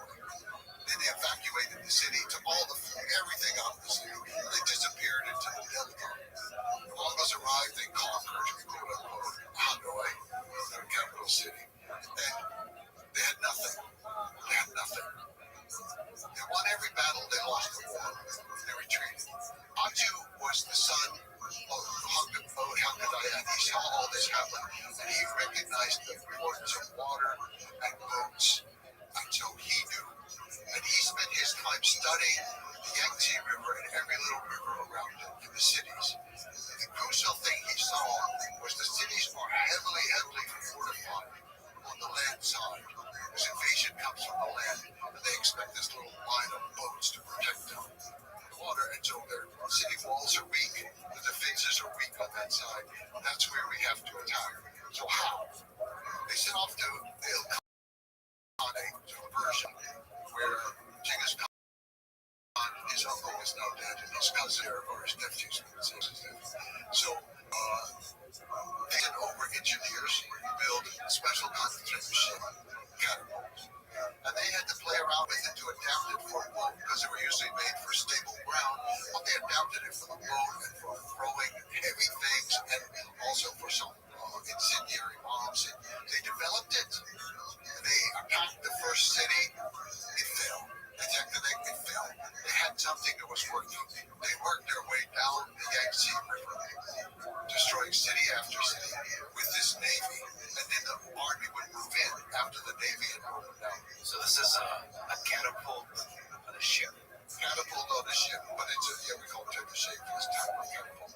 So this is an engineering solution for peoples who are deeply uncomfortable with boats, Yes. and they've accepted it. Yes. Now it's a great weapon. It's like it's no longer a woman's card. It's a bow and arrow. It is a giant bow and arrow. Yeah, it's fascinating. So that they hit them hard on walls on the weak side, Yes. where there's no army protection. Yes. And they conquer their way down to Hangzhou, the capital of the southern Song. They've been in power for a long time, since 970, and now we're already into the 1270s. That's a long time. They're dissipated, and had child, and had imbeciles ruling, all kinds of things going on. And at this point, we have a child in command. But Kublai makes a very strange move. He says, okay, let's invade Japan now. What? We're fighting against the Song Dynasty. And most people ascribe it to all kinds of things, but I think there was a great logic to it. One was he had abolished his grandfather's policy of defeat and destroy until there are no more. That was the phrase that was used with their enemies. And he had replaced it with a kind of mercy policy, trying to incorporate them into your army if possible, but be merciful. He did not want to destroy, and he was not. He had a lot of defectors coming in, and because the Mongols prized people with skills, a lot of very clever people with shipbuilding and engineers, and these people were flocking to the Mongols, whereas the scholars were all hanging out in Hangzhou doing calligraphy and poetry and having contests of who could sing or paint, or I don't know what the scholars do. They were being scholars, yes. But they're actually, I think there's a very, very good reason for invading Japan. Several. The main one was to cut off the supply of sulfur. They needed it for gunpowder in South China. They lost their sources in northern China when they were driven out. They got it from Japan. It was a great source. But I think there were other reasons. If they could trade, they could also perhaps flee to Japan. But they don't want that to happen. And then there's this idea of, like, kill the chicken to scare the monkey. It's like, okay,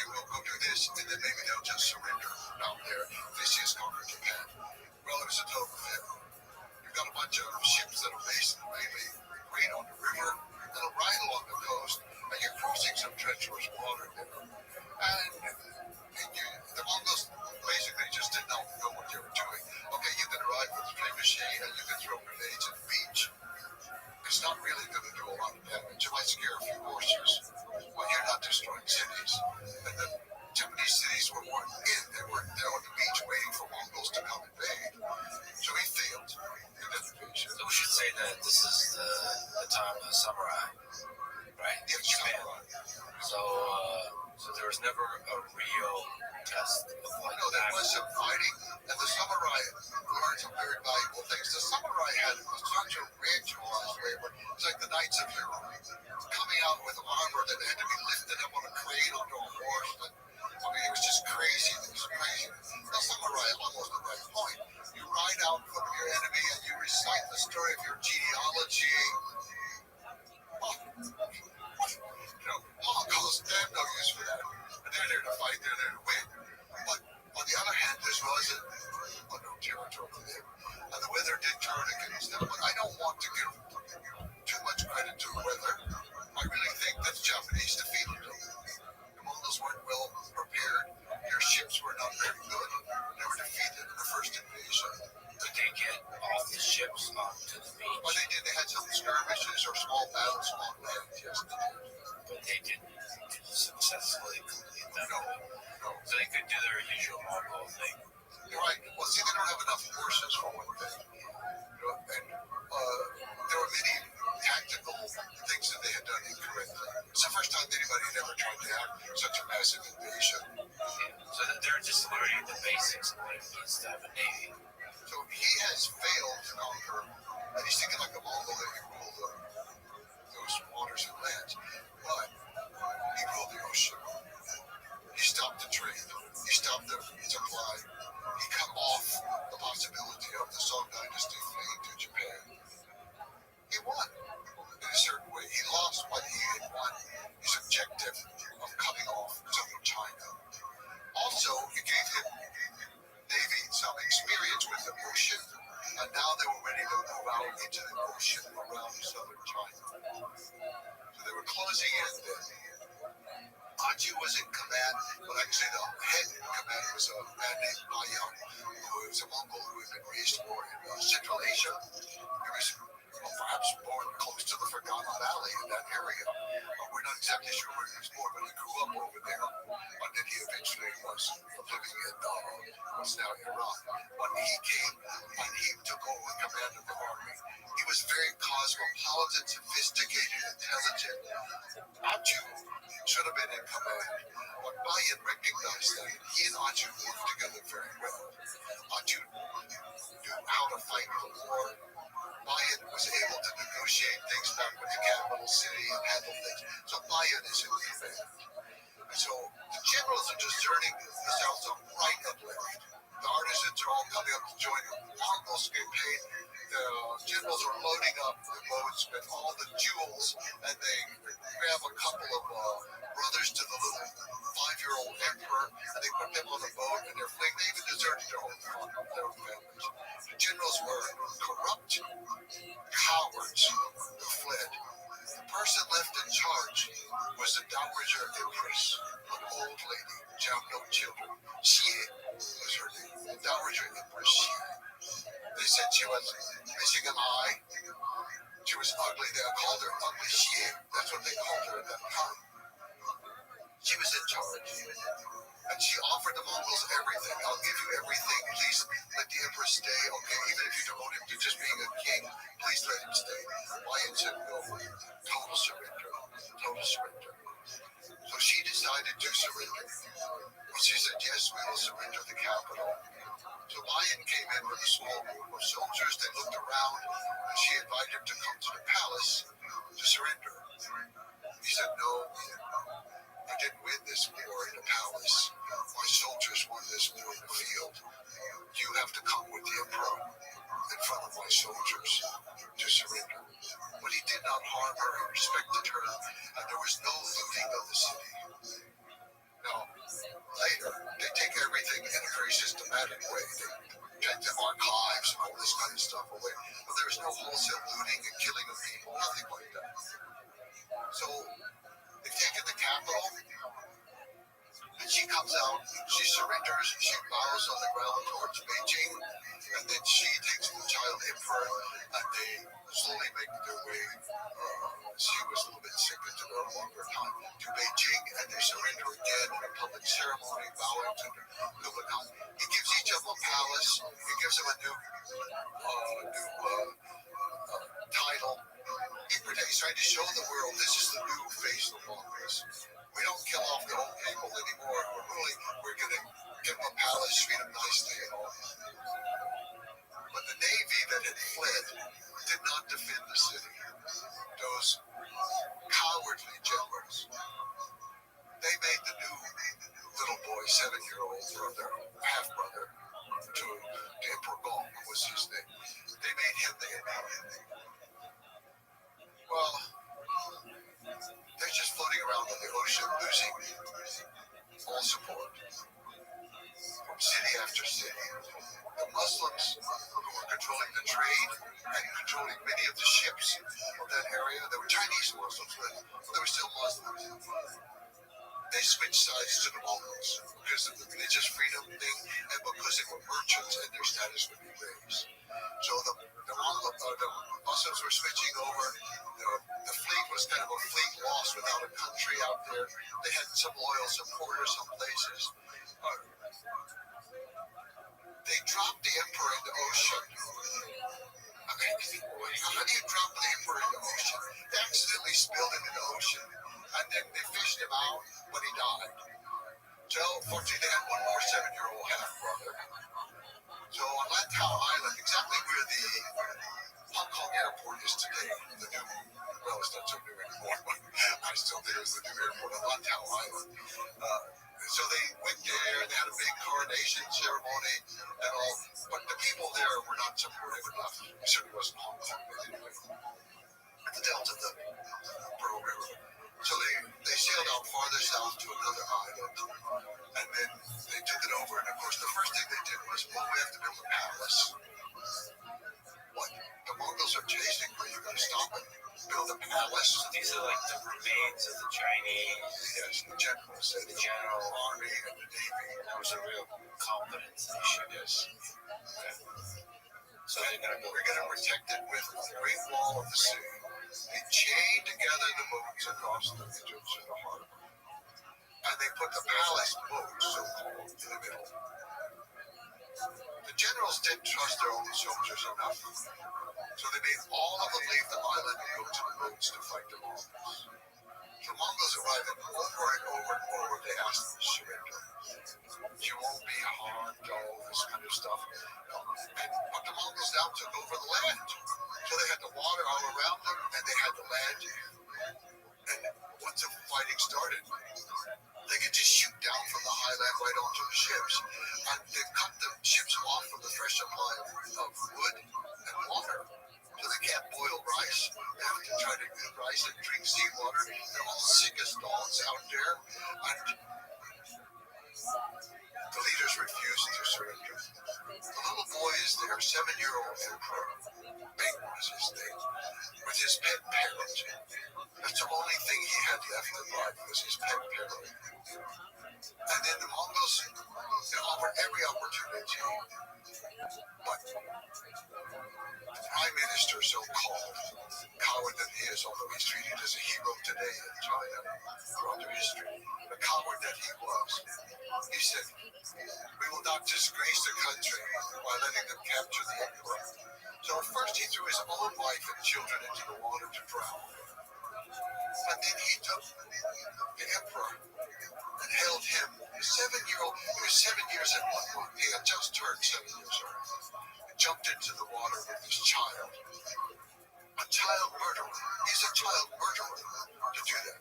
Somehow in the whole ruckus, the cage came undone with the parrot, and the parrot fell in the water too. So the 7-year-old boy and the parrot died in the water. That was the end of one of the greatest dynasties in the history of the world. The Song Dynasty, they were intellectually great, they were artistically great, they were technologically great, they were just one of the greatest moments in world history. And it ends with this coward killing a child and his pet parrot in order to save the honor that was betrayed by this war. Men lost the war. The men lost the war. Who's to blame? An old, one-eyed, ugly lady. Well, the bigger picture there is probably is because the institutions became corrupt and stale. The army weakened, and the politician class probably have lost their skill and competence at ruling and all that kind of stuff. All that is true enough. And the Chinese summarize that with losing the mandate of Hitler. Right. I mean, everybody has their perspective. Maybe if the way he told the story has a very kind of objective sort of way of revealing the absurdity and the cowardice of it. But there's probably the Chinese perspective that they tell the story as could maintain an honor to the last moment. Very often, most others depict and perceive it as the traitor to the country. Because they know that boy lived on for another 45 years. And so she did not betray the country. She protected the emperor that she was supposed to protect. It was the man who killed the child emperor, killed young men. So what was the lasting impact of Kublai Khan unifying China? Well, first of all, he had unified China in the largest sense of the word, with Korea, Tibet, Manchuria, Mongolia, part of Central Asia. He had unified it. But he did so at the expense of his empire. They didn't recognize him as the great emperor. There was great opposition from the Golden Horde of Russia and also from the central region, which is called the Chagatai, the descendants of Sakate, the second son, Chagatai Empire, and then from the Ilkhanate of Persia. These are the different sort of fracturings of Mongolia. Sons of Genghis. Yeah. Only the Ilkhanate. They're so far away. But now he has a navy. But this is, even the four pieces, the whole thing is gigantic. Even the pieces are gigantic. So, it's very hard to keep an empire of this size together. When he had China, it was unified under him. And then he sent out the first expedition to sail directly to Persia. There had been trade all throughout, because it was usually port to port. Different merchants shipping goods. No, he organized a great fleet to send them a queen, a princess to become a queen in the Ilkhanate, to marry the Khan, the Ilkhan of Persia. It's Persia and Azerbaijan and Armenia and Iraq and part of Syria, all of that area. So he organized this, and it so happened that Marco Polo was ready to go home because they knew Kublai Khan was about to die. In fact, they only had about 1 year left to live. And they wanted to get their riches out before they didn't know what was going to happen. This is a new dynasty. They've been in total control of China for 1 generation. And they didn't know what was going to happen. And also, just before that, they've been a bad time because Kublai Khan had tried to invade Japan a second time. And he had failed the second time. And the second time, I think again he had a practical purpose, and that was he had this whole huge Song army that now he's the new enlightened Mongol who doesn't slaughter. So what's he going to do? They're not reliable, they're not safe. So he sends a bunch of them up into the Amur River, down the Russian Far East, we call Siberia in English, the Russian Far East, Amur River. He sent expeditions up into Tibet, exploring options up there, but there wasn't enough room or enough agricultural area for a huge military colony. Most of his ships were loaded with former prisoners of the war from the Song dynasty, and they were not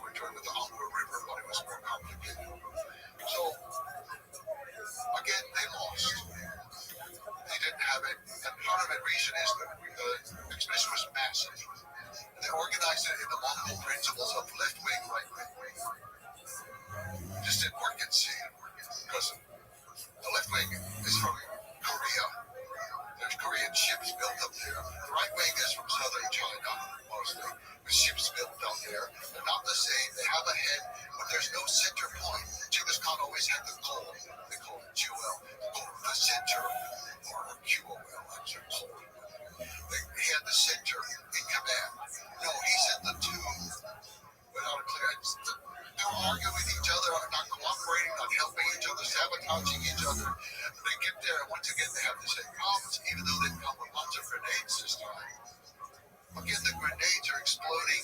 They're scaring the horses. You know, it's impressive, and a lot of silk screens are made later showing these impressive battles. You know, but they lost. And again, a typhoon happened to be the final destruction of the Navy. But I think it's Japan had defeated the Mongols, I would say.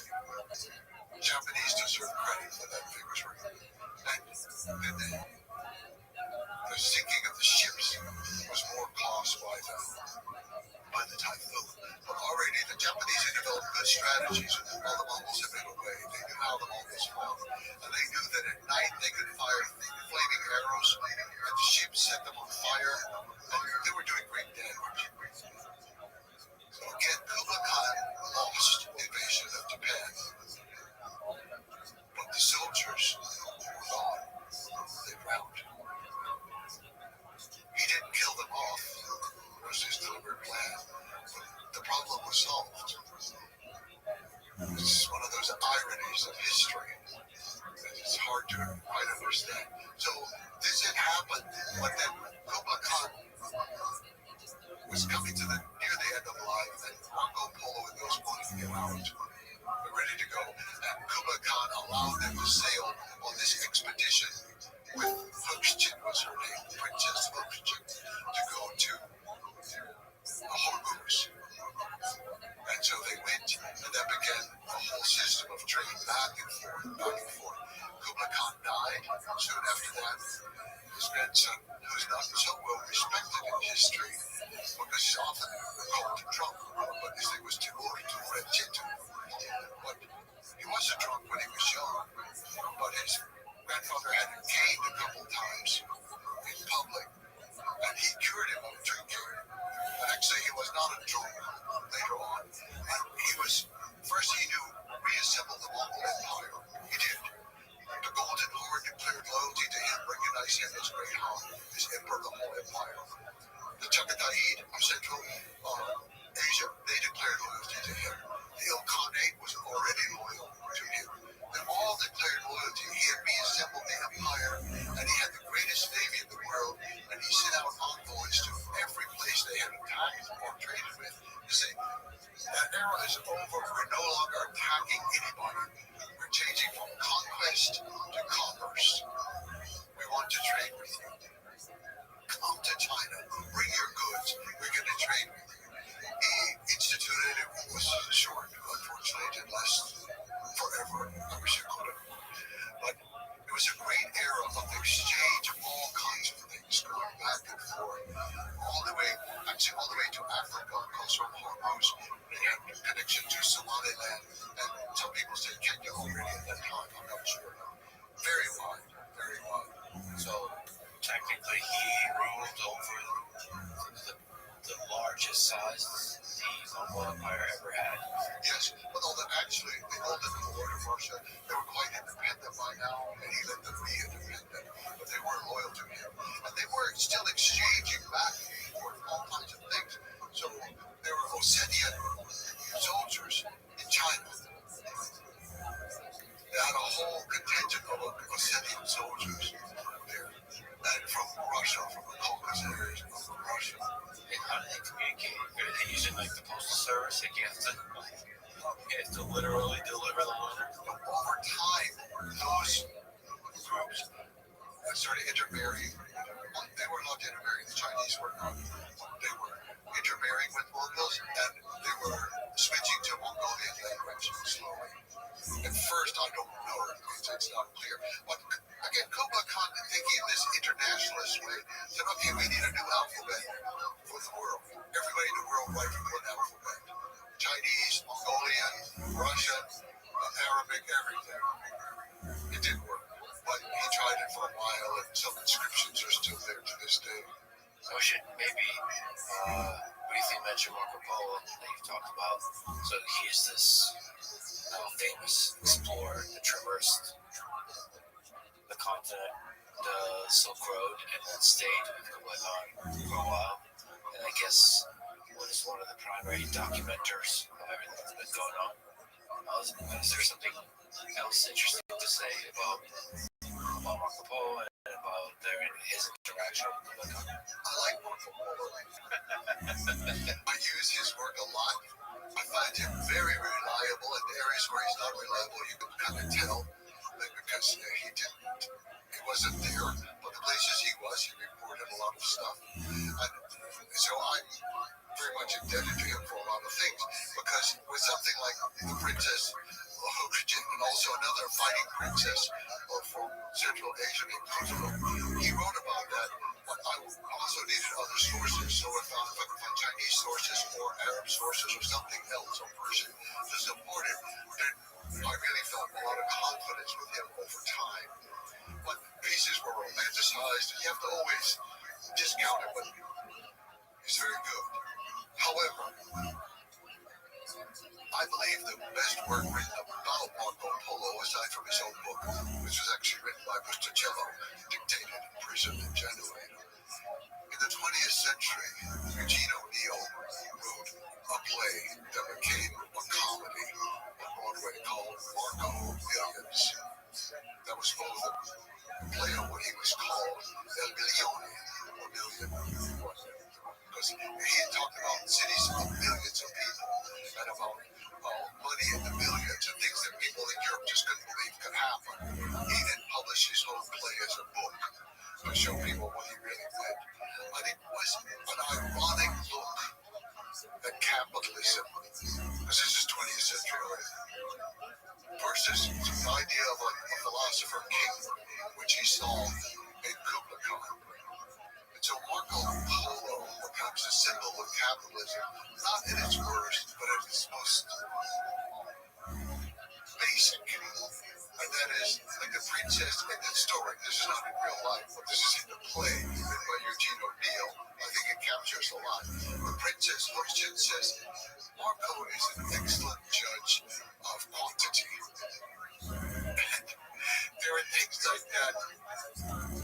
And then in the play, Bayan, a great general, he talks with Kublai Khan, and he said, look, these people are dangerous from the West. We should go conquer them now while we can. Kublai Khan tells Bayan, again in the play, this is fiction, he tells Bayan, they are not worth conquering. And if we conquer them, we will become like them. And he said, Marco Polo has been in our land. He has seen everything. He has learned nothing. He has seen everything. He understands nothing. For me, this was such an important moment in the history of the world. Symbolically, with Marco Polo and Kublai Khan, the coming together of two worlds. It could have gone a different way. It could have gone a different way. But it's not that I'm anti-capitalist, I'm pro-capitalist, but the way so many things worked out, there was a misstep in history. Maybe we took the wrong step at that moment, but we could have learned more from cooperation. They didn't quite integrate successfully. But today,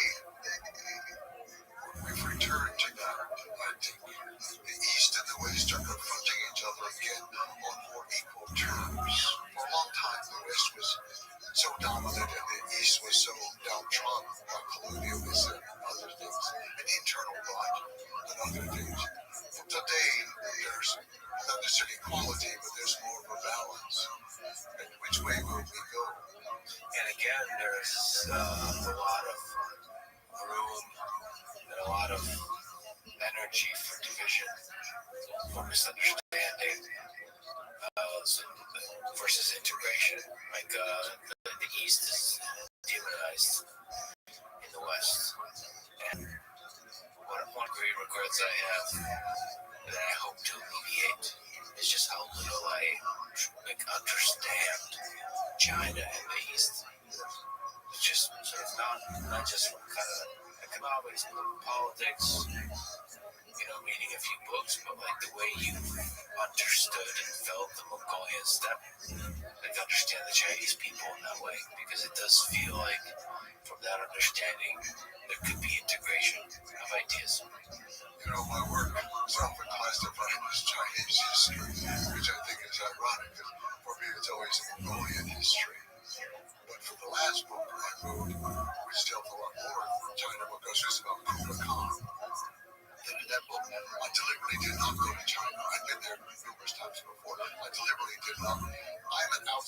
I do not speak Chinese. I'm not a Chinese scholar. I never even had a course in Chinese art or calligraphy or anything.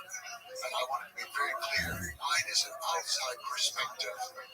What I think is possible as an outsider to still have respect for that culture, even if I disagree that they point this one as a hero and that one as the villain. I disagree, and they'll say, "Oh, I'm wrong. I don't understand their history," and they're probably right. It's quite possible, but there's an outside view that is different and tries to be respectful of what happens in that part of the world. Just as I'm respectful towards Genghis Khan and the Mongol Empire, I respect China very much. I'm an American. I love the ideals of my country. I love so many aspects of our culture, and there are many aspects I don't, of course, because it's impossible to love everything, even about the members of your own family. And I do hope that you're understanding one another, or just making an effort to understand, even if we understand wrong, we're incorrect in it, just to make the effort to understand will help us a lot. And the West has had a long couple of centuries of extreme arrogance that they are there to teach the world. And I sometimes dismayed. I meet these young people all over the world who've come to help. They're an NGO. They're going to teach the people how to take care of the environment. They're going to teach the women how to exercise their rights. They're going to bring in microfinancing to help liberate people. We are arrogant beyond words. We need to be a little bit more humble and try to put ourselves on an equal basis with some of these people, not a superior basis. Beautifully put. How did the Mongol Empire come to an end? How did it fall? Despite the fact that Timur Genghis had united the empire, at least symbolically, all of it, and they had the trade going on, the Mongols never adapted well to China, and they began having problems in different areas. So in some areas of the world, they became more like the local people. So in Central Asia, they became Muslim, and they got more absorbed into that world and broke away from the Mongol examples before.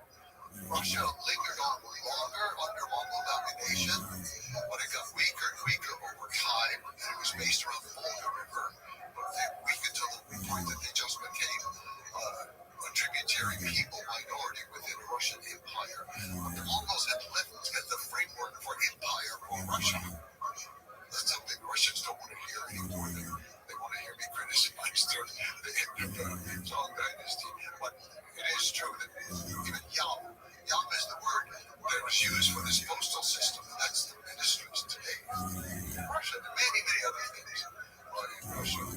Just even Malchin is a murder. Mal is a person, the animal, and Chin is a person who takes advantage. It's all kinds of influences in Russia that some people want to deny. There's always a great, powerful strand of research and scholarship in Russia that supports this understanding of the Mongols, and I depend on them tremendously. It's not just Gullion is one of the famous ones. He was a little bit too romantic with his ideas and all. But I depend upon a lot of the research done by Russian scholars and by early German scholars in the 19th century under sponsorship of the Tsar. So I depend on that work. So we had a great influence there, but it was weakened.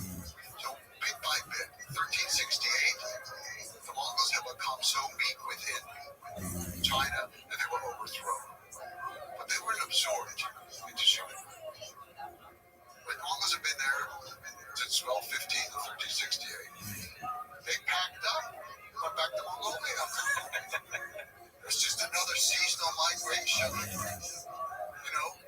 It was just amazing. And they said, okay, we're still the Yuan dynasty. We're not giving you the seals. We're not acknowledging the name. And they never did.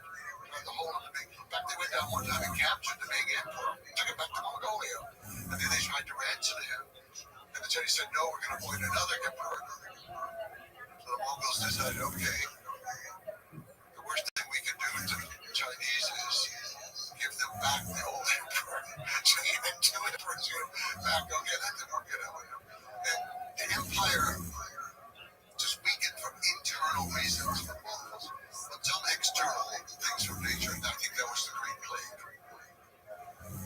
everything in history, everything that's good comes with something underneath it that's bad.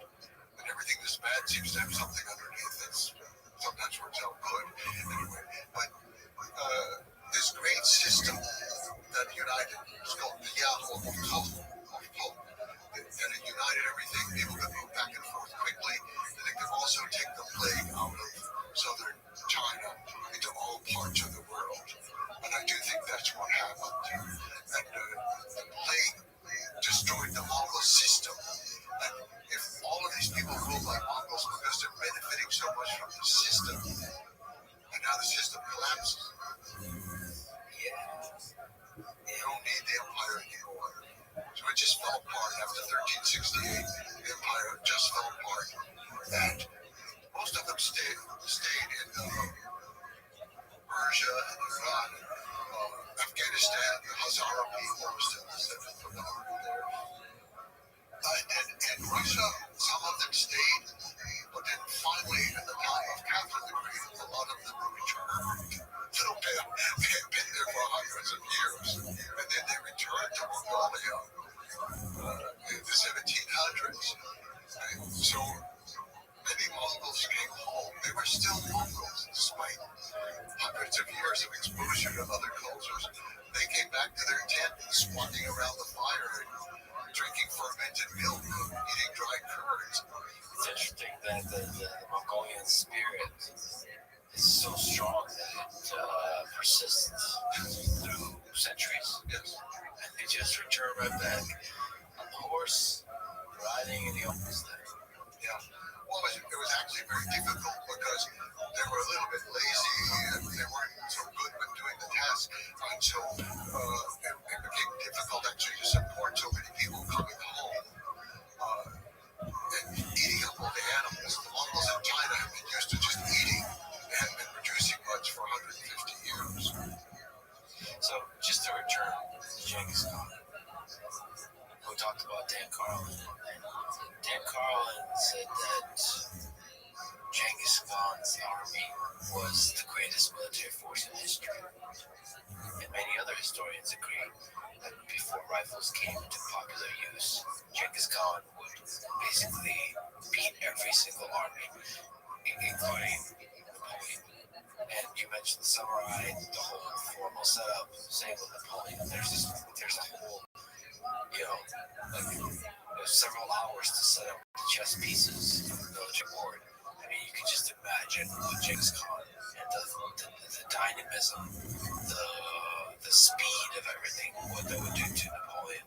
So, I guess the question is, where do you agree with that notion that Genghis Khan's army is the greatest military force in history? Short answer, yes, absolutely. No other power in the history of the world has conquered Russia and China and Persia and Central Asia and Turkey and Korea. No power in the world has done that. Not Alexander, not the Romans. Nobody will ever do it again. Nobody's going to conquer China and Russia again and rule both countries. It's just not going to happen. What lessons can you take from that's applicable to modern warfare? Well, I think there's a very good lesson. The Mongols took Iraq. They took Baghdad. They held it. The Americans, we followed the exact opposite strategy of the Mongols. The Mongol strategy is first you take the countryside. They're country people. They think in terms of countryside. You take the countryside, you occupy the countryside, and you cut off the city. It cannot live without the countryside. And that's how they did it every time. They would come in, as I say, in some cases two years in advance to clear people out so they would have room for their horses and have pasture for their horses. And you take the small towns and then the small cities, and then the last one is the big city. Americans, they said, no, we're going to take Baghdad, we're going to bomb Baghdad, we're going to have the shock and awe, we're going to go in, we're conquer the country from Baghdad. So they go in, they get trapped in their little tiny green zone. They never conquer Iraq. The strongest army in the world. This is something that worked in Europe. World War II, yes, we bombed the cities, and we took the city because it was a city, the center of production for the modern era. But the countryside is a place that produces the food. The Mongols were very aware of that and supplies the water. You cut off the water from the city, you cut off the food from the city. What's the city going to do? They're going to surrender. The Americans were applying something that worked in Western Europe to conquer Germany.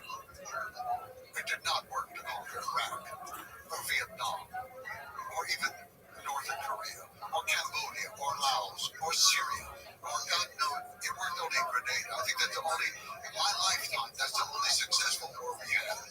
Less than a couple of hours we've been in, conquered the little tiny island. Otherwise, we've been chased out of every country. We've lost it. Tail between our legs. We dropped more bombs on Cambodia than we dropped on Germany. It's hard to believe. Hard to believe. We dropped more bombs on Cambodia than on Germany.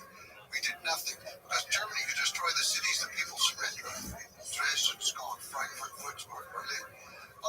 In Cambodia, you can bomb the countryside forever. You can kill the people, and they did. You can use chemical warfare, and they did. And you can still go into the eastern part of Cambodia, and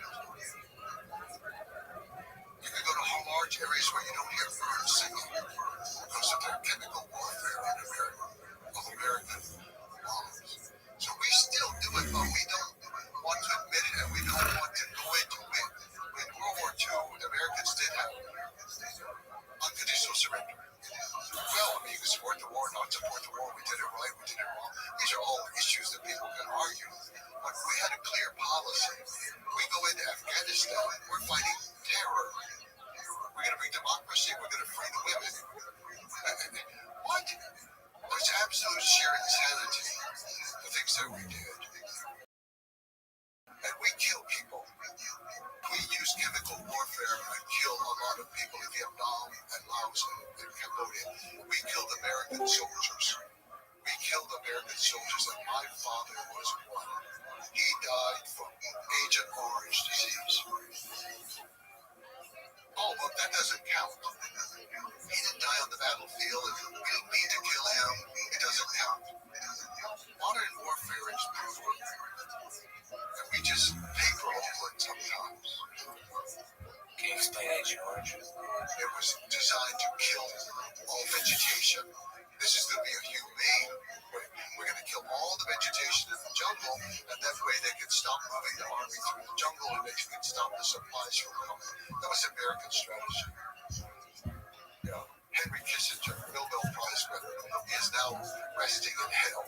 This is exactly where he belongs for what he did to Vietnam, Laos, and Cambodia. The bombing was just absolutely horrific. So Agent Orange comes in, they defoliate it, which means they wiped out the crops, so people are starving. Literally, in the case of Cambodia, starving to death. The animals are being killed, and deformed children are being born to this day. And American soldiers died by the thousands. Not immediately, not on the battlefield, not right there. They go home, they have the disease, they linger, they take the whole family down with them in an emotional trauma of becoming slowly paralyzed and dying. We did that to our own people. So yeah, warfare, I don't think we're any more humane with it any better today than in the past. It's just, we can hide parts of it more easily and deny it more easily. If you're killed by a Mongol, it's very clear you're killed by a Mongol. You're killed by friendly fire in America or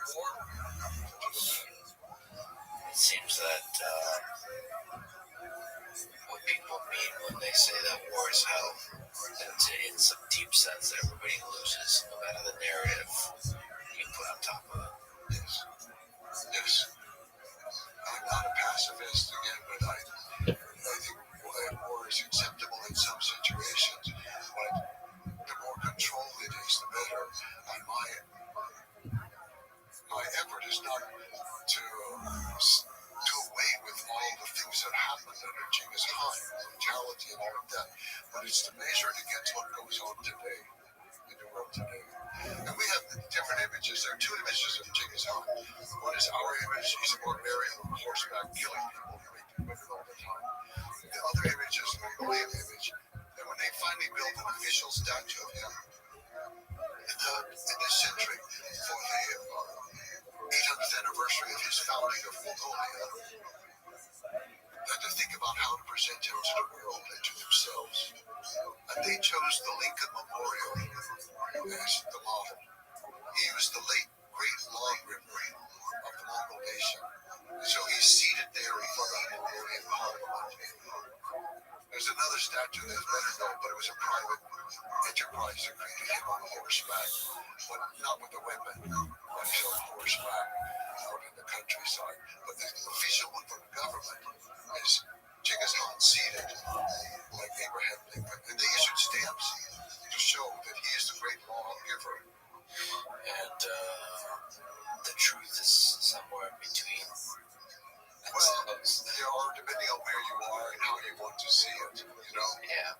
There are many things that happened that were terrible and horrible. And for people who lose a war, it's going to always be terrible and horrible. Let's return back to Genghis Khan's life and the end of it. How and where did he die? After conquering the Khwarezm Empire in Central Asia, Genghis Khan returned, and then they had a great, they called Naadam, a great celebration that went on for a whole summer just about. They had so much wealth to distribute to everybody, and everybody's doing all kinds of things, you know, for what they have done, including the people who helped and saved him when he was in the tank in the ox yoke. They were rewarded with, everybody was rewarded. It was a great time. But the first place he had attacked outside was the Tango nation, and they had sworn allegiance to him. And then when he went off to the Middle East, they refused to send troops. He didn't forget that. He's going back to the Tango nation, and he's going to conquer them again. As he was crossing the Gobi, which takes a while, and crossing the Gobi, he was distracted a little bit by hunting the hulan, which is the wild, we say the wild ass, or I used to say wild horse, it sounds a little better. But the hulan, to say hulan up the Gobi, he was out hunting hulan, he fell from his horse, and he injured his leg very badly. And he seemed to decline from that point, and it took some number of months before August of 1227. It was very much near the end of life. You can read online the exact date. It's all very specific. The truth is, we don't know exactly which day he died at that time, because one of his wives was running the camp, and they were keeping it secret until the defeat of the Tangut was completed. The Tangut offered all kinds of things to the Mongols to go away again the second time. And Genghis Khan told his family no, accept nothing. And then when they surrendered, he killed the royal family, killed them all. So that the idea, they were Buddhist people, and the Tanguts were Buddhists. And the idea was usually you could be reborn into your own family. But he said, no, you kill off the whole family so they can't be reborn. So he died there. How was his successor chosen? Oh, the succession issue was always difficult. He did not have the right to appoint a successor. That was not the Mongol way. He could nominate somebody. So before he set off for the Middle Eastern campaign, one of his wives said to him, you know, even the biggest tree falls. You've got to make a plan and talk to your sons about the future. So he did. He called the sons together. So this is Zunch, the oldest boy who was born while the father was allied with his Amna, and he was named Visitor Zunch. And then the next one was Chagadai, and the next one was Ukade, and the next one was Talib, the father of Kublai Khan, but he was still alive at this point. So all four of them came. Genghis Khan explained to them they wanted to talk about the succession and to get some consensus from them about the succession. And so he said, the Mongols always call on people to speak by order of age. They also serve tea or food, anything by order of age. It's always done that way. From then till now. So he called first on Zunch. He said, what do you say, Zunch? Genghis Khan favored Zunch. This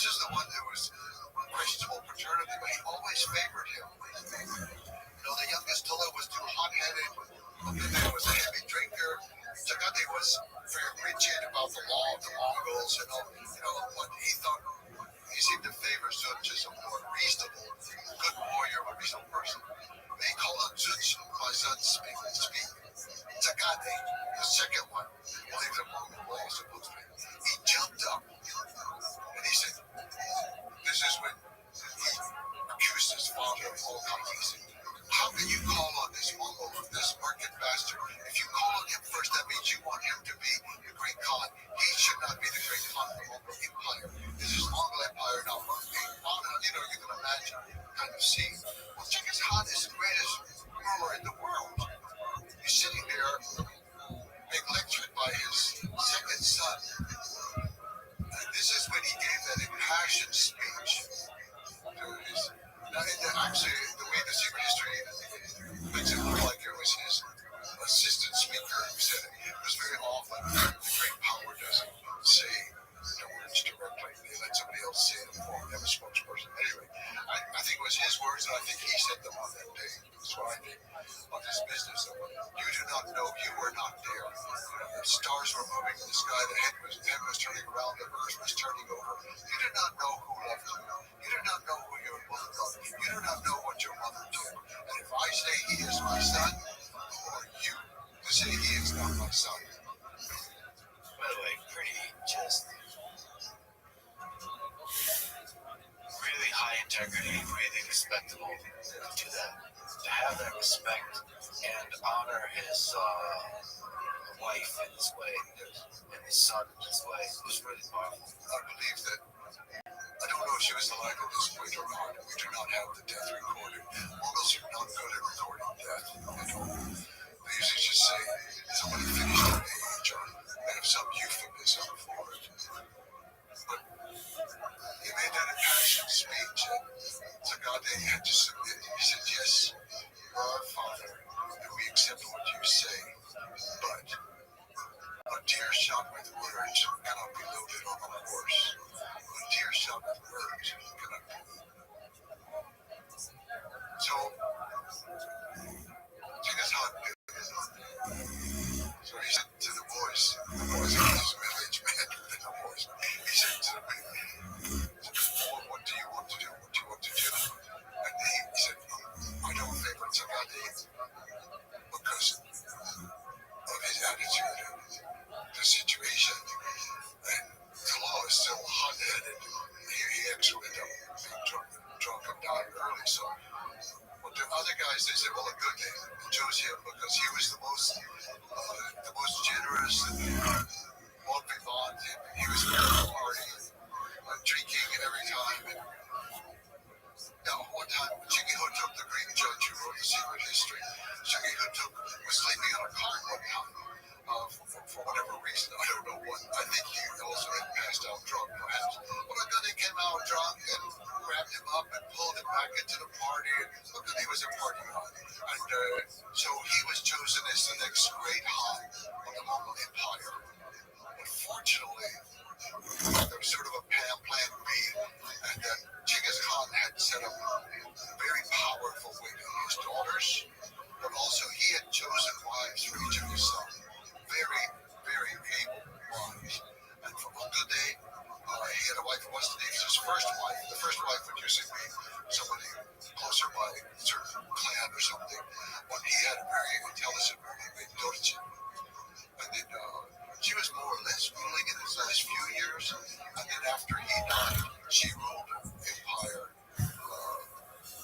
in her own name. She was the ruler of the greatest empire ever ruled by a woman. It's incredible that the genius of Genghis to set it up that way. Yes. And to not, there's probably very widespread discrimination of women at that time. And to have not care about any of that and just making the right decision for like what it will keep the empire together. Dorje was, actually there was peace. She stopped all campaigns. There was peace during her time. The women, like such as Dorje, were extremely into economics and trade and running these private corporations called Orfolk. She was running her own company and everything. So she became much more interested in the economics of the trade and running the empire. And it was a time of peace, and she recognized that peace was better So it was a peaceful time. But like all of us, we have our weak points. And she favored a worthless son to become the successor. None of the sons actually were great, but Ogode favored another, but anyway, she favored her son. So she arranged to have him made the great emperor. She was still alive. She had her primary minister was also Fatima from the Middle East. And unfortunately, they organized a purge of her court and killed off a lot of these people who had been supporting her. A lot of them were Muslims. He killed off a lot. And then he was going to march against the Golden Horde because they weren't supporting him. So he set off and he died. He was only in office for 18 months. And he was gone. And his wife took over Olga Kamish. Unfortunately, she was not capable as a reasonable authority. Olga Kamish was a bit greedy. And she didn't start any new wars, but she just kind of messed up things. And she didn't rule for too long. This is why Kublai Khan's mother, Sorostani, was able to have a revolution. She united with the Golden Horde. She was on one end of China, she had northern China, the Golden Horde had Russia. The two of them united against the center, and they overthrew Olga Kamish, and she put her son Khan in. Who was succeeded by I should say probably that, this whole succession by kin probably goes against the initial spirit of what Genghis Khan stood for. Yes. In the end, he was a father, and he favored his sons, even knowing they were not so capable, and he had lost a grandson that he loved. But he organized it, though, as what we call almost a corporation. All lands belonged to everybody in the family, everybody. So Kublai Khan, that's why he had soldiers. There were Christian soldiers, Ossetian soldiers, and Kipchak soldiers. He had 10,000 of each come in. And then the Russians would own silk factories in China. The Ilkhanate would own silk factories in jade mines in China. But the people in China, the Mongols, they would own villages in Persia and in Iran. So he organized all this. Everything was owned by the entire clan. It didn't last too long like that because of the divisions that developed. So the Great Khan was primarily in charge of conquering and expanding the land so they had more land to own. That was going to be the job. And Kublai Khan fulfilled it. Khan to some extent fulfilled it. What they did, Greek did. Family ruling the land on different territories. Yeah. They weakened with every generation. Every generation. But that reminds me of a very popular idea about Genghis Khan, articulated in the 2003 paper titled The Genetic Legacy of the Mongols. So that paper has a finding that estimates that 0.5% of the world's male population is direct descendants of Genghis Khan. I've heard you kind of be a little bit skeptical of this paper, but I actually really like its findings. I talked to a good friend of mine, Manoel Scalis, who's a biologist, computational biologist and geneticist. He likes the paper as well. I find it really convincing, but I think your skepticism has to do not necessarily with the paper's contents, but more the implication that it speaks to the thing that maybe the people who think of Genghis Khan as a brutal barbarian assume that the reason is 0.5% of the population is because of some institutionalized mass rape conducted by Genghis Khan. But to me, and we actually spoke about this, you can't get those kinds of numbers with rape. If you want for the empire to propagate the gene, if you're a person that wants to propagate the genes, you would make sure that all the lands you conquer are stable, flourishing, and happy. And so, actually, what this is much better explained in the paper indicates this.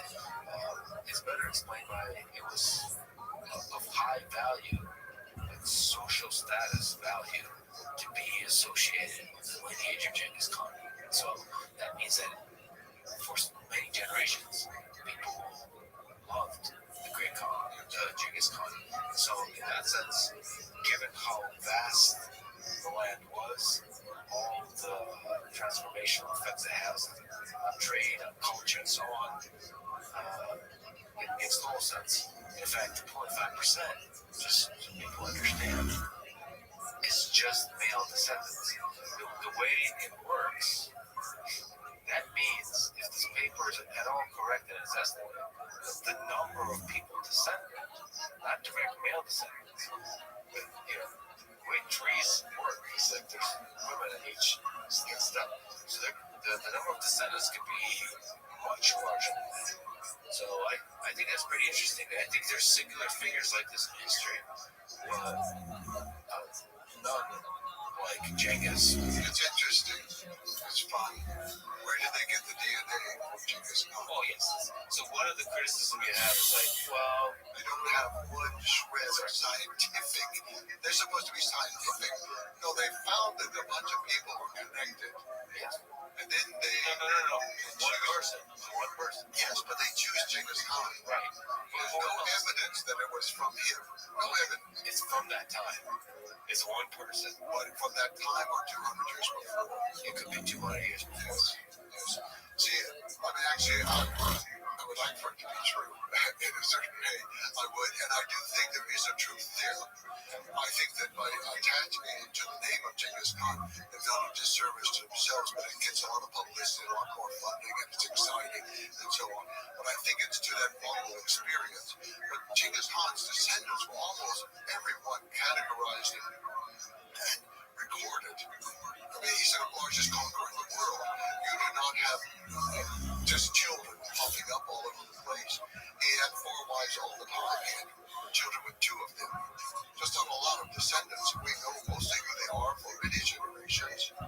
His brother Hassan had many more children than he did. Many more. And they caused a lot of problems later on for the empire too by rivaling the power. So it could be that one of these other people who was in charge of it could have been the origin of this. It could have been well before Genghis Khan. I just don't believe in Mongolia today. We have no one who claims to say from Genghis Khan. Well, claims is a different thing than biology, right? So so the reason I say this is this methodology is pretty solid. I believe that they found some connection of people. Yeah, but They have no evidence that it's really connected to Genghis Khan. I think it may be tangentially connected to him. yeah, but it's somebody from the Mongolia region. Yeah, I think that's quite possible.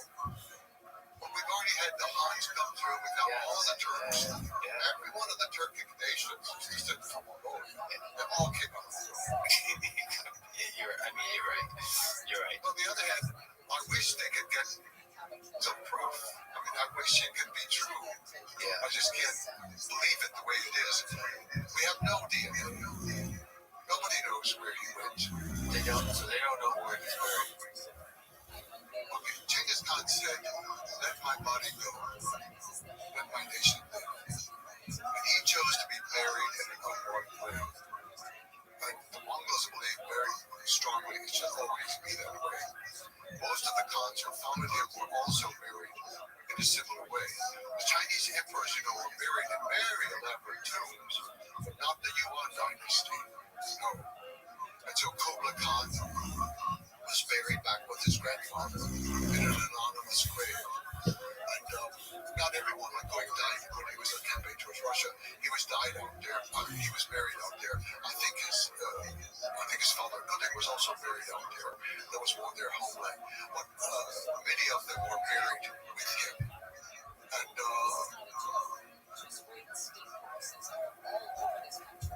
it's known and not known at the same time. It's officially you should not know it. You cannot know it. It should never be disturbed. He should never be disturbed. we're not going to have a tournament coming in. But you're saying like the people of Mongolia, they have a sense. They believe he's in a certain place, yes. And they believe they know where the place is. But it's sacred. You can do nothing. Just leave it as it is. It's no roads, no buildings, no killing of animals, no chopping of trees. Nothing can be done. It's a holy land dedicated to him and his family. It's pretty amazing. Unmarked grave. For the greatest conqueror in the history of humanity. For good or for bad, the most impactful, one of the most impactful humans in history. I believe in this thing about the nation lived. And I say to people, they ask me, what did he look like? I say, well, the portrait was made 50 years later by somebody who never saw him. And actually, if you look at the portrait of Kublai Khan and Genghis Khan, they look alike except one's old and one's younger. And I think that's because Kublai was trying to he wanted to establish his legitimacy as a real uncle, that they looked alike, but his grandfather said he didn't. And then Kublai Khan looked different. They looked different. So there was nothing, but I say, if you want to see the face of Genghis Khan, walk in any Arab Mongolia, the first challenge you see, that's the face of Genghis Khan. It's his nation. He created that nation. That's his face. Does that make you sad that there's no, from his time capturing this image, that he really made himself sort of disappear into the land? Does that make you sad? No, not at all. No, because he's everywhere. When you have these clans that are still operating in Afghanistan, the Russians are still using the YAP system. There are many aspects of him that are out there in the world. And I think I find personally inspiration the same way that Thomas Jefferson did. He found so much inspiration in the life of Genghis Khan and the books of Genghis Khan that you could still read. And he bought so many copies he gave to the Library of Congress, to the Library of Virginia, University of Virginia, to his granddaughter. These ideas live on, and we still have not fulfilled them. We do not have religious freedom. We do not have the protections for women. We do not have the protections for envoys and ambassadors. The ideas live on, and the rulers do not live as the common people. They eat the same food, wear the same clothes, sleep in the same, not bed, like his case, but sleep in the same situation, simple home. No. They have tremendous respect for leaders that live just as the people who they lead. It's mostly not done, but when it is, they've just infinite respect for that. That is the way. What lessons can we learn from Genghis Khan that apply to the modern world? You already said religious freedom, some of these ideas. Well, I think these policy ideas, I think, are important. We can still learn from that about protection of diplomats, not buying and selling women, not kidnapping women, and having religious freedom of individuals. But also, he had interesting things. He had tax-free status for all religions, all physicians, and all teachers. They didn't pay taxes, and he said, well, as a former teacher, I raised that out of pure greed and self-interest. But it's not to me the idea of saving the money. It's the idea of focusing on that as something important for the society. He didn't say tax-free for any other category of people, as I recall, but just for those. And he's highlighting the health of the people, the education of the people, and the spirit of the people, the spiritual. That's very important. That's a profound approach to life. So these are policies. I'm not advocating so much for policies, but I think some of the general principles of being willing to learn from our mistakes. Admit your mistake to yourself. Correct it and go on with your life. All of us say it's important, but we don't do it for the most part. We don't learn from our failures as much as we think. The other idea of promoting people on ability, I think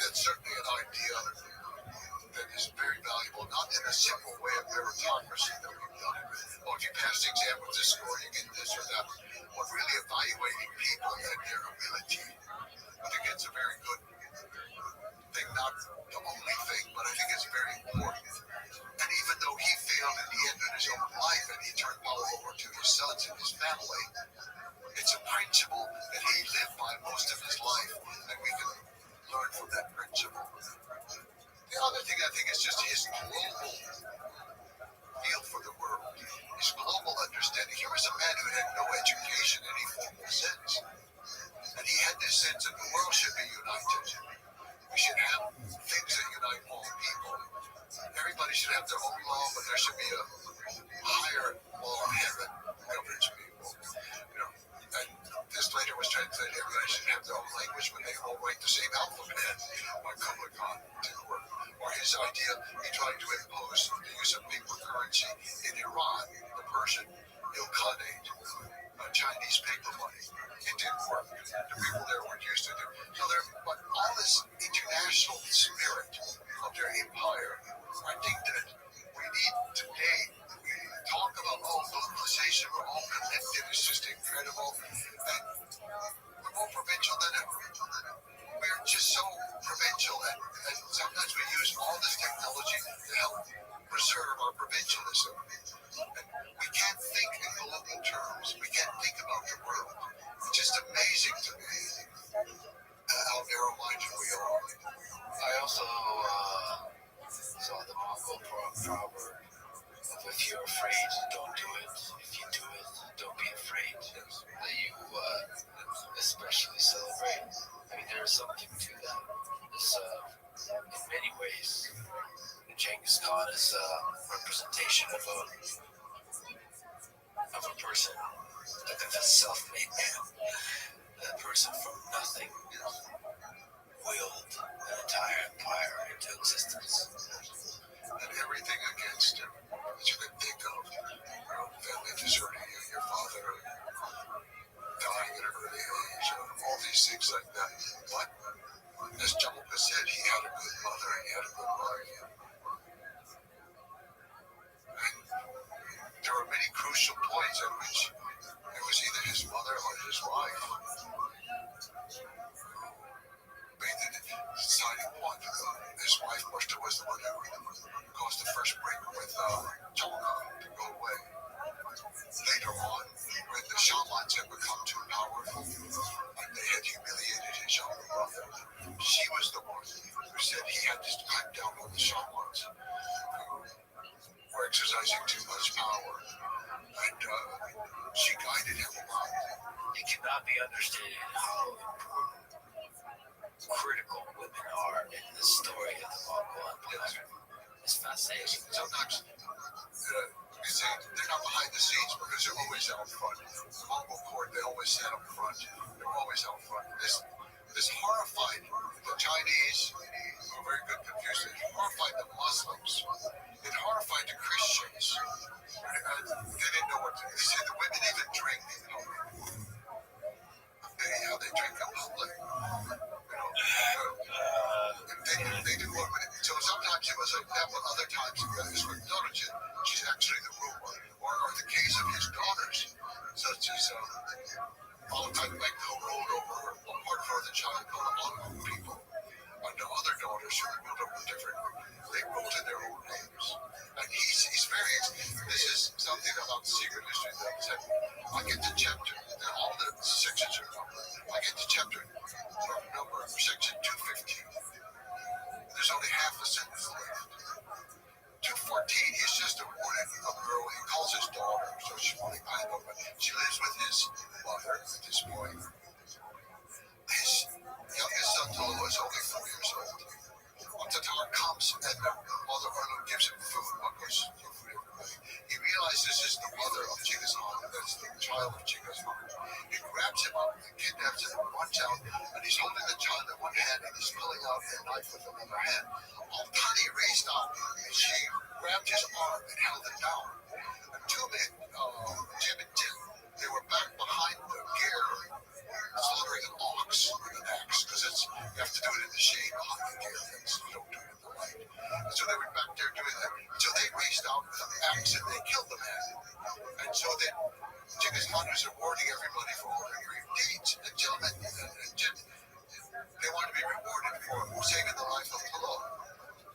He said, no, you killed the Tatar.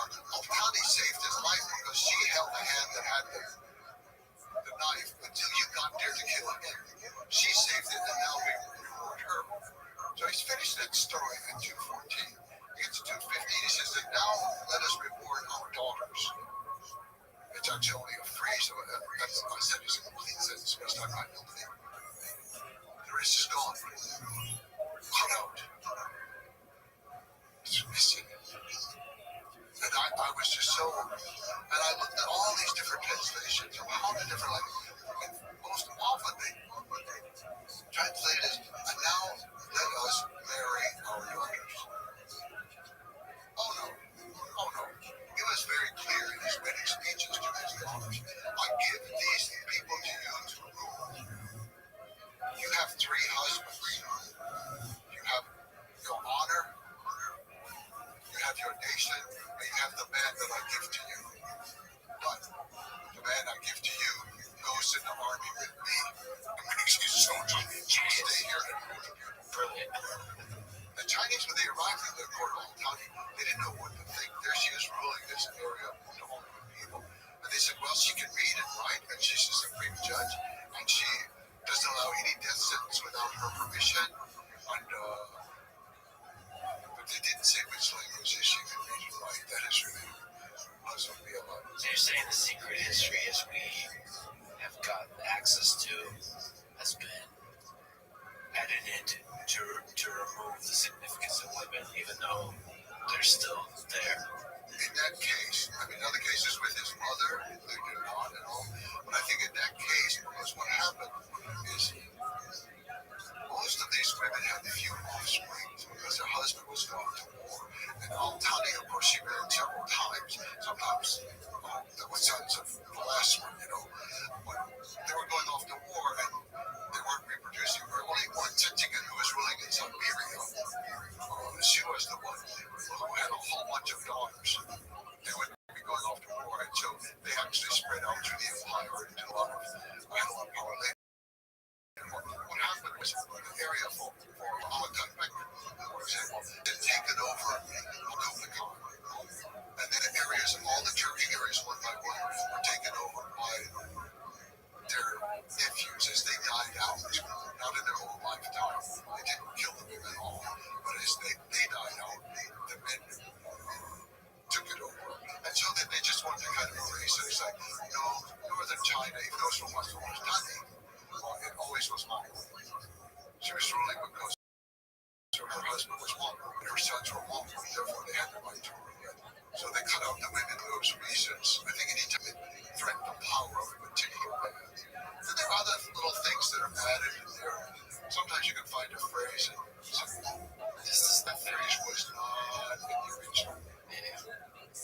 In studying human history, what have you learned about human nature? Just the trajectory of humanity throughout the past several millennia.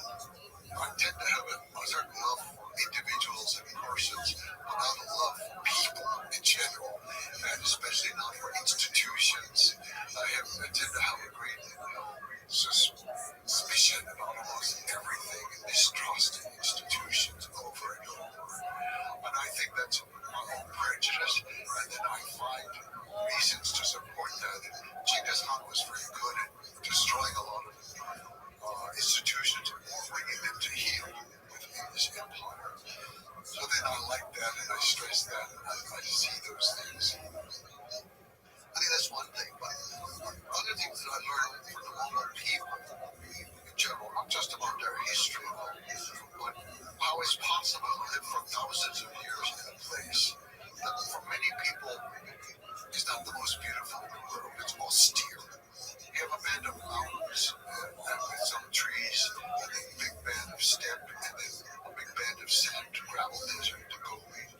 And for many people, it's not appealing. It's just open. There's too much space. It's like we need to build something over here. Well, you can have a condo right there. You can have a building. We can sell them off. They haven't given in to that. They really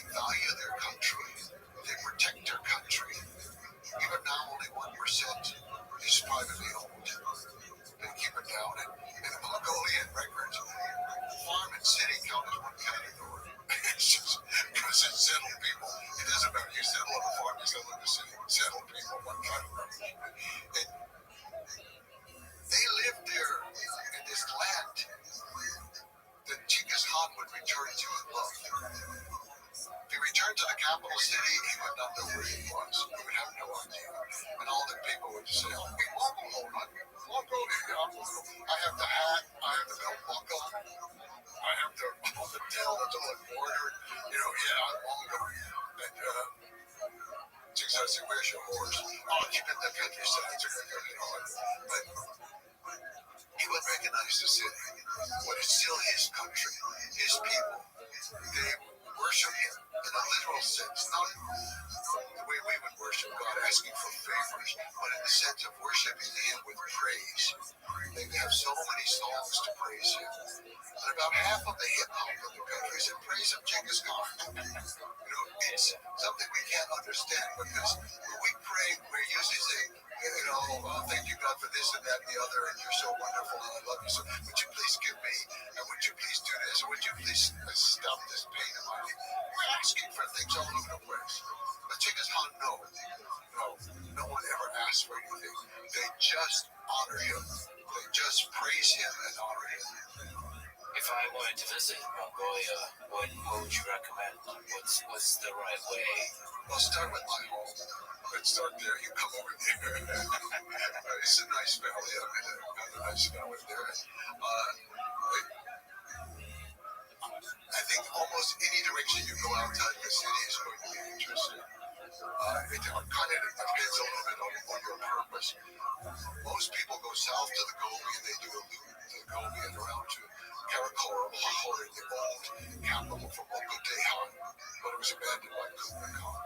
And then they circle back to the city and they may stop off to see what we call Przewalski, the wild horse, but they call Taki. To see the Taki, or they may go up to Huskell Lake, the big beautiful lake, somewhat like home, but much smaller.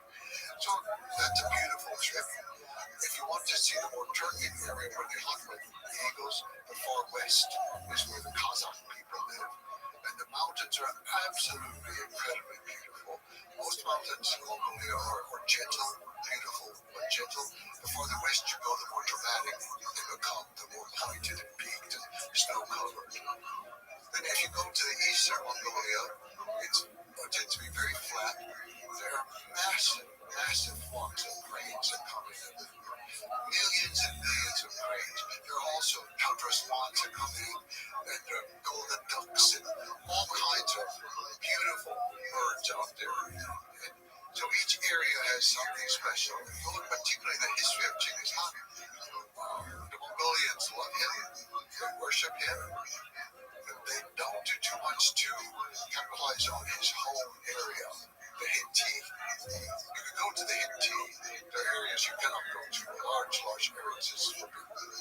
But you can go, but they don't capitalize like this is the place. No, they go there themselves out of respect. But the only one place they built this statue of him, which is the largest equestrian statue in the world. But it's the place where they say he found his whip, which is when he was coming back from being at the camp of asking Orgul Khan, or Torgul Khan, or Orgul Khan to support him. He's coming back to his family, and he supposedly found a whip there. It was just a small stick with a couple of strands of rawhide at the end of it.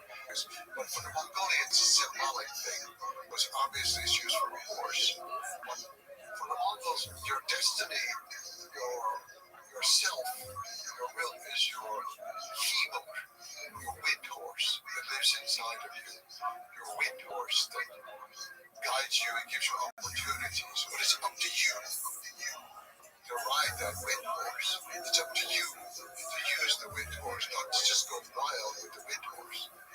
And so I think it's at that crucial moment. He's on his way back home to go with Jamal Khan and the other soldiers to the market to rescue Urstar. And so symbolically, he found a whip. But I think it means that he found the way to control his destiny. destiny, his fate. It's very important. Very important. And now he did. That was the beginning. Yes. Yes. It is symbolized in that statue. Some people think that he's holding this thing, that it's a pawn or something like that. Well, no, it's what they call the whip to shoot. We've talked a lot about the past. If you look out into the future, what gives you hope for human civilization, for us humans? Almost every day I'm totally dissatisfied with everything on Earth. It's just that kind of old man, blah, blah, blah, blah, blah, blah. What are they talking about? My grandchildren talk to me. I don't understand a word they say. What are they, what? And who are they talking about? I never heard of it. It's kind of like that. And who's running for office? Oh my God. Everything like that. But then, almost every day, I meet somebody, just one person, who gives you some kind of hope. You just see somebody doing something nice, or they do something nice for you. And I do find in Asia that happens a lot. That people just do nice things for old people every day. And so then my dissatisfaction with all the big things in the world, and the way my grandchildren talk, and the way young people are, and then I see something like that. And often it's something with the young people, something that the young people do. In Asia, they're always bringing me things. They bring me dried courage, and they bring me strawberries that they picked in the forest in the summer, or they bring the pine nuts that they found, or they bring me the milk in various forms, or yogurt. Everybody thinks you got to eat the yogurt. This is from my grandmother. All the other yogurt in the world is not good, but my grandmother, she knows how to make the best yogurt ever. And so, over and over and over, I find, despite my all intentions to be in a bad mood, somebody spoils it with these little nice acts that are really very touching. Yeah, it reminds you that there's that little flame of goodness that burns in everybody. I believe that on the whole will keep humanity flourishing, keep evolving and changing towards something better with every generation. Yes. People in Mongolia take such good care of me all the time. I think my wife had I've talked about this before, something she had MS that slowly declined for many years, becoming paralyzed, not able to speak, not able to control her movements or anything. And we lived half the year still in Mongolia. Part of it was because the climate and the altitude were better for her situation. It was very helpful for her. But also the people. There was a poor country. The sidewalks are broken. Everything's not working. I would go out with her in a wheelchair alone, and I knew that every moment, some arm would pick her up, pick up the wheelchair, and lift her over that and not let me do it. We could go to the opera. You had to go this magnificent set of Soviet stairs to get to the opera. We would go, and I had no worries. I knew two guys would come from one side, two guys from the other, and they do not say, "Excuse me, may I help you?" They do not wait for you to say thank you. Nothing. They just do it, and they walk away. They have such respect. Singers would come there all the time to sing, to warm up the house for my wife. And even dancers would come sometimes to dance or play the horsehead fiddle, to play that, to warm up the house for her. To see how they treated a totally disabled person. And if I was feeding my wife, and anybody saw it, they would come and immediately take over and start feeding her in their place. Children would come up to her in America. They're often afraid that she's in a wheelchair. They just kind of look. They don't know what to do. But over there, the children would always come to her. Always. They were very good. And you just learned something about the people living there in a country where out in the countryside, you come to a gear, you never ask for permission to go in. You certainly don't knock on the door frame. That's hugely offensive. And you you ask, it's like insulting the people. Like, when you're not good hospitable people, I have to ask you for something. No, you walk in and you sit down, and they fix food for you. It's an incredible thing, and these are the things that give me hope. It's no institution in the world, no, not the big things, and not the pop culture, not all the platitudes. Oh my God, save us from the platitudes of modern. You know, it's the family that will fix tea for you at 2 in the morning because there was a flash flood and you got stuck and now you're cold and wet and they build a fire and take care of you. Or you just show up and you make camp somewhere if you have your own tent. And I swear within 1 hour, some child is going to be there with water and milk. You think, where did you come from? And the mother sends them over. Oh, there's somebody over here in the forest. They believe that they're obligated to take care of one another. Anybody in your area, you take care of them. And things like that. Individuals do give me hope. People one by one, a few at a time. Even though I'm lost in the modern world. Well, I'm glad you find your way. You mentioned that your wife is no longer with us. What's a favorite memory you have with her? Well, I can tell you a favorite picture is a lake we used to go to called Okinosh in the middle. And somebody, a very nice friend, took a picture of us towards the end. We're just sitting there watching the sunset over the lake that we've been to many, many times in life. And, you know, we're holding hands. She's in the chair paralyzed. And we're just sitting there staring off. And this is, you know, that's one of my favorite. But with my life, I was just blessed with a good life that was exciting. She was the most beautiful woman I had ever met in my whole life. She was smart. She could talk to people about anything. She talked about jazz or physics or art. And my life is so small and narrow, but my wife, she's the one who gave me a life. The truth is very odd. People don't believe sometimes. I failed English in college. I barely got in college. Nobody in my family, I don't remember my grandparents was on their side. They had 3rd grade education. My father had 7th grade. I went to live with him after the grandparents died and my mother. There was no big education there in the family. But I somehow got to college. My father told me to go. He didn't want me to go to the war in Vietnam, so he volunteered to go because there was the rule that they couldn't send 2 people from one family against their will. It was mainly designed to protect brothers. But he could go as the father, and then I could go to college. So I got to college, and I can't say, oh, I was drinking and having a party and not serious. No, I was trying to pass that course. I failed English. I failed it. And this was just a huge shame to me. In fact, after 1 year I was on probation, I got kicked out of the school. My grades were so low overall.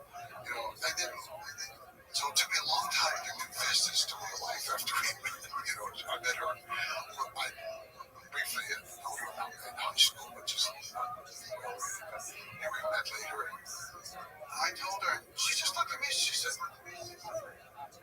"What's a professor?" No, it's just a professor. You can write anything you want. And she had the power to make me believe everything she said.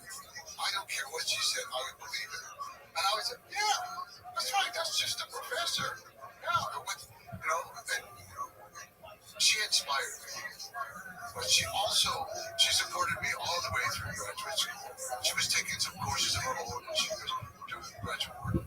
But she inspired me when she told me, I said, I want to write for more people than just for other scholars. I've done this dissertation, a PhD, and it's just dry as that's a hot, it's the Gobi Desert. And I didn't know what to do. And she said, just tell the story to me, but I can't see you while you tell it. You're on the radio, and I'm listening in my car driving somewhere. Just tell the story to me. And to this day, almost every word I write is always just tell the story to her the way that she would like it. And I always read the book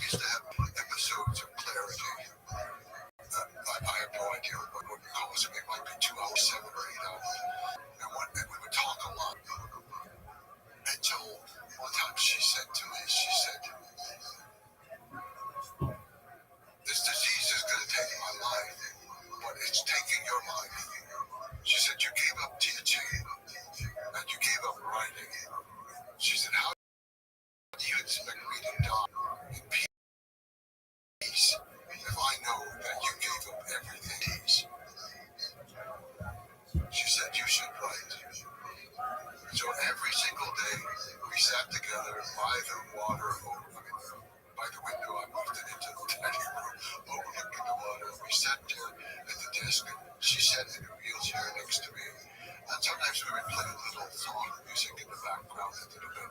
And for the most part, she couldn't talk, but she liked to just sit there beside me working. And she knew that she was an inspiration. She knew. She was the battery that kept me going, you know. How on earth I ever had a wife like that, I don't know. That's beautiful, Jack. That's really beautiful. You know, I just hit the jackpot with her. And I see so many people that get by and they even like each other or they're friends or something. But in my life, there was one person. I love my children. I still do. I love my grandchildren. You know, I don't understand them. But there's one person in my life, and that was my wife. For 44 years. And her funeral was on our anniversary. Just the way life works out, you know. But I was very lucky, very lucky. If the two of you lived and met a few centuries ago, I might be reading a history book about it. You conquering. No. And then she said, you know, you should do this.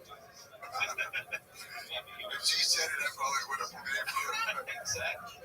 She was too busy enjoying the world.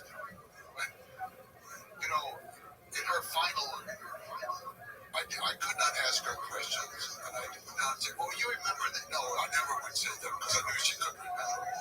But when she would be restless or something in the night, I used to recite scenes from her life and just give the scene without saying, do you remember? But the last night, I certainly didn't know that she was going, but it was a rough night. And we went back to the first night that we had in Moscow. We came in December in the winter, and the snow was so beautiful and white, and the yellow lights shining on it. And then the most beautiful night, we went to the Bolshoi, and she had this elegant blue wool coat from her grandmother from the 1920s with a huge, it's so ironic, it was a blue wolf, but it's gray blue. The wolf had this gray blue collar, this huge collar. She just looked like a movie star from the 20s or something. And we went to see Maya Blisenskaya, and it was one of the most beautiful nights. But her last night, I told her that story again, you know, of all the details. I'd come to her many times with her coat from her grandmother, whom she loved very much, and the snow and the yellow lights, and we arrived at night, because of course the flight was late, and then the next night going to the Bolshoi, and all those beautiful things from Russia. That was it. She was an inspiration. I had many, many nights and many days of great memories. You made me cry, Jack. Oh, no. That was beautiful. You're a beautiful human being.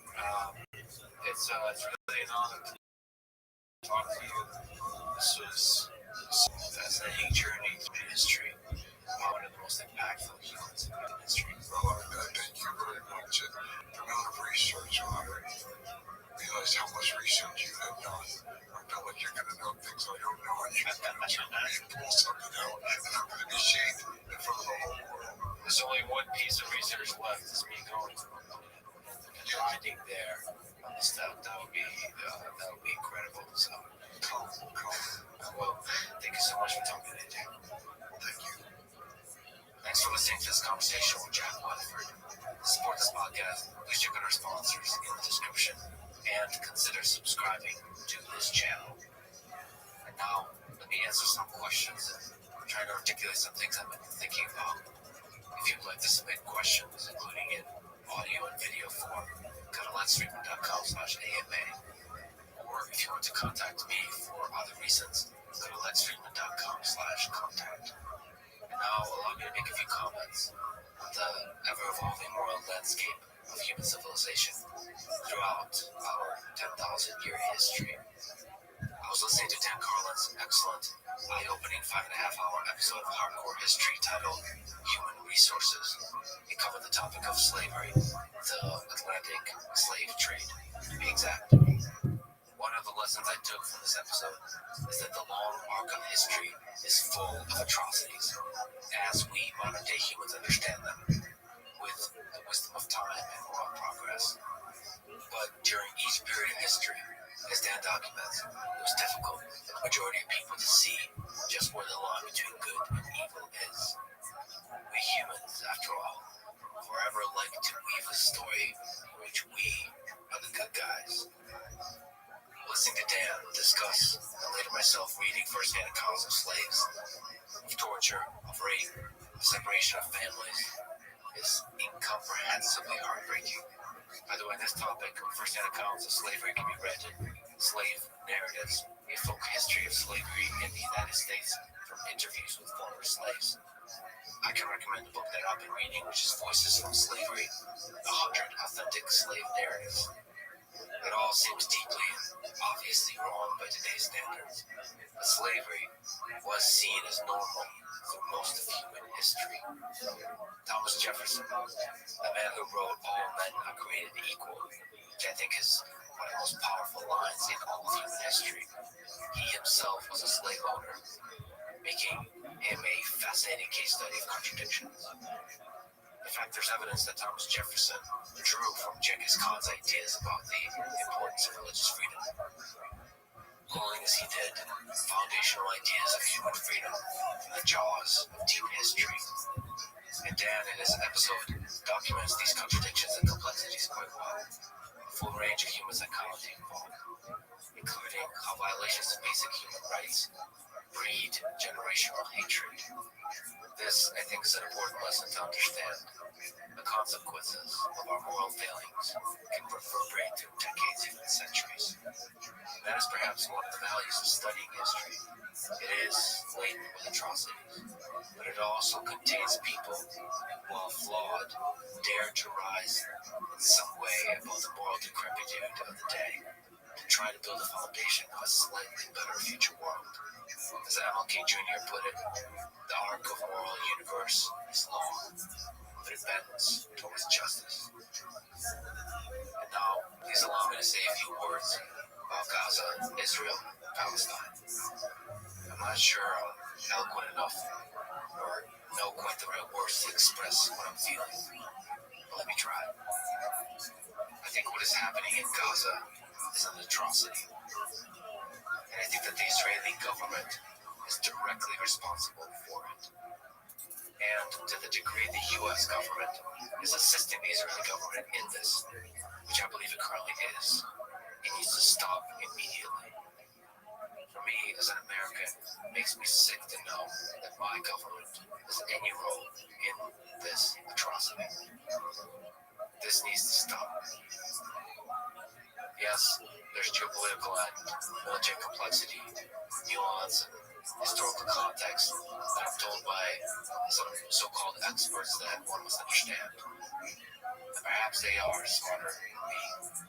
But, like mentioned before, unlike the moral complexity of deep history that I've often spoken about, from the Roman Empire to the Atlantic slave trade, this is the 21st century. This is today. In this, the 21st century, I see things quite simply and clearly. To me, the death of a child is a tragedy. It doesn't matter what their skin color is, what their religion is, or what plot of land they call home. In my view, they are all equal. And the death of each child is a tragedy. Hamas did a definitively evil act on October 7th, brutally murdering over 1,000 civilians. But now, the acts of war conducted by the Israeli government have led to the death of over 60,000 people in Gaza, likely over 80,000 people, of which at least 17,000 are children. 17,000. I'm not smart enough to know the path to peace and flourishing of all the peoples in the region, but I do know that what has been happening in Gaza cannot be the way. Suffering at this kind of scale It's generational hate that leads to more evil in the world, not less. To more destruction, to more suffering. This has to stop. 2 years ago, I spoke with many Palestinians in the West Bank, on camera and off. There's a video of it up if you want to hear their voices for yourselves. It was a deeply moving experience for me, and I'm grateful for it. In the future, I hope to find a way to talk to people in Gaza. I still think it's valuable to talk to leaders, historians, soldiers, activists, from all perspectives. But the most powerful and moving conversations for me on mic and off have always been with everyday people. It's always felt like what the truth is, the deeper truth of life, of pain, fear, of hope. And I still have hope. I believe we humans are good at the core, and I will find our way. Thank you for listening. I love you all.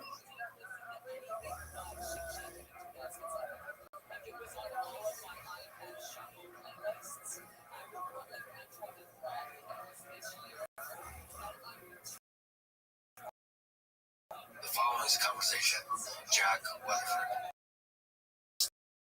historian of Genghis Khan, the Mongol Empire, written a legendary book on this topic titled Genghis Khan and the Making of the Modern World.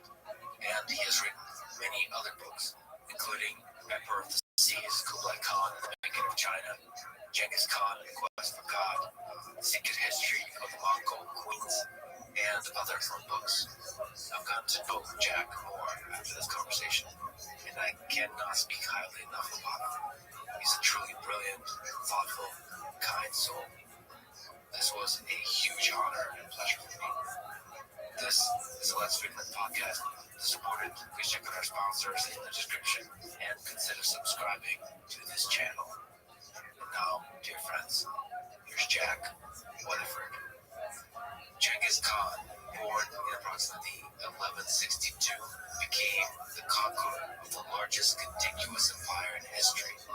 Before that, he was a boy named Temujin, who at 9 years old lost everything. His father, his tribe, living in poverty, abandoned to the harshness of the Mongolian steppe. From a boy with nothing to the conqueror of the world. So, tell me about this boy, his childhood, and the Mongolian steppe from which he came from.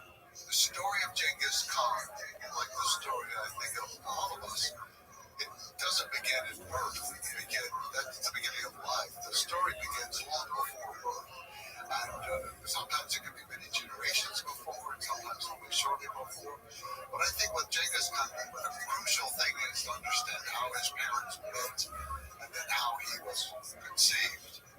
And that is that one day a cart was coming across the Mongol territory, and only women drove carts. Men rode horses, women also rode horses. But women owned the houses, which were called garrison tents. They owned all the household equipment, and so they had to have carts for moving back and forth. The fact that a cart was moving meant that some woman was moving from one place to another. And in fact, her husband was with her. She was a new bride, and her husband was on a horse close to her. So what happened was a man named Yasuke, the future father of Genghis Khan. Yasuke was up on the hill. He was hunting with his falcon. The words of the secret history of the Mongols were very clear. He looked down and he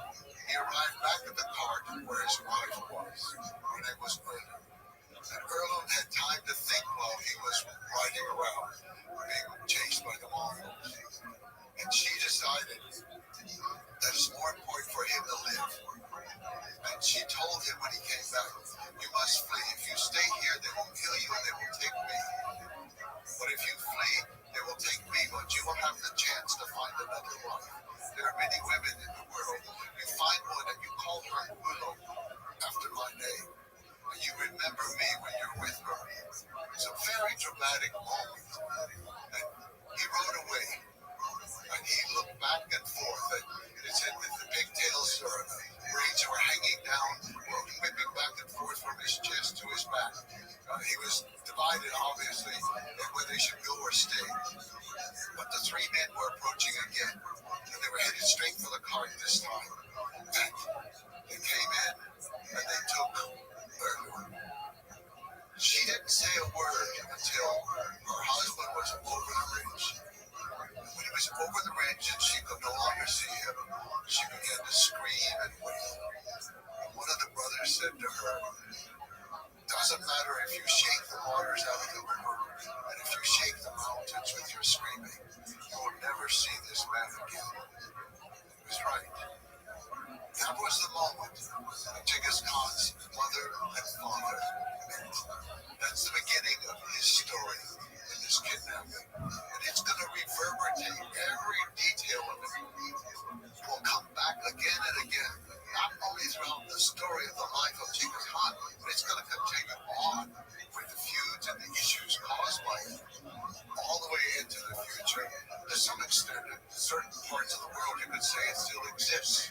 So the meeting is fundamentally sort of a mixture of heartbreak and dark criminal type of kidnapping. From that is conceived this conqueror of the biggest contiguous empire in history. What I was really interested in was, how did this happen?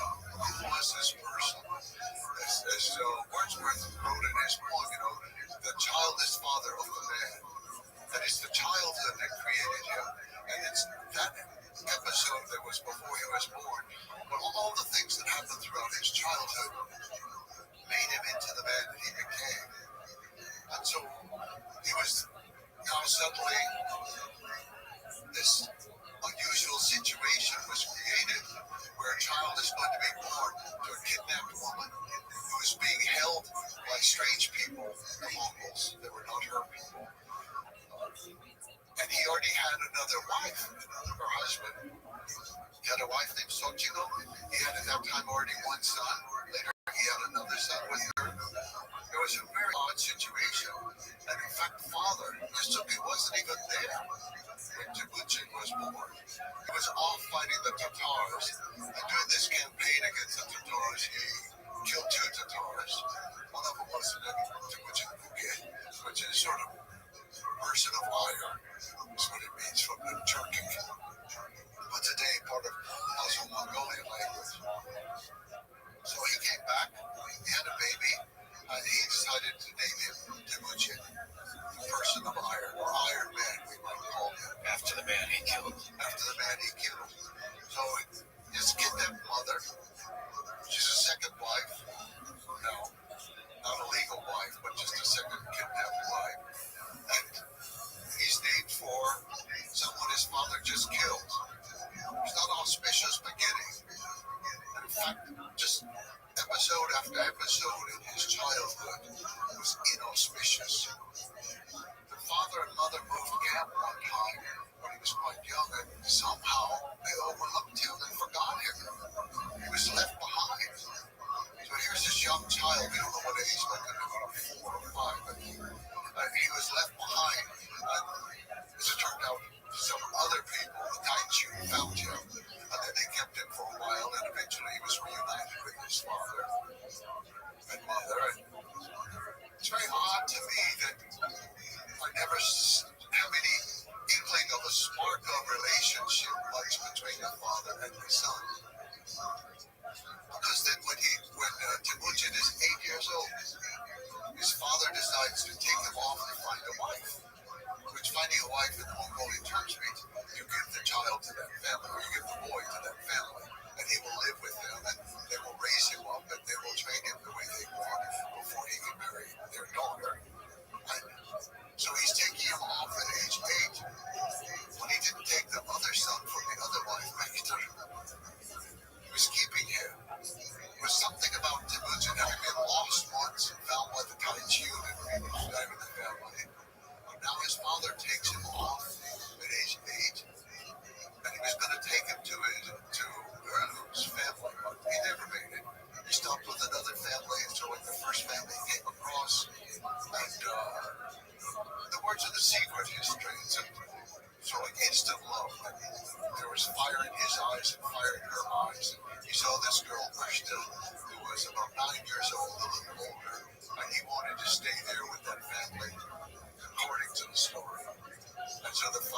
left him there with that family. But on the way home, the father decided he saw a drinking party and he decided to join them. They were Tatars. He hid his identity. On the step, everybody kind of figures out who everybody is. And they figured out who he was. But supposedly, they poisoned him. He got on his horse and was able to ride back home. But within a few days, he died. So now, Temujin is off living with another family. And somebody comes from his family, not a relative, but a close person, who comes to get him, take him back. And they make it through the winter. Mother Erla, by now, she has 4 sons and 1 daughter. I think the daughter had already been born, or the daughter was going to be born not too long after that. They make it through the winter. The spring comes, and of course, the clan is going to move to a new camp. They go to spring camp or winter camp, and they have a ceremony for the ancestors. And they started the ceremony, but they did not tell her. And so she came, and she was angry that she had been left out. The old women said, "You're the one for whom we do not have to call. We will feed you if you come, but we do not have to take care of you." Letting her know that as a captive woman, she was not a real wife in their view. And that was really the signal that when they moved camp, they were not taking her with them. And they packed up, and they took her animals. They took the animals at that moment she still had 1 horse for a moment, and she jumped on the horse and she took the banner of her husband and she raced around the people. And the banner after death contains the soul of the person. And so she raced around and they were a little bit nervous, and so they came home one night and they waited until it was dark. Then they took off. At this time, one of the friends of the family came running out to try to stop them, and they killed him. And Temujin cried. He was a little boy, 8 years old. There was nothing he could do. He was just a little boy. But now that family is left there on the step.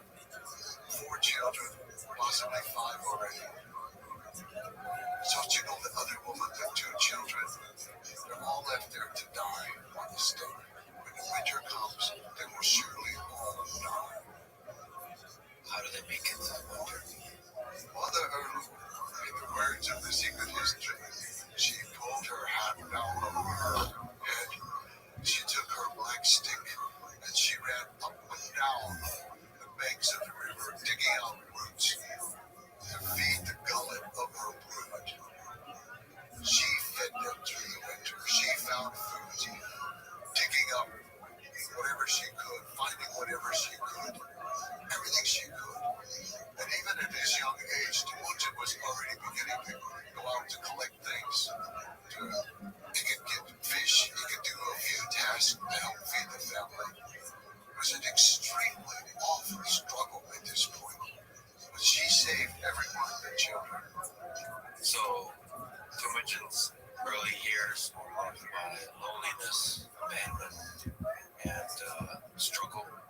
Yes, even after this, he was kidnapped at one point by Taichu people.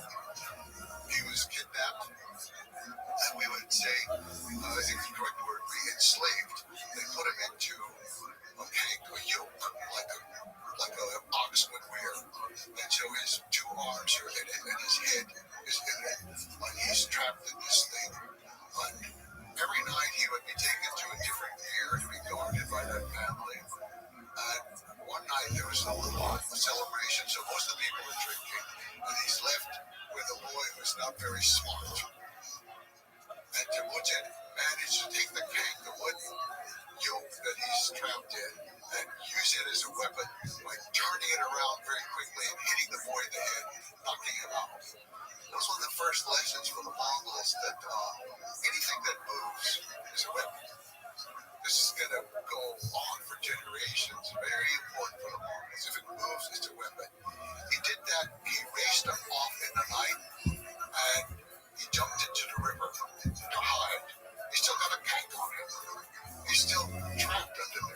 The people are looking for him. They come out and up and down the river, and he's hiding underneath the water for the most part, trying to breathe as best he can.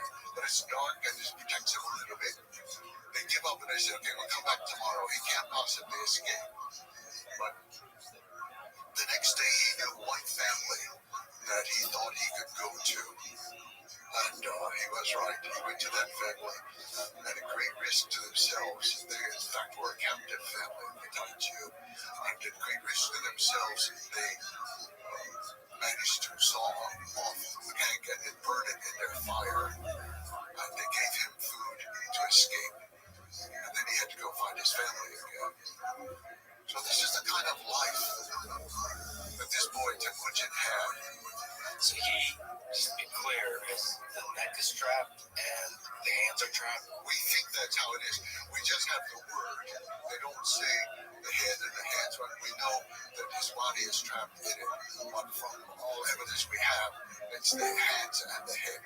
And he's running around deeply alone with this thing. Yes, yes. And then he has to go out and find wherever his family is. So this, in part, was the foundation of his breaking with Mongol tradition that kinship is the most important thing above all else. Because here's his life story where he's abandoned over and over and over. Well, his father's own brothers.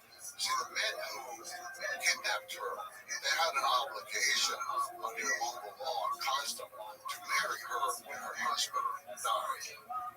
They did not. They should take care of her and her children, because her children were the children of their brother. They count as the sons of the clan. Well, they should. But no, they had all deserted him, all betrayed him. He learned very early on that you cannot trust family. You mentioned that Genghis Khan's childhood, Temujin, was marked by extreme tribal violence. Can you describe sort of the state of affairs in the steppe? How much violence is there? How much kidnapping is there? The story of Temujin is not a unique story for that time. Now, as an isolated family of outcasts, of course, he's not participating in the various feuds and the raids of the people around him. But they are constantly raiding in the winter. And for women and for horses and for any kind of valuables that they can buy, it's almost like their way of getting trade goods from China. Then one group raids the other in order to find out whatever they have for textiles or metal.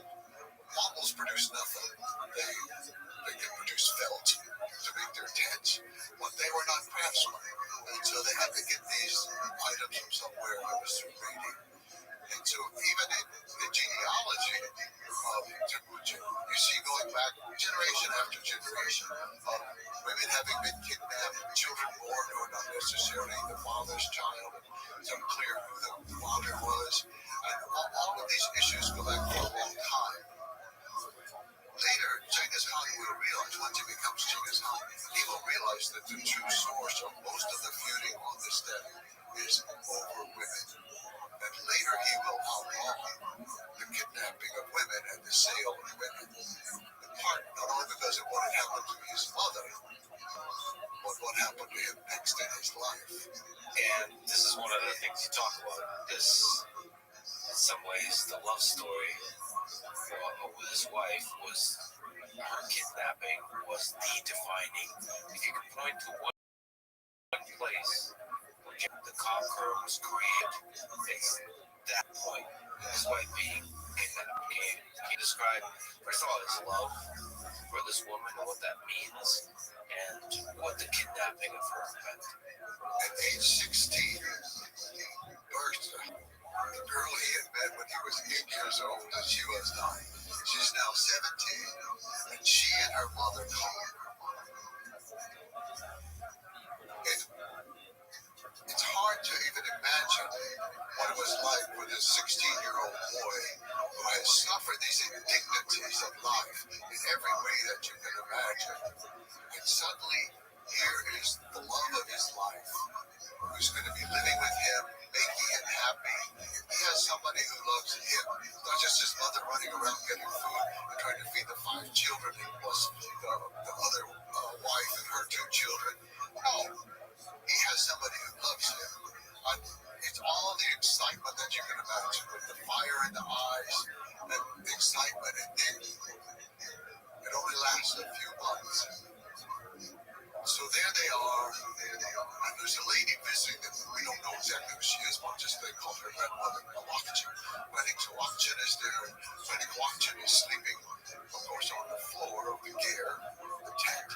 And early in the morning, she feels the vibrations in the earth, and she knows the horsemen are coming. She rouses the family. But Mother Erlund is in charge. Mother Erlund is still in charge, even though Temujin is now married. She puts all of her children on a horse. She takes the baby girl Temujin in her own lap. She has one extra horse. But she won't take Roshta. Because she knows, she doesn't know who the men are. She has no idea. They're coming in the dark. They're coming for a woman. They know there's a girl there. This family of outcasts has acquired a wife, and they know that they're coming for that. And so she leaves Sanchiko, the other wife. She leaves this old lady, Granny Kawakchin, who actually has her own cart, and she leaves first. They pile into Granny's cart. It's only an ox to pull it, so they don't get too far before the attackers get there. But Mother Erlund is right. She's able to get her children off to the mountain, to the mountainside, away from them, because the men are so focused on this cart and finding out how many women are in there and who they are. So Mother Erlund saved her family, but at a cost. Suddenly, Temujin realizes he has obeyed his mother, but he's lost the most important thing in his life. And I do think this is the defining moment of his life. The story began back when his mother was kidnapped. Well, now the kidnapping of his wife, and he's to define, what will he do? What should he do? What can he do? Is he going to just resign himself to it? And is he going to go out look for another wife? And he decides that life is not worth living without mercy. He has found something good in his life. And if he has to die trying to get her back, he will die trying to get her back. And this is the early steps of the military genius born, because in order to get her back requires an actual organization of troops. He needs allies. He goes to a man who ruled the Karyak people in central Mongolia, and a told river about where the capital of Ulaanbaatar is today. He goes there because that Manghan is a name of Ulaanbaatar. He goes there because Manghan had been the lord over his father at one point, and his father had gone on rage for him. So he went there. And actually, he took a gift. That's because Roshta's mother had bought a sable coat as a gift for Mother Erlund at the time of the marriage. So he took the coat, and he took it, and he gave it as a gift to Manghan and asked for his help. And Manghan said yes. And he said, I will send some troops, but we need more. And you need to ask Jamaka. You need to ask him to come also. He said, I will send a message to him to get troops. You have to tell the story of Jamka. Because the story of Genghis Khan is one of people abandoning him, being disloyal. And here is a person who's not of his kin, but becomes his, in a way, brother, in a way, loyal. And as you've described, he's both. The best thing to us happening to Genghis Khan and one of the biggest challenges in the later years of Genghis Khan. So who was Jamka? Jamaka was a boy about the same age as Temujin. And his family had winter camp close to where Mother Erlund was living with her children. And so the two boys met during the winter time. In fact, they both claimed descent from the same woman about 4 generations earlier, or 5, it's more unclear. She was a Urihantai woman who herself was kidnapped. And actually, Jamaka was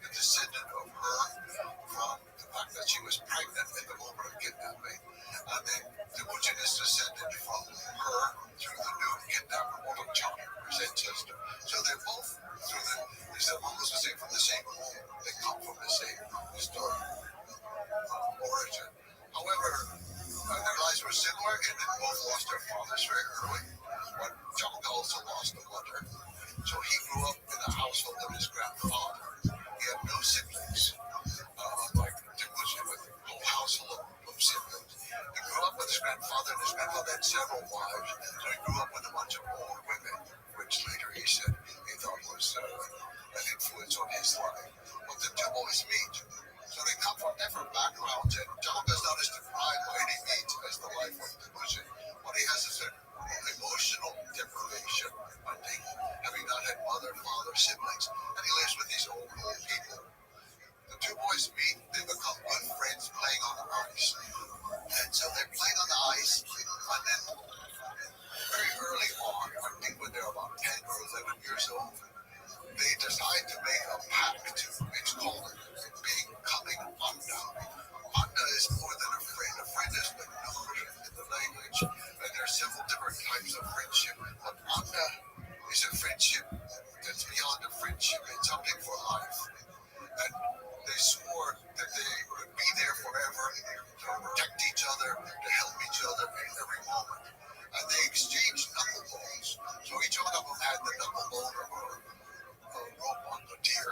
Knuckle bones are used in these games that they play, but it's also used to forecast the future. You can roll them around and all that. It's very strange. On the ice, I will say, in wintertime in Mongolia, it can be up to 50 degrees below zero. It doesn't really matter if that number is in Celsius or Fahrenheit or what it is. But you slide something across the ice and it's just absolutely smooth like silk, and it goes on for a long way. And if you put your ear down to the ice, you hear this celestial sound that is unlike any sound on the moon. It's just like the angels who are singing under the ice. So once there's this relationship with Anda, then a couple years later they swear it again, but this time they're slightly older boys and they have bows and arrows, and so they exchange arrows with each other.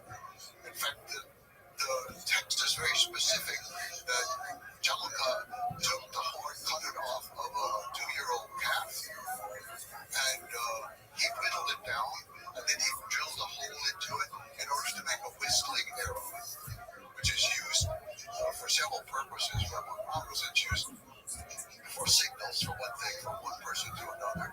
But also when you're hunting, if you want to move the animal in a certain direction, you send a whistling arrow in the opposite direction to make the animal move. That had a lot of use. So the boys had exchanged robot knuckles. This time they exchanged. And so they had been close friends. And Wang Han said, okay, John should raise some troops and go with you. And he did. So the three sent out some troops from Wang Han. He himself did not go, he was too old. But he sent some troops. And then Jamaka and his troops. And then basically just Temujin and his family. He just had his brothers. That's all. They set off to find the merman people of the Seling River, which flows into Siberia and on into Lake Baikal. They had to go through some extremely rough territory. And we see in this episode, though, Jamaka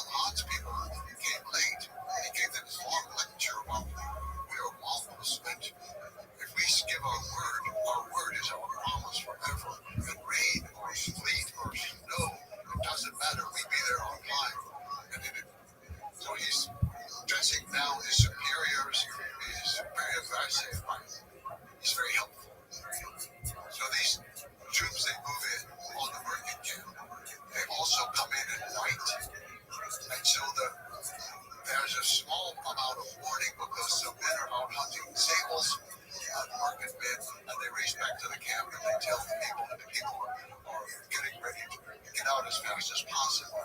So Marcia has no idea who's coming. She doesn't want to be kidnapped again. So somebody.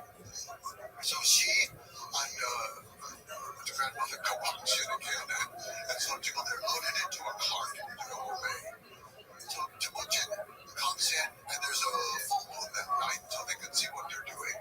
And he's really searching for her. He's not paying too much attention to the man.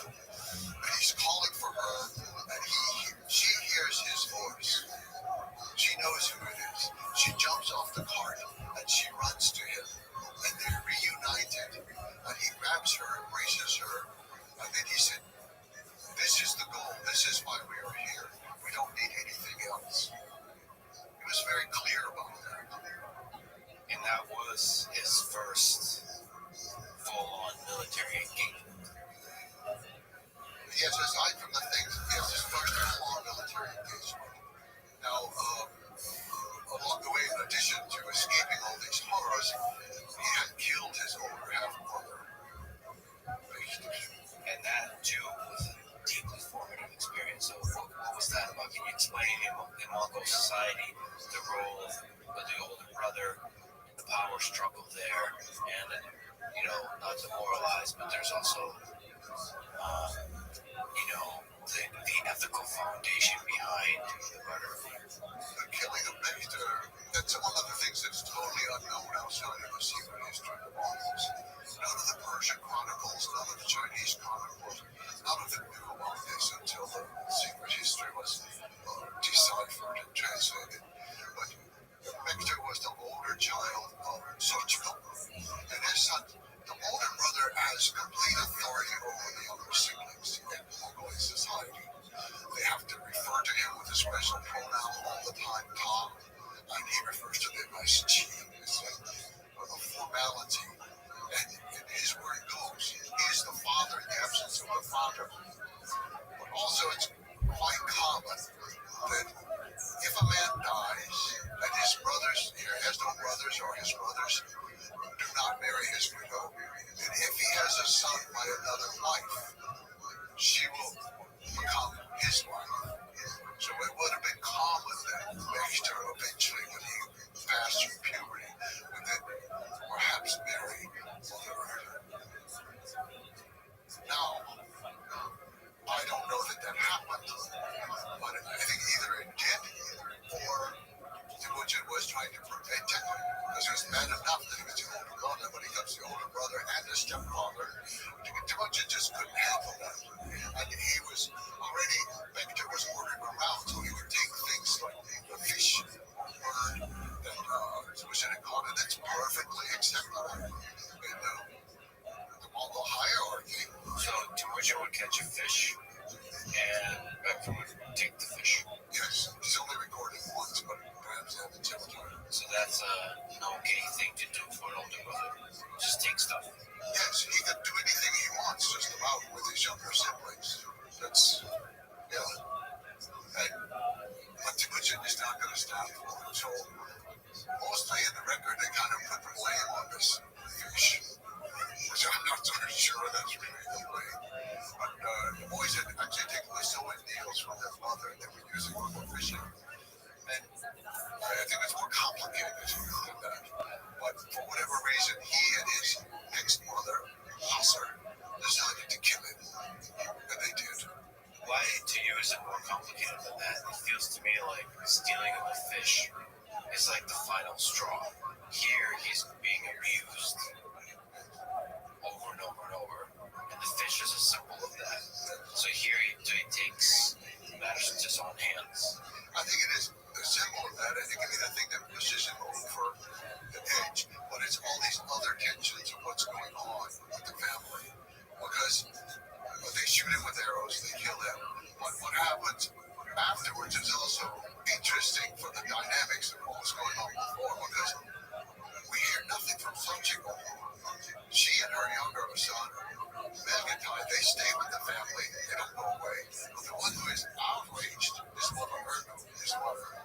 She screams and hollers at him the longest kind of tirade you can imagine. You will never have anybody in your life except your own shadow. And, you are worse than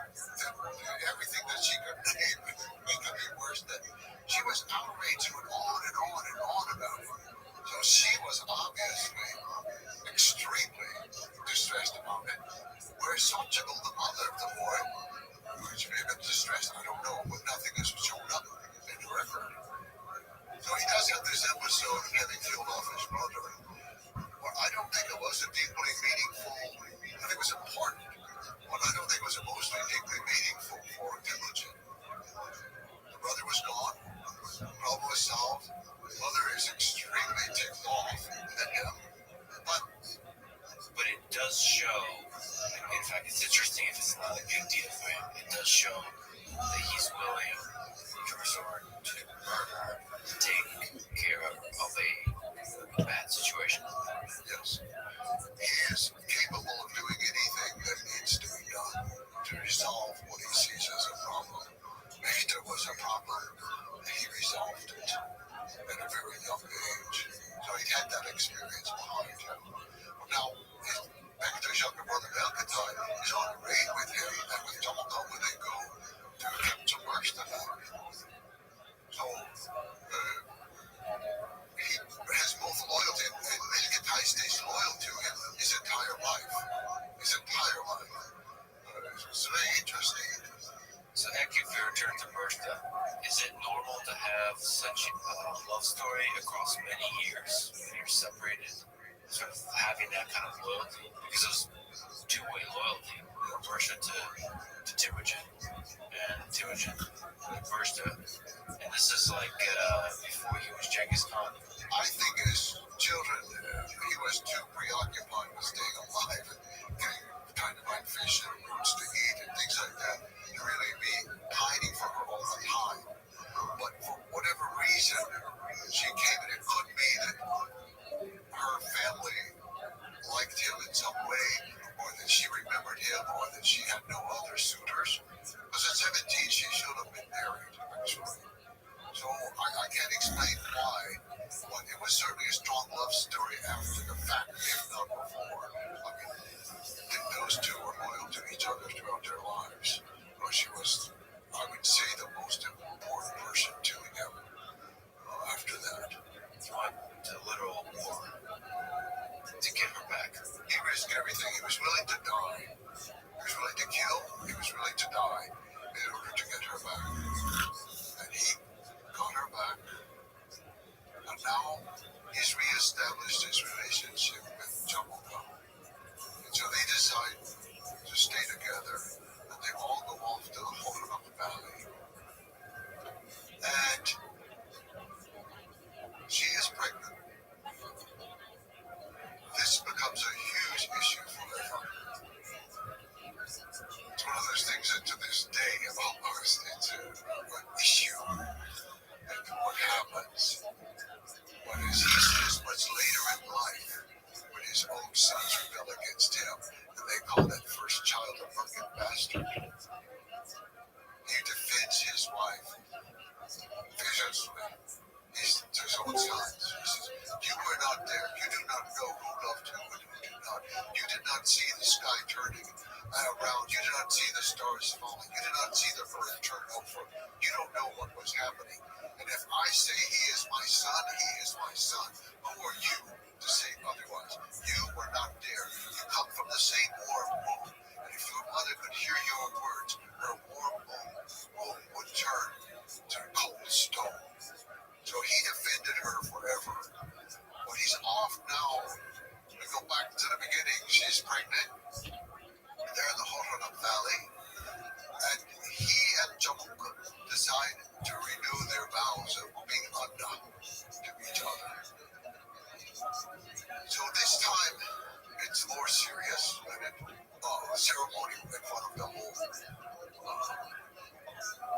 We can't say tribe, it's not big enough yet for a tribe, but the whole clan that's there. And then Jamoka takes off a gold belt, which actually he'd stolen from the market at some point. And we don't know if they had a gold belt, I don't know. He took off a gold belt and he put it on Temujin. And then Temujin gave him a mare who had never had a foal, had never given birth. It was an unusual mare who had a little growth on her head, which they call a horn. So it was an unusual gift, and I don't. It has meaning, but I don't know all the meanings behind it. It's sort of odd to me. But golden belt, and it sort of think about it in different ways. But the belt for the Mongol man is really the sign of manhood. And in fact, this belt, a woman was often then and even now called person without a belt. Because that's how they were at that time. Today, women wear belts, of course. But they still use the word uskui, with no belt. So it's a very important symbol of manhood. So he gave that to Ujin, and they celebrate separated. Then the word told a secret history. They slept apart under the same blanket, apart from the other group, and they were happy together. And then when the baby was born, Temujin named the baby Tunch, which means visitor. Some people say, well, it's because the child was really the working child. Other people say, no, it's because he was a visitor on the territory of Jamuk at that time. And other people can say, well, Jamuk's ancestor, who had been born from the kidnapped woman who was pregnant, and they had named that Jorigadai, which meant foreigner. So it's kind of like a parallel visitor to foreigner. And so Jamuk's clan took the name from him. They were called Jotaman. And so there are all these things that sometimes we can't quite understand because we don't have the total mentality of that pie that we're not there. But we should say that that's a pretty powerful part of this love story is that the child is likely not his, and he accepted that child as his and defended it as it becomes much more important later as his first child. Yes, he defends his child through his entire life. And but not long after the birth, he and Jamuka break apart. Or really, it's Temujin breaks apart at the urging of Restream. She said he lords it over you too much. He orders you around too much. You need to be free. We need to break away. And she urged him, but he loved his wife more than anything. I think that it is certainly the most important other character in his life, adult life, would be the Anda relationship, which gets up being severely tested in the future years. But they run away through the night. They go all night long to escape from him. But he obviously loved Bertha the most and took the baby, of course, with him as well. So here's this breaking point of the Anda. How did that relationship evolve? The two of them never claimed to break it. They had just separated. And now we have the Wang Han, the most powerful ruler on the steppe, who's ruling out of central Mongolia, the Kariak people. And so Jamuka remains loyal to him, but at first so does Temujin. They're both loyal to him, but they're fighting in different kinds of campaigns. So for a while, they're not fighting each other. But eventually, some things happen that separate Temujin. Temujin was making all of these great victories for Wang Han. And he was even got the title Wang, which means from Chinese meaning prince or king. Wang Han received that from the Jin dynasty because of all of these conquests against the Tatar people. So Temujin was rising up, and then he wanted his son to marry the daughter of Wang Han. And Wang Han said no. His own son, told him from the no, we don't marry those little people. They're Mongols. They're not like us. We're Kariak people. We're not going to marry them. And so then, now more you could say breaks out a feud. It's more of a feud. And Temujin has to flee far away into the east to a place called Balchuna. And he goes to Balchuna, and at this time, then Jamuka is going to fight on behalf of his lord, Wang Han. The two of them do not meet in combat, but now their forces are fighting each other. And they didn't see that. I mean, there's an obvious tension there. There's an obvious, slight breaking of loyalty, right? Yes, it's hard to know what's going through their mind at that point. We only have it later on when the relationship is being resolved in unfortunate ways. Then they claim that neither one of them ever truly broke it because they never harmed each other directly. And in fact, then Temujin eventually defeats Wang Han. So he takes over central Mongolia. He's starting to really rise up now. And he has the title from his own people of Genghis Khan. They give him that at Black Heart Mountain by the Blue Lake. It's a very special place, but he takes that title. That's not a title that anyone had ever held that we know of. Genghis Khan. It was a new title that he just thought up, or somebody thought up, or somebody thought it had an auspicious meaning behind it. It's very close to the word Genghis, which means the sea. It could have had something to do with that. Mongolians really like, you might say, Ponto. They like words with multiple meanings. And that's very important to them. The more meanings a word has, the more power that word has. So it has different meaning in different languages. So in Mongolian, it sounds like strong. Jin. But in Turkic, and there are many Turkic people, including the market themselves, are mostly Turkic people. It sounds like the sea. Things. So it's exciting to them when there's this double meaning, Yes. and then the double meaning plays with each other, and it excites them. Especially with names. But like today in Mongolia, well, I've been there so long, I think the fad is past now, but about 20 years ago, it was popular to name children Michelle, girls, because it's a French name, an American name, and it means smile in Mongolia. So it's the power of three great languages and three great symbols. And so many names are like that. And so I think Genghis, it doesn't have one meaning. I think it means powerful, it means the sea, I think it means many different things. But so he had become a Khan, and he was ruling over here. And so Jamaka now switched loyalties to the next kingdom over, called the Naiman people, or farther west. And he becomes the protege, you could say, of the Naiman people. But when Genghis Khan attacks the Naiman, Jamaka deserts the Naiman. He tells them these people have snouts of steel, and they eat humans alive. Right? He was telling all these horrible things about the Mongols, you know. And Taiyang Khan, the leader of the Naimans, he was rightfully scared of them. And he was left there, and he, in fact, was very quickly also defeated. So Jamaka has not fought against Temujin in this campaign. And he's off with some of his people, Jonavan clan people. He's off with them, and they see the turning of the tide. You know, but he now wants to become the great Khan of the steppe. He has very few followers, but he takes the title Urhan, which is a very old, ancient, important title. But because Khan is gone, Torgohan gone, that he can take this title and pretend to be the great Khan of the steppe. You know, but his own people turn against him, and they capture him, and they think they will take him to Genghis Khan. They'll take him, and they'll be rewarded perhaps for turning him in. But Genghis Khan does reward them immediately.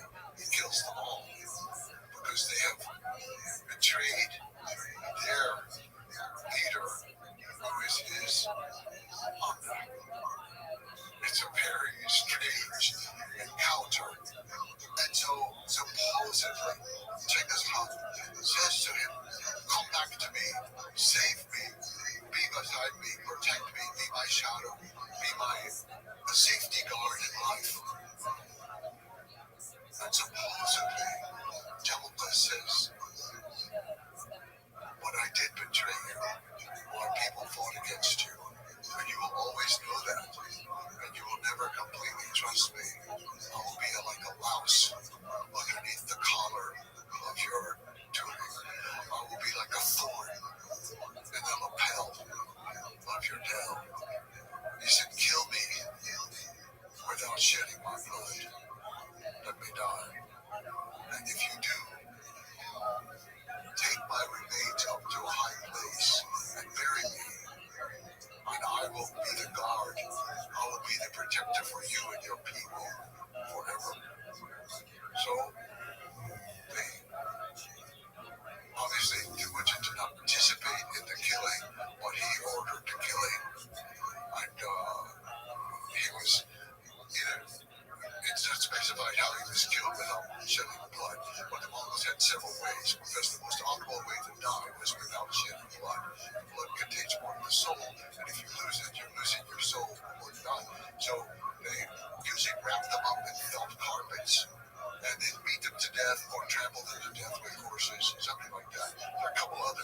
but I think that's probably the method by which Jumbo was killed.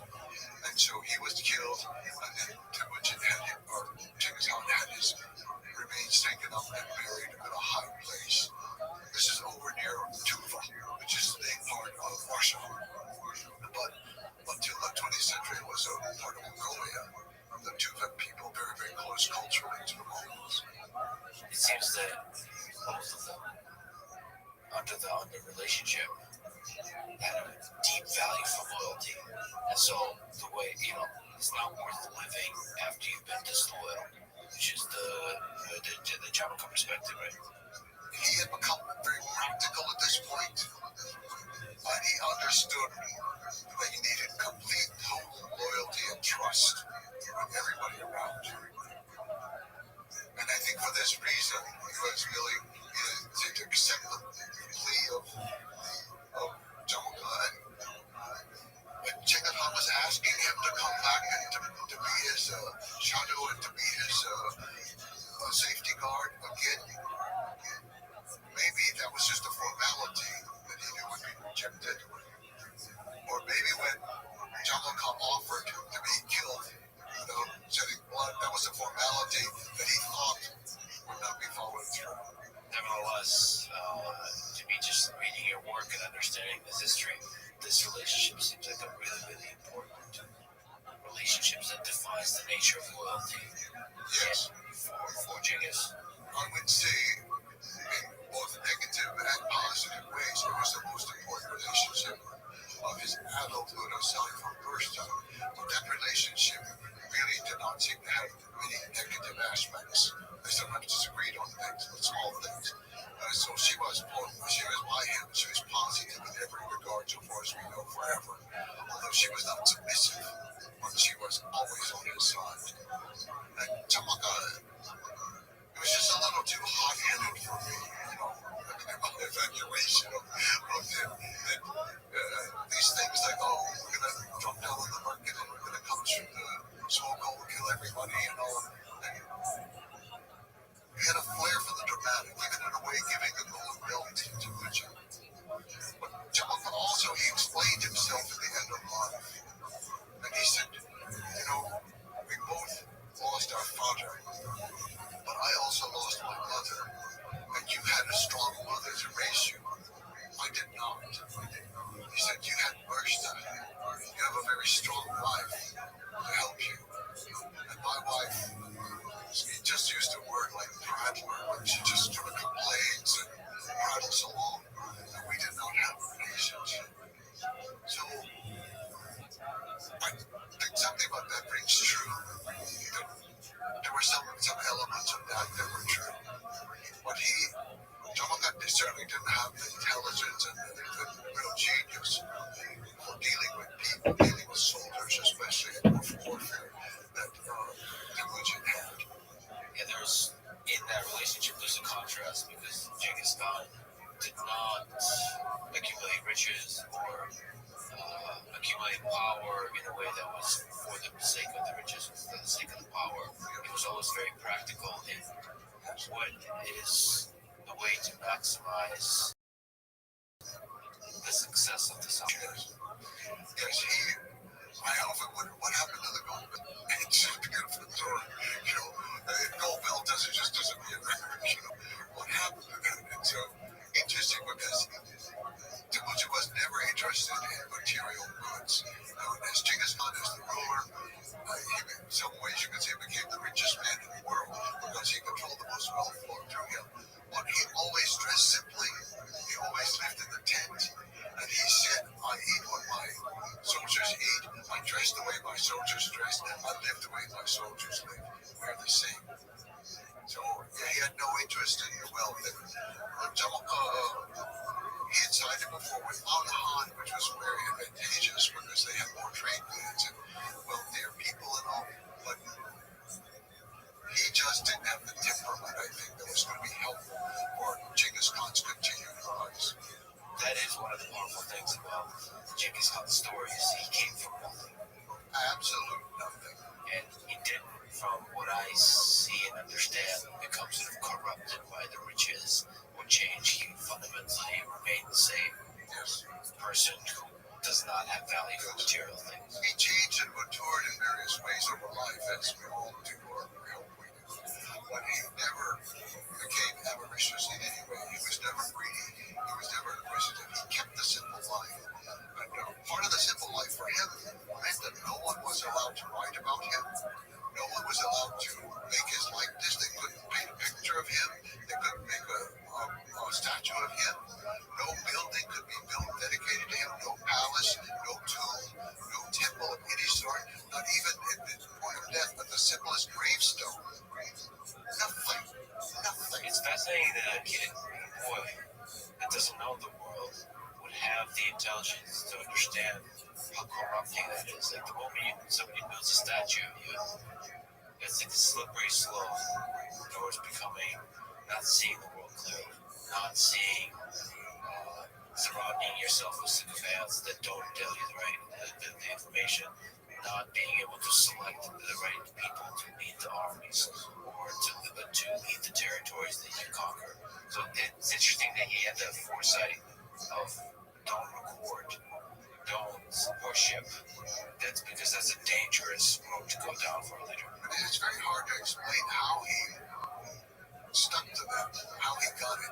You're so easily corrupted by power, and yet he maintained this very fierce attitude towards his relationship was with the people around him, his guard mostly, his private part of the army, with him, the central part of the army. That was his relationship, his family. He had 4 wives. This was what was important to him. And in fact, no portrait was painted until 1278. Well, by then he had already been dead for 51 years. And then no statue until the 21st century. Just incredible. But let's go to the document that you referenced several times, the Secret History. Secret History is a very unusual document. I happen to love him very much. And I said, Genghis Khan allowed nothing to be written about him in his lifetime. People could take notes. Even the army wasn't he. Genghis Khan ordered the invention of the alphabet for the Mongol people, and it was adapted for the Uyghur people. And so to this day, it's often called the Uyghur alphabet, the Uyghur alphabet. So he had ordered that, and he'd ordered his children to learn to read and write, and some did. I think most did not, but some did. But one of the things he did with every campaign, even the one in the Bergen when he rescued Bergen, was he always adopted one orphan. And that child became a full member of the Mongol nation in his household. His mother would raise the child. So she eventually had a whole household full of boys of different tribes. But they all became very high-ranking members of the government. And one was a Tatar boy who turned out not to be so great as a soldier, but he could read and write. He was the best. And later, eventually, he became the supreme judge, appointed by Genghis Khan, of course. And so, when Genghis Khan died, he recognized it was important not just to write down the law. That's all Genghis Khan allowed to be written in blue books, only the law. Nothing about him or campaigns or military anything. But Shigehutep was his name. Shigehutep realized that this was going to be lost, that this is a great historic thing that has happened. So he compiled the work. Part of it, I don't know, other people contributed, helped him. It's a little bit unclear. The Mongols, they don't specify that. They always know exactly where something happens. So we know exactly where it happened. We're going to still go to that spot where he wrote it. That's very important to the Mongols. And we also know his year of the mouse was in 1228. Genghis Khan died in 27. So he wrote down, it begins with what we would say are the myths. Well, I'm not sure they're myths, but the origins of myths. It begins with the marriage of a great blue wolf with a tawny deer. And some people say, well, that's not a myth. Mongols will say, they look at me, I asked them about this. They said, what? He was named Blue Gray Wolf. She was named Tawny Deer. They married. And they're practical about it. They think they're real people. Maybe they were or not.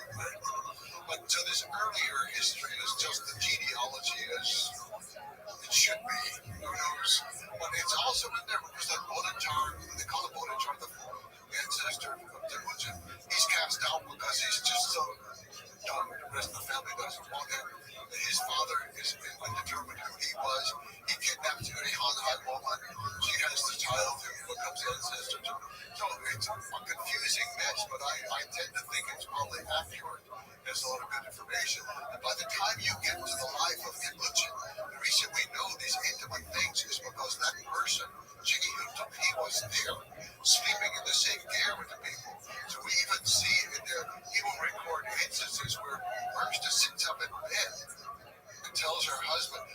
got to do this, you got to do that, you can't do this anymore, you can't do it, you know. I mean, it's all recorded, right? So it's a very intimate document. This is one reason that it was secret. It was only for the family. They were trying to uphold Genghis Khan's prohibition against putting out information about the family. So it was secret for a very long time. So much so that scholars began to think it didn't exist. And then in the 19th century, a Russian academic who was working in China at the time in Beijing, he discovered a manuscript which was very, very odd. That people didn't think was anything because it was all Chinese characters. But it makes no sense in Chinese. But he recognized, but if you read it, pronounce it, it makes sense in Mongolian. And so it was in this code that had been used to record information in Chinese. So they're recording the sounds. The sounds, correct. They use Chinese characters to record sounds. So it's problematic in some little areas. You're not exactly sure what the name is or something like that. But it was a very unusual document. And then once they found it, they realized that some of the Persian documents had incorporated part of them already. So that was very helpful to me. Because some of the Persians I trust very much. And I like their work very much. And so it was helpful that it already existed. And all of it, some of it existed in Mongolian, other Mongolian sources that were written later. Some of it was just incorporated. So it seemed to be fairly genuine, but it wasn't 100% pure. It had little things that happened to it along the way. Some things had been sticked here and there, and a few words changed. And sometimes for Timuchin they call him Genghis Khan when he wasn't Khan then. And sometimes they call him Han, which is like chief, and other times Han, which is emperor. Well, it's a big difference. You know? So there are little things like this that move around that you're not sure why. But it's a document that I have great faith in. It was not published in English until 1982, when Francis Woodman Cleaves at Harvard University translated it in the 50s. It was ready for publication, and he was having trouble with the publisher, and so it didn't appear for nearly 30 years. There were supposed to be 2 volumes. The first volume was the translation. The second volume was going to be the notes, and the second volume was lost.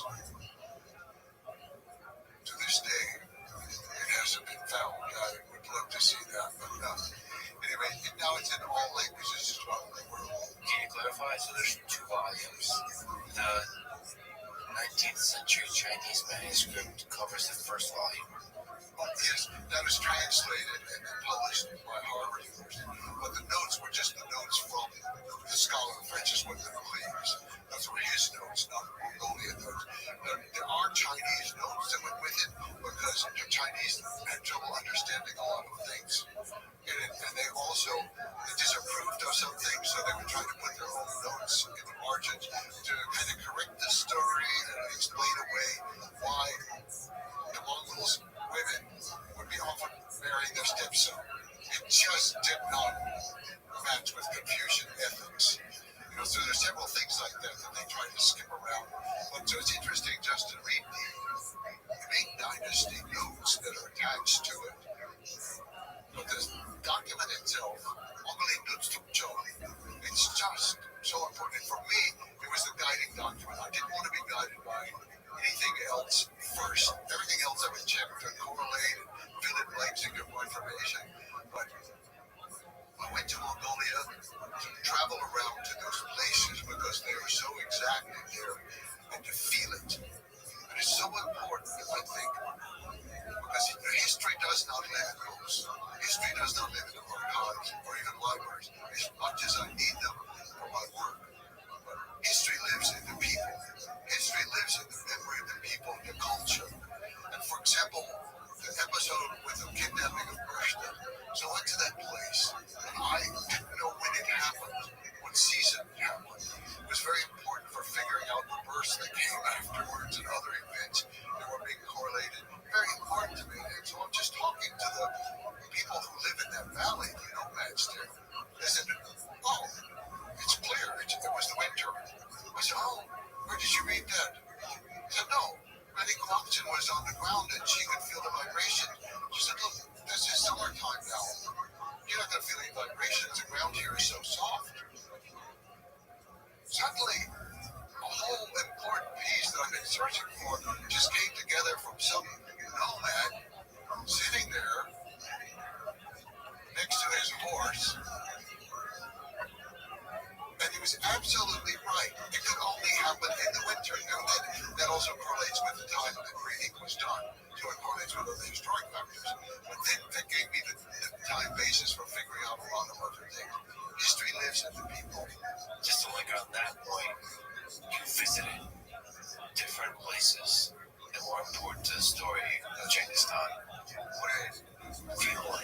are some memorable things about just the experience of standing here? I really settled mostly to visit the cities he conquered across Central Asia and all. There was so little to learn. I mean, everything was kind of known of whatever the chroniclers had recorded. The archaeologists had found whatever they had found. And I get there, and he hadn't spent much time there. He didn't identify with it. I wasn't feeling anything. But in Mongolia, I would go to these places, and I would know if Genghis Khan came back today, he would know exactly where he is.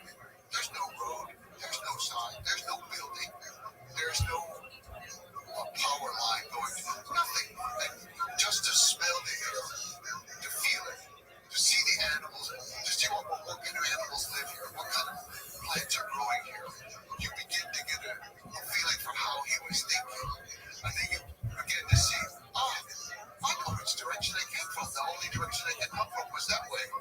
You begin to see it, and his life starts to unfold in a very dramatic way. Then I have the text, but the text is like it has no scenery, no prompts, nothing like that. The Mongols all understand their way of life. They don't need to explain anything.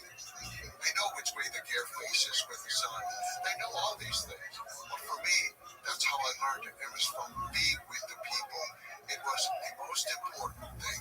And this was starting in the 1990s. And the people, at this time, they were amazed at the Soviet era had just ended. Socialism was just ending. Democracy was starting. Genghis Khan had been forbidden to them for almost the entire century. And every known descendant of Genghis Khan was killed in Mongolia. Following the secret history, it became the key to writing what I wrote. Take the history, which is difficult to understand. You have to go over it. I often never understand different parts, or I change my mind. I think it was yes, now it's no. But the secret history is a valuable document. And to me, also, it's the opening document of the Mongolian written language. And I think it's very important how the people begin their written language. And they begin it with the words, Verithinkis, from highest heaven came the destiny of the blue wolf, who was married to the tawny deer, and their descendants, who came from the great sea to live in the base of Mount Burhanalbu. And then integrating the spiritual elements of nature, mountains, the Great Sea, and this kind of just like a deep connection to nature that they have. Mongolia is a world that, for the most part, is the same as when Genghis Khan was there. We cannot say that for hardly any other place in the world. Certainly not for America, but just a few hundred years ago, it was entirely different. People, languages, everything. But you can't say it for London or Moscow or Constantinople, Istanbul, Constantinople. All of these things have changed so much. But Mongolia is still Mongolia. It's one of the largest countries in the world in space, with the fewest number of people, about today 3.3 million. And they're spread out, and they live in their environment in such an intimate way. This was important for learning about Genghis Khan, how he thought, how he hunted, how he strategized for war. You learn that from the people today because they are still there. They're still living. What's the open Mongolian steppe like as we return to the feeling of Temujin and Genghis Khan? What's it like looking at this place that has not changed since his time? The first thing I think about the steppe is that you can see forever in every direction. There's no building, nothing to stop your line of view. And it's like being in the ocean in many ways. So you have this extremely open space, and the wind is usually blowing through it. But it's extremely fresh. It's coming out of Siberia, it's coming out of the Arctic. It sweeps down across Mongolia. Cold as ridiculous sometimes, but it's always fresh, always fresh. So you have the wind coming in. You have the smell of the wind, but also then there's grass. The smell of grass becomes very important. Now, because of the particular location, from one year to grass one year and then drought the next year another grass. So you don't always know if it's not grass, it's dust. Yeah, dust going in, the dust doesn't smell so good, it doesn't feel so good. But that's just one more part of the country. The waters are mostly pure. Unfortunately, there has been pollution in this century from mining in several areas. But even when I was there, even today, when we go to some place like the Saline River, where we talk about the Market Live, so it's a place of pure waters, and that's how Mongolians define their world, is by the water. They don't, Genghis Khan does not give lands to his sons to rule. He gives waters and people to rule. They do not refer to the earth as land, they refer to the earth as Dale, ocean, the sea. So water is very important. To learn the rules about water. You don't camp by water. If you camp by water, your animals and you are going to be polluting it, messing it up. So they're back, maybe in our modern terms, about a kilometer back. You take the animals to the river to drink, and then you take them away. You do not bathe in that river. You take the water away from the river, and you bathe away from the river, so you do not pollute the river. The rules are very strict and very clear. They're from the time of Genghis Khan about how to deal with it. But also, it's dangerous to live close to the river because there are flash floods in the summertime. You can suddenly have it, and it can wipe away if your camp is right there by the water. So the people, they live with nature in a way that I don't see anywhere else in the world. And even today, with the changes with the cell phone and with solar panels, and they can get TV out in the middle of the step, still they're living a similar life. The young people, of course, want to drive a motorbike, but they're still herding cows and yaks and camels. If it's on a motorbike, okay, you're still doing it the Mongol way. But then if we go to the time of Temujin, of Genghis Khan, another component is the horses. We talk about the relationship with the horse and thinking about this open steppe. From a young age, all Mongols were trained to master riding horses, as you write, while standing on the horse. So they learned how to ride while standing on the horse from a young age. While standing on the horse, they often jousted with one another to see who could knock the other off. When their legs grew long enough to reach the stirrups, they were also taught to shoot arrows and to lasso on horseback, making targets out of leather pouches that they would dangle from poles so that they would blow in the wind. The youngsters practiced hitting the targets from horseback at varying distances and speeds. The skills in such play proved invaluable to horsemanship later in life. Can you speak to the relationship of Genghis Khan and the Mongols to horses? The Mongol and the horse are inseparable. I wrote one line in the book to the editor because that was insulting. I said, oh, Mongol and the horse, they live together, they know each other with every twitch of a muscle, and they smell the same. Well, I was saying it just not to be insulting about anything, but they have that deep intimacy, and the horses do know their owner from the smell.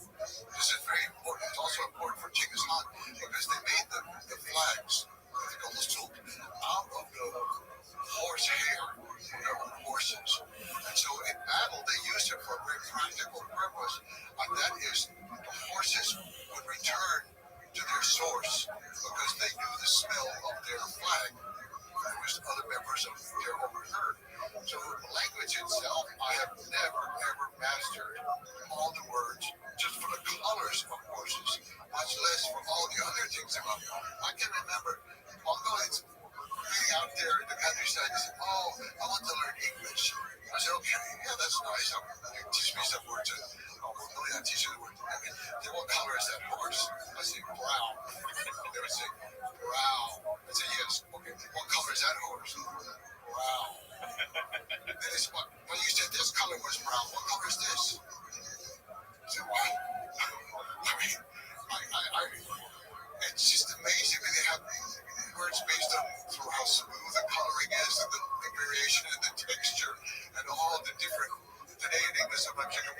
together. We say like yellow brown or brown brown. But the words for horses by, of course, by sex, and then they have three because they're geldings, so they're very important too. And by age, and by whether or not they've reproduced in the case of the females, all these things are important parts of the horse. And the horse, a few years ago, the presidential candidate ran under the slogan, raised in the dust of many fast horses. It just resonates with the Mongolian spirit, and the dust itself is important. The Mongolians, they will wipe the sweat and the dust off the horse and wipe it onto their own forehead, which is the most sacred part of the body, where the soul resides. This is how intimate a relationship is with the horses. And they're hard on them in some ways. They train them very well. They ride them very hard. But the horses are also trained for that. They use a very small crop. It's a little bit like a stick with a slight whip at the end, and they hit the rump of the horse. Never anything else. They're horrified at Western people who use metal spurs and metal to harm the horse in the stomach. And to harm the head of a horse, they say it's a capital crime. I don't know anyone's ever executed for it. But you never ever harm a horse's head.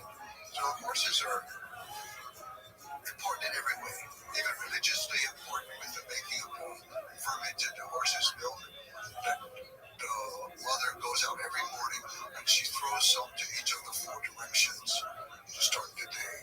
And they use it for every kind of thing. Some things puzzled me in my watching. I remember one day we were a very nice family. It happened to be on a gelding day when they were up there gelding with bee stallions. You'll get the bee stallions back. One of this family, they had a bunch of boys, and I think I had one or two girls, one, 4 or 5 boys. And one boy was maybe 11 years old. He fell from the horse. You could see him not so far away. He fell from the horse. He didn't get up.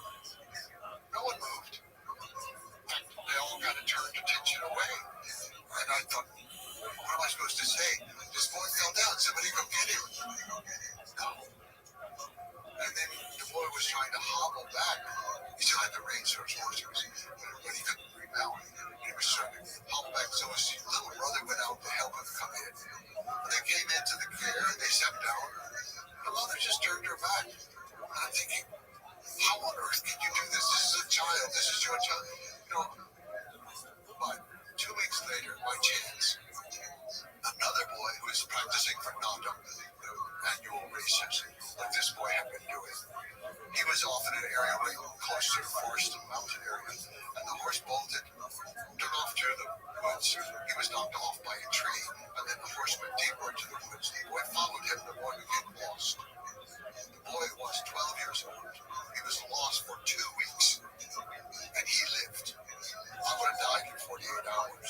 He lived. He said, well, he slept in the daytime when it was warm. He walked at night when it was cold. Even though this was a summertime, the nights could be quite cold, especially up mountain. And he sang loudly all night long to keep the wolves away. And he knew what to eat. And then he walked until he found water moving, and then he would follow that water down to the... He lived. And I realized, the boy falls from the horse, his mother's not going to be there. She knows that. It's probably hard for her too to see her boy suffer, but she knows. Just a small tangent. There's a wrestler named Gary Cole, and he tells the story about mental toughness that the first time he saw truly mentally tough people was when he visited Mongolia for a wrestling tournament. And he remembered that they were taking showers in ice cold water. And, all the other wrestlers, they would take the shower, and then when the water hits them, you could see a little grimace. With Mongols, there was just nothing. It was emotionless. Like ice cold water or any other kind of hardship. You build a hardness to that. And I suppose that falling from the horse is just an example of that. There's a mental hardness and mental toughness. You have to be able to take care of yourself. And with the weather, for example, often in that time and still today, some people, if they can have the privacy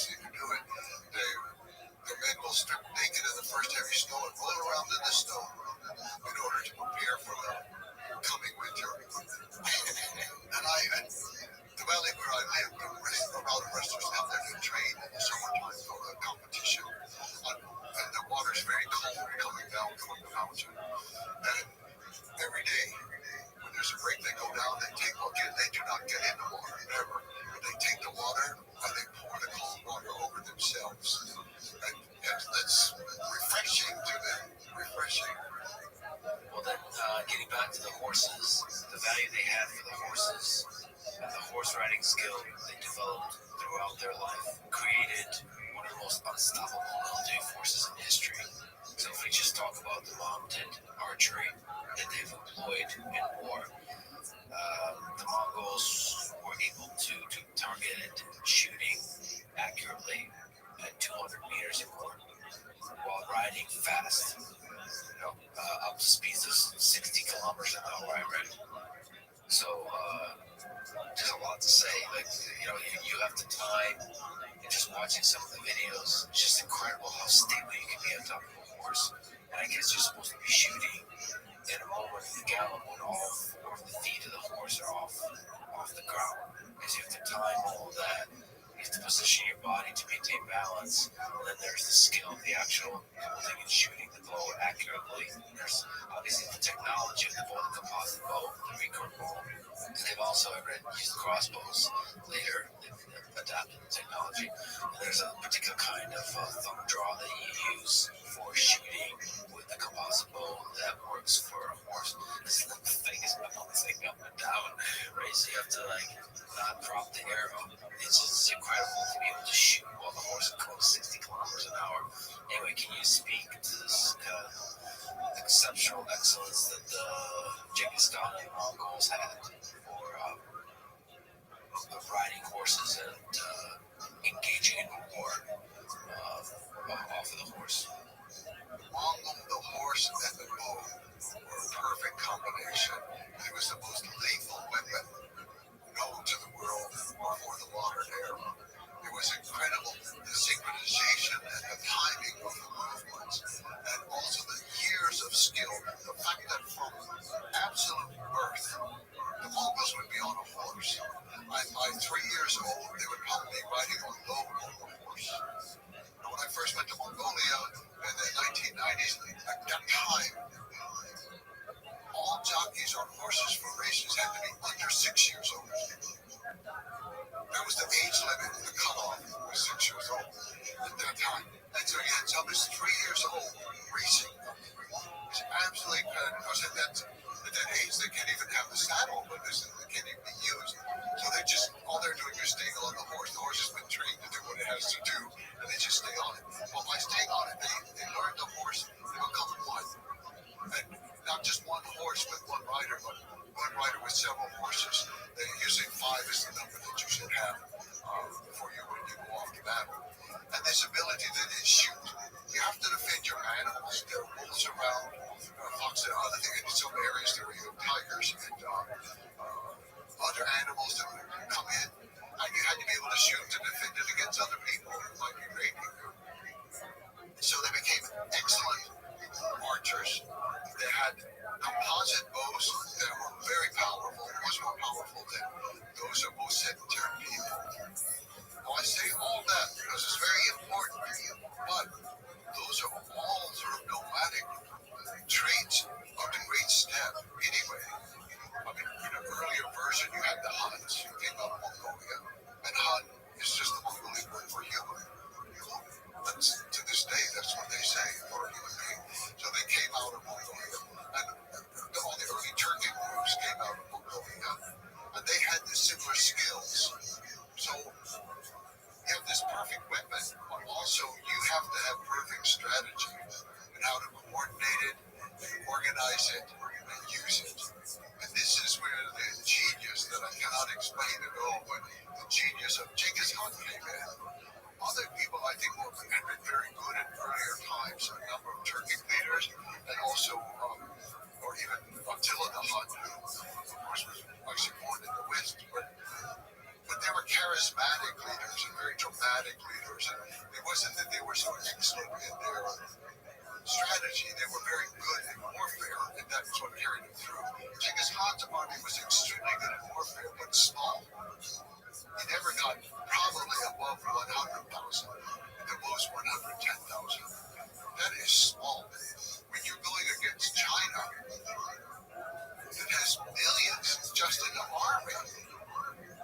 down in the country and you're going against Russia and you're going against the Middle East and Persia and Afghanistan and these areas, your whole army has to be as finely tuned as each rider, each bow, and each horse. That's the weapon. But the army becomes the super weapon of Genghis Khan. How he organized it, and how he used it, and the strategies that he put together. Yeah, when you have a small army, just think about that. A small army that conquered the world. It would fit in a stadium today in America. So there's extreme efficient coordination of units. Mostly cavalry, right? All cavalry. What's all cavalry? He had no infantry, and he had no baggage train. He had no backup commissary. Early on, no engineer corps. Later, one was added much later. But no, all cavalry. And so there's light cavalry and heavy cavalry. Breaking down units using the decimal system, 10, 100, 1,000. So there's a kind of hierarchy where you delegate authority, but to the degree there's commands, they must be followed strictly. So for like extremely efficient, accurate, precise deployment of these troops in the battlefield and the dynamic movement of the troops, including all the interesting tactics that are utilized, you have to have really good communication and coordination. And for that, orders must be followed. Is there something to speak to that? Like, how do you tune this kind of system to where everybody is working together so well? I think the first one is the extreme loyalty of the people who Genghis Khan chose. His kinsmen, as we said, had deserted him. His Anda was a Christian relationship. But all the others that he found were just common people. Herders or hunters, very common. And they were loyal to him and never, ever revolted against him. Never betrayed him. So he had extreme loyalty. And then, as you mentioned, he organized his decimal system. So the smallest unit of the army was the Aft, the squad of 10 men. They were put together, and at the head of that squad, he had total control over it. But the men knew that they were going to protect each other, and they had to come back with every member or everybody. You don't leave anybody behind. So this was extremely important. So if you submit to the orders of the man in charge, you know that he's risking his own life for you also. And you know that your brother on the left and on the right is risking his life for you. The army was organized with 5 horses, each man. They had their bow and they had a lot of arrows, as many as they could have, but they also retrieved arrows at the end of their battle. And they also would retrieve the enemy arrows. This was a great advantage whenever they hit Russia, because the Russians could not use Mongolian arrows. They had marked them in their bow. But the Mongols could use Russian arrows. So all these little things, it's not even just the arrow. Also, they had to carry needle and thread. Every soldier had to be able to sew. And sometimes that could be a torn garment. It could be a piece of skin that somebody has. It's a very odd thing when you think of the army of Genghis Khan and they're carrying everything themselves. They don't have any pageantry behind them. And then one of the things they have to carry is needle and thread in order to sew up things. Complete self-reliance in that regard. Yes. They also carry dried dairy products. Auto, it's called, where they dry curd, and they can keep it for a couple of years even. But you dry it, and then when you need it, you can put it in a flask of water. You ride all day, it joggles up and down, boom, boom, boom. It turns into kind of thick protein. It's said that the Mongols could easily go 3 to 5 days without ever building a fire. They had enough food there. So all these little things at the lowest level were important, as well as the highest level of his loyalty of his men to him. And it went all the way down. Loyalty was extremely important. And he organized the army into left wing, right wing, or east and west. Almost. The word for left is east, the word for right is west. So those 2 wings, and then in the middle was the pole, the center, this moving center. That was his bodyguard and his unit in the middle.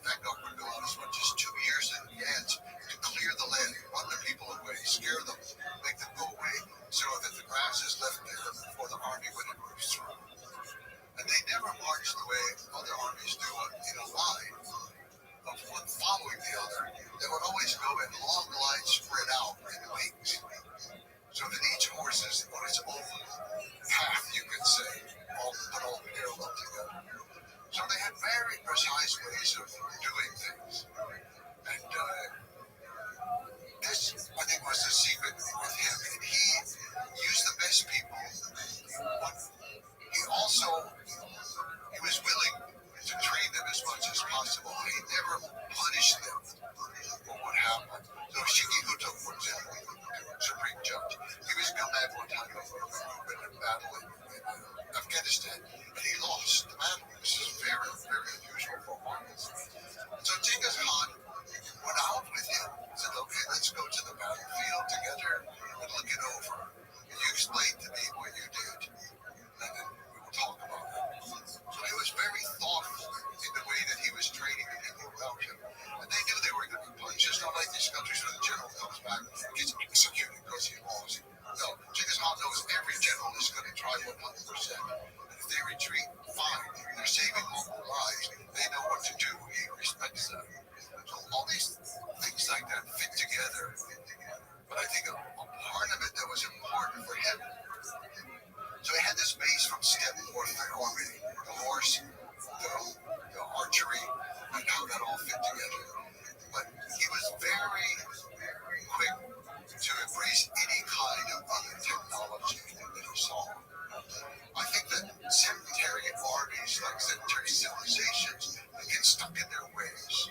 This is how we do it. We're going to make it a little faster, we're going to make it a little bigger, a little stronger, but this is how we think. Genghis Khan had no set way to think. When he encountered the first walled cities around 1209, after founding his nation in 1206, he went out on these raids, and I really think they were raids, not wars at first.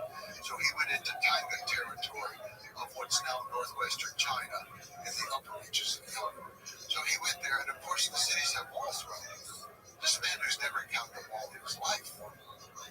Well, he did, but they were made out of felt. The walls around his tent are, felt walls. Yeah, just imagine what it's like.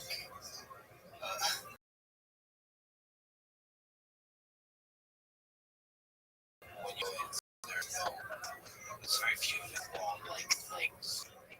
Well, they have like cliffs in some places. They're favored that they can climb them, but they don't have people at the top shooting down the mountain. So he looked at everything around him, and he saw, okay, they have this river, and they have all these channels, and they're always moving water around. And like you said, for Mongol, anything that moves is a potential weapon. Anything that doesn't move is a target. You've got moving water, you've got a standing, non-moving wall. So he said, okay, the men are going to dig a channel, and they're going to bring down the wall of the Taiwan city. Well, they did it, and they didn't know exactly what they were doing, and the embankments weren't high enough, and too much water came in from the Yellow River and actually flooded out the Mongol camp.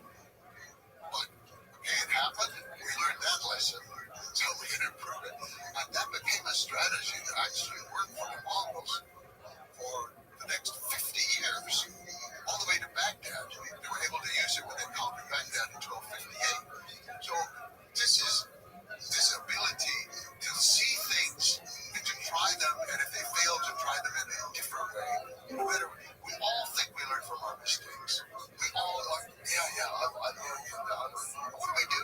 We repeat the mistake. I think it's just a part of human nature. Well, it didn't work the first 8 times, but I'm going to do it one more time. I think it's going to work. I know I'm going to win the lottery this time because I got the right name. That's how we think. But he had that real ability to, first of all, to be humble before these other things he didn't know about technology. I don't understand that he didn't understand, but he could understand it in his own way. And he did. Over and over, the Mongols were excellent at putting together new things in new ways and using them against their enemies. So, rapid, extreme, continued innovation. You couple that with you have to say, a revolutionary idea that promotion should be based on merit. That idea, combined with the innovative approach to the military, is it just feeds on itself. Because the people who are learning from their mistakes and constantly improving are the ones that get promoted in the positions of power, and then they inspire everybody else to do the same. And so it's just, if every action is judged based on the excellence of that action, then over time, repeated iteration and more creates a more and more powerful army. Yes.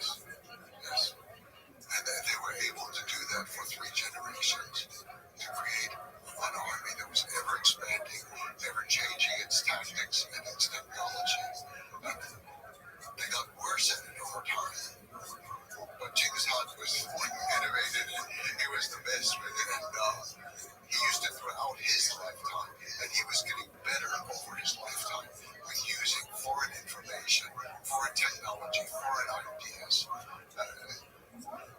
He just had a genius for that. If we go back to the horses, you mentioned every soldier had 5 horses. The reason for that is the horses get tired. Yes. And so you can cover a lot of ground in a single day. Yes. Usually, the way the rotation of the horse would usually ride for one day and then rest for the next 4 to 5 days, and another horse would be riding the next day. One way to measure it is later, the time of the death of the Hun, the word went from Mongolia to Hungary in 6 weeks. Mongolia to Hungary in 6 weeks. So let's just imagine the Sarma, let's say, go to Rome with such high speeds. Does not need to follow roads because it's used to riding the open steppe. So it can do all kinds of dynamic movements and circling movements. And then also, one of the other famous things is the phased retreat. It's used continuously. Can you explain how that worked? The Mongols did not fight for honor the way we often think of brave soldiers, Achilles, and things like that. They fought for victory. That was the one thing. So to retreat, to save lives, there's no shame in that. So the Mongols would often retreat. And Genghis Khan basically, he himself never fought a battle that he thought he could lose. And he won every battle he fought. It wasn't true for every general under him. As we said for Shigemoto, for example. But he won every battle because there was no shame in retreating and in not fighting against the enemy. However, that also becomes a tactic. And that they would send in a small group of soldiers to attack. And the Mongols were able to fire, of course, going forward on the horse. They were able to then act like they were defeated and turn, but they could still fire backwards, which was the Parthian shot, which is unusual in the world, not totally unique, unusual to fire backwards. But the Mongols also could lean down and fire under the neck of the horse, so they protected in many different ways. So they're firing coming, they're firing going, but usually the soldiers who were against them would break ranks to chase them. They want to go, they want to get their weapons, they want to kill the Mongols. And if they didn't immediately break ranks, the Mongols would often start throwing things out like loot from some place and valuables around, and the soldiers usually couldn't resist it. So they'd come chasing out after the Mongols, sort of pell-mell going in every different direction. And then they would get to a certain point, and from behind the 2 hills, the Mongol army would come and slaughter them. Over and over, this tactic worked. It's like the one with the water. I'm thinking, the people, how can they not know this is what the Mongols are doing? How can they not know that? Human nature, there's something that when the forces are retreating, You want to follow. You want to follow them. you can't help it. I don't know what that is. That's maybe the animalistic. But take that with the ability at high speed for the Mongols to encircle and attack the flanks, which there's been many great military historians who have written about the great military forces throughout history. And one of the things you would write about in general is the Mongols don't get written about almost at all, and don't get credit for the military tactics and the military genius exhibited through the different strategies. This kind of idea for the phased retreat and then attacking the flanks, that's been, if not invented, then perfected by Genghis. It really was a military genius. But there were other things too, they didn't like roads. They just didn't like roads. So they would often be coming from some direction that nobody ever came from. And the people would be unprepared for that. The most famous example is probably in Bukhara. This is a beautiful, wonderful city and great place in the world to this day. And they came across the desert. Well, nobody had ever attacked across the desert, so people see dust coming. They think, oh, caravan. They don't even know what's going on. It was the direction. There was a surprise element in that particular case. So he was able to think in ways that other people were not thinking in, and to be able to surprise them. What do you think it, again, felt like to have this Mongol armada, the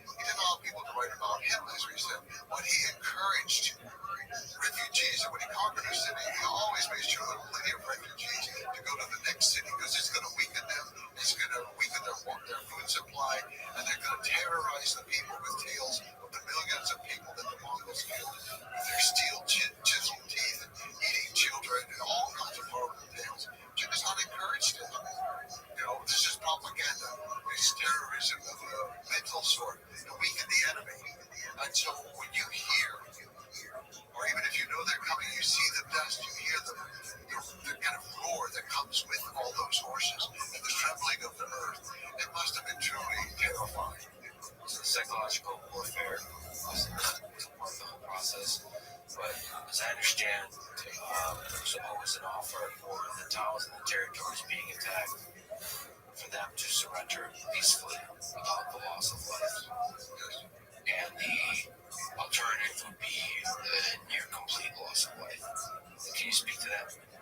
Genghis Khan had a precise system. Exactly. He sent in envoys first to explain to people a little bit about the Mongols. Already much was known. But to explain to them that if they surrendered, all the lives would be spared, and they could continue in their professions. It's just that now the rulers would be the Mongols. They would have to pay the taxes, and usually be the same taxes they paid before. But now they would go to the Mongols. That was kind of the general system. And because you only have 100,000 soldiers, you can't leave a detachment there. So you're going to leave the local people in charge to run their country, or their city, or their area, the way they have done in the past. He was absolutely faithful to them. In one episode in the north of Persia, on Iran, his son-in-law, Tokhtar, he violated that. He was stealing and looting from the people who had surrendered. Genghis Khan called him in, and he stripped him of his rank, and he said, the next city, you go first. As a common soldier, and of course he was killed in the next battle. I don't know the name of the daughter, unfortunately. I'm trying to figure that out. But anyway, he was a close relative to him, and he was killed in the next battle violating his law. So that was the law. So then, if the city fought, and the Mongols won, they did not kill everyone. What they did was they killed all the leaders. They felt like the elite had not served them well, and they usually killed the army because they couldn't incorporate the army into their own. The army had failed, but the one thing that they valued were all the artisans, everybody who had skill, and that skill could be making a pot, it could be hammering out a metal plate, it could be weaving carpets, it could be translating or just reading and writing. Every person with a skill was spared. So the killing of the people who were defeated wasn't so severe. What was truly severe was if you surrendered, and many of them did, and then they knew they would not be harmed, so they're not harmed. The Mongols go on. The Mongols are hundreds of miles away. And all of a sudden, forget about the Mongols. Genghis Khan said they were supposed to send so many cows or sheep to help out. Forget about the Mongols. They're far away. No, he stopped. He returned. He conquered the city, and he killed everyone. That's the way it worked. So the most drastic slaughter happens when there's an agreement and there's betrayal. Yes. As it turned out, I would say it was more the Middle East, or what we call it around Iran and Afghanistan, where these were the worst cases. And I'd say only in Afghanistan did sometimes the emotion of the slaughter take over in an unfortunate way. But he had a grandson who he loved very much, and that grandson traveled with him, and he had the happy childhood that Temujin had not had. And I think Genghis Khan just loved that about him. But in Afghanistan, he was sent off to conquer the valley of Bamiyan, where the great book of Shora actually. He was sent to Bamiyan, and as it says in the Persian history, the thumb of fate fired the arrow that shot him down. He was killed. And for Genghis Khan, he had never lost a family. Not one. None of his sons, none of his grandsons in battle. He had not lost them. And now to lose the most valuable grandson you have, the one that's your pride and joy in so many ways. And so he called the father, his own son, to him. Did not tell him, and he did not announce it to the public. And the son came, and the son didn't know why he was being summoned. And Genghis Khan said,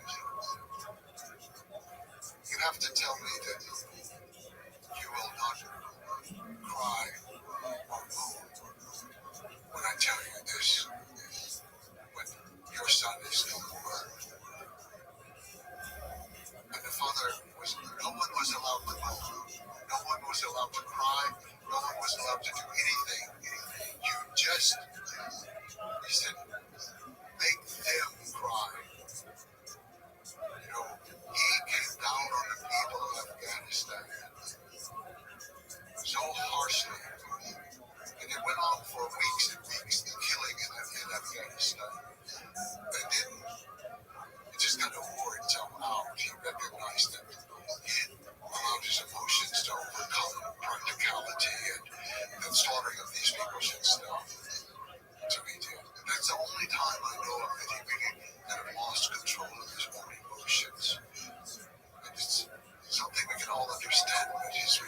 was truly extreme. We will not cry, we will not mourn. They will cry, they will mourn. So that goes against the cold, rational way he approached war, which is peace is offered and then betrayal is punished. He did not slaughter the people in the peaceful towns. What happened was the killing of what people thought was the heir and rebellion of Genghis Khan. The killing of him revitalized a lot of people's homes, and a lot of cities revolted. The ones who did not revolt were not killed. But the cities who revolted, he killed them all. There was a mass slaughter. There are estimates that Genghis Khan and his Mongol Empire were responsible for an estimated 40 million deaths, approximately 10% of the world's population. So to put this number in the perspective of the modern day, that would be equivalent to killing about 800 million people in today's population.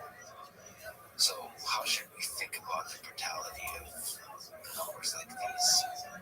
The number itself is difficult to deal with. Millions of people were killed.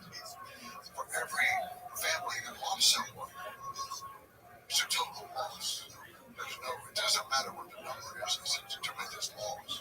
And there was tremendous loss